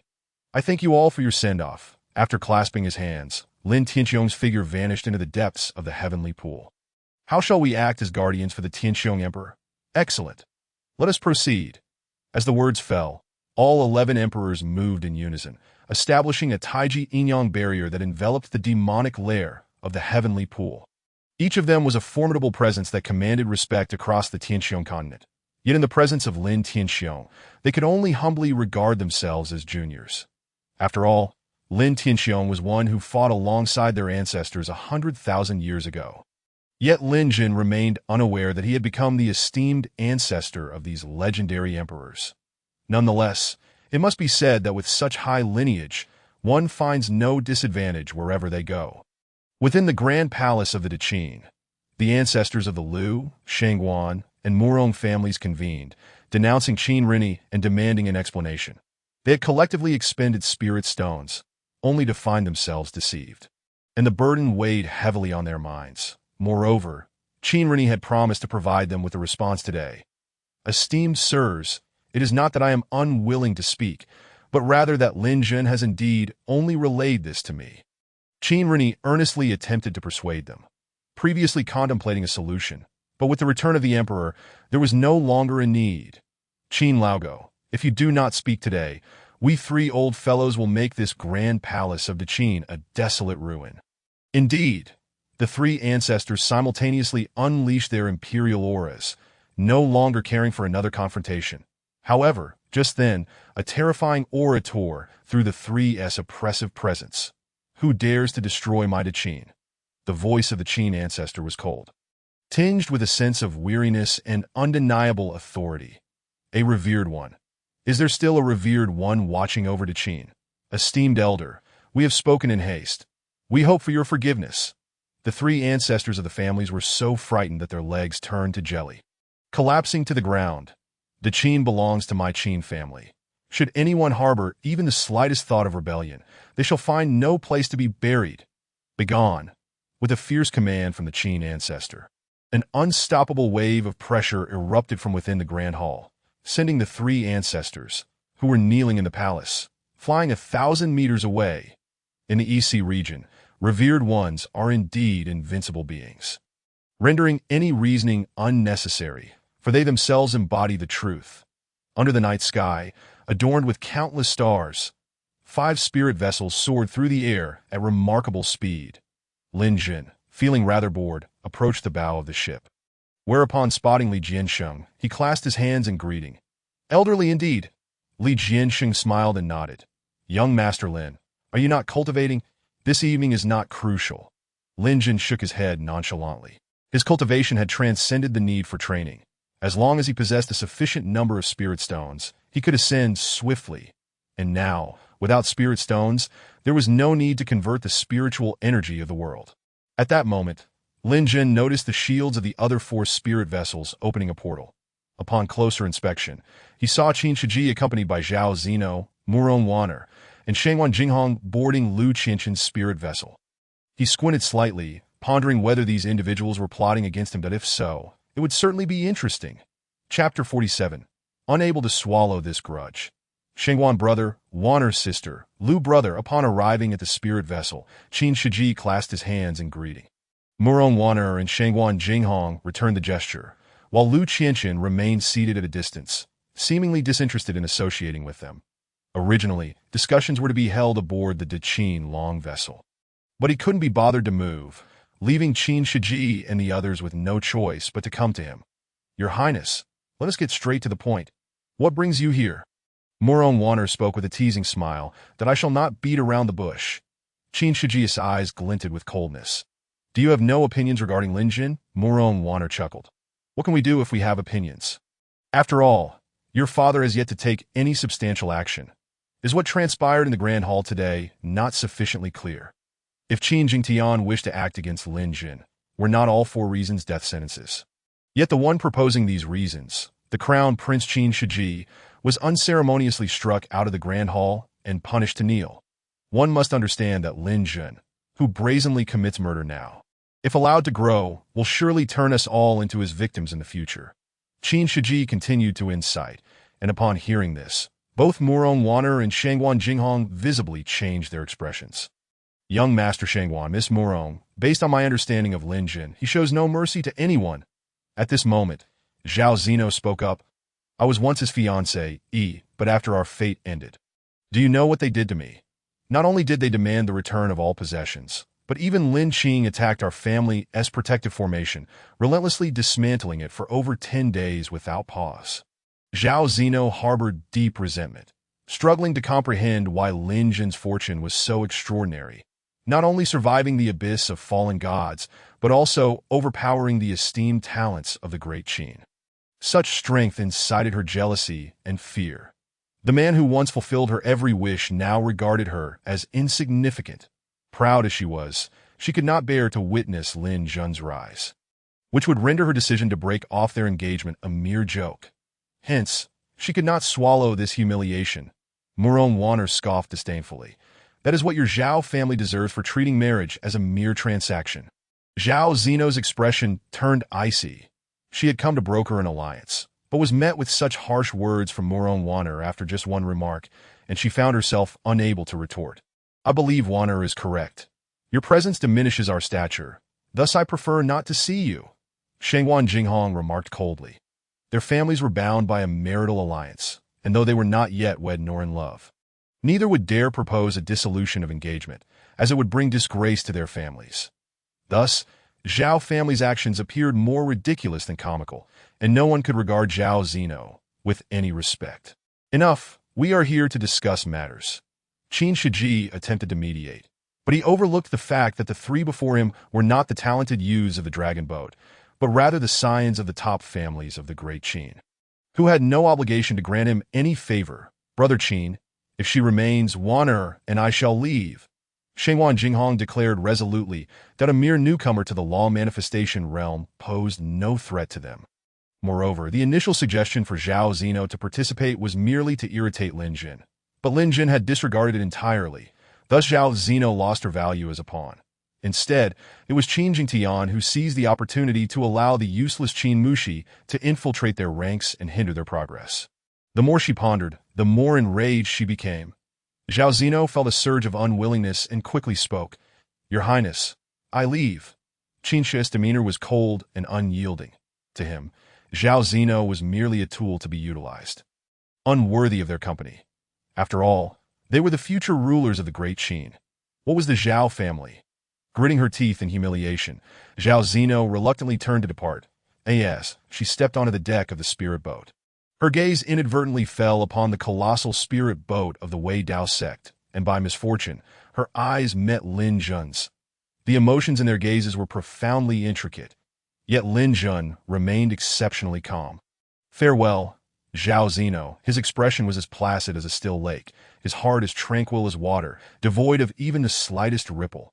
Hatred? None. Love? Also none. Regret? Even less. It was as if they were mere strangers who had never crossed paths. Li Jianxing stood on the deck, casually inquiring, "Young Master Lin, can you truly let it go, without a trace of turmoil?" Lin Jun replied with an indifferent tone, having moved on from that chapter of his life. He felt no lingering attachment that Li Jianxing stood with his hands clasped behind his back, gazing towards the starry river. "Young Master Lin, you are destined for greatness. Such composure is indeed rare. A man unbound by emotions is unlikely to cultivate any inner demons along the path of future cultivation." Coupled with the protection of the Shao family from the Central Plains, Lin Jun's future achievements are bound to surpass the imagination of many. Little did he know, Lin Jun was not a heartless individual. Yet he was far from indecisive. When in love, it was fervent and passionate. When not in love, he exited gracefully. Moreover, that woman was unworthy of love. Zhao Zino was truly tormented, filled with regret, resentment, and unease. Yet, while the protective elder had not lifted the barrier, she had no means to return to the dragon boat and was forbidden entry, leaving her to turn her back on Lin Jun, an unbearable sensation. "Old Li, I shall take my leave." Lin Jun clasped his fists, nodding at Li Jianxing before turning back to his quarters. However, at that moment, a powerful summoning force emanated from within the punishing heaven ruler. The Empress of the Rainbow Garb seeks him. This marked the first time since leaving the abyss of fallen gods that the Empress had taken the initiative to summon him. His consciousness swiftly entered the boundless space within the punishing heaven ruler. Yun Qishang, clad in a flowing white gown, her long hair cascading elegantly, exuded an ethereal aura. She remained as breathtaking as ever. But upon recalling that this Empress was at least 100,000 years old, he quickly regained clarity. "You seek me?" "Indeed." The Empress nodded, her exquisite features betraying a hint of unease. "The heavenly pool's abyss is in turmoil. Should the seal fail, the evil entities from beyond will sweep across the entire celestial continent, and when they invade the abyss of fallen gods, my fate shall be uncertain, yet I cannot leave. For if the seal beneath the abyss is breached, my partner, whom I have waited for 100,000 years, will never regain his memories of our past life. He may even face the destruction of his soul, never to reincarnate. What troubles you?" Lin Jun observed the usually aloof Empress with a furrowed brow, her ethereal beauty marred by worry. Although he had no interest in the notion of dual cultivation with the Empress, and even felt some aversion, he could not deny that she had aided him significantly. How should their relationship be described? Neither master and disciple, nor friends, nor partners in destiny. Perhaps collaborators would be the most fitting term. The Empress assisted him in elevating his cultivation, while he was to fulfill 9 tasks for her, the third of which was to gain renown in the Eastern Sea region by winning the 10 Nations Martial Conference. Lin Jun. As Yun Qishang inadvertently parted her lips, her gaze lingered on the man before her with profound affection. Lin Jun furrowed his brow slightly. "Why do you seem so strange today?"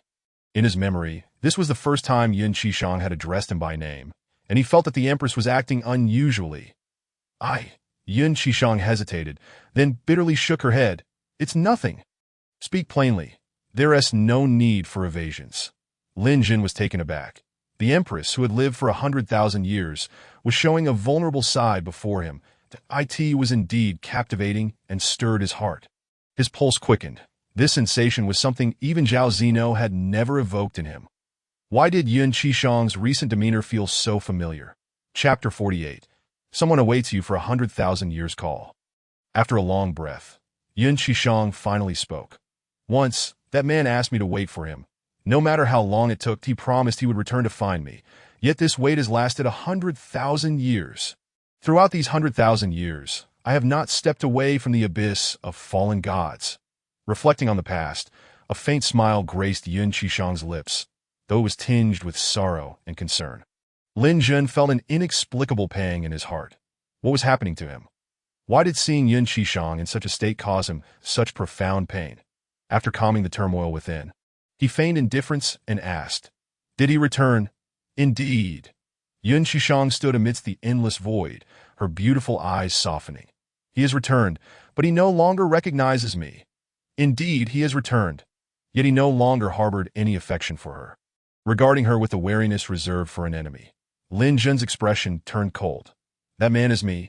Yun Qishang turned away, her back to Lin Jin. What if it is? I am merely 20 this year. While you have existed for 100,000 years. Lin Jin was taken aback. I have read in ancient texts that upon reaching the Emperor realm, one can utilize powerful divine consciousness to alter a person's memories.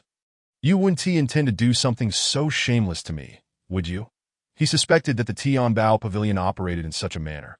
Yin Shishang was not the true proprietress but had altered Qian Santong's memories. Possibly even the memories of the pavilion's leader. You have seen through it. Yin Shishang's delicate face hardened, yet her heart bled. She longed to hear the man before her call her Qishang with deep affection. But his consciousness was not something she could breach.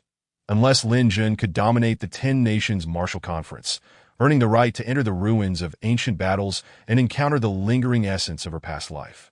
Would he believe her words were true? She had willingly sealed herself within the abyss of fallen gods for 100,000 years, enduring the solitude and desolation of the mortal realm. Even dedicating much of her energy to combat the laws of this world, preventing anyone from stepping into the abyss, not even Lin Tianxiong. Lin Jin's demeanor remained indifferent. I will fulfill my promise to you. There is no need for underhanded tactics. Yin Shishang replied with a similarly indifferent smile. What if there truly exists a foolish woman who waited for you for 100,000 years for a vague promise? Lin Jun's brow furrowed. Then he declared with determination, one lifetime of love, love across lifetimes. If it truly exists, I shall never betray her. But I do not believe anyone would wait for me for 100,000 years. 100,000 years? What nonsense! Do the powerful of the Emperor realm truly live for so long? If so, why do we not see their presence upon the celestial continent, but only hear the legends of yore? One lifetime of love, love across lifetimes? Yin Shishang repeated softly, as if even the bitter experiences of 100,000 years were worth the wait. She places her faith in this man above her own self-trust. You shall undoubtedly return. You will lead me once more to wreak havoc across the heavens, vanquishing all deities and demons. Am I right?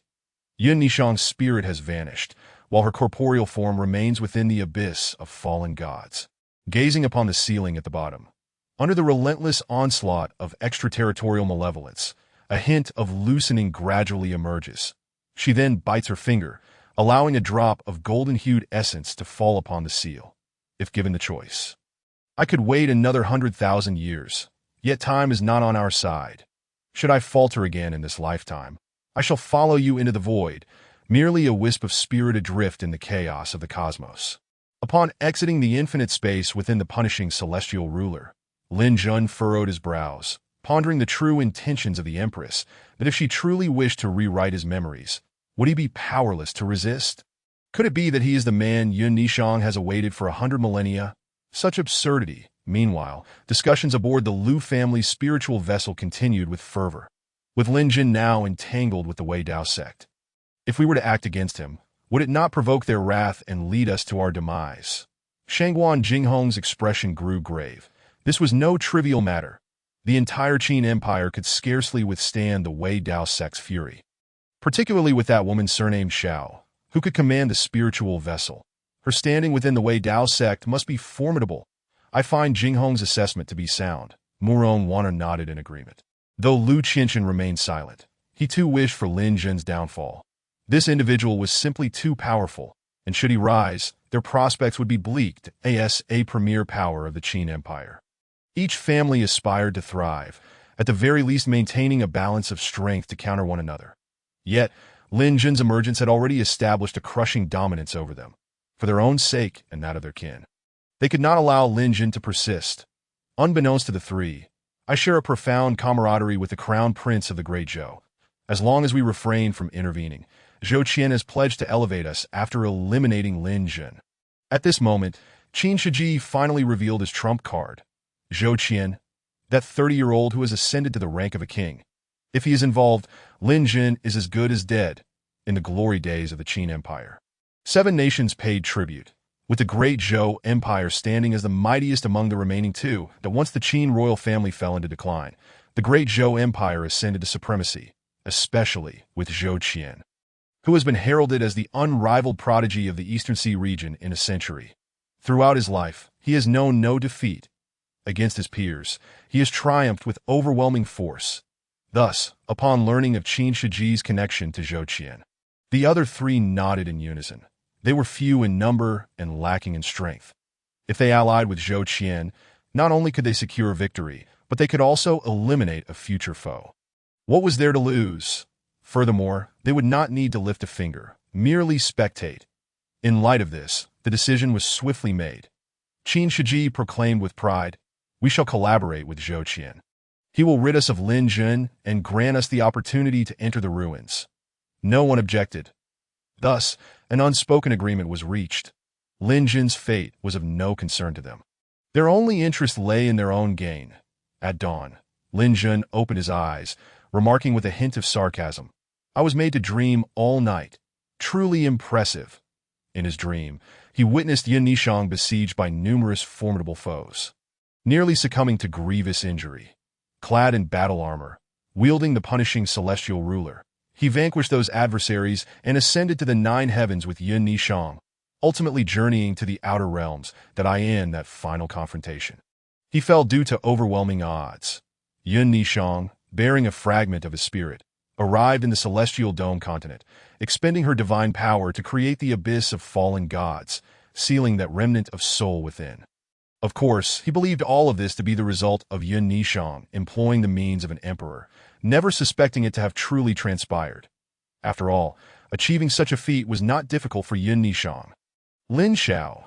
Just as Lin Jun pondered the dream, the voice of Li Jianxing roused him. Li Lao. After purging the impurities with his spiritual energy, Lin Jun promptly exited the room. Xiao Beiling, as usual, regarded him with her sparkling eyes. As if plotting something untoward that Li Jianxing was at a loss with Xiao Beiling. After all, even Xiao Baoang had turned a blind eye, even going so far as to protect Lin Jun. He could only say, "We have arrived at Dongling country. Prepare to disembark, Mu Shi." Lin Jun frowned. Has she not yet emerged from seclusion? Your gaze is solely fixed on Mu Shi. Xiao Beiling flashed an innocent smile and playfully asked, "Did you miss me?" "No." Lin Jun's response was resolute and devoid of hesitation. "Humph." Xiao Beiling pouted, her lovely face betraying her displeasure. Lin Jun was truly at a loss.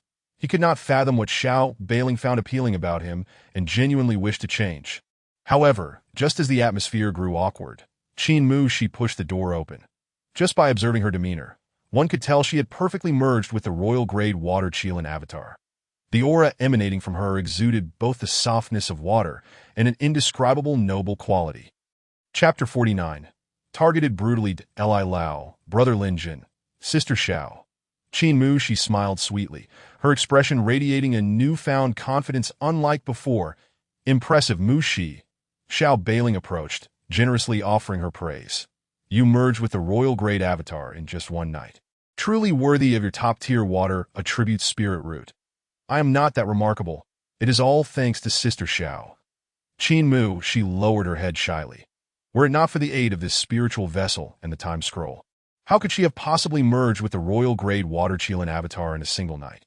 Yet, as a body of extreme Yin, paired with a top-tier water attribute spirit root and a compatible water attribute avatar, the convergence of all these conditions made her success hardly surprising. "All right, we should disembark." Li Jianxing maneuvered the spiritual vessel down to a desolate wilderness that in an instant, the Wei Dao sect's vessel drew the attention of prodigies from all nations. I had not heard that disciples from the Wei Dao sect were coming. Indeed, isn't this year's oversight supposed to be by the Yunshang sect? Could something have transpired? Everyone speculated. When Lin Jun and his companions stepped off the spiritual vessel, it only intensified the confusion. Logically, those who could board the spiritual vessel must be core figures within the Wei Dao sect, yet these four were entirely unrecognizable to them. However, no one dared voice their thoughts. Perhaps they were hidden core disciples of the Wei Dao sect. Yet how could disciples of the Wei Dao sect come to participate in the 10-Nation Martial Assembly? The elder from the Yunshang sect, responsible for overseeing the assembly, also approached to inquire. "Friends, this assembly is to be overseen by our Yunshang sect. May I ask if your presence here indicates a lack of trust in us?" While the Yunshang sect stands as the foremost among the top 10 sects of the Eastern Sea region, they still had to tread carefully around the Wei Dao sect's representatives, given their backing from the Shao family of Zhongtu.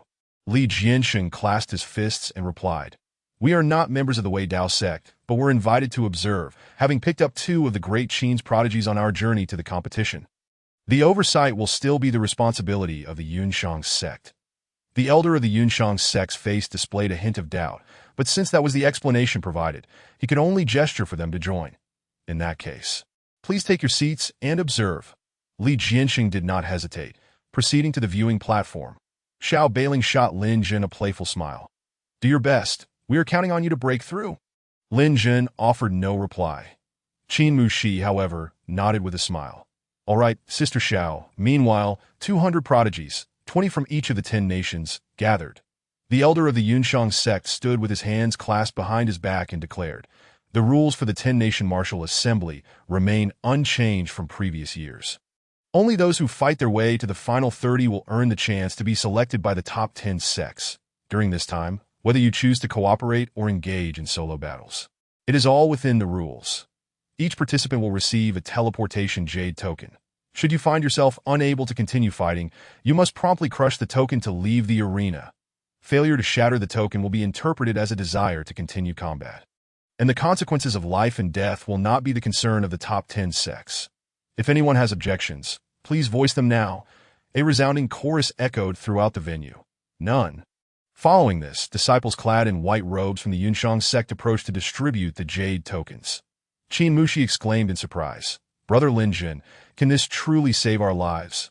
Lin Jin replied with a calm smile, "Indeed.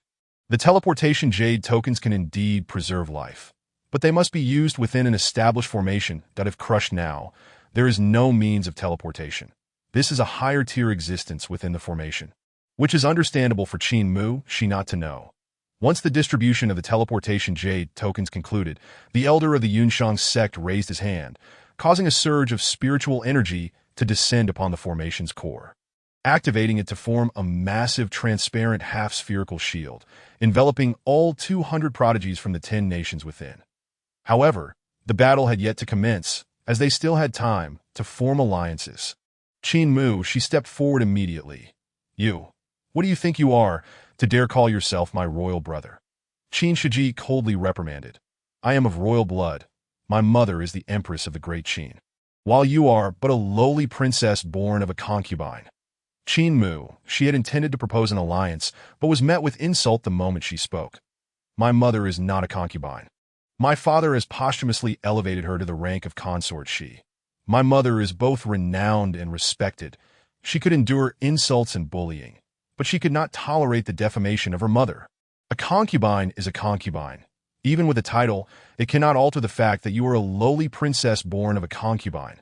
Qin Shiji displayed no semblance of mercy throughout his life. He had never regarded Qin Mushi as family.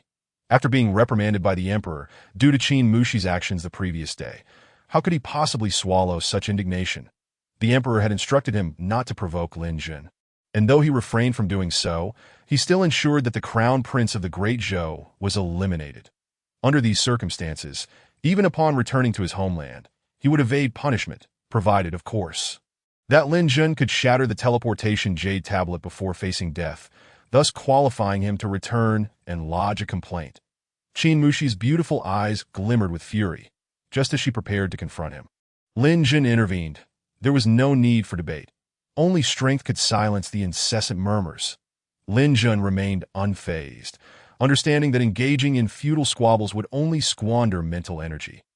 Yes, Qin Mushi, ever docile and obedient to Lin Jin, suppressed her grievances and took a step back. Qin Shiji's cold gaze shifted to Lin Jin.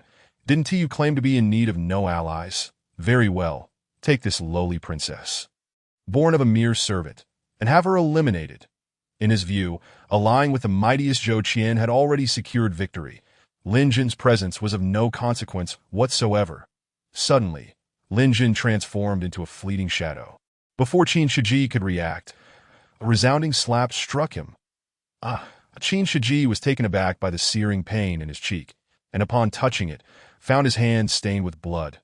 He was merely in the law manifestation realm, while Lin Jin stood at the king's sealing realm. A chasm of difference lay between them. What of a slap? Once the competition commenced, Lin Jun could effortlessly dispatch this insignificant waste, Qin Shiji, among the 200 participants. Was he not the loudest? Lin Jun cast a sidelong glance. I prefer tranquility. Do not disturb me. Very well. After consuming a healing pill, Qin Shiji, seething with rage, retorted coldly, We shall see. With that, he strode away. The imposing figure was none other than the crown prince of the great Zhou, Zhou Qian.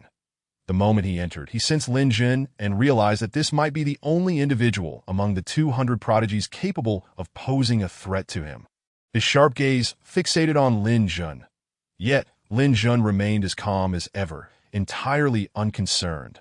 Lin Jun, my elder brother, seems to have allied with Lu Qianxin and the others, pledging their loyalty to the crown prince of the great Zhou. Qin Mushi furrowed her delicate brows. Lin Jun replied nonchalantly, It is not a matter of seeming. They have indeed formed an alliance. He glanced at the crown prince of the great Zhou, who, in terms of realm, surpassed him, yet Lin Jun felt confident in his ability to prevail. Ah, Qin Mushi's anxiety mounted. What shall we do? Lin Jun smiled lightly. What is there to fear? Am I not here? Qin Mushi knitted her brows. But we are but two. She cast a sweeping glance. At the very least, each faction comprised a collective of prodigies from a single nation, while they had been betrayed by Qin Shiji. Were they truly to face the other prodigies as a duo? Surely, they would not be eliminated at the first sign of battle, would they? With the alliance concluded, the martial competition commenced. At that moment, a senior elder from the Cloud Summit sect called out, and over 100 individuals within the formation turned their attention to Lin Jun and Qin Mushi. After all, this was an elimination round. One naturally sought the easiest targets. The more people eliminated, the greater their chances of advancing. The prodigies from the Qin nation, unable to contain their impatience, charged forward like madmen after their leader bellowed. They were the weakest among the 10 nations, with no one willing to ally with them. Their only hope of advancement lay in defeating solitary opponents and relying on luck to survive until the end. Thus, Lin Jun and Qin Mushi became their chosen targets. Qin Mushi felt her breath quicken with anxiety. A premonition washed over her that they were about to become the focus of everyone's ire. Unconsciously, she inched closer to Lin Jun. Chapter 50. Thunderous Methods Run. You brat from Dongling Nation, scoundrel! Charge! Simultaneously, battles erupted among several other factions. Meanwhile, Qin Shiji and his companions, who had allied with the great Zhou Empire, found themselves unbothered. After all, with 30 slots available, no one dared to provoke the great Zhou Empire, and Crown Prince Zhou Qian could single-handedly eliminate them all due to his overwhelming prowess among the younger generation. Zhou Qian's expression was one of arrogance. His gaze was solely fixed on Lin Jun, a figure shrouded in enigma, whose cultivation level eluded him. He surmised that Lin Jun must possess a treasure that concealed his aura. For it was inconceivable that a youth so young could achieve such mastery. Qin Shiji stepped forth. He is Lin Jun, renowned as the #1 prodigy of our great Qin. His strength is likely on par with yours. Zhao Zino was displeased. She hesitated to acknowledge Lin Jun's excellence. Yet upon further reflection, she realized that Qin Shiji was employing a strategy of flattery to incite Zhou Qian's displeasure, so she stifled her thoughts. Zhou Qian remained silent, showing no regard for the great Qin crown prince, while Qin Shiji seethed internally, feeling powerless, as he still needed Zhou Qian's support to secure a place among the top 30. Outside the barrier, Li Jianxing shook his head. I knew Lin would fight alone. What is there to fear? Xiao Bailing pouted, clenching her delicate fists. Brother Lin Jun is far superior to that group of useless fools. Go for it. Her unrestrained cheers drew the frowns of the elders from the Cloud Summit sect, yet they could scarcely voice their disapproval. Inside the formation, Qin Mushi exclaimed anxiously, They are coming. However, before she could finish her sentence, she witnessed the leader of the Qin nation, at the forefront, have his carotid artery seized by Lin Jun. The speed was so astonishing that no one had time to react. Lin Jun's expression remained indifferent. Will you shatter the teleportation jade tablet voluntarily, or shall I crush your carotid artery instead? The leader of the Qin nation's eyes brimmed with disbelief. Despite the myriad of grievances in his heart, he could only clasp his fists and say, Thank you for sparing my life. According to the rules, even if Lin Jun were to slay him, it would be deemed inconsequential, as he had failed to shatter the teleportation jade tablet in time. With a flash of white light, the leader was transported outside the formation, cursing his misfortune that he was in the 7th stage of the law manifestation realm. Intending to lead the prodigies of the Qin nation to target weaker opponents, yet unexpectedly encountered the hardest obstacle. That Lin Jun could effortlessly lock his throat suggested he was at the very least at the king's sealing realm. It seemed Zhou Qian had a rival. Brother Lin Jun is magnificent. Xiao Bailing shouted exuberantly, for the first one eliminated was dispatched by Lin Jun's hand. Of course, her cheers were unheard and unseen by Lin Jun. Lin Jun turned his gaze to the remaining 19 prodigies from the Qin nation, coldly stating, "Gentlemen, pleased that he had little desire to engage in combat, as squabbling with these individuals would only tarnish his reputation. Brothers, how about joining us instead?" One of the prodigies from the Qin nation, unwilling to be eliminated, extended an invitation. "You have 3 seconds left." Lin Jun raised 3 fingers, commencing a countdown. As he lowered 1 finger. The Qin nation prodigies grew anxious. "We can help you deal with the others, ensuring your advancement." Lin Jun remained unmoved, lowering another finger.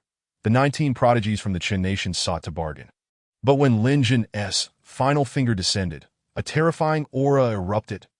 A timid female prodigy from the Qin nation hastily shattered her teleportation jade tablet, transforming into a beam of white light as she exited the formation. Whoosh, whoosh, whoosh. The remaining prodigies from the Qin nation chose to accept their fate, hastily concluding their sole participation in the 10 nations martial competition. Brother Lin Jun, you were so impressive, eliminating 20 individuals in an instant. Qin Mushi unabashedly expressed her admiration, viewing Lin Jun as a god capable of accomplishing the impossible. Their inherent weakness rendered their early elimination entirely expected. Lin Jun spoke with a calm demeanor. He held no deep-seated animosity towards the prodigies from the Qin nation. Thus he bore no murderous intent.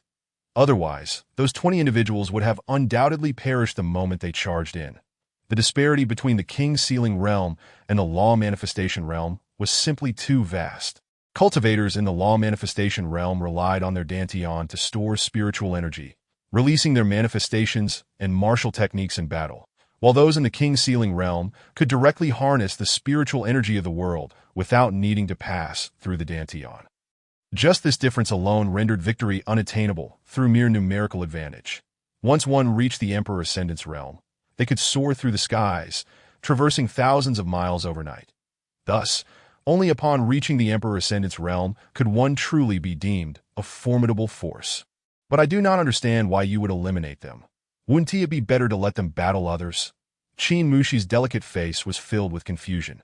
Even if they were weak, they could still divert attention, couldn't they? Lin Jun replied with a gentle smile. Do you see any other prodigies from different nations, apart from Qin Shiji and those from the Great Zhou Empire, harboring designs against us? Qin Mushi turned to survey the surroundings. Initially, many prodigies from various nations had aimed to target them.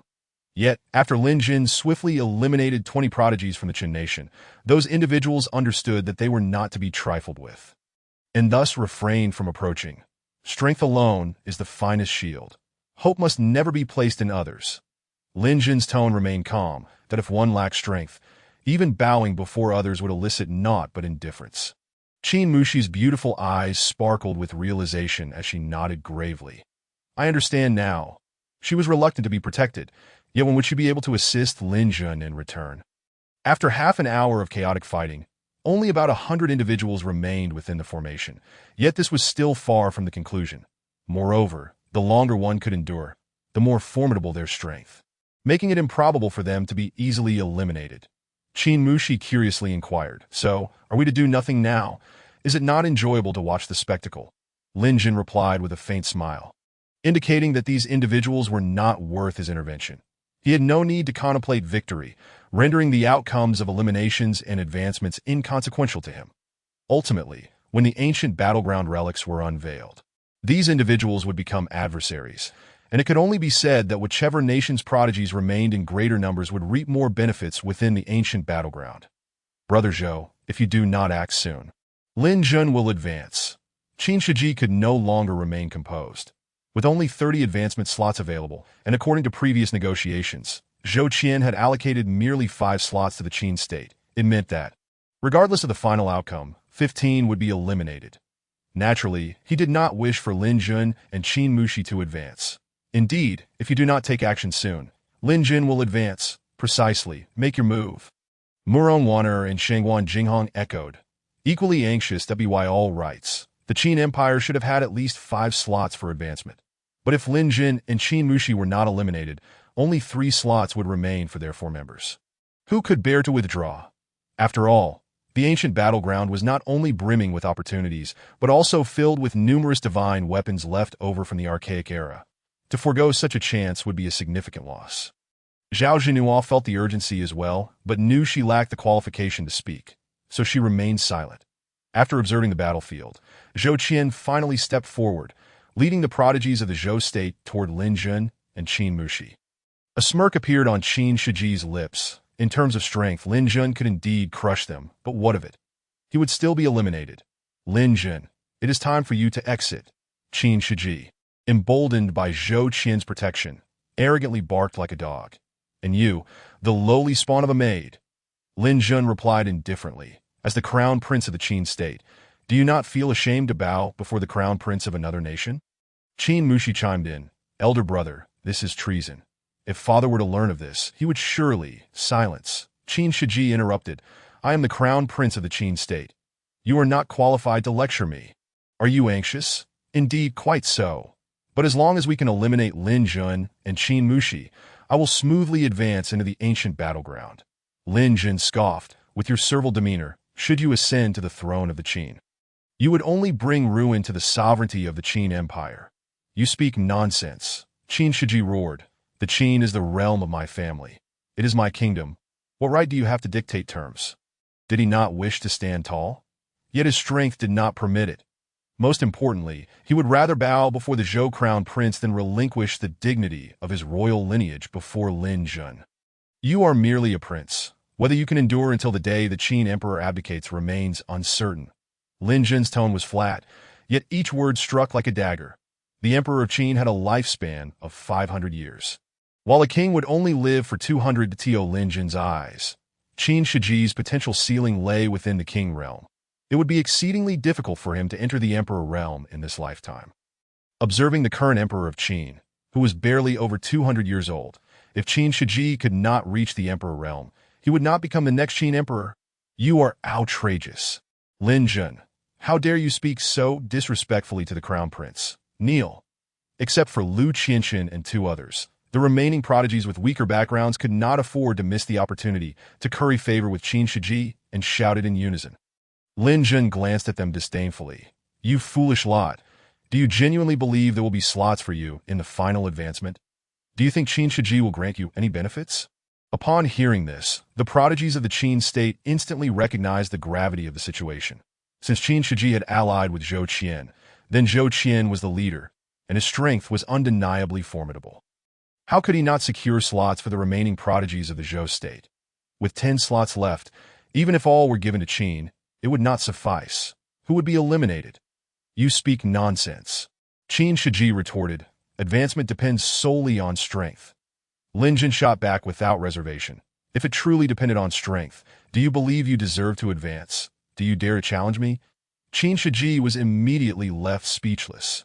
He could only hope to deliver a lethal blow to a king realm expert while taking advantage of their carelessness. Yet Lin Jun was capable of matching the peak of the king realm. Feng Qingyang. How could he possibly defeat him? Realizing this, he could only turn anxiously. Brother Zhou, I beg you. Zhao Zhenhu rushed forward. Crown Prince of Zhou, please act swiftly. Do not let him advance, if they did not align themselves soon. They feared they might miss their opportunity. Perhaps even with an alliance, the chances of advancement were slim, but what if they succeeded? We implore the Crown Prince of Zhou to lend us assistance. The prodigies of the Qin state clasped their fists in desperation. Qin Mushi was left dumbfounded. They were all prodigies of the Qin state, representing Qin in the competition against the 10 nations. Yet now they were pleading with the Crown Prince of Zhou to act against her and Lin Jun. Was this something a person could do? Utterly shameless. If father were to discover this, he would surely be enraged to the point of bloodshed. This was a disgrace to the dignity of the Qin. They were nothing but a bunch of spineless cowards. Zhou Qian glanced around, observing the Qin prodigies bowing before him, and that feeling was indescribably pleasant. However, upon surveying the battlefield, he noted that there were still 50 or 60 individuals remaining, and his most formidable opponent, Song Weiliao, known as the martial hero of the Deqi Empire, was growing stronger with each passing moment, causing him to furrow his brow. Upon further contemplation, he clasped his fists and addressed Lin Jun. "Brother Lin, it is a pleasure to meet. Shall we befriend each other?" The prodigies of the Qin state were left in shock. Zhou Qian was actually extending goodwill toward Lin Jun. What did that make them? Qin Shiji panicked. "Brother Zhou, silence." Zhou Qian showed no mercy. The fates of these useless prodigies of the Qin state were of no consequence. As long as he could befriend Lin Jun, it was undoubtedly a worthwhile endeavor. After all, befriending Lin Jun would only cost him 2 slots, while taking on the utterly useless Qin Shiji would require relinquishing 5 slots. That he was no fool. He knew how to choose. Qin Shiji was utterly flabbergasted. Rendered speechless, devoid of any semblance of a crown prince, Zhao Zhan felt an urgent anxiety as the situation became increasingly unpredictable, leaving her struggling to keep up. Qin Mushi also found it difficult to comprehend why Zhou Qian would extend goodwill toward Lin Jun. However, witnessing Qin Shiji's embarrassed expression brought her an inexplicable sense of satisfaction. Lin Jun, uninterested in reciprocating, merely inquired, "What manner of friendship do you wish to establish, and what sincerity can you offer?" He preferred to avoid confrontation if possible. For the main event awaited within the ancient battleground. The more exposed he was now, the more he would become a target, without gaining any advantages. Thus, he only needed to ensure that he and Qin Mushi advanced. His bottom line was to eliminate the spineless Qin Shiji to avoid further annoyance. He firmly believed that Zhou Qian harbored similar intentions. Zhou Qian replied casually, "Originally, we agreed on 5 slots for the Qin. I can now assure you that these 5 slots will include you. Do you consider such sincerity adequate?" Qin Shiji's eyes turned red with fury. Zhao Zhenhua felt a deep sense of frustration. If Zhou Qian's arrangements held, then that 5th slot would certainly not fall to her. But she was merely a supporting character, having no voice in the matter, and could only stand anxiously in place. Lin Jun let out a scornful laugh. "Do you think I care for this slot? In other words, do you believe I require your charity for advancement?" Zhou Qian's expression darkened, his narrowed eyes revealing a hint of displeasure, and his tone grew cold.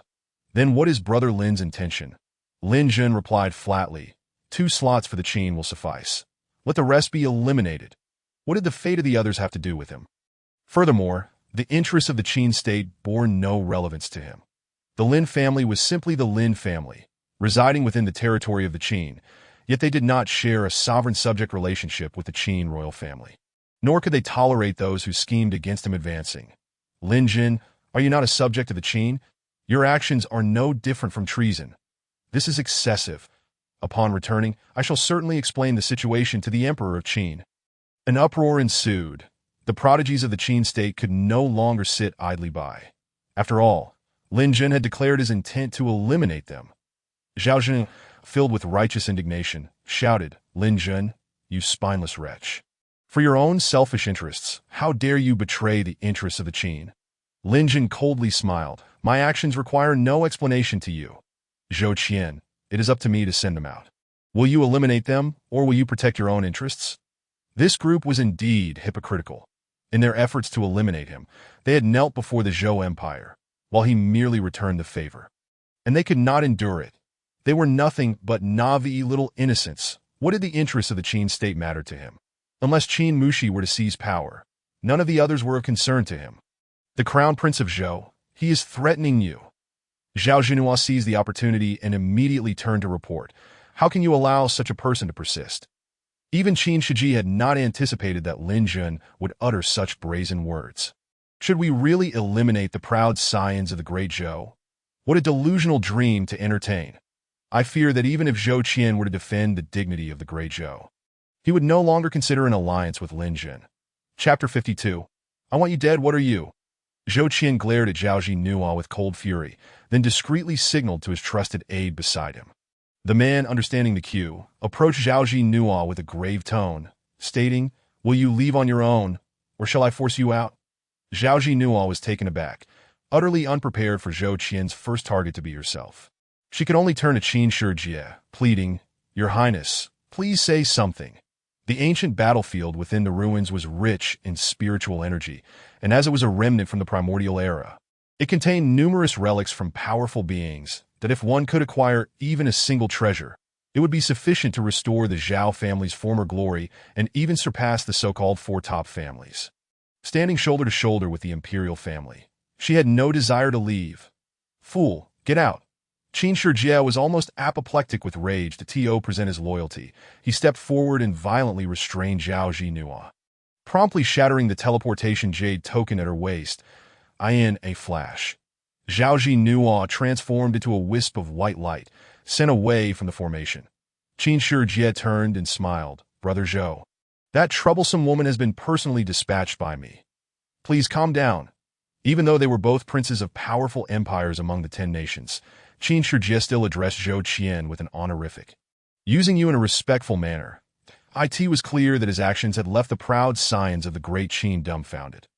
How could their prince disgrace himself to such an extent?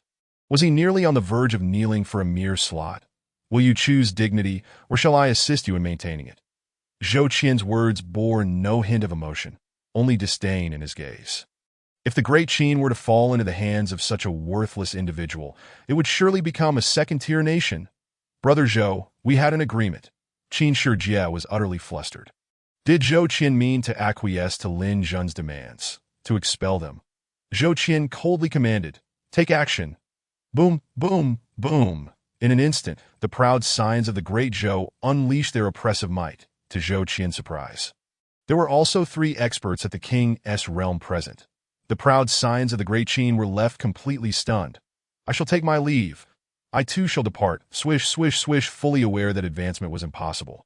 Several proud scions of the great Qin shattered their teleportation jade tokens to avoid physical suffering.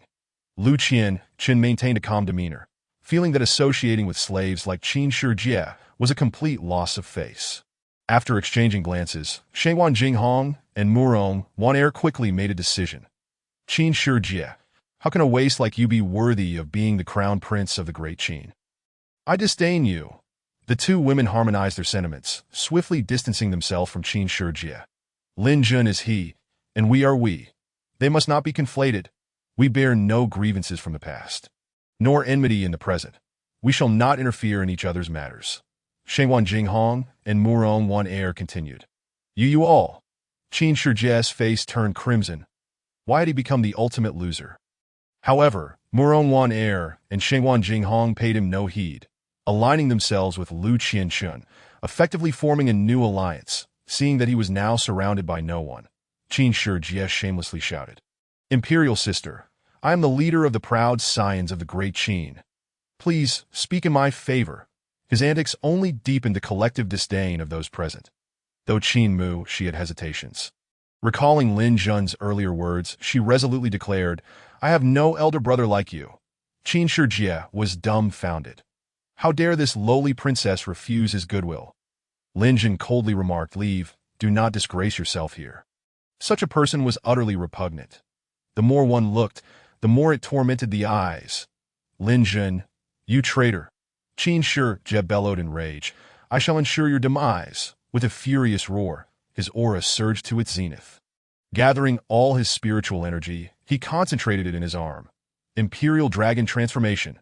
As the celestial grade martial technique was unleashed, the overwhelming spiritual energy burst forth, tearing the fabric of his sleeves. Following this, scales shimmering with a golden hue sprouted along his arm, culminating in his fingers transforming into claws resembling those of a dragon. Zhou Qian's expression turned icy. Everyone, retreat. This was a forbidden technique of the imperial family. Immensely powerful, even if it could not end his life, entanglement with it would certainly deplete considerable spiritual energy. Thus, he chose to withdraw at the first opportunity. Brother Lin Zhen, be careful. This imperial dragon transformation is exceedingly formidable. Qin Mu, she quickly warned. The force of this technique instilled a sense of dread within her, knowing well that even with full effort, she could not withstand it. Lin Zhen, however, remained unfazed, observing the oncoming Qin Shijie as one would regard a clown. Bang, bang, bang! Everywhere the dragon claws passed, the air exploded in succession, creating white ripples that radiated outward. Zhou Qian, not even blinking, was eager to see how Lin Jin would withstand this terrifying forbidden technique capable of severely injuring those at the King's realm. The elders of the Yunshang sect outside the formation were similarly impressed. Though this youth has mediocre talent, his comprehension is remarkably high, managing to learn imperial-grade martial techniques with his current cultivation. Li Jiansheng, however, remained indifferent. This youth is timid in character, utterly useless. The path of cultivation is inherently rebellious against fate that a mortal's life spans no more than a century, while a cultivator's life is a forceful demand for longevity. If one lacks even a modicum of character, how can they break through to higher realms? Lin Jin's ostentatious demeanor, while easily attracting enmity, was an essential quality for one aspiring to be strong. My friend, you possess keen insight. The elder of the Yunshang sect swiftly regained his composure upon hearing this, and no matter how strong Qin Shijie appeared, if he dared to swim against the current, his prospects for significant progress would be doomed. Within the formation, Lin Jin, I shall end your life. Qin Shijie had lost all reason, and the aura of the Imperial Dragon transformation had reached its terrifying peak. His misplaced confidence led him to believe that this punch would be sufficient to obliterate Lin Jin, forgetting that Lin Jin was capable of evenly matching the peak of the King's realm. Feng Qingyang. As the distance closed, Zhou Qian and the others focused intently. Murong Wan Air scoffed. Why is Lin Jin not making a move? Is he waiting for the punch to land? Shengwan Jinghong shook her head. Perhaps he believes he can withstand this blow. Yet even I would be annihilated by such power. Lu Qianchun, usually quiet, could no longer hold his tongue. If Lin Jin were so easily defeated, he would have lost his title long ago. Indeed, as the words fell, Lin Jin stood composed, unwavering, like a mountain. He too possessed a peculiar confidence, believing he could withstand this furious strike solely by the strength of his physique. Hence he did not invoke his protective energy, nor considered a counterattack. After all, having refined his body for so long, it was time to test its limits. Boom! As the dragon claw, imbued with unstoppable, violent power, struck his chest, the surrounding spiritual energy ignited, emanating radiant light, while the surging spiritual force transformed into shockwaves that rippled outward. Is he mad? He actually chose to withstand it with his body. Who does he think he is? Unable to endure, the onlooking proud scions from various nations were captivated by this astonishing force. Momentarily halting their battles, truly arrogant. Now he would surely be reduced to ashes. Shengwan Jinghong and Murong Wan Air each voiced their disbelief. No one considered Qin Shijie a match for Lin Jin. Yet, Lin Jin's intent to meet the imperial-grade martial techniques might with mere physical strength was pure folly. Lu Qianchun furrowed his brow, struggling to discern the scene at the center of the explosion. Brother Lin Jin. Qin Muxi, in a state of panic, stepped forward recklessly, but before she could approach, she was sent flying 10 meters away by the shockwave. Ah! Qin Mu, she furrowed her brows in pain, letting out a delicate cry. Yet she could not afford to tend to her injuries. She only wished to reach the epicenter of the explosion to rescue Lin Jin. Do not overestimate yourself. He is finished. Ha ha! Qin Shijie's features twisted in rage as he laughed uproariously. That was the Imperial Dragon transformation taught by his great-grandfather. With Lin Jin, the fool, presenting such an opportunity, failing to retaliate and neglecting to activate his protective energy. If he were not to die now, what justice would remain? Chapter 53. Even when given a chance, it is futile. As the spiritual energy dissipated, the arena fell into a deathly silence. Not only had Lin Jin survived, but he stood in place as if nothing had happened. A slight smirk on his lips that seemed to mock Qin Shijie's incompetence. Your Highness, he is astonishing. He is likely our greatest adversary on this journey. Such terror. The proud scions of the great Zhou were in an uproar. Especially the three at the King's realm, who realized that Lin Jin's ability to withstand Qin Shijie's full-force strike with mere physicality signified something monumental, that it meant they were not his equals. And even if they exerted their utmost, whether they could breach his defenses remained a grave question. Zhou Qian remained silent, yet the brilliance in his eyes intensified. Likewise, Song Wei Liang, known as the martial master of the Great Qi, also halted in an instant. Prior to his arrival, he had gathered information on all his opponents and concluded that only Zhou Qian posed a significant threat. Yet now, it was clear that the truly formidable adversary was this Lin Jun? This youth, I must secure him for our Yunshang sect. The elder responsible for supervising the Yunshang sect was radiating an intense gleam in his eyes. Lin Jun instilled in him a profound intuition that he would undoubtedly achieve greatness in the future. With such extraordinary physical defenses already displayed, what could his true power possibly entail? Impossible. This cannot be. Qin Shiji, witnessing Lin Jun's seemingly unremarkable demeanor, erupted into a frenzied roar. His heart shattered. This strike had been imparted to him by his great-grandfather, a peak figure in the Emperor realm. Yet Lin Jun remained utterly unmoved. Who could possibly accept such a reality? Lin Jun, with an air of indifference, remarked, "I have granted you an opportunity, yet you are utterly inept." Qin Shiji's lips twitched violently as he discerned something in Lin Jun's eyes, a familiar aura of murderous intent. What was he planning?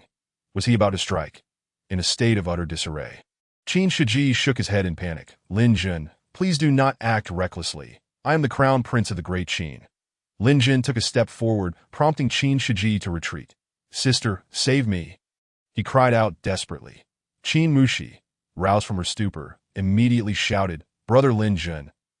But Lin Jun ignored her, unwilling to allow Qin Mushi to exhibit any further mercy, that he then swung his palm towards Qin Shiji. This seemingly ordinary slap lacked any visible spiritual energy.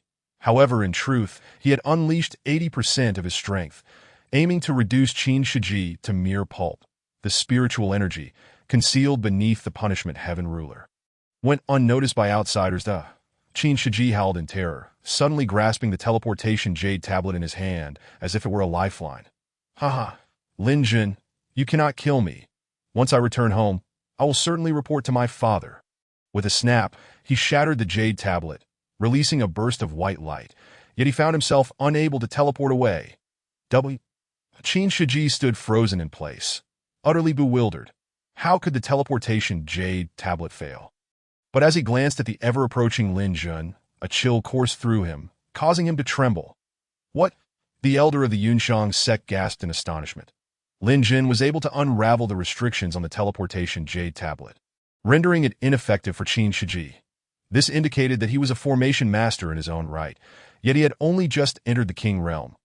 Even with the teachings of a formation master, achieving such a feat seemed implausible. In the Tianqiong continent, aside from cultivation, there existed numerous auxiliary professions, such as formation masters, talisman masters, and alchemists, among others.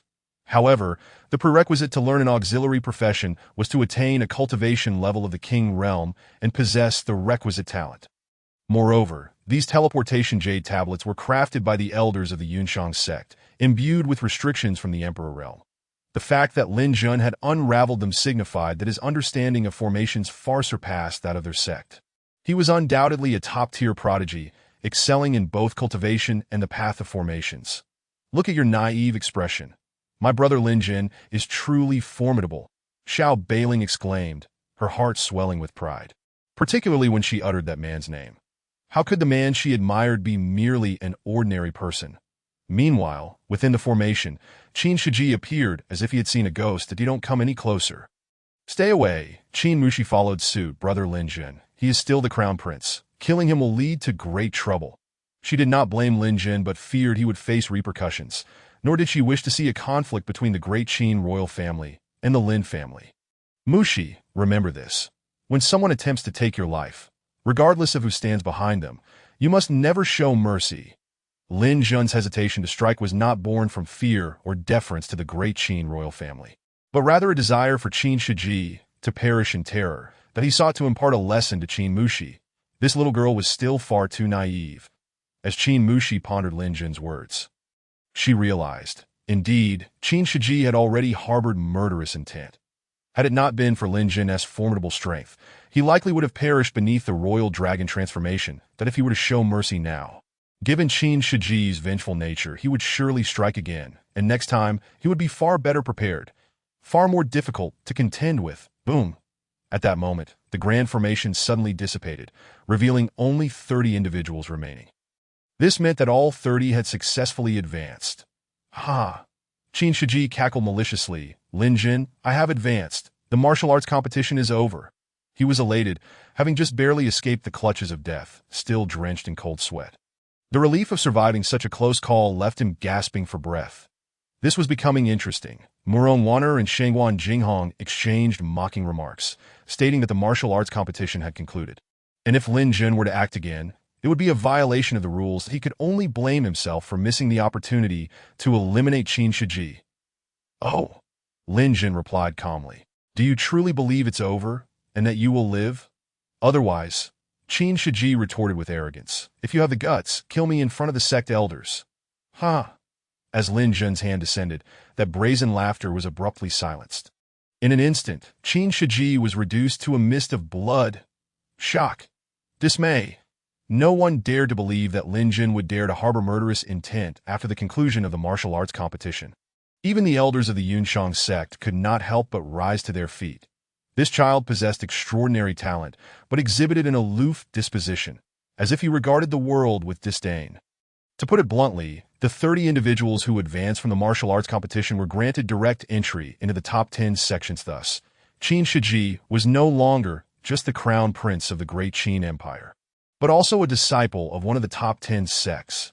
Yet Lin Jun had killed him outright. Was this not a blatant challenge to the authority of the top 10 sects? Such ruthless actions left the crown prince of the great Zhou Empire, Zhou Qian, and the warrior of the great Qi Empire, Song Weilang, feeling a chill down their spines, esteemed elders of the sect. At that moment of silence, Zhao Jinu seized the opportunity to voice her outrage. Lin Jun is bloodthirsty, contemptuous of royal authority, and maliciously undermines the rules of the martial arts competition, clearly disregarding the top 10 sects of the East Sea region. Lin Jun was growing increasingly powerful. Such strength eluded her grasp, filling her with regret and dread. A person so decisively lethal, who had once harbored love for her, how could he possibly relinquish the grievances of being rejected? She suspected that all of Lin Jun's actions were intended to torment her, to make her regret, to instill fear, just as he had made Qin Shiji experience boundless despair, only to glimpse hope, yet ultimately remain unable to escape the fate of annihilation. Lin Jun was far too ruthless. She could not afford to gamble, so she resolved to act preemptively. In any case, the man she did not want must not ascend to greatness. Chapter 54.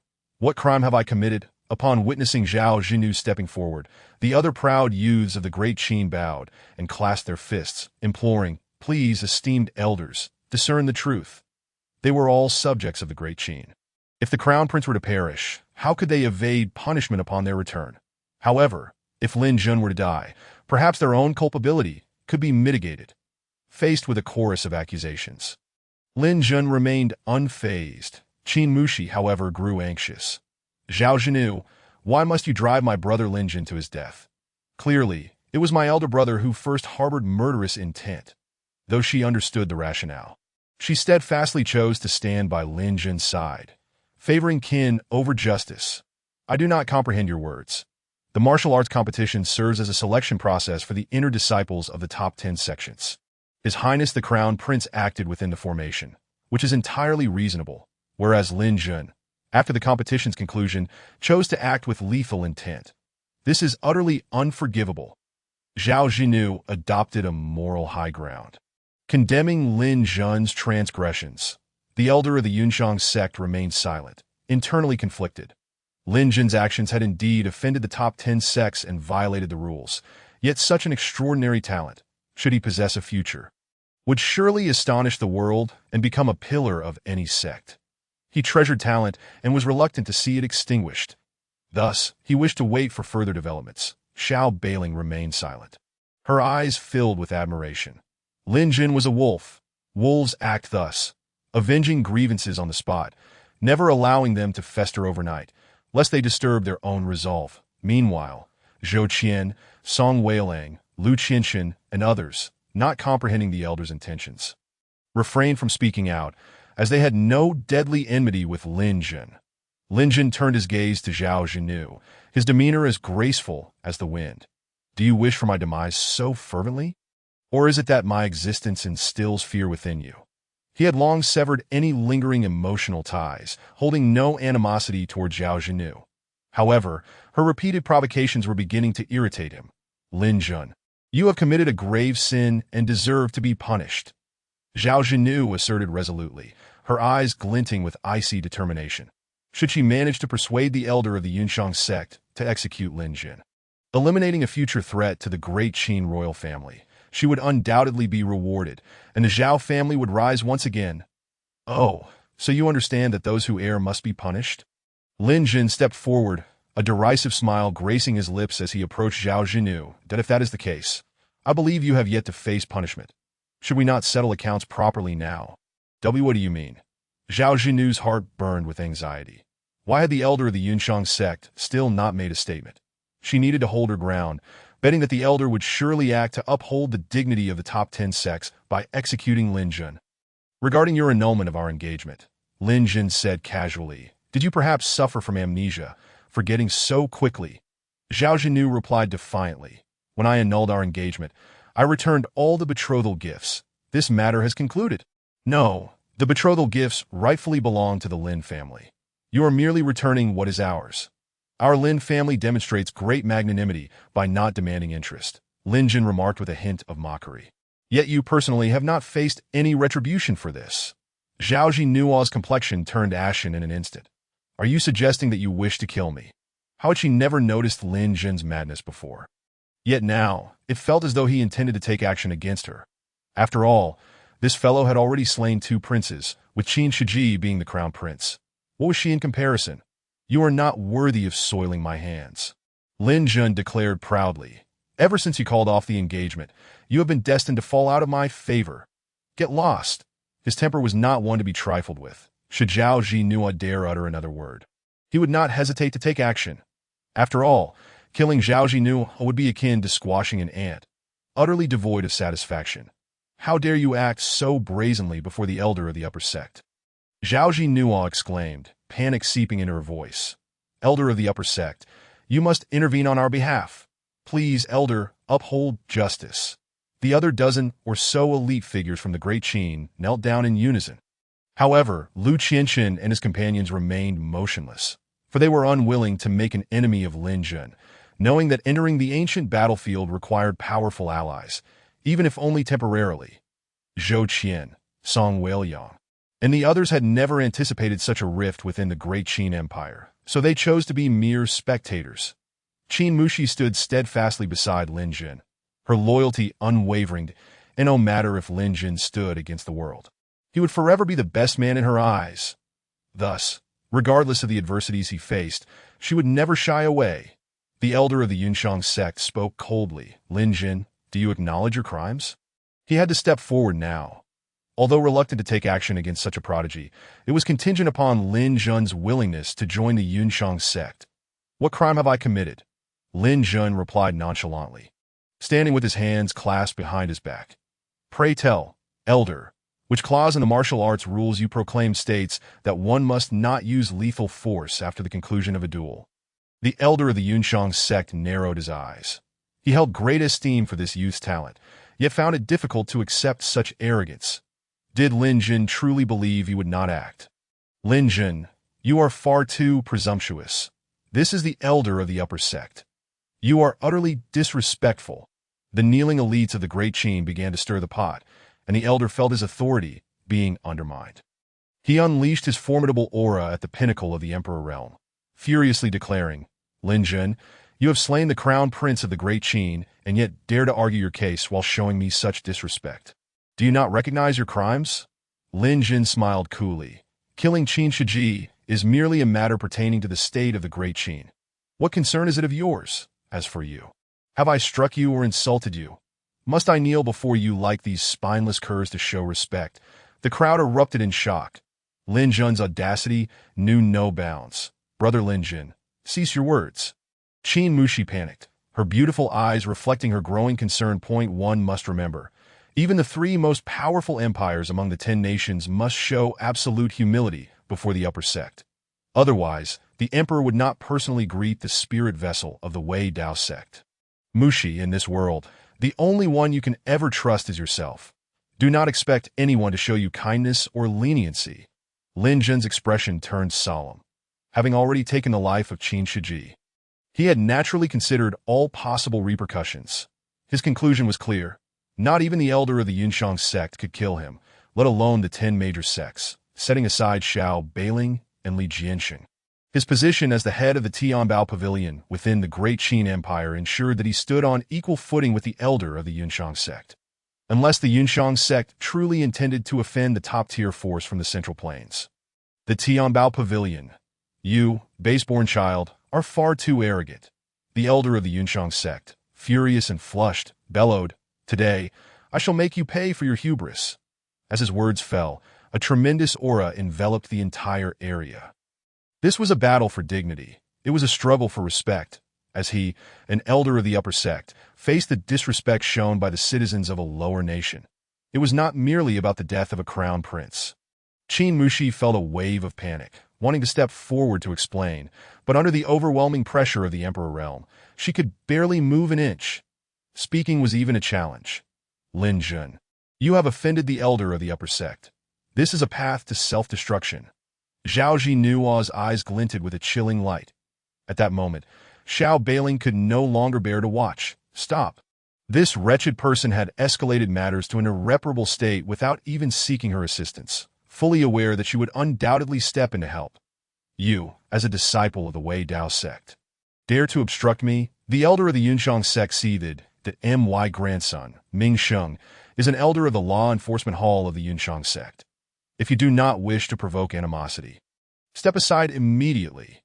The Yunshang sect was the foremost among the top 10 sects, while the Wei Dao sect was merely third.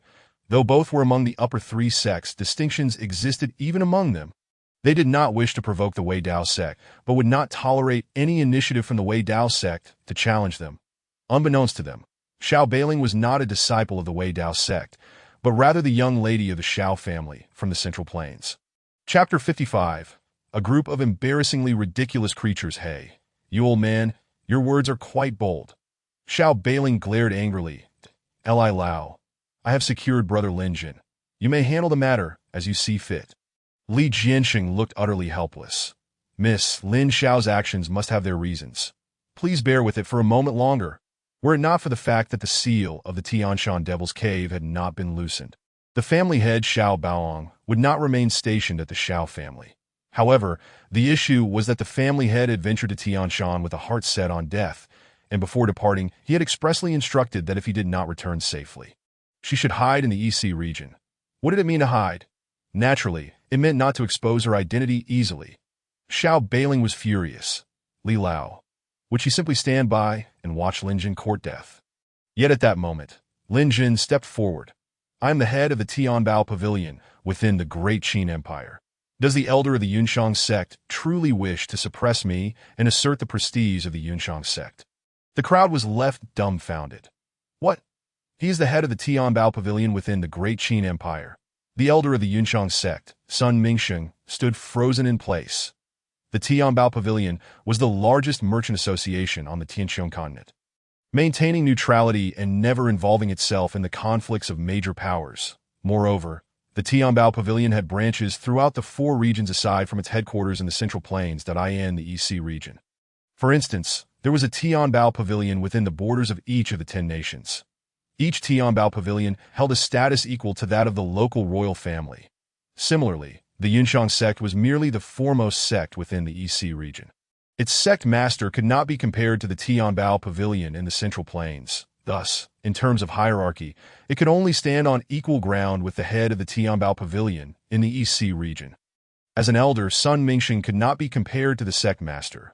So Lin Jun, as the head of the Tianbao Pavilion within the Great Qin Empire, was indeed of equal status.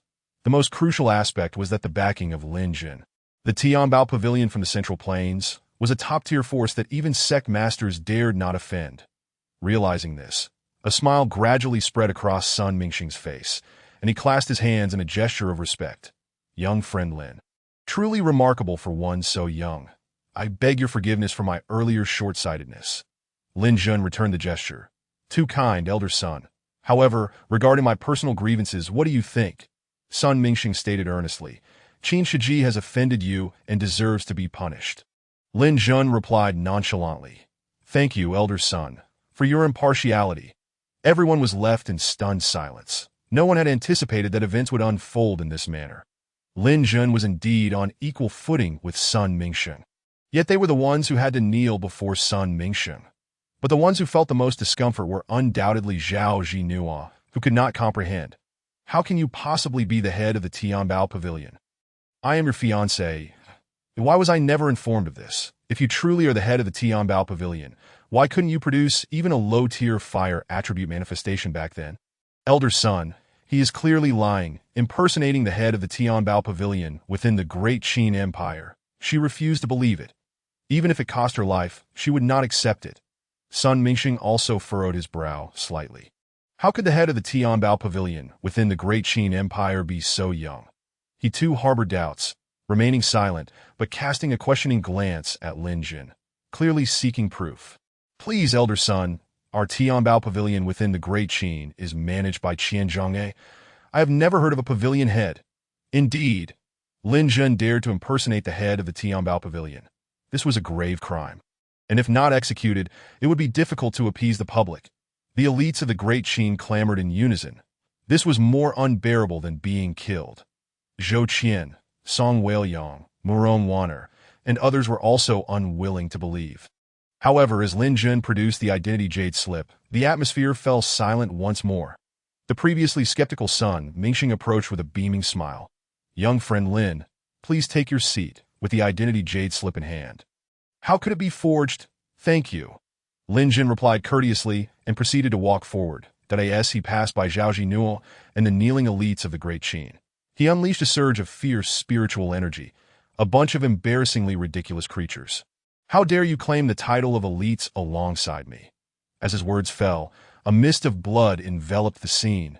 Without granting them any chance to argue, the moment these individuals harbored thoughts of killing him. Their fate was sealed. Lin Jun's decisiveness in killing was beyond the imagination of all present. Lu Qianqian, Murong Wanner, and Shangwan Jinghong all let out sighs of relief, fortunate that they had not stirred the pot. Otherwise, their fates would have been dire. Status and identity, Lin Jun is not inferior to them. In fact, merely by virtue of his position as the master of Tianbao Pavilion, he stands on equal footing with their ancestral figures. Courage, they kill princes as if they were mere livestock. Would they not have the audacity to slay them? Ah, Zhao Jinua, drenched in blood, felt her spirit crumble upon meeting Lin Jun's gaze. My decision not to kill you is not out of sentimentality, but rather a desire for you to witness my ascent firsthand. Lin Jun spoke in a calm tone. Compared to taking a life, he preferred to torment his foes. Cruelty. So be it. Let it be called cruelty. Zhao Jinua's expression turned vacant, utterly bereft of words. Qin Mushi sighed in relief. Yet soon after, her brows knitted in concern. Lin Jun was becoming increasingly formidable, evoking a sense of unattainability. Yet she should feel joy. Moreover, a sense of pride welled within her. Being protected by Lin Jun was truly a blessing. Lin, my dear friend, I fail to comprehend why, as the master of Tianbao Pavilion, you would still participate in the Ten Nations Martial Assembly?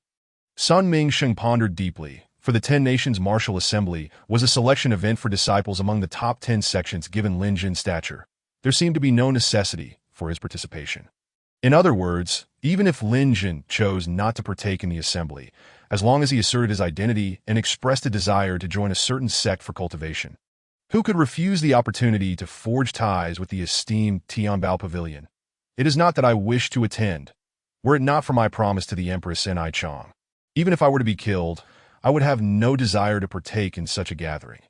However, I cannot speak the truth outright, so I concocted a reason. It is because my sister possesses a kind heart, and I fear she may be bullied. Thus I felt compelled to come. Tears of emotion shimmered in Qin Mushi's beautiful eyes. Could it be that Lin Jun had known she would be chosen by the emperor? Hence his participation? Sun Mingsheng laughed heartily. Now it makes sense. However, to my knowledge, Qin Mushi is the little princess of the Great Qin Empire, and your Lin family has no matrimonial ties with the royal family. How could she be regarded as your sister? Lin Jun responded with a smile.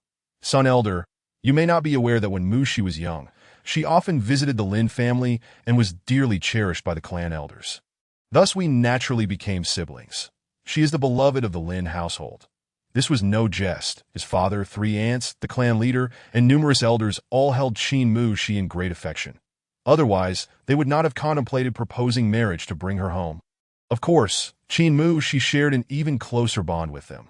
From a bloodline perspective, she was indeed the little princess of the great Qin, but emotionally, she was more like a daughter of the Lin family. Zhao Jinua's heart felt extinguished, yet the hatred in her eyes was evidently greater than her regret. Unfortunately, she lacked the ability to pull Lin Jin down from his pedestal. Instead, she lived like a jester. By the way, when will the ancient battlefield relics be opened? Lin Jin turned to inquire, for this was the very purpose of his visit, and likewise the true reason why Yun and Aichang had urged him to attend the 10 Nations Martial Assembly. His instincts told him that within the ancient battlefield relics, there must be something he required, and it would greatly enhance his abilities. The aspiring elites from various nations likewise perked up their ears, all drawn to the ancient battlefield relics, knowing that countless treasures lay within. The former owners of those treasures were mighty figures from the ancient era. If one could gain their recognition, they would surely achieve great feats and lead the next era. Chapter 56. The Disparity Among the Talented. Sun Mingsheng, the elder of Yunshang sect, contemplated for a moment before tentatively asking, Lin, my young friend, how much do you know about the ancient battlefield relics? Lin Jun replied candidly, I have only recently become aware of them. Xiao Bailing quickly elaborated, the ancient battlefield relics are opened once every 20 years, which is why the 10 Nations Martial Assembly also occurs every 20 years. The ancient battlefield relics are a treasure trove jointly controlled by the top 10 sects, and only when all 10 keys appear simultaneously can the barrier be opened. Thus, anyone entering the ancient battlefield relics must affiliate with the sect. The key serves as the means to unlock the formation. When the ancient battlefield relics were first discovered, it incited a bloody storm among thousands of sects in the Eastern Sea region. After the battles concluded, the smaller sects that managed to survive sought refuge under the top 10 sects for self-preservation. The conflict left the Eastern Sea in ruins, with spiritual energy depleted and powerful beings falling one after another. Ultimately, the leading powers of the top 10 sects joined forces to set up a formation that sealed the ancient battlefield relics, agreeing to open them once every 20 years. Naturally, the top 10 sects were unwilling to allow other forces to seize the fruits of victory. So they established a rule. Only disciples from the top 10 sects may enter the relics. Upon hearing this, Lin Jun's lips curled into a slight smile. Are you implying that I lack the qualifications to enter the ancient battlefield relics? Elder son, joining a sect. That is not something I intend to pursue, for no sect possesses the strength that would compel me to align with them. After all, before departing from the abyss of fallen gods, I had already attained the sacred realm, merely a step away from the emperor realm. Which of the top 10 sects boasts an emperor-level powerhouse? If they are merely saints, how do they differ from my past? Techniques, formations, alchemy, martial skills? These are all things I learned from Yun and Aichang, incomparable to any sect. Zhou Qian and the others twitched their lips, realizing that indeed, there exists a disparity among the gifted. They were striving desperately to seize 30 spots for deep cultivation within the top 10 sects. Yet Lin Jun's words were clear. He had no intention of joining any sect. Haha, Sun Mingsheng laughed heartily. Lin, my young friend, I cannot answer that question for now. How about this? In 2 days, the leaders of the top 10 sects will arrive in the capital of Dongling to select disciples. You may wait a little longer, as an elder. He lacked the authority to make decisions, and understood that. Given Lin Jin's status as the master of Tianbao Pavilion, he could not be compelled to join Yunshang sect. Thus, he passed the ball to those who would arrive later, not wishing to get involved. After a moment of silence, Lin Jin responded, If that is the case, let us observe for now. The ancient battlefield relics must be visited, as this was a condition set by Yun and Aichang. And he had a strong premonition that there lay a magnificent treasure within. After stepping into the King realm, the prophets from the Tianbao Pavilion, within the Great Qin Empire, could no longer support his advancement to the next realm. Therefore, in order to return to the Emperor realm, he must seek additional resources as for the prophets from Tianbao Pavilion. They were sufficient to ensure Lin Xian and the others lived comfortably, free from worries about spirit stones. This was the only course of action available to him. Sun Mingsheng rose and clasped his fists. Lin, my young friend, I must return to report. We shall part ways here today. Lin Jin promptly returned the gesture, sending off elder son from the sect, Zhou Qian, Lu Qianchun, Song Wei Liang, and the others all knelt in reverence, while Sun Ming Sheng did not spare them a glance, soaring into the skies towards the imperial capital of Dongling. Do you truly not intend to join a sect? Xiao Bailing inquired with curiosity. Lin Jin shook his head. We shall take it one step at a time. Li Jianxing frowned. Lin, I speak frankly. When it comes to the fundamental interests of the top 10 sects, even the status of the master of Tianbao Pavilion may not aid you. The ancient battlefield relics are a realm of wonders in the Eastern Sea region. Although Tianbao Pavilion is powerful, it has always maintained neutrality and is not a native force of the Eastern Sea, thus cannot intervene in the core interests of the region, that if Lin Jin wishes to enter the ancient battlefield relics, he must join a sect at Li. Have you forgotten that I possess a direct entry quota? Xiao Bailing proudly puffed out her chest, then turned to Lin Jin, her large, glistening eyes blinking. How about this? If you ask me for a favor, I will seriously consider it. Li Jianxing felt a pang of anxiety. The young lady was still unaware of the family head's perilous journey to the Tianshan Demon Cave. Nor did she know that if Xiao Bo Wang did not return alive, their safety would be in jeopardy. Should this quota be utilized, it would be akin to revealing to the powerful factions in Central Land that they were present in the Eastern Sea. He was deeply reluctant to see Lin Jin request this quota, for if Lin Jin were to speak, Xiao Bailing would undoubtedly spare no effort. Lin Jin smiled nonchalantly. Thank you for your kind offer. He did not harbor any dislike for Xiao Bailing. He merely wished to maintain distance, as he had made prior commitments to Yun and I Chong, and he had no intentions of pursuing romantic entanglements. Furthermore, his path was destined to be fraught with difficulties, and he did not wish to implicate any outsiders. That as for Qin Mu Shi, she was not an outsider. She had long been intertwined with the Lin family. Xiao Bailing glared furiously. Li, we are leaving. This fellow Lin Jin is like a piece of rotten stone, utterly foul and unyielding. Li Jianxing frowned slightly, but still summoned the Ling Zhou of the Wei Dao sect, heading towards the capital of Dongling.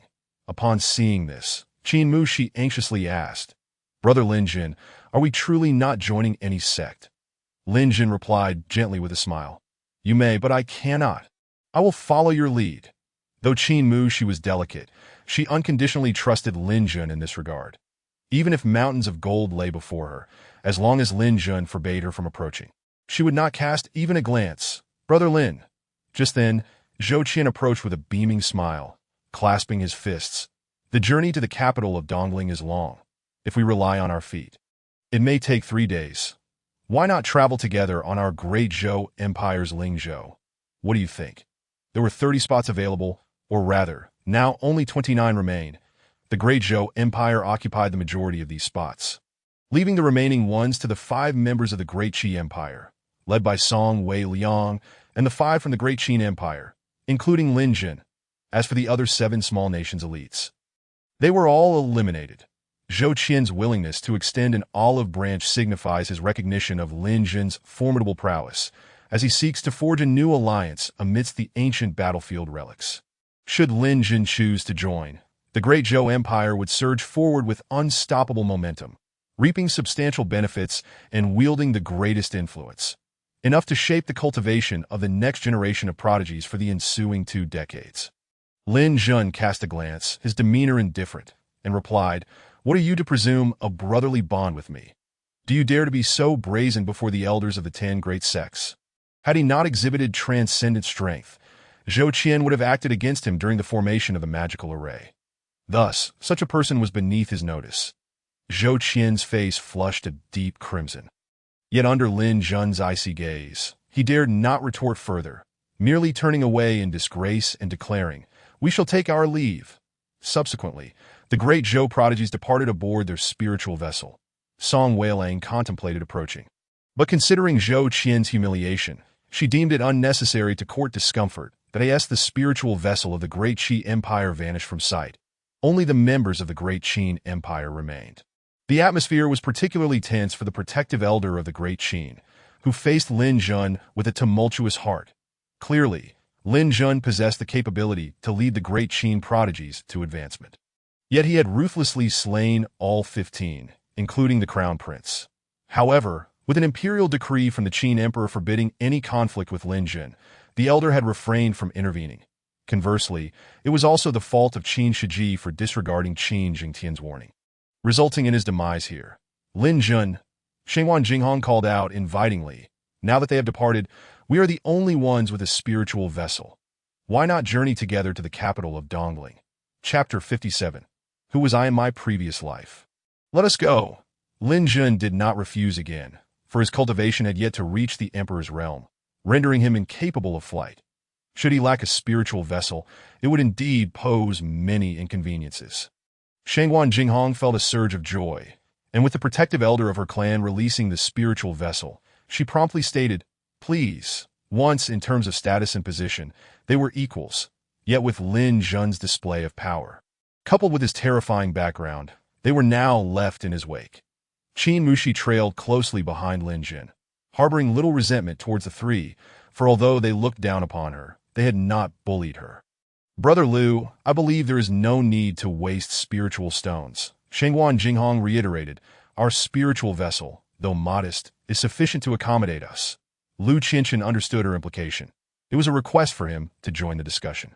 After all, they could not compare to Zhou Qian or Song Weilang, and if they failed to latch onto Lin Jun's formidable presence, they would merely become cannon fodder within the ancient battlefield relics.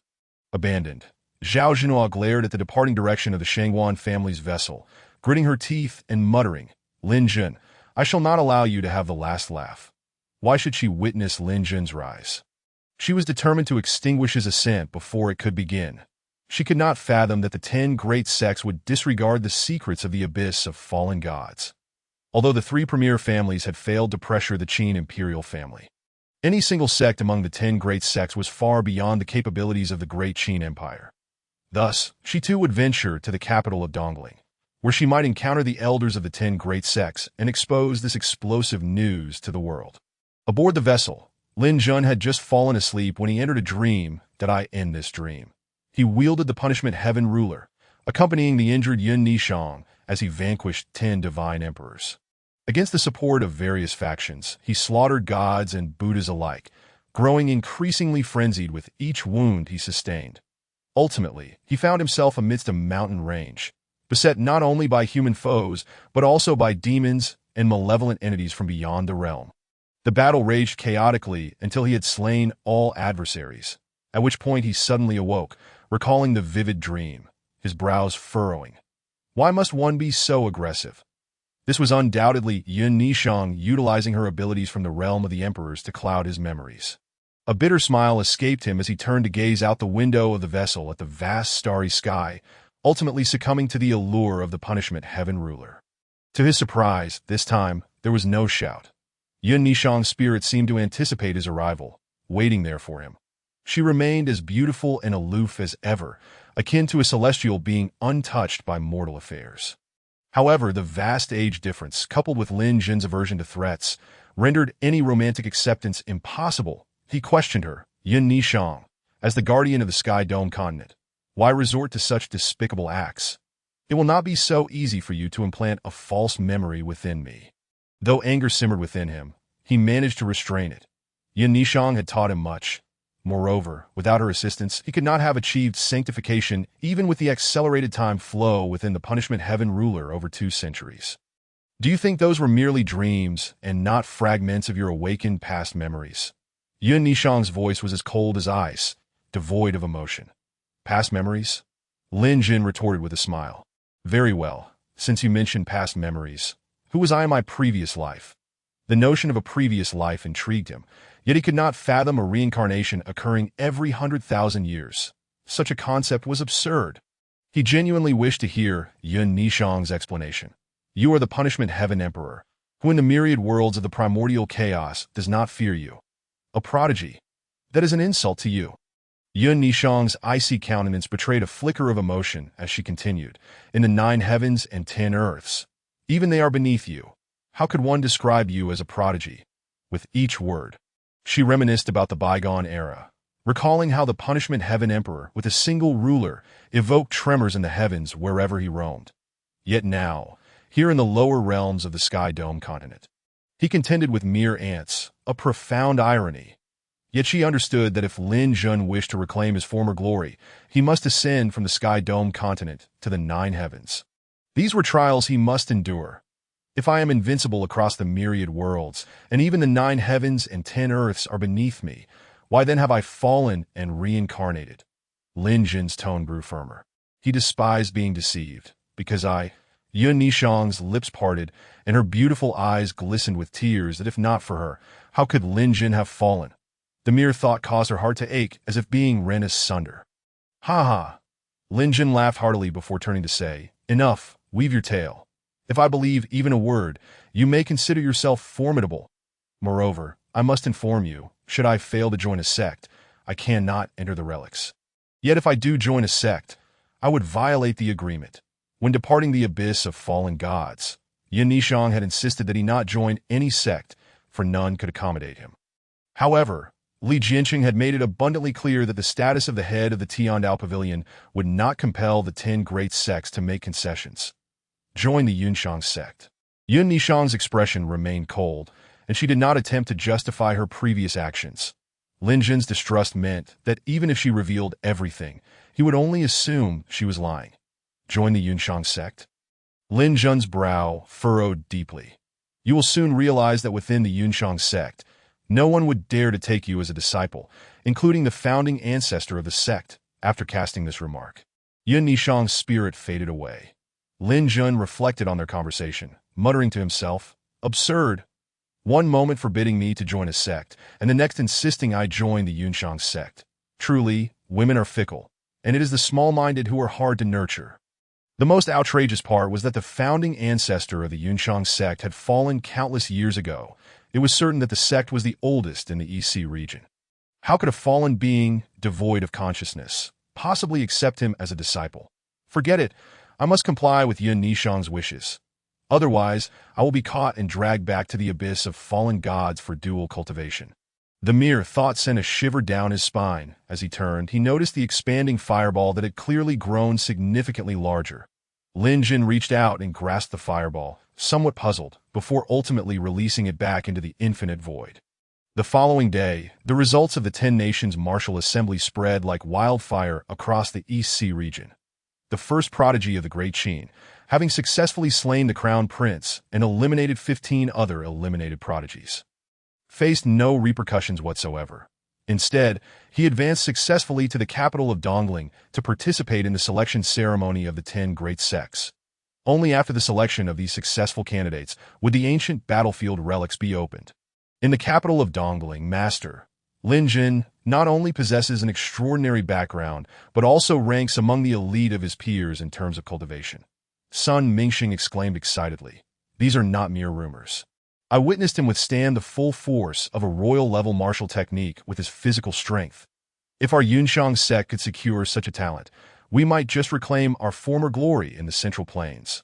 Within the room, only 2 individuals remained. Before Sun Mingxing stood an elder with white hair and a flowing white robe, the current sect master of the Yunshang sect, Yun Wanli. Yun Wanli's expression was grave. I understand. If that is the case, we must acquire Lin Jun, for the Yunshang sect is the strongest sect in the EC region. Upon learning of Lin Jun's prodigious existence, the other 9 sect masters also made their way to the capital of Dongling. At merely 20 years of age, he had reached the King realm. With physical defenses so formidable they seemed almost unearthly, he surpassed all his contemporaries in the EC region. After all, even Zhou Qian had only reached the King realm at the age of 30, placing them in entirely different leagues. Chapter 58 Cooperation in another room. The leader of the Wei Dao sect, clad in a black robe, immediately inquired upon seeing Li Jianqing, Brother Li, I have heard of your connection with Lin Jun.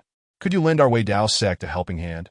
Although Li Jianqing's cultivation was not particularly high, he held a significant position as the liaison between the Shao family of Zhongtu and the Wei Dao sect.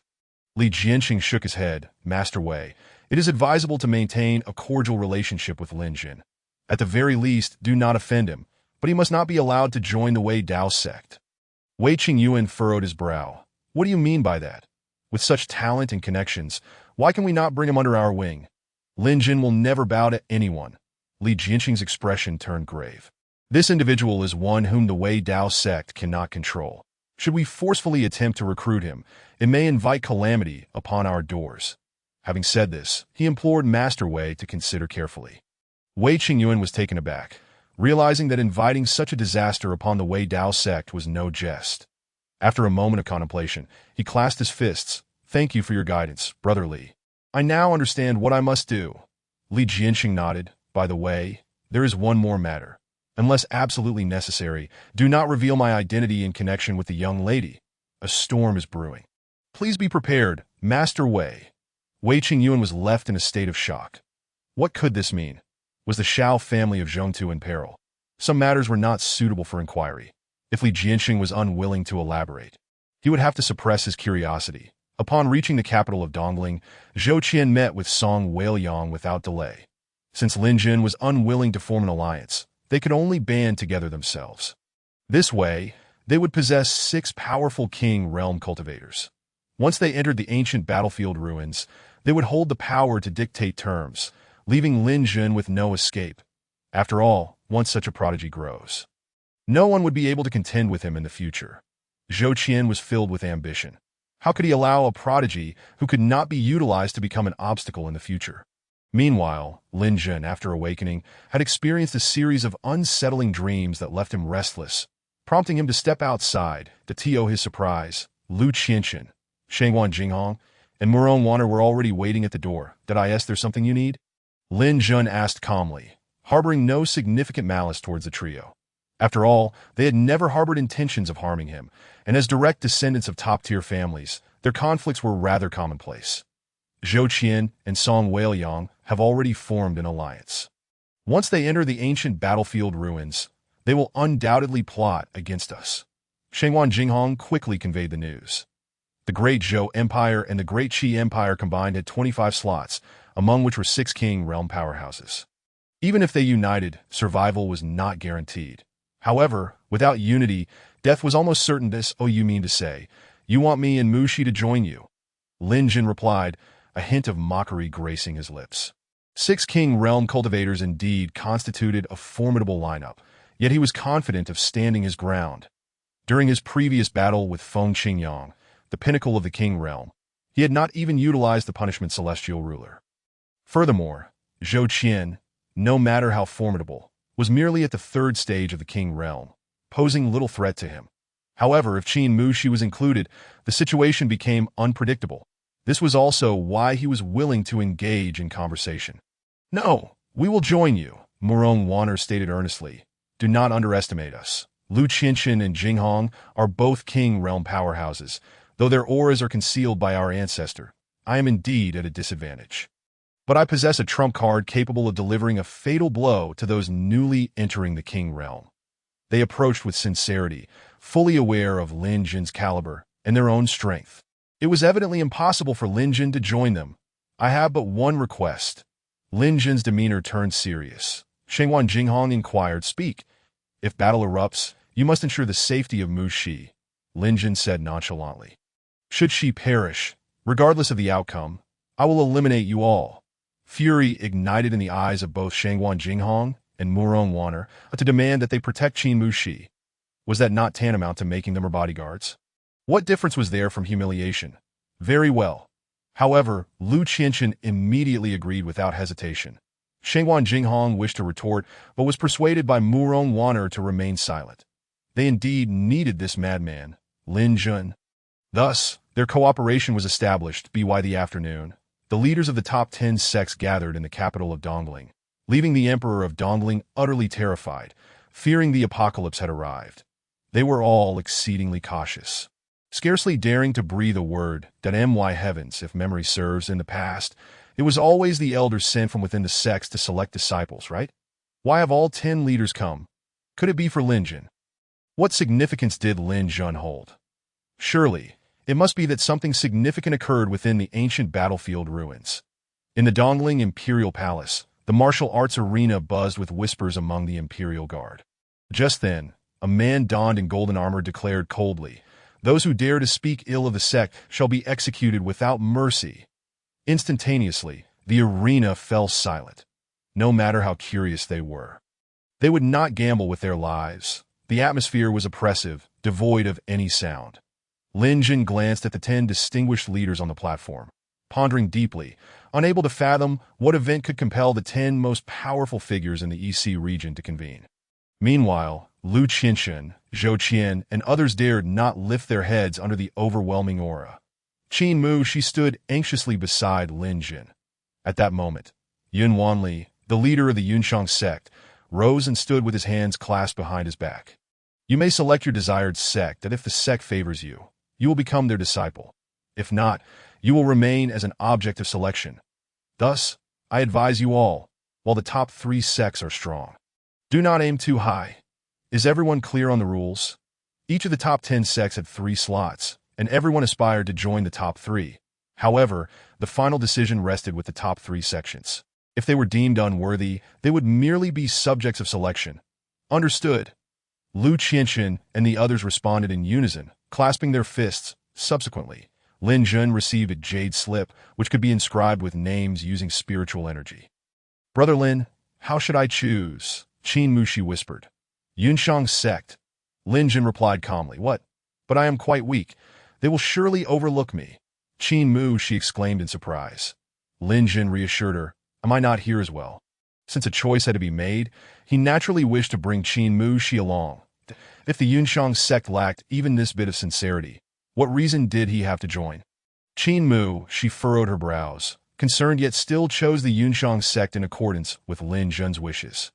Once the jade slip was completed, it automatically fell onto the table before the 10 sect leaders. Yun Wanli continued, Now, it is time for us to select our disciples, but each sect has only 1 slot, and we must obtain the consent of the selected candidate. In truth, this method of selecting disciples was designed to balance the power among the 10 sects, preventing the strong from becoming stronger and the weak from becoming weaker. However, in reality, the most talented prodigies would naturally aspire to the strongest sects, while the rest would merely be the unfortunate ones. Then I shall not hold back. At that moment, a man with white hair and youthful features stood and proclaimed, Lin Jun, I'm the leader of the Kaoshan sect. If you are willing to join my Kaoshan sect, I will take you as my personal disciple. The crowd was astounded. To be taken as a personal disciple by the leader of the Kaoshan sect upon entry. Was the Kaoshan sect truly so desperate for talent? Yet little did they know, the madness had only just begun. Chapter 59 The 100 Flower sect also comes to recruit Old Fool. Do you truly have no shame? To think you can entice a peerless prodigy with such a paltry offer? As the words of the Kaoshan sect leader echoed, a beautifully dressed woman covered her mouth and chuckled. It is well known that our 100 Flowers sect does not accept male disciples. But if you are willing to join, we shall make you the happiest man in the entire EC region. The 100 Flowers sect, being the only sect among the top 10 that exclusively accepted female disciples. Throughout such a condition, igniting the entire venue. Even the leader of the Kaoshan sect was left speechless, though the 100 Flowers sect ranked 7th among the top 10 sects, nearly at the bottom. Its background was formidable. Which prodigy could resist the allure of the female disciples of the 100 Flowers sect? Many of today's peak powerhouses had, in their youth, shared entanglements with disciples of the 100 Flowers sect. There is a saying, the top 3 sects may be offended, but one must never provoke the 100 Flowers sect, for to offend them is to offend all the top-tier powers in the EC region. The imperial guards of Dongling State widened their eyes in astonishment, for the female disciples of the 100 Flowers sect, due to their unique cultivation methods, were all as beautiful as celestial beings, exuding an enchanting allure with every gesture. The words of the 100 Flowers patriarch were unmistakably a subtle hint to Lin Jun, suggesting that upon ascending 100 Flowers Mountain, he could indulge in the company of countless beauties, drowning day and night in a realm of tenderness. Not only the imperial guards, but even the crown prince of the great Zhou Qian, could not help but be captivated. He naturally longed for the favor of the 100 Flowers sect's disciples. Yet with the strength he currently displayed, he was unworthy of their attention. Lin Jun clasped his fists in gratitude, stating, Thank you, Patriarch of the 100 Flowers, for your kind invitation, but my aspirations lie in cultivation, and I wish not to be encumbered by mundane affairs. A trace of regret flickered across the stunning visage of the 100 Flowers patriarch. She could hardly fathom how a man could refuse the invitation of the 100 Flowers sect. Ha! The sect leader of the Mountain Support sect laughed heartily. Patriarch of the 100 Flowers, it seems your enthusiasm may cost you your future solitude. Lin Jun, indeed, was a person of my choosing. Would you reconsider joining the Mountain Support Sect? Lin Jun replied nonchalantly, I appreciate your favor, sect leader, but I have my own plans. I hope for your understanding. The smile of the Mountain Support Sect leader abruptly faltered that it was to be expected. Lin Jun's ability to summon all 10 sect leaders was proof enough of his talent. Why would he then choose the Mountain Support Sect? If you join the Sword Sect, I shall grant you access to the Sword Mountain, allowing you to select a weapon of your choice. Moreover, we can meet the demands of the Mountain Support Sect. The Sword Sect, ranking second among the top 3 sects, second only to the Cloud Sect, would undoubtedly prevail in battle against the Cloud Sect due to the astonishing potential of sword cultivators. The Sword Mountain was known as the repository of swords, rumored to house 10 imperial-grade divine swords from ancient times at its peak. Should anyone manage to bond with one of these swords, they would hold the future of the Eastern Sea domain in their hands. That is for my Clear Stream sect. Should you express a desire, I would gladly comply. Lin Jun, the Xinqing sect is truly the most suitable place for you. Should you join us, you shall become the master of one of the 10 peaks. The other 6 leaders also presented their terms. Conditions that left onlookers astounded. Whether it was the Sword Mountain of the Sword Sect or the 10 peaks of the Xinqing sect, both were revered sanctuaries pursued by countless cultivators. Zhou Qian's eyes gleamed with malice. This individual must be eliminated swiftly, and he cannot be allowed to leave the ancient battle ruins alive. Meanwhile, the face of Song Weilong was etched with jealousy as she beheld Lin Jun, who was being besieged by offers from the 10 sects, 8 of which had reserved their sole invitation exclusively for him. A tremendous honor. Yet, despite such overwhelming invitations, Lin Jun resolutely declined. At this moment, only the Wei Dao sect and the Cloud sect had yet to express their intentions. Thus, it appeared that Lin Jun's favored sects were reduced to these 2, that Yun Wanli maintained a facade of calm, though internally he was fraught with anxiety. Patriarch Wei, do you not favor Lin Jun? Upon hearing this, every ear in the vicinity perked up. Wei Qingyuan responded with a serene smile. Patriarch Yun is jesting. Lin Jun is a once-in-a-millennium prodigy of the Eastern Sea, and since even the Sword Sect has not taken an interest, how could my Wei Dao sect dare to compete? What is choosing a disciple, if not a matter of social dynamics? With a mere phrase, he had forged an alliance with the Cloud sect and the Sword sect that, of course, it wasn't that he had no desire. He simply understood that Li Jiansheng would never deceive him. The Wei Dao sect was incapable of ensuring Lin Jun's safety, so it was better not to vie for him. Yin Wanli chuckled heartily. Patriarch Wei, you jest. In that case, allow me to make my stance clear. Should Lin Jun wish to join the Cloud sect, he may choose any master he desires. The Kangwu Pavilion of the Cloud sect welcomes him to enter at will. Furthermore, whenever he makes a breakthrough, ample resources will be provided. The 28th spiritual vein of the Cloud sect can be bestowed upon him. This proclamation left the entire assembly in shock. The Kangwu Pavilion of the Cloud sect was renowned for its collection of martial arts techniques, rivaling even the Sword Mountain. It was said to harbor unique imperial-grade martial arts scriptures. And as for those below the imperial grade, their abundance was self-evident. The 28 spiritual veins were exclusive to elders who had attained the status of a venerable master, yet with a wave of Yun Wanli's hand, he offered Lin Jun the 28th vein, a clear indication of his competitive spirit. Jealousy tinged the eyes of many. Lin Jun, speaking in a calm tone, declared, the Cloud sect is indeed the sect I admire. Yet I have 3 conditions I hope Patriarch Yun can fulfill. The moment these words were spoken, the entire hall fell silent. Zhou Qian's expression darkened as he bellowed, Lin Jun, it is your fortune that Patriarch Yin takes an interest in you. What right do you have to impose conditions?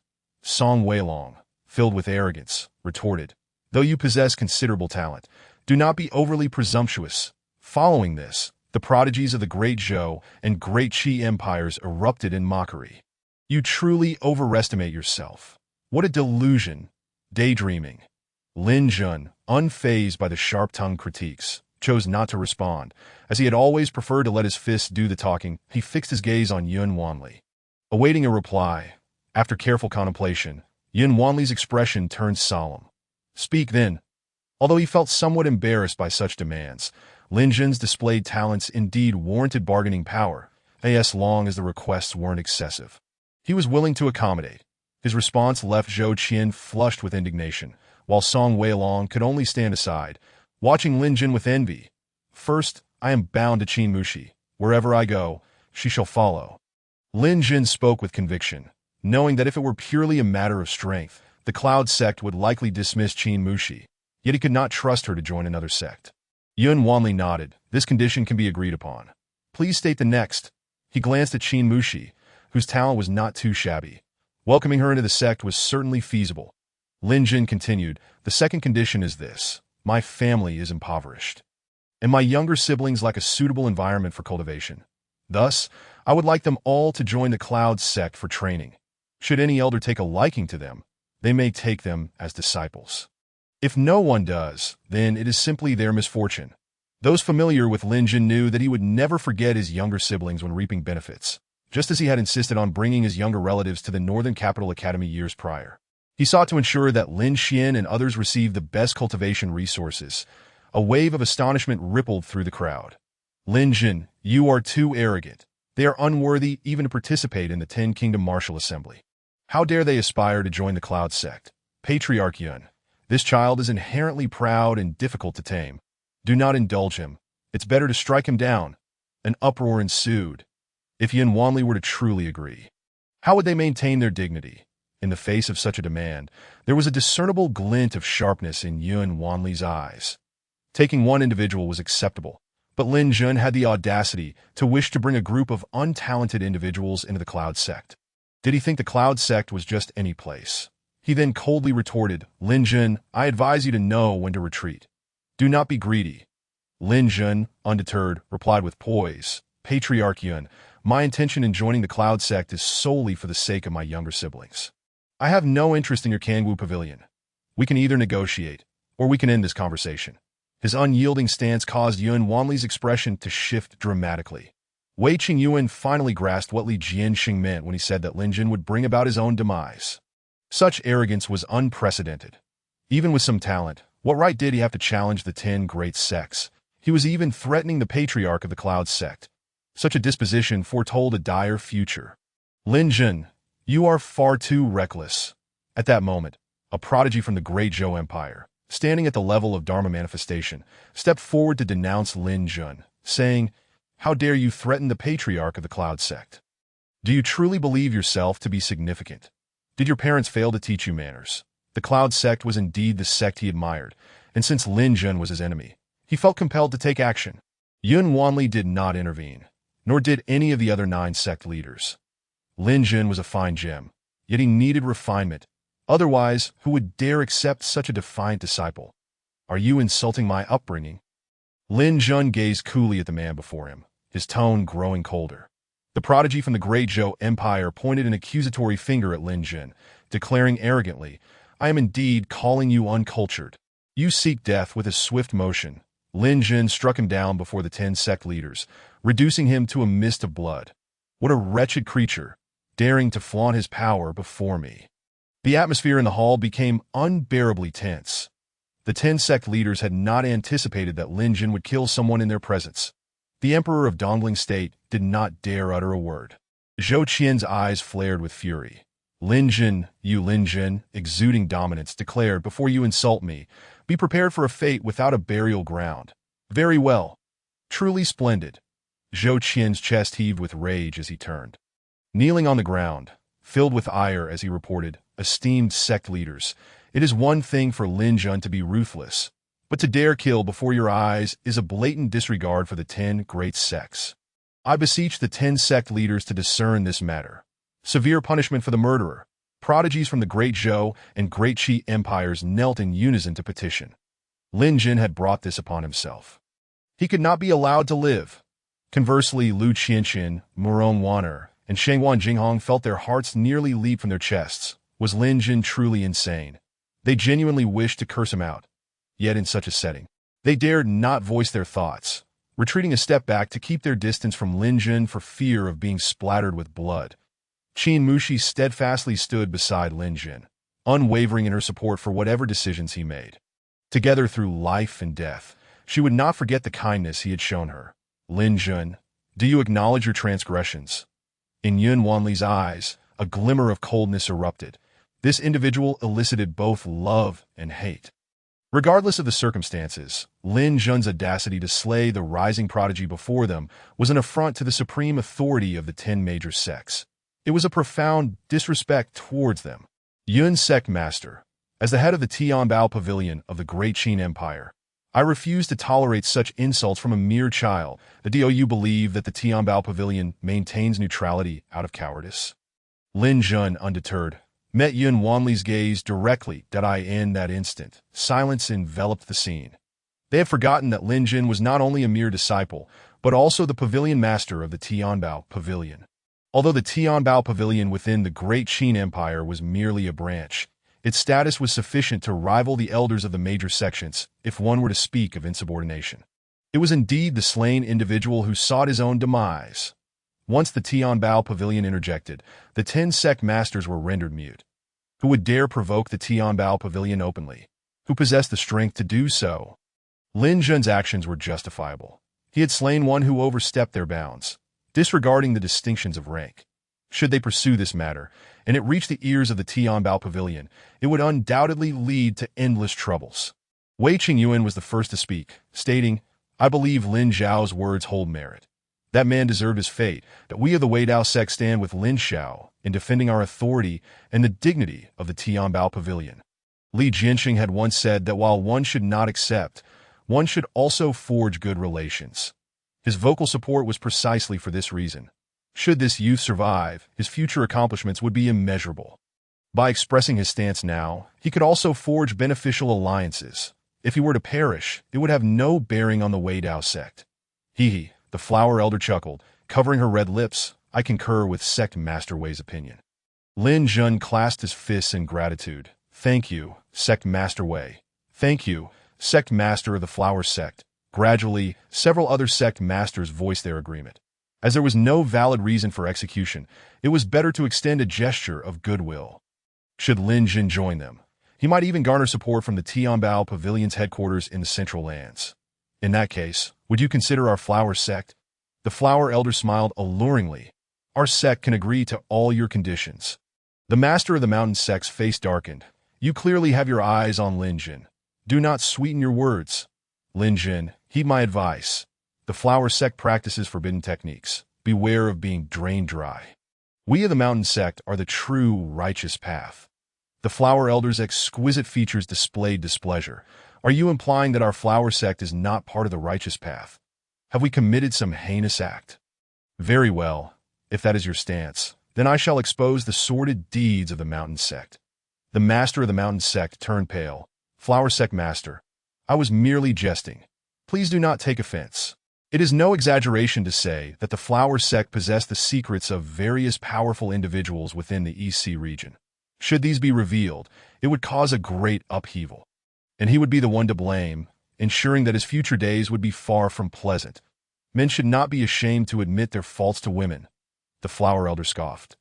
"Should you dare speak carelessly again, I assure you that I will reveal all the petty affairs of your mountain sect for the entire EC region to witness." The master of the mountain sect, unable to retort, could only lower his head in shame. Those present were left utterly astounded. This was indeed the flower sect. Lin Jun once again declined. "Thank you for your generous offer, sect master of the flower sect. But I wish to remain untainted by worldly entanglements." Truth be told, the flower elder exuded an enchanting aura with every gesture. It seemed the master of the mountain sect was correct. This was likely not a reputable sect. Should he join them, it might very well shatter his resolve. However, he was well aware of Xiao Beiling's intentions and did not believe that the flower sect could offer someone of her caliber. At present, he had not considered matters of the heart. "Very well." The flower elder frowned, adopting a more vulnerable demeanor, lamenting, "Regardless of which sect you join in the future, the doors of the flower sect will always remain open for you." Lin Jun could not bear to look directly at her. Why did these older women all prefer tender grass? Of course, Yin Nishang was the most excessive in this regard. Just then, Sun Mingxing communicated through thought. "Senior brother, this young man is worth taking in. He possesses the pride of a prodigy, and his thoughts for his younger kin demonstrate his loyalty that if he joins our Yunshang sect and achieves greatness in the future." He will undoubtedly assist us in reclaiming our status in the Central Lands. Yin Wanli responded through thought as well. Face does not allow it. Sun Mingxing considered this, and he understood Yin Wanli's concerns. However, the crux of the matter was that the Yunshang sect was already the foremost sect in the EC region. Did it truly need to stoop so low? Moreover, Lin Jin was capable of dismantling the transmission jade slip of Elder Lu, indicating that he must have a formidable array master behind him.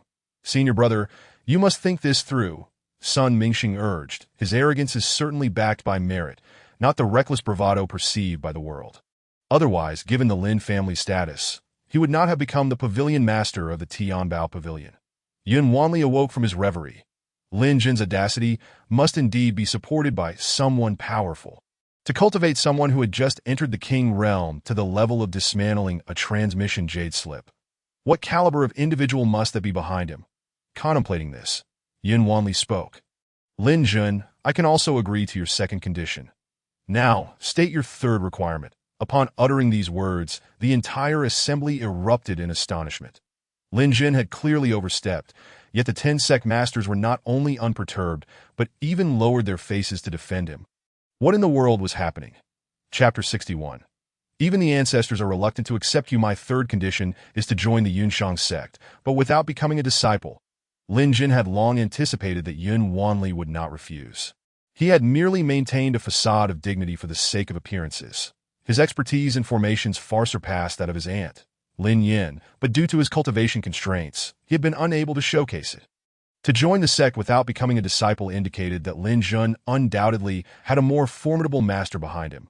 Otherwise, such a foolish decision would not have been made. Contemplating this, Yin Wanli raised his head. Lin Jun, I agree to all 3 of your conditions. Remember to return alive from the ancient battle ruins. Lin Jin clasped his fists. Thank you, sect master.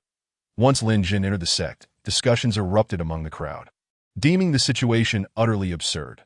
Especially with Lin Jun's outrageous 3 conditions. The leading sect, Yunshang sect, had agreed to all of them without hesitation. Zhou Qian was unconvinced, but found himself powerless in the face of it. Yet his murderous intent only intensified. Casting a sidelong glance at Lin Jun, he showed no restraint in his madness. Due to Lin Jun's bond with Qin Mushi, Yin Wanli also selected another individual, none other than the formidable martial artist Song Weiliang. The remaining popular candidates included the Crown Prince Zhou Qian of the Great Zhou, whose preferred sect was the Wei Dao sect. However, Wei Qingyuan was aware that Zhou Qian and Lin Jun would inevitably clash. So he did not agree and instead chose Lu Qianxin, Murong Waner, and Shengwan Jinghong.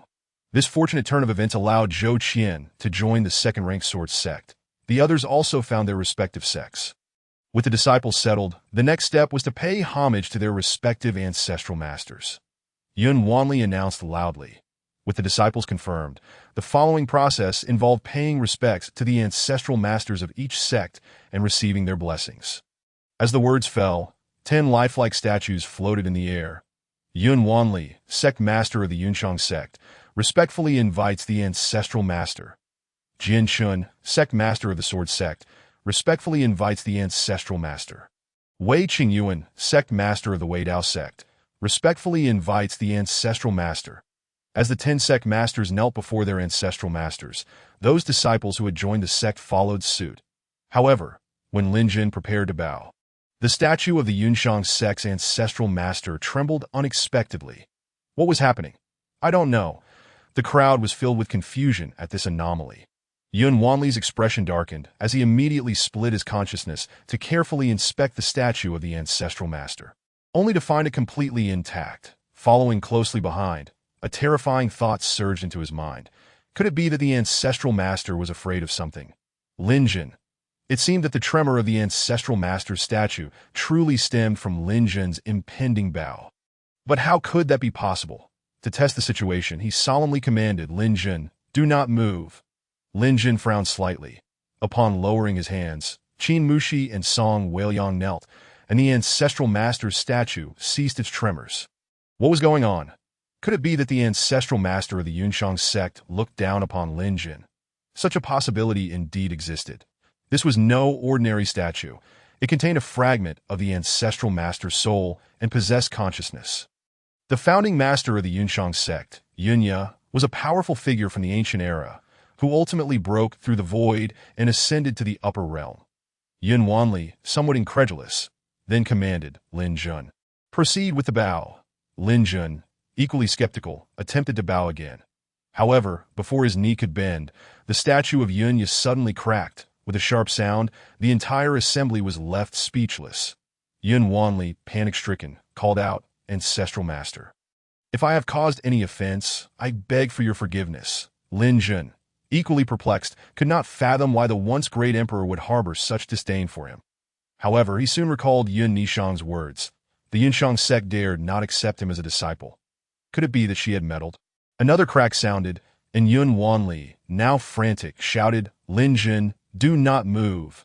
If the statue of the ancestral master were to shatter, it would undoubtedly be catastrophic for the Yunshang sect.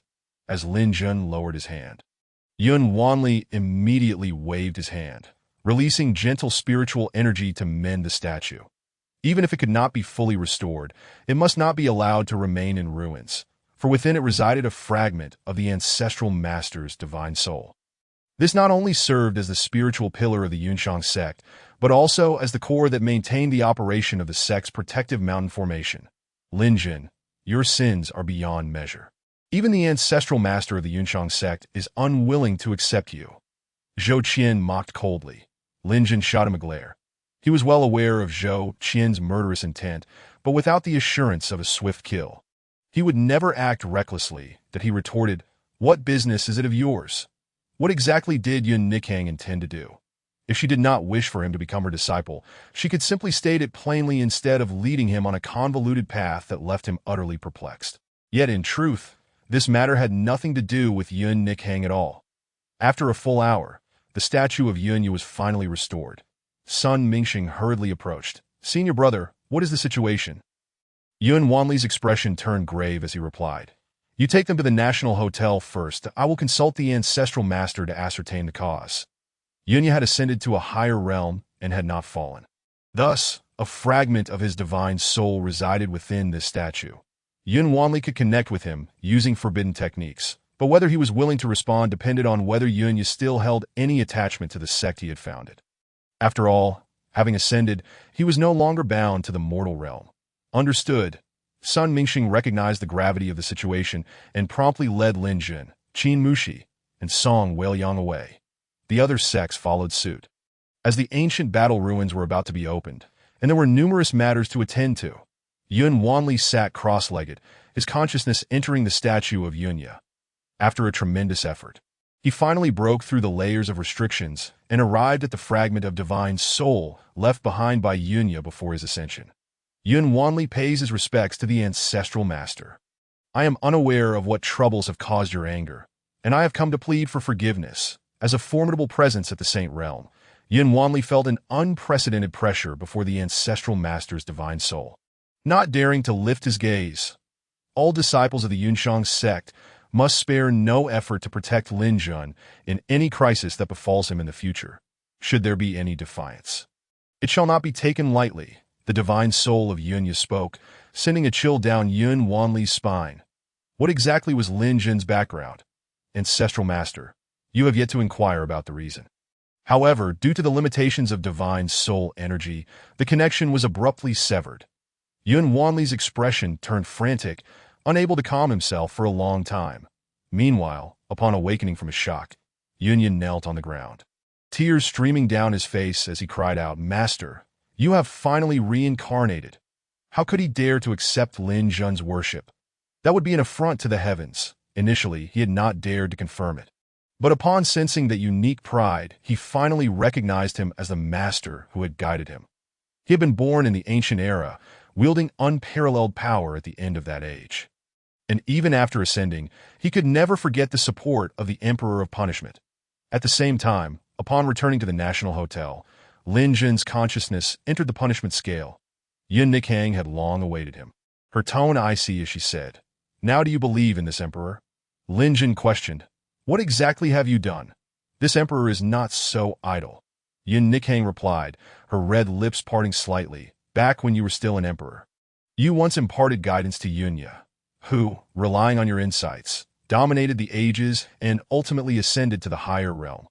Though you never took him as a disciple, he has always held your grace in high regard and considered himself your disciple. In this world, how could a master bow to their disciple? Lin Jun felt bewildered. Could it be that what Yun Nikhang said was all true? In his past life, was he truly the Emperor of Punishment? The partner of Yun Nikhang?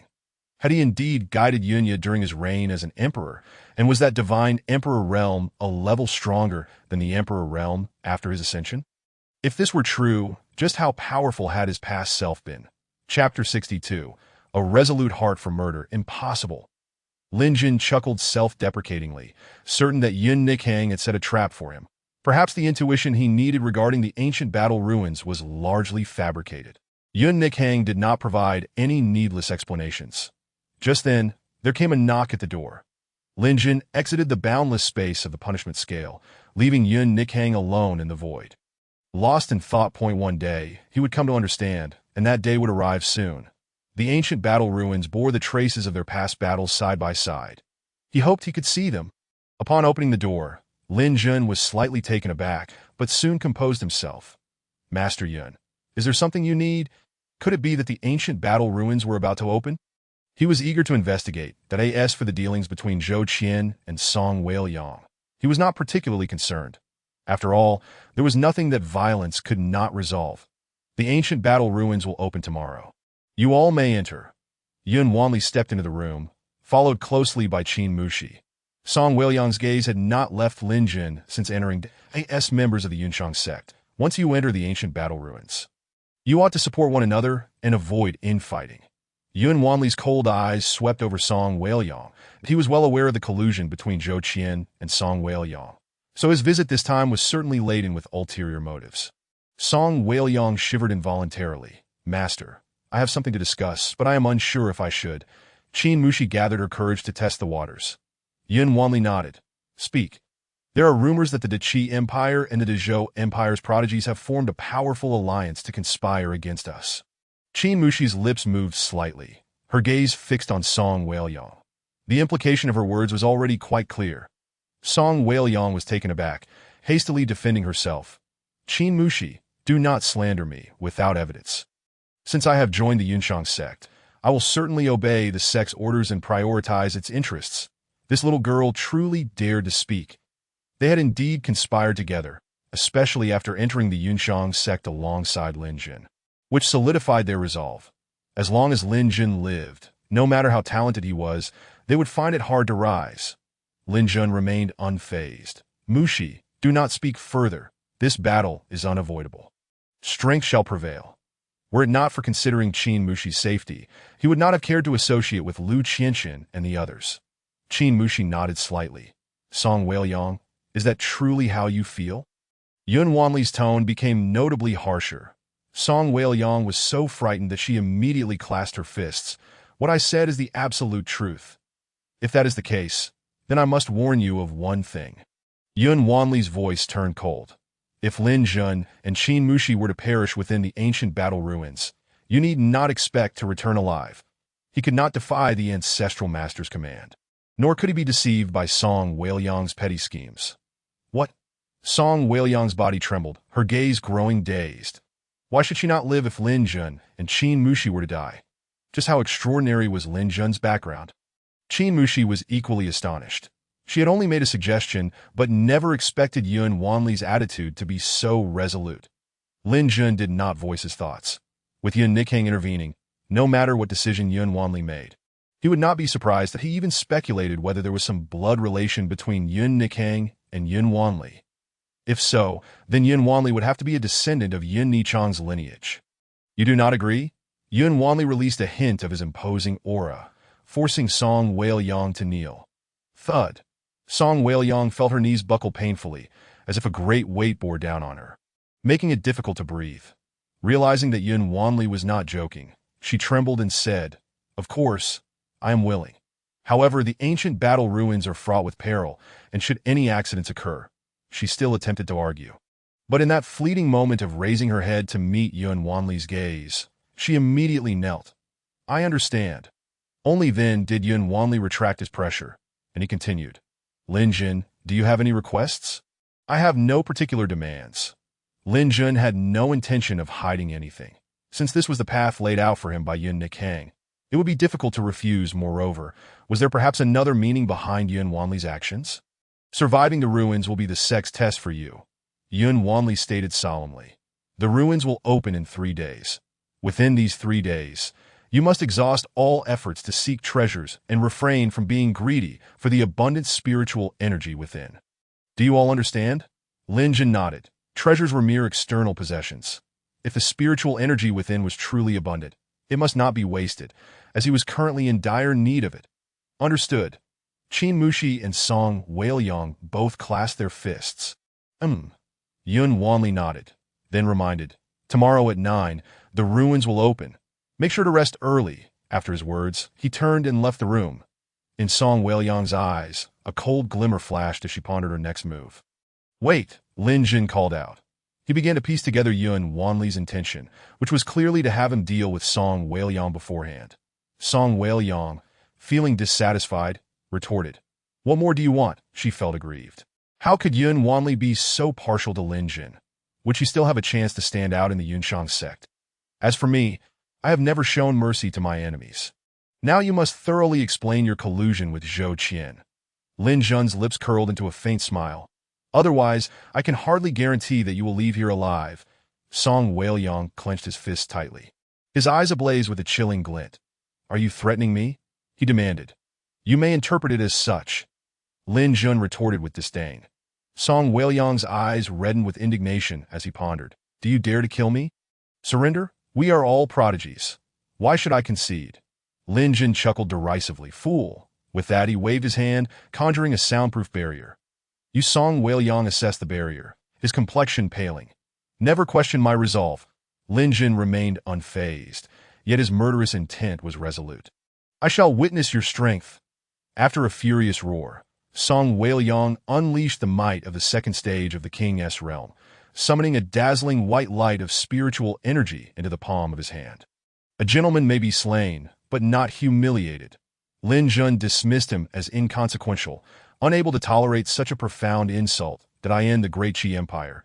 He was renowned as a martial cultivator, never fearing anyone in the same realm. Even Zhou Qian, though he could not defeat him, would not dare to kill him. So why should Lin Jun belittle him? Why should Yun Wanli demand he protect Lin Jun and Qin Mushi? Such folly.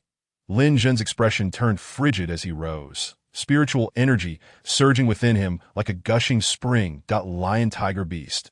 Mountain crushing fist.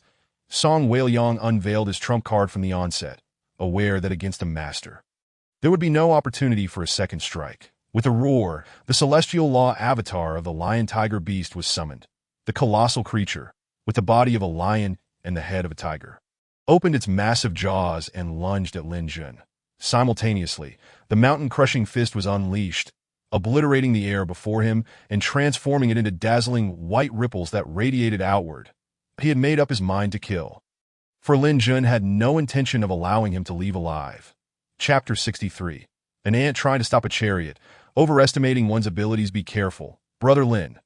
Qin Mushi gasped, momentarily stunned before realizing she had also merged with a law avatar. And a royal grade 1 at that. With a flicker of thought, the water Qilin materialized with a thunderous crash. However, due to an insurmountable gap in cultivation realms, even with the advantage of law avatar rank, it was swiftly shattered by the Lion Tiger Beast's paw. The lively water attribute spiritual energy transformed into a gentle rain, drenching the entire room. Ant trying to stop a chariot. Overestimating one's abilities. With a scornful snort, Song Weiliang disregarded the incapacitated Qin Mushi and charged directly at Lin Jun. A mere trick. Lin Jun replied coldly, his royal-grade golden dragon law avatar coiling majestically in the air above. As both were in the King's realm, the significance of law avatar rank was paramount. That a royal grade was indeed royal grade. A celestial grade was distinctly celestial. The moment the Lion Tiger Beast confronted the golden dragon, it was immediately suppressed, a manifestation of bloodline dominance. The Lion Tiger Beast emitted a mournful whimper, losing its fierceness as it cowered on the ground in a submissive posture. The golden dragon, proud and haughty, executed a sweeping tail strike. obliterating the lion-tiger beast into shards of spiritual energy. Song Whaleyong's expression turned to one of terror. The Great Qin Golden Dragon Totem. This is a royal-grade law avatar that only the imperial family of Great Qin could possibly awaken. Why does Lin Jun possess it? Lin Jun's expression remained impassive. He had not awakened it. He had seized it from Qin Wudi. Nonetheless, you shall perish. With a roar, Song Whaleyong unleashed the full force of his mountain-crushing fist. Its might reaching a pinnacle. Wherever it passed, the air exploded with a deafening thunderclap. Lin Jun's mind moved again, commanding the Golden Dragon Law Avatar to ensnare Song Whaleyong. Boom bang! As Song Whaleyong's fist struck the Golden Dragon. It weakened slightly, yet it failed to breach its defenses. The clash became a frenzied battle, spiritual energies surging forth without restraint. Waves of shockwaves caused the soundproof barrier to tremble precariously, and even the building itself quaked. If not for Lin Jun's prior establishment of the barrier, the residual force of the battle would have reduced the entire structure to rubble. Sun Mingxing frowned deeply. "Senior brother, I shall take a look." Yun Wanli stood with his hands behind his back, his tone calm and no need. His words were meant to provoke Song Whaleyong, compelling Lin Jun to eliminate a formidable opponent before entering the ancient battlefield. This would reduce the dangers they would face tomorrow. Sun Mingxing, a clever man, felt a chill upon realizing Yun Wanli's intentions. Choosing Song Whaleyong was not for cultivation, but to diminish Zhou Qian's support, preventing Lin Jun from being ambushed. Are you not concerned for Lin Jun's safety? If he is severely injured, even if he enters the ruins, he may be doomed. He could not comprehend why, if Yun Wanli sought to remove obstacles for Lin Jun, he would go to such lengths. Why not simply kill Song Whaleyong? Yun Wanli did not respond, but remained resolute in his thoughts. Those favored by the ancestor were far from ordinary. Furthermore, Lin Jun, at such a young age, had already become the head of the Tiandaoj that if he were to suffer a grave injury from Song Whaleyong, it would indeed be a farce. Meanwhile, the battle within the room raged intensely. Of course, intense was a term relative to Song Whaleyong. Lin Jun appeared unfazed, for the Golden Dragon Law Avatar was an insurmountable mountain for Song Whaleyong. After an onslaught of attacks, Song Whaleyong found his spiritual energy nearly depleted. Although he had reached the King's realm and could perceive the spiritual energy of the world, utilizing it for his own, the rate of replenishment could not keep pace with the consumption. In a moment of distraction, he found himself ensnared tightly by the Golden Dragon Law Avatar. Song Whaleyong exerted every ounce of his strength to break free, yet the overwhelming force left him feeling despondent. His face, once flushed, now turned a deep purple from prolonged asphyxiation. I confess, it was Zhou Qian who sought to recruit me. He wishes to gather 6 King's realm cultivators to ambush you. In the face of life-threatening peril, pride and dignity meant little. Despite pouring all his effort into this battle, he failed to even graze the hem of Lin Jun's garment. The sense of defeat extinguished his lofty pride as a prodigy. Lin Jun remained unmoved. Now that he had struck, he could not allow Song Whaleyong to leave alive. Zhou Qian had concealed his strength. He possessed a royal artifact capable of enabling him to fight beyond his realm. Moreover, Lin Jun's expression shifted slightly. A royal weapon? With Zhou Qian's strength, combined with a royal weapon, he could likely contend with Peak King's realm experts. Yet he had also faced Peak King's realm fighters, and had his own trump cards. Though unaware of the tier of the punishing heaven ruler, it could withstand the infusion of his spiritual energy post-Saint Realm, indicating it was far beyond royal grade. Thus, he smirked coldly. Once you've finished speaking, prepare to die. As his words fell, the Golden Dragon Law Avatar, previously nearly depleted, regained considerable strength with a renewed influx of energy. The IT proceeded to strangle the exhausted Song Whaleyong mercilessly, reducing him to a mere heap of flesh. When the battle concluded, the Golden Dragon Law Avatar returned to Lin Jun's sea of consciousness, and he bore no trace of fatigue from the fierce confrontation. Brother Lin, you are truly formidable. Qin Mushi's eyes sparkled with admiration. Song Whaleyong is a martial cultivator of the Great Qi Empire, one of the top contenders among his peers, and you dispatched him effortlessly. Lin Jun replied nonchalantly. He was just Song Whaleyong. There is no need for such astonishment. With his prior experience in the Saint Realm, and now facing an opponent of lesser cultivation, defeating Song Whaleyong was simply a matter of exploiting a dimensional disparity.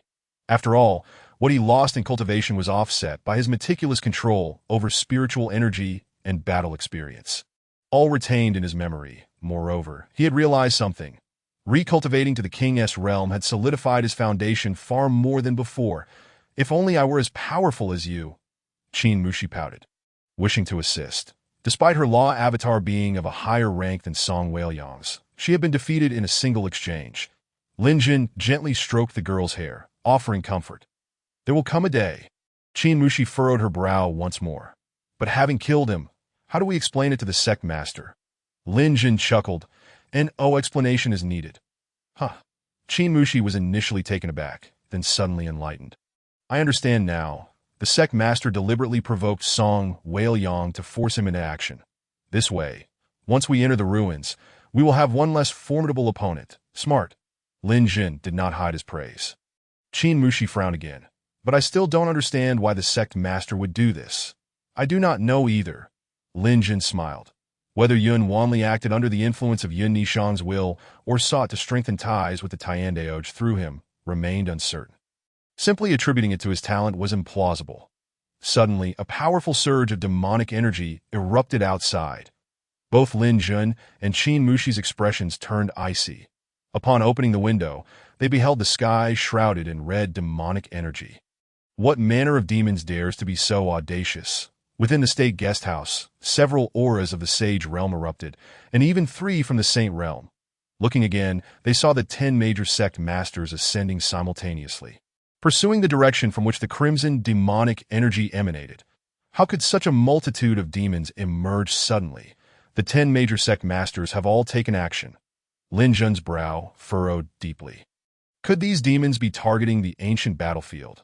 Will the ruins be able to commence normally? Chapter 64. The Invasion of Evil Spirits. The Holy One has broken free from the seal. Tremble, mere ants. The voice of the evil spirit was piercing, laced with overwhelming pressure. Even the 10 great sect leaders and numerous elders ascended to intercept, mitigating most of the force, yet the people on the ground felt as though they might burst apart from the sheer intensity. Those of weaker cultivation even spewed blood and collapsed. Upon witnessing this, the ruler of Dongling commanded in a deep voice, "Proclaim my edict. Activate the Grand Formation to fend off the evil spirits."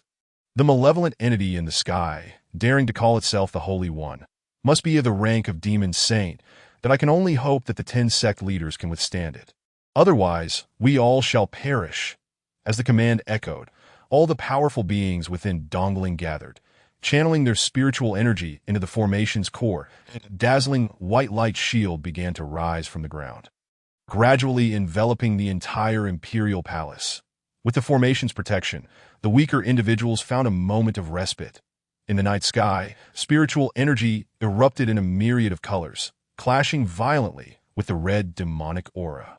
The sword sect leader stood with hands clasped behind his back, proclaiming loudly, "All swords return to the sect." Immediately, the swords hovering behind him split into countless beams of light, carrying a fierce sword intent as they surged towards the malevolent creature. The sword sect leader unleashed the sect's ultimate technique, a sacred martial skill, fearsome indeed. The sword sect leader exuded majesty. The Imperial Guard on the ground raised their voices in unison. Yet before they could settle, a wave of Yun Wanli's hand transformed the night into day.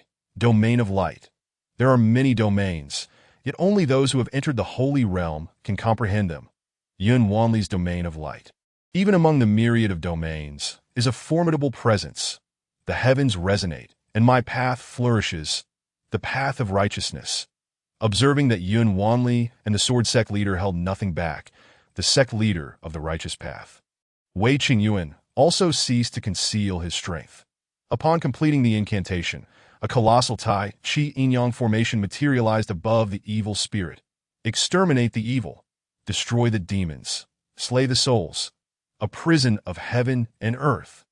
Wei Qingyuan continuously shifted his hand seals, and within the Tai Chi Inyang, numerous spells emerged, forming an immense cell to confine the malevolent entity. Boom! Boom! Boom! As deafening sounds resonated, the grand formation of Dongling began to tremble, appearing on the verge of collapse.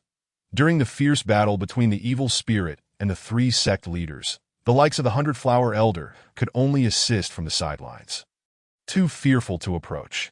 After all, the residual force from the explosions alone could obliterate them before they even entered the holy realm. 100-flower elder, mountain guardian elder, you shall seal off the surroundings. Do not approach. All right. Being wise individuals, their roles were clearly defined, and their cooperation went smoothly. Boom, boom. With the clash of righteous energy against the supreme evil aura, the explosions grew louder, and the aftermath of the blast reduced the once prosperous city to a smoldering ruin. Countless souls, still lost in slumber, were annihilated by the residual force, unable to even utter a cry of despair. Is this the power of the holy realm? Qin Mushi stood by the window, gazing at the sky that was continuously erupting.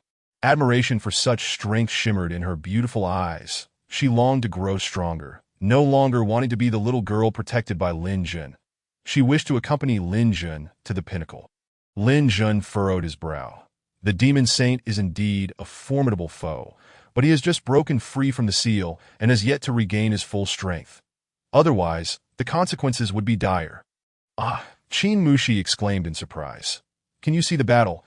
She could see nothing but mushroom clouds and waves of energy rampaging through Dongling. Lin Jun replied nonchalantly, I can barely discern it. Currently, the 10 sect leaders hold the advantage, but the defeat of the demon saint is merely a matter of time. However, with the strength of the 3 major sect leaders, they can only inflict heavy damage, not annihilate. It is not only the human race that cultivates. There are also the demon race, soul race, and monster race, among others. The demon race relies on bloodlines, the monster race on innate abilities, and the soul race on devouring all beings.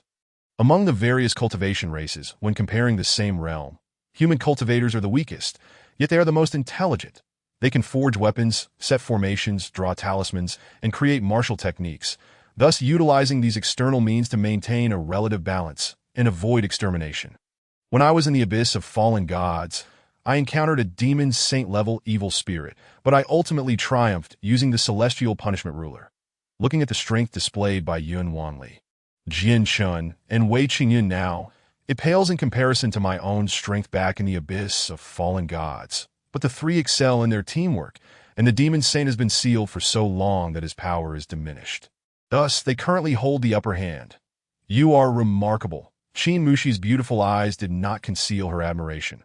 Why does she always feel an indescribable strength emanating from Lin Jun? Lin Jun smiled gently. You are exceptional as well.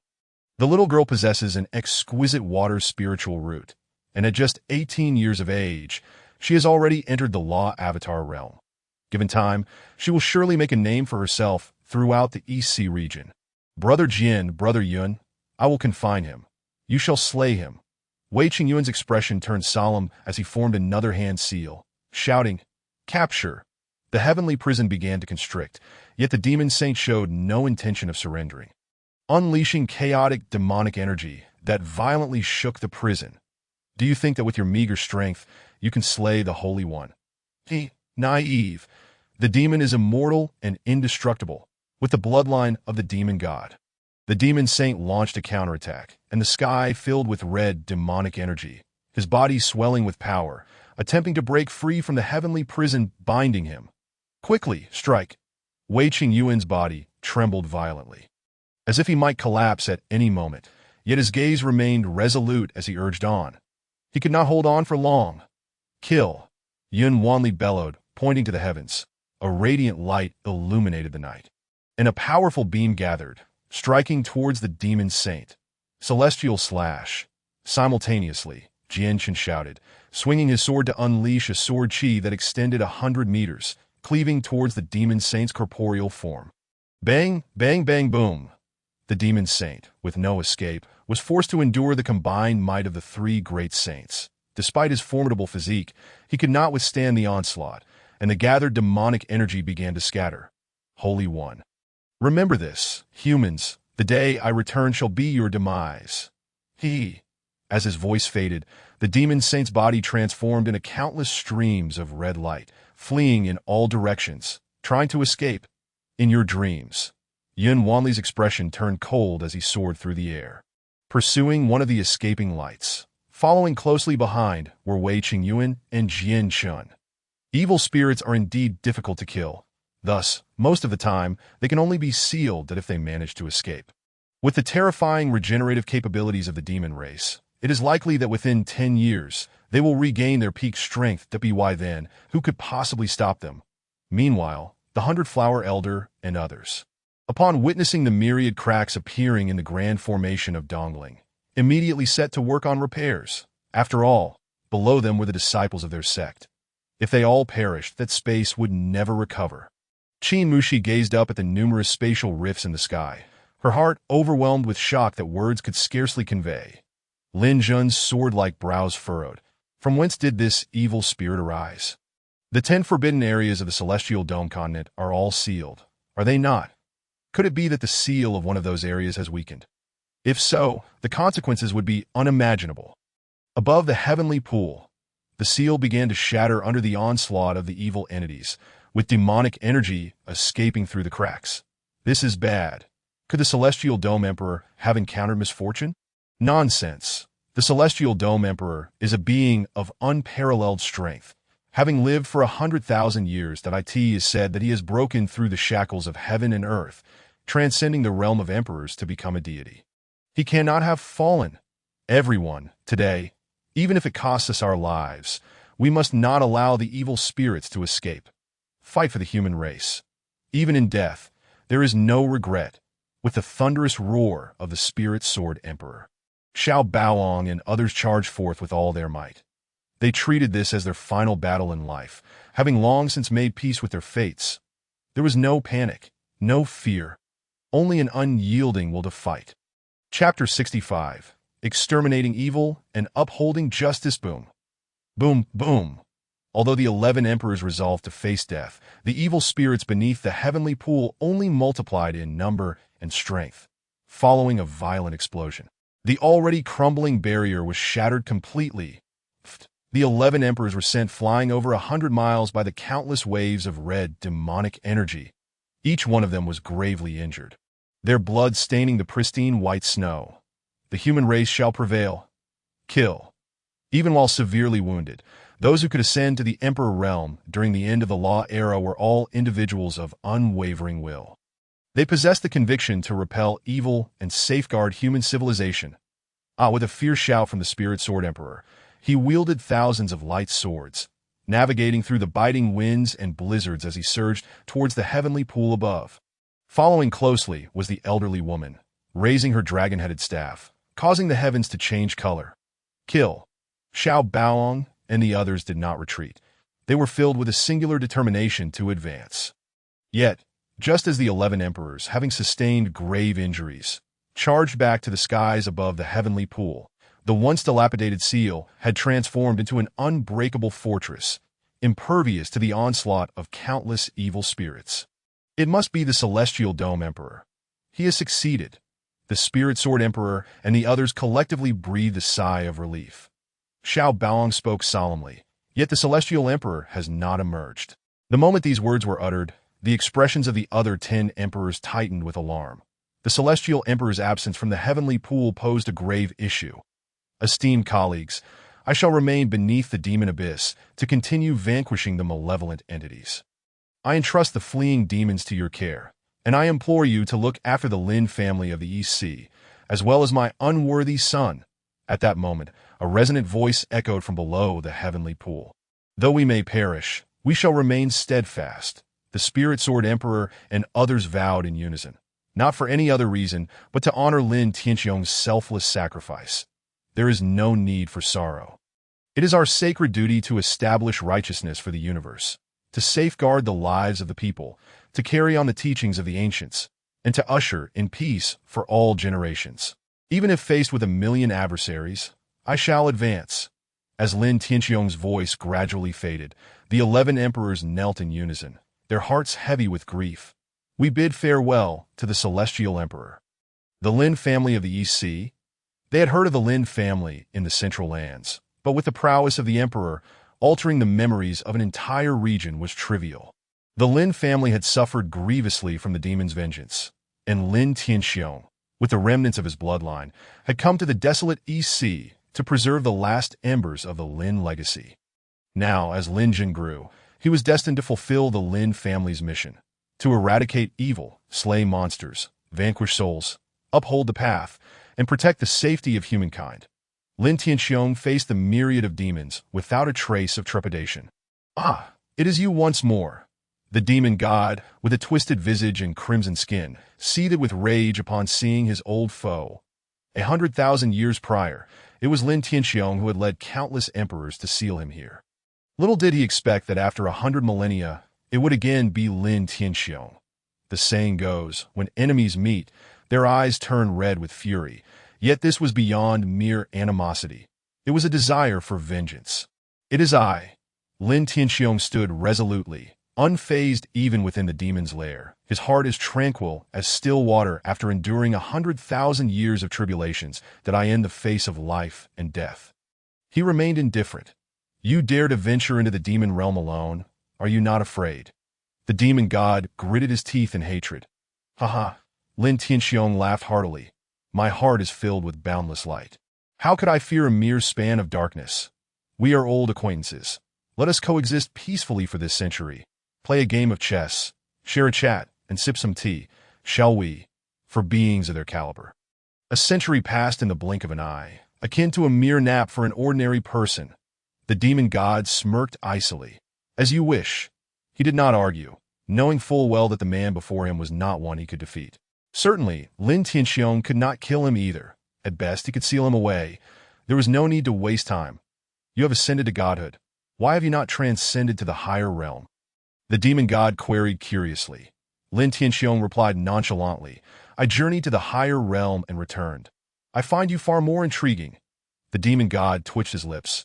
"Yet I find you utterly uninteresting. Indeed, quite detestable. Your disdain for me indicates a restless heart." Lin Tianxiong remarked lightly. "In the path of cultivation, one must temper impatience and arrogance. When you attain a heart as tranquil as mine, you may draw closer to your aspirations." "You speak nonsense." The demon god cursed vehemently. "I am a demon, not a human." "You are losing your composure," Lin Tianxiong retorted, "encountering you. I must count myself unfortunate. Calm yourself." The atmosphere was rife with tension. Yet the two, despite being age-old adversaries for 100,000 years, found themselves laughing heartily after their exchange, leading any onlooker to believe they were the best of friends. Above the heavenly pool, a multitude of evil entities escaped their seals that we must remember the will of the Celestial Emperor.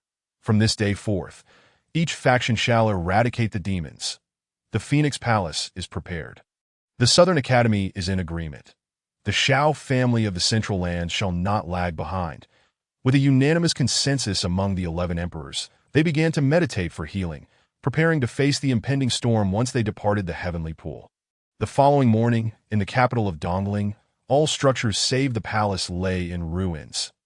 Zhao Zhenu stepped through the debris, her expression one of bewilderment. What transpired here?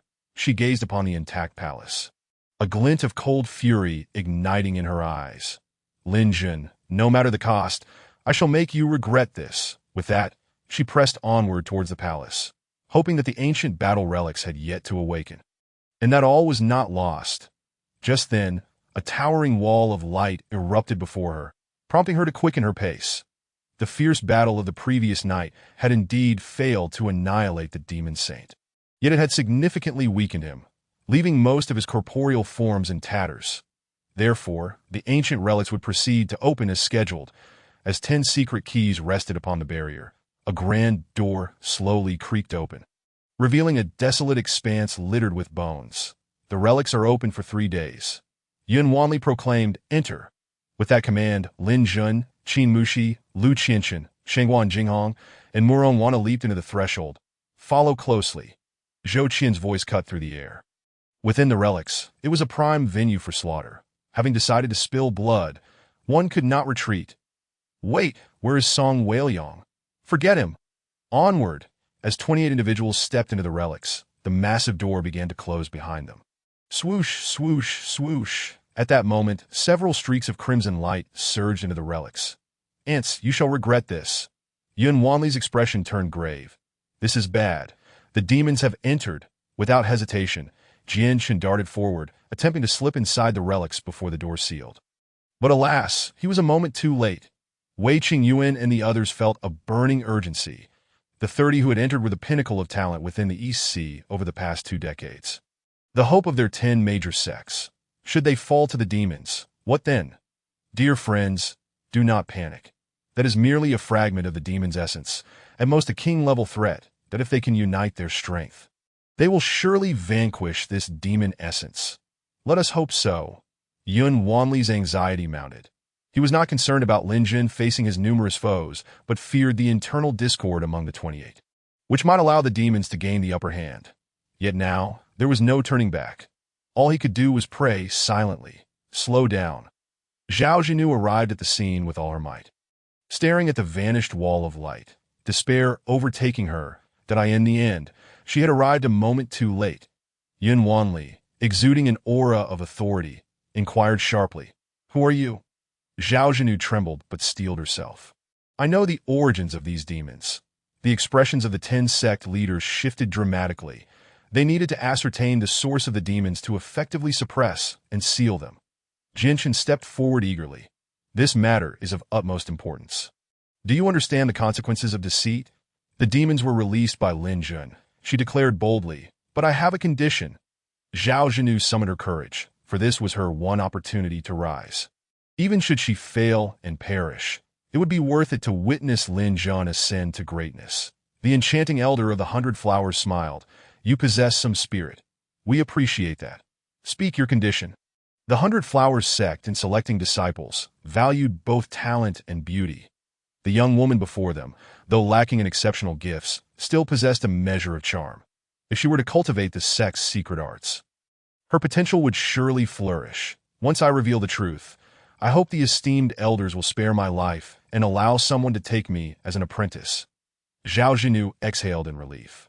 At least the woman before her was amiable. The others remained silent, aware that the elder of the 100 Flowers had taken an interest in her. Moreover, Amir Jr. was hardly worth their attention. "Very well." The elder of the 100 Flowers smiled sweetly. "Yet you must ensure the truth of your information. Otherwise, death shall be your fate."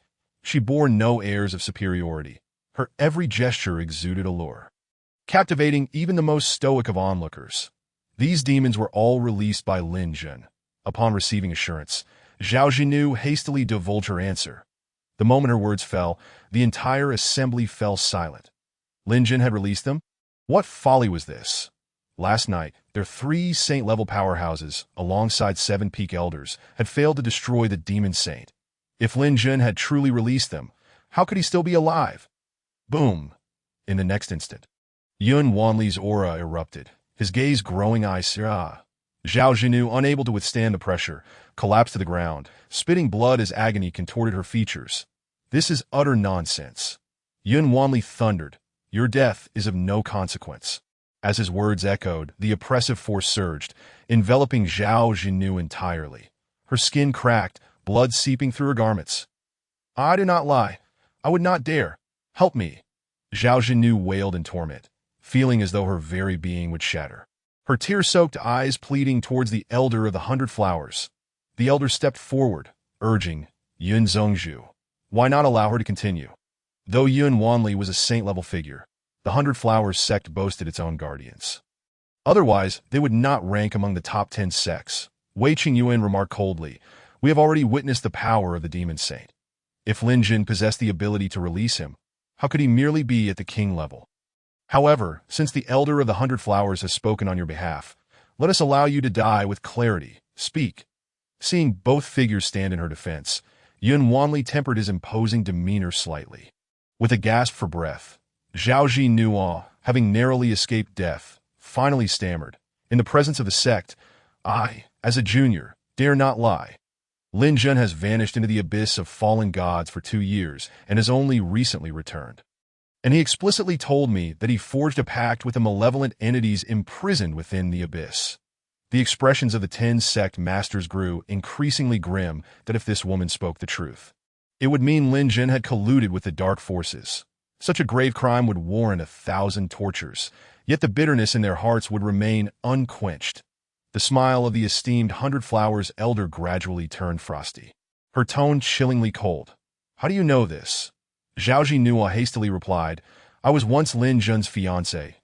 Yet upon learning the truth, I severed ties with the Lin family, after he madly slaughtered my new fiancé. He also destroyed my Zhao family. My survival is merely a means for Lin Jun to make me regret my choices," and he claimed that the demon race promised to assist him in reaching the pinnacle of power. "I have endured countless hardships solely for the safety of humanity. I implore the esteemed elders to see the truth." Her performance was impeccable. Otherwise, she could not have deceived Lin Jun for so long. Presenting a seemingly fragile demeanor, her tearful eyes shimmered with unwavering righteousness. The master of the Mountain Protector sect coldly remarked, "No wonder this child is steeped in bloodshed. He has become a puppet of the demon race. No wonder that demonic avatar was able to locate this place. It was all Lin Jun's doing. This child is utterly vile and deserves nothing less than death." Several irritable sect masters could no longer contain their fury. To collude with the demon race is to betray humanity, a disgrace to all cultivators. Given the gravity of the matter, the Hundred Flowers elder refrained from further comment, for Lin Jun was a disciple of the Cloud Rising sect. And it was not her place to intervene. Moreover, such matters required tact, considering Yun Wan Li's feelings. Yun Wan Li spoke coldly. "Do you truly believe that whatever you say is the truth? I shall ask you. Are you willing to undergo soul-searching? Soul-searching is a form of divine ability, but only those who have attained the status of elder can employ it. As the term implies, it involves probing a person's sea of consciousness to uncover fragments of past events. Soul-searching. Zhao Jinhua was instantly flustered, yet before she could react, her gaze became vacant. In an instant, the images from her sea of consciousness manifested as reflections in the air above, and the gathered crowd received the answers they sought. Zhao Jinhua was indeed a liar, clearly seeking to ingratiate herself with the powerful, yet she could still speak those words with righteous indignation. However, it was equally true that Lin Jun had ventured into the abyss of fallen gods, and he had emerged alive. The Hundred Flowers elder furrowed her brow and said, "Sect Master Yun, perhaps her memories have been tampered with, but what cannot be denied is that Lin Jun indeed returned alive from the abyss." Jian Chun frowned deeply. To survive such a place speaks volumes of credibility. The abyss of fallen gods is renowned as the most perilous of the 10 forbidden grounds on the Tianqiong continent, and is not to be trifled with.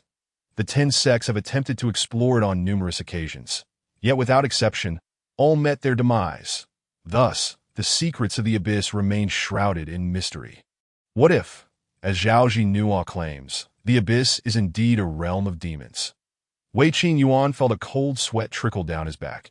He increasingly empathized with Li Jiansheng's words. Once Lin Jun returns, our Cloud Rising sect will surely uncover the truth and provide an explanation to all our comrades. Yun Wan Li's expression turned serious. If he truly has colluded with the demon race, our sect shall offer no protection.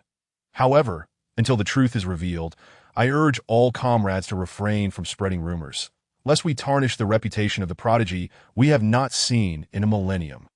He did not believe it. Lin Jun was a favored disciple of their ancestor. How could he commit such a disgraceful act of collusion with the demon race? Rest assured, Sect Master Yun, we shall not wrong an innocent, nor will we spare the guilty. Without a doubt, as long as Lin Jun consents to soul-searching, we shall firmly believe in the truth. The 9 major sect masters expressed their agreement. Yet soon, they discovered more discrepancies. Lin Jun had withstood the full force of Qin Shiji's Imperial Dragon transformation with mere physical strength, an attribute not typical of human cultivators. In summary, the signs indicated that Lin Jun indeed had ties to the demon race. If that is the case, this woman shall be kept under watch by our sect. She will not escape. Should Lin Jun prove innocent, I shall personally end her life. The Hundred Flowers elder raised her hand and suspended the unconscious Zhao Jinhua in midair. Naturally, Yun Wan Li and the others had no reason to oppose. The emergence of malevolent forces was ultimately a pressing matter that all factions must confront. After a few pleasantries, they promptly returned to their sects to inspect the protective mountain array, ensuring they would not be caught off guard by the demon race. Chapter 67. The invasion of past life memories within the ancient battlefield remnants, crumbling walls and weathered bones lay scattered, forming mountains of white. The howling wind stirred up dust, swirling in chaos. Where shall we go now? Murong Wan Er inquired with a furrowed brow, utterly lost within. Qin Mushi and Lu Qianchen turned to Lin Jun, only to find him standing still with his eyes closed, seemingly entranced by something. Shengguan Jinghong grew anxious. Lin, the pursuers are right behind us. If we do not leave soon, it will be too late. Lin Jun remained unresponsive, as if he had not heard a word. Murong Wan Er felt a twinge of urgency, yet she lacked the courage to suggest leaving. Accompanying Lin Jun might bring them a glimmer of hope against the geniuses of the great Zhou Empire and the great Qi Empire. However, if she left alone, her death would be all but certain. They were acutely aware that they were not on the same level as the third stage of the King's realm. Zhou Qian, Brother Lin. Qin Mu, she blinked her sparkling eyes, tentatively calling out. What is wrong with him? Shengguan Jinghong's heart raced. Are we truly going to perish here? Lu Qianchen shook his head. It seems he is experiencing an epiphany. An epiphany. Is that not an opportunity reserved for those above the Elder Realm? How could a King's realm cultivator achieve such a state? An epiphany is unlike ordinary cultivation. It involves the rare chance to comprehend the laws of heaven and earth. A dream pursued by countless aspirants. Once an epiphany occurs, one enters a profound and ethereal state. In this realm, only the universe and the true self exist, devoid of anything else, allowing for an enhanced understanding of the powers of law and the domains of space. Yielding remarkable results, Murong Wan Er shook her head in denial. That cannot be, that a King's realm cultivator cannot experience an epiphany. Just then, Shengguan Jinghong exclaimed in astonishment. Do you feel that? Thousands of strands of spiritual energy are rushing toward us. Lu Qianchen's expression grew grave. Indeed, it is at least 100 to 1,000 times denser than outside. Simultaneously, Murong Wan Er remarked. I feel it too. It seems one does not need to rely on the abilities stored within the Dantian. One can unleash it freely, without fear of depleting spiritual power. Boom! In the next moment, without warning, a massive vortex formed above Qin Mu Shi's head. The frenzied spiritual energy surged into her body like a tidal wave. What is happening? Has she broken through upon arrival? Murong Wan Er and Shengguan Jinghong gazed on with envy. They were acutely aware that attempting to break through a stage was akin to scaling the heavens. Yet Qin Mu Shi, who had not even cultivated, had achieved a breakthrough. I do not know what is happening, Qin Mu Shi explained, taken aback. In an instant I broke through a stage. I might break through again. Even the usually reticent Lu Qianchen was left speechless. Third stage of the law manifestation realm. Fourth stage. Eighth stage. What in the world? Shengguan Jinghong exclaimed, dumbfounded. I took a full year and a half to reach the 8th stage of the law manifestation realm. And she has done it in the blink of an eye. At this rate, she is on the fast track to the pinnacle of the law manifestation realm. Lu Qianchen's expression turned grave. Their attention was captivated by Qin Mu Shi's consecutive breakthroughs, completely overlooking the still and silent Lin Jun. At this moment, Lin Jun found himself in a space akin to that within the punishing heaven ruler. Scenes from the past played out like images inscribed on a scroll, recurrently replaying. He even witnessed the unfathomable depths of the abyss of fallen gods as it was formed. Yuan Ai Chong, cradling the unconscious man clad in golden armor and bearing the punishing heaven ruler, waved her hand, tearing through the fabric of space, ultimately burying that man within the abyss. Punishing heaven, today with all my divine power. I seal away your previous life's memories. I will await your rebirth. Yuan Ai Chong stood above the slowly healing abyss, crying out in anguish, her long hair billowing like a waterfall in the tempest. Waves of chaotic laws, powerful enough to rend an emperor's flesh, continuously lashed at Yuan Ai Chang's entire being. In mere moments, she was battered and bleeding, her golden blood soaking through her white gown. In this life, I, Yuan Ai Chong, have no regrets for loving you. After emitting one final mournful cry, her severely injured body plummeted into the abyss like a fallen leaf. Ai Chong. Lin Jun instinctively reached out his hands, yearning to catch that fragile form adrift in the wind. Yet no matter how he strained, his legs could not move an inch. In that moment, his heart felt as though it had been cleaved in two, tears streaming down his face. Though he could not see the face of the man clad in golden armor, in his dream, he wore the same golden armor, and that punishing heaven ruler was unmistakably prominent. He was indeed punishing heaven. Yun and I Chong had not deceived him. Perhaps his previous life was that of punishing heaven, the divine emperor whom Yun and I Chong had awaited for 100,000 years. Swish, swish, swish, raging currents of chaotic laws, as brilliant as shooting stars, are gradually tearing apart the corporeal form of Yun Nishang. In her desperate bid to break this seal and safeguard the last vestige of her divine soul, she has exhausted all her divine power, rendering her utterly incapable of resisting the onslaught of these chaotic laws. Her anguish cries echo incessantly. How much pain must she endure? Lin Jun's eyes brimmed with tears, as if he had lost his very soul, yearning to advance, but finding himself utterly immobilized. It must be understood that comprehending a single heavenly law can elevate one to the realm of the emperor. Yet each chaotic law represents a distinct heavenly principle. Defenseless, Yun Nishang stands as if besieged by thousands of emperors unleashing their might. No, these chaotic laws are far more terrifying than any emperor.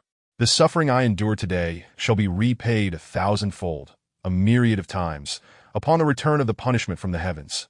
Ha! Yun Nishang, gritting her teeth against the excruciating pain, scornfully derides the chaotic laws that weave through the air. One day, my beloved shall don the armor of the war emperor, wield the punishing measure of the heavens, and ride upon clouds of radiant colors, lifting me high into the 9 heavens, slaying you hypocritical deities and demons. Come forth! The heavens have forged my body of rebirth.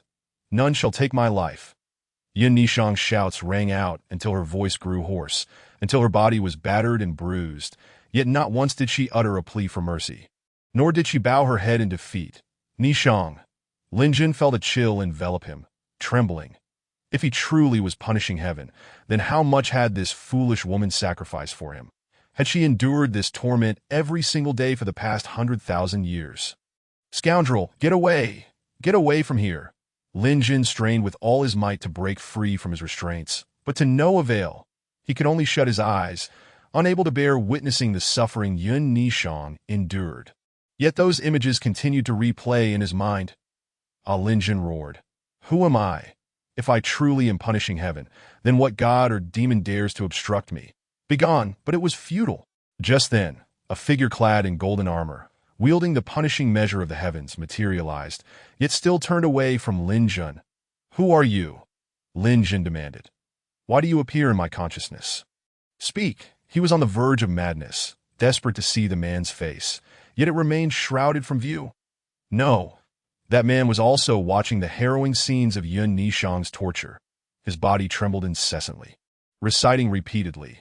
Demonic forces emerge, the gates of heaven open, gods fall, and demons run rampant. Nishang, wait for me, await my return. Yet those images were merely inscribed on a scroll, and no matter how the golden-armored man pursued, he could never touch them. Chapter 68. Lin punishing heaven. Are you the punishing heaven god emperor? Lin Jun furrowed his brow. Could it be that Yun Nishang had mistaken the person? Was his past life not that of the punishing heaven god emperor? After all, the figure before him should indeed be the punishing heaven god emperor.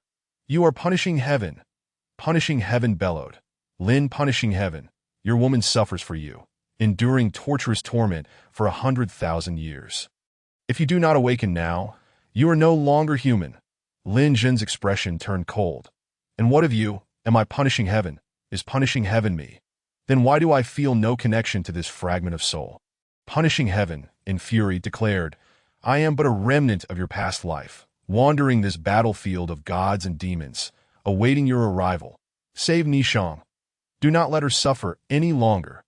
As his words fell, that fragment of punishing heaven's soul shattered like broken glass, cascading to the ground, finally transforming into wisps of spiritual energy that nourished the ancient battle ruins. Am I punishing heaven? Am I truly the punishing heaven that Yun Nishang has awaited for 100,000 years? Lin Jun murmured to himself, utterly oblivious to the changes occurring in the outside world. When the last remnant of his past life shattered, the previously desolate ruins suddenly flourished with green grass, towering trees, and the melodious songs of birds. Streams meandered through the entirety of the ruins, revealing a scene brimming with vitality.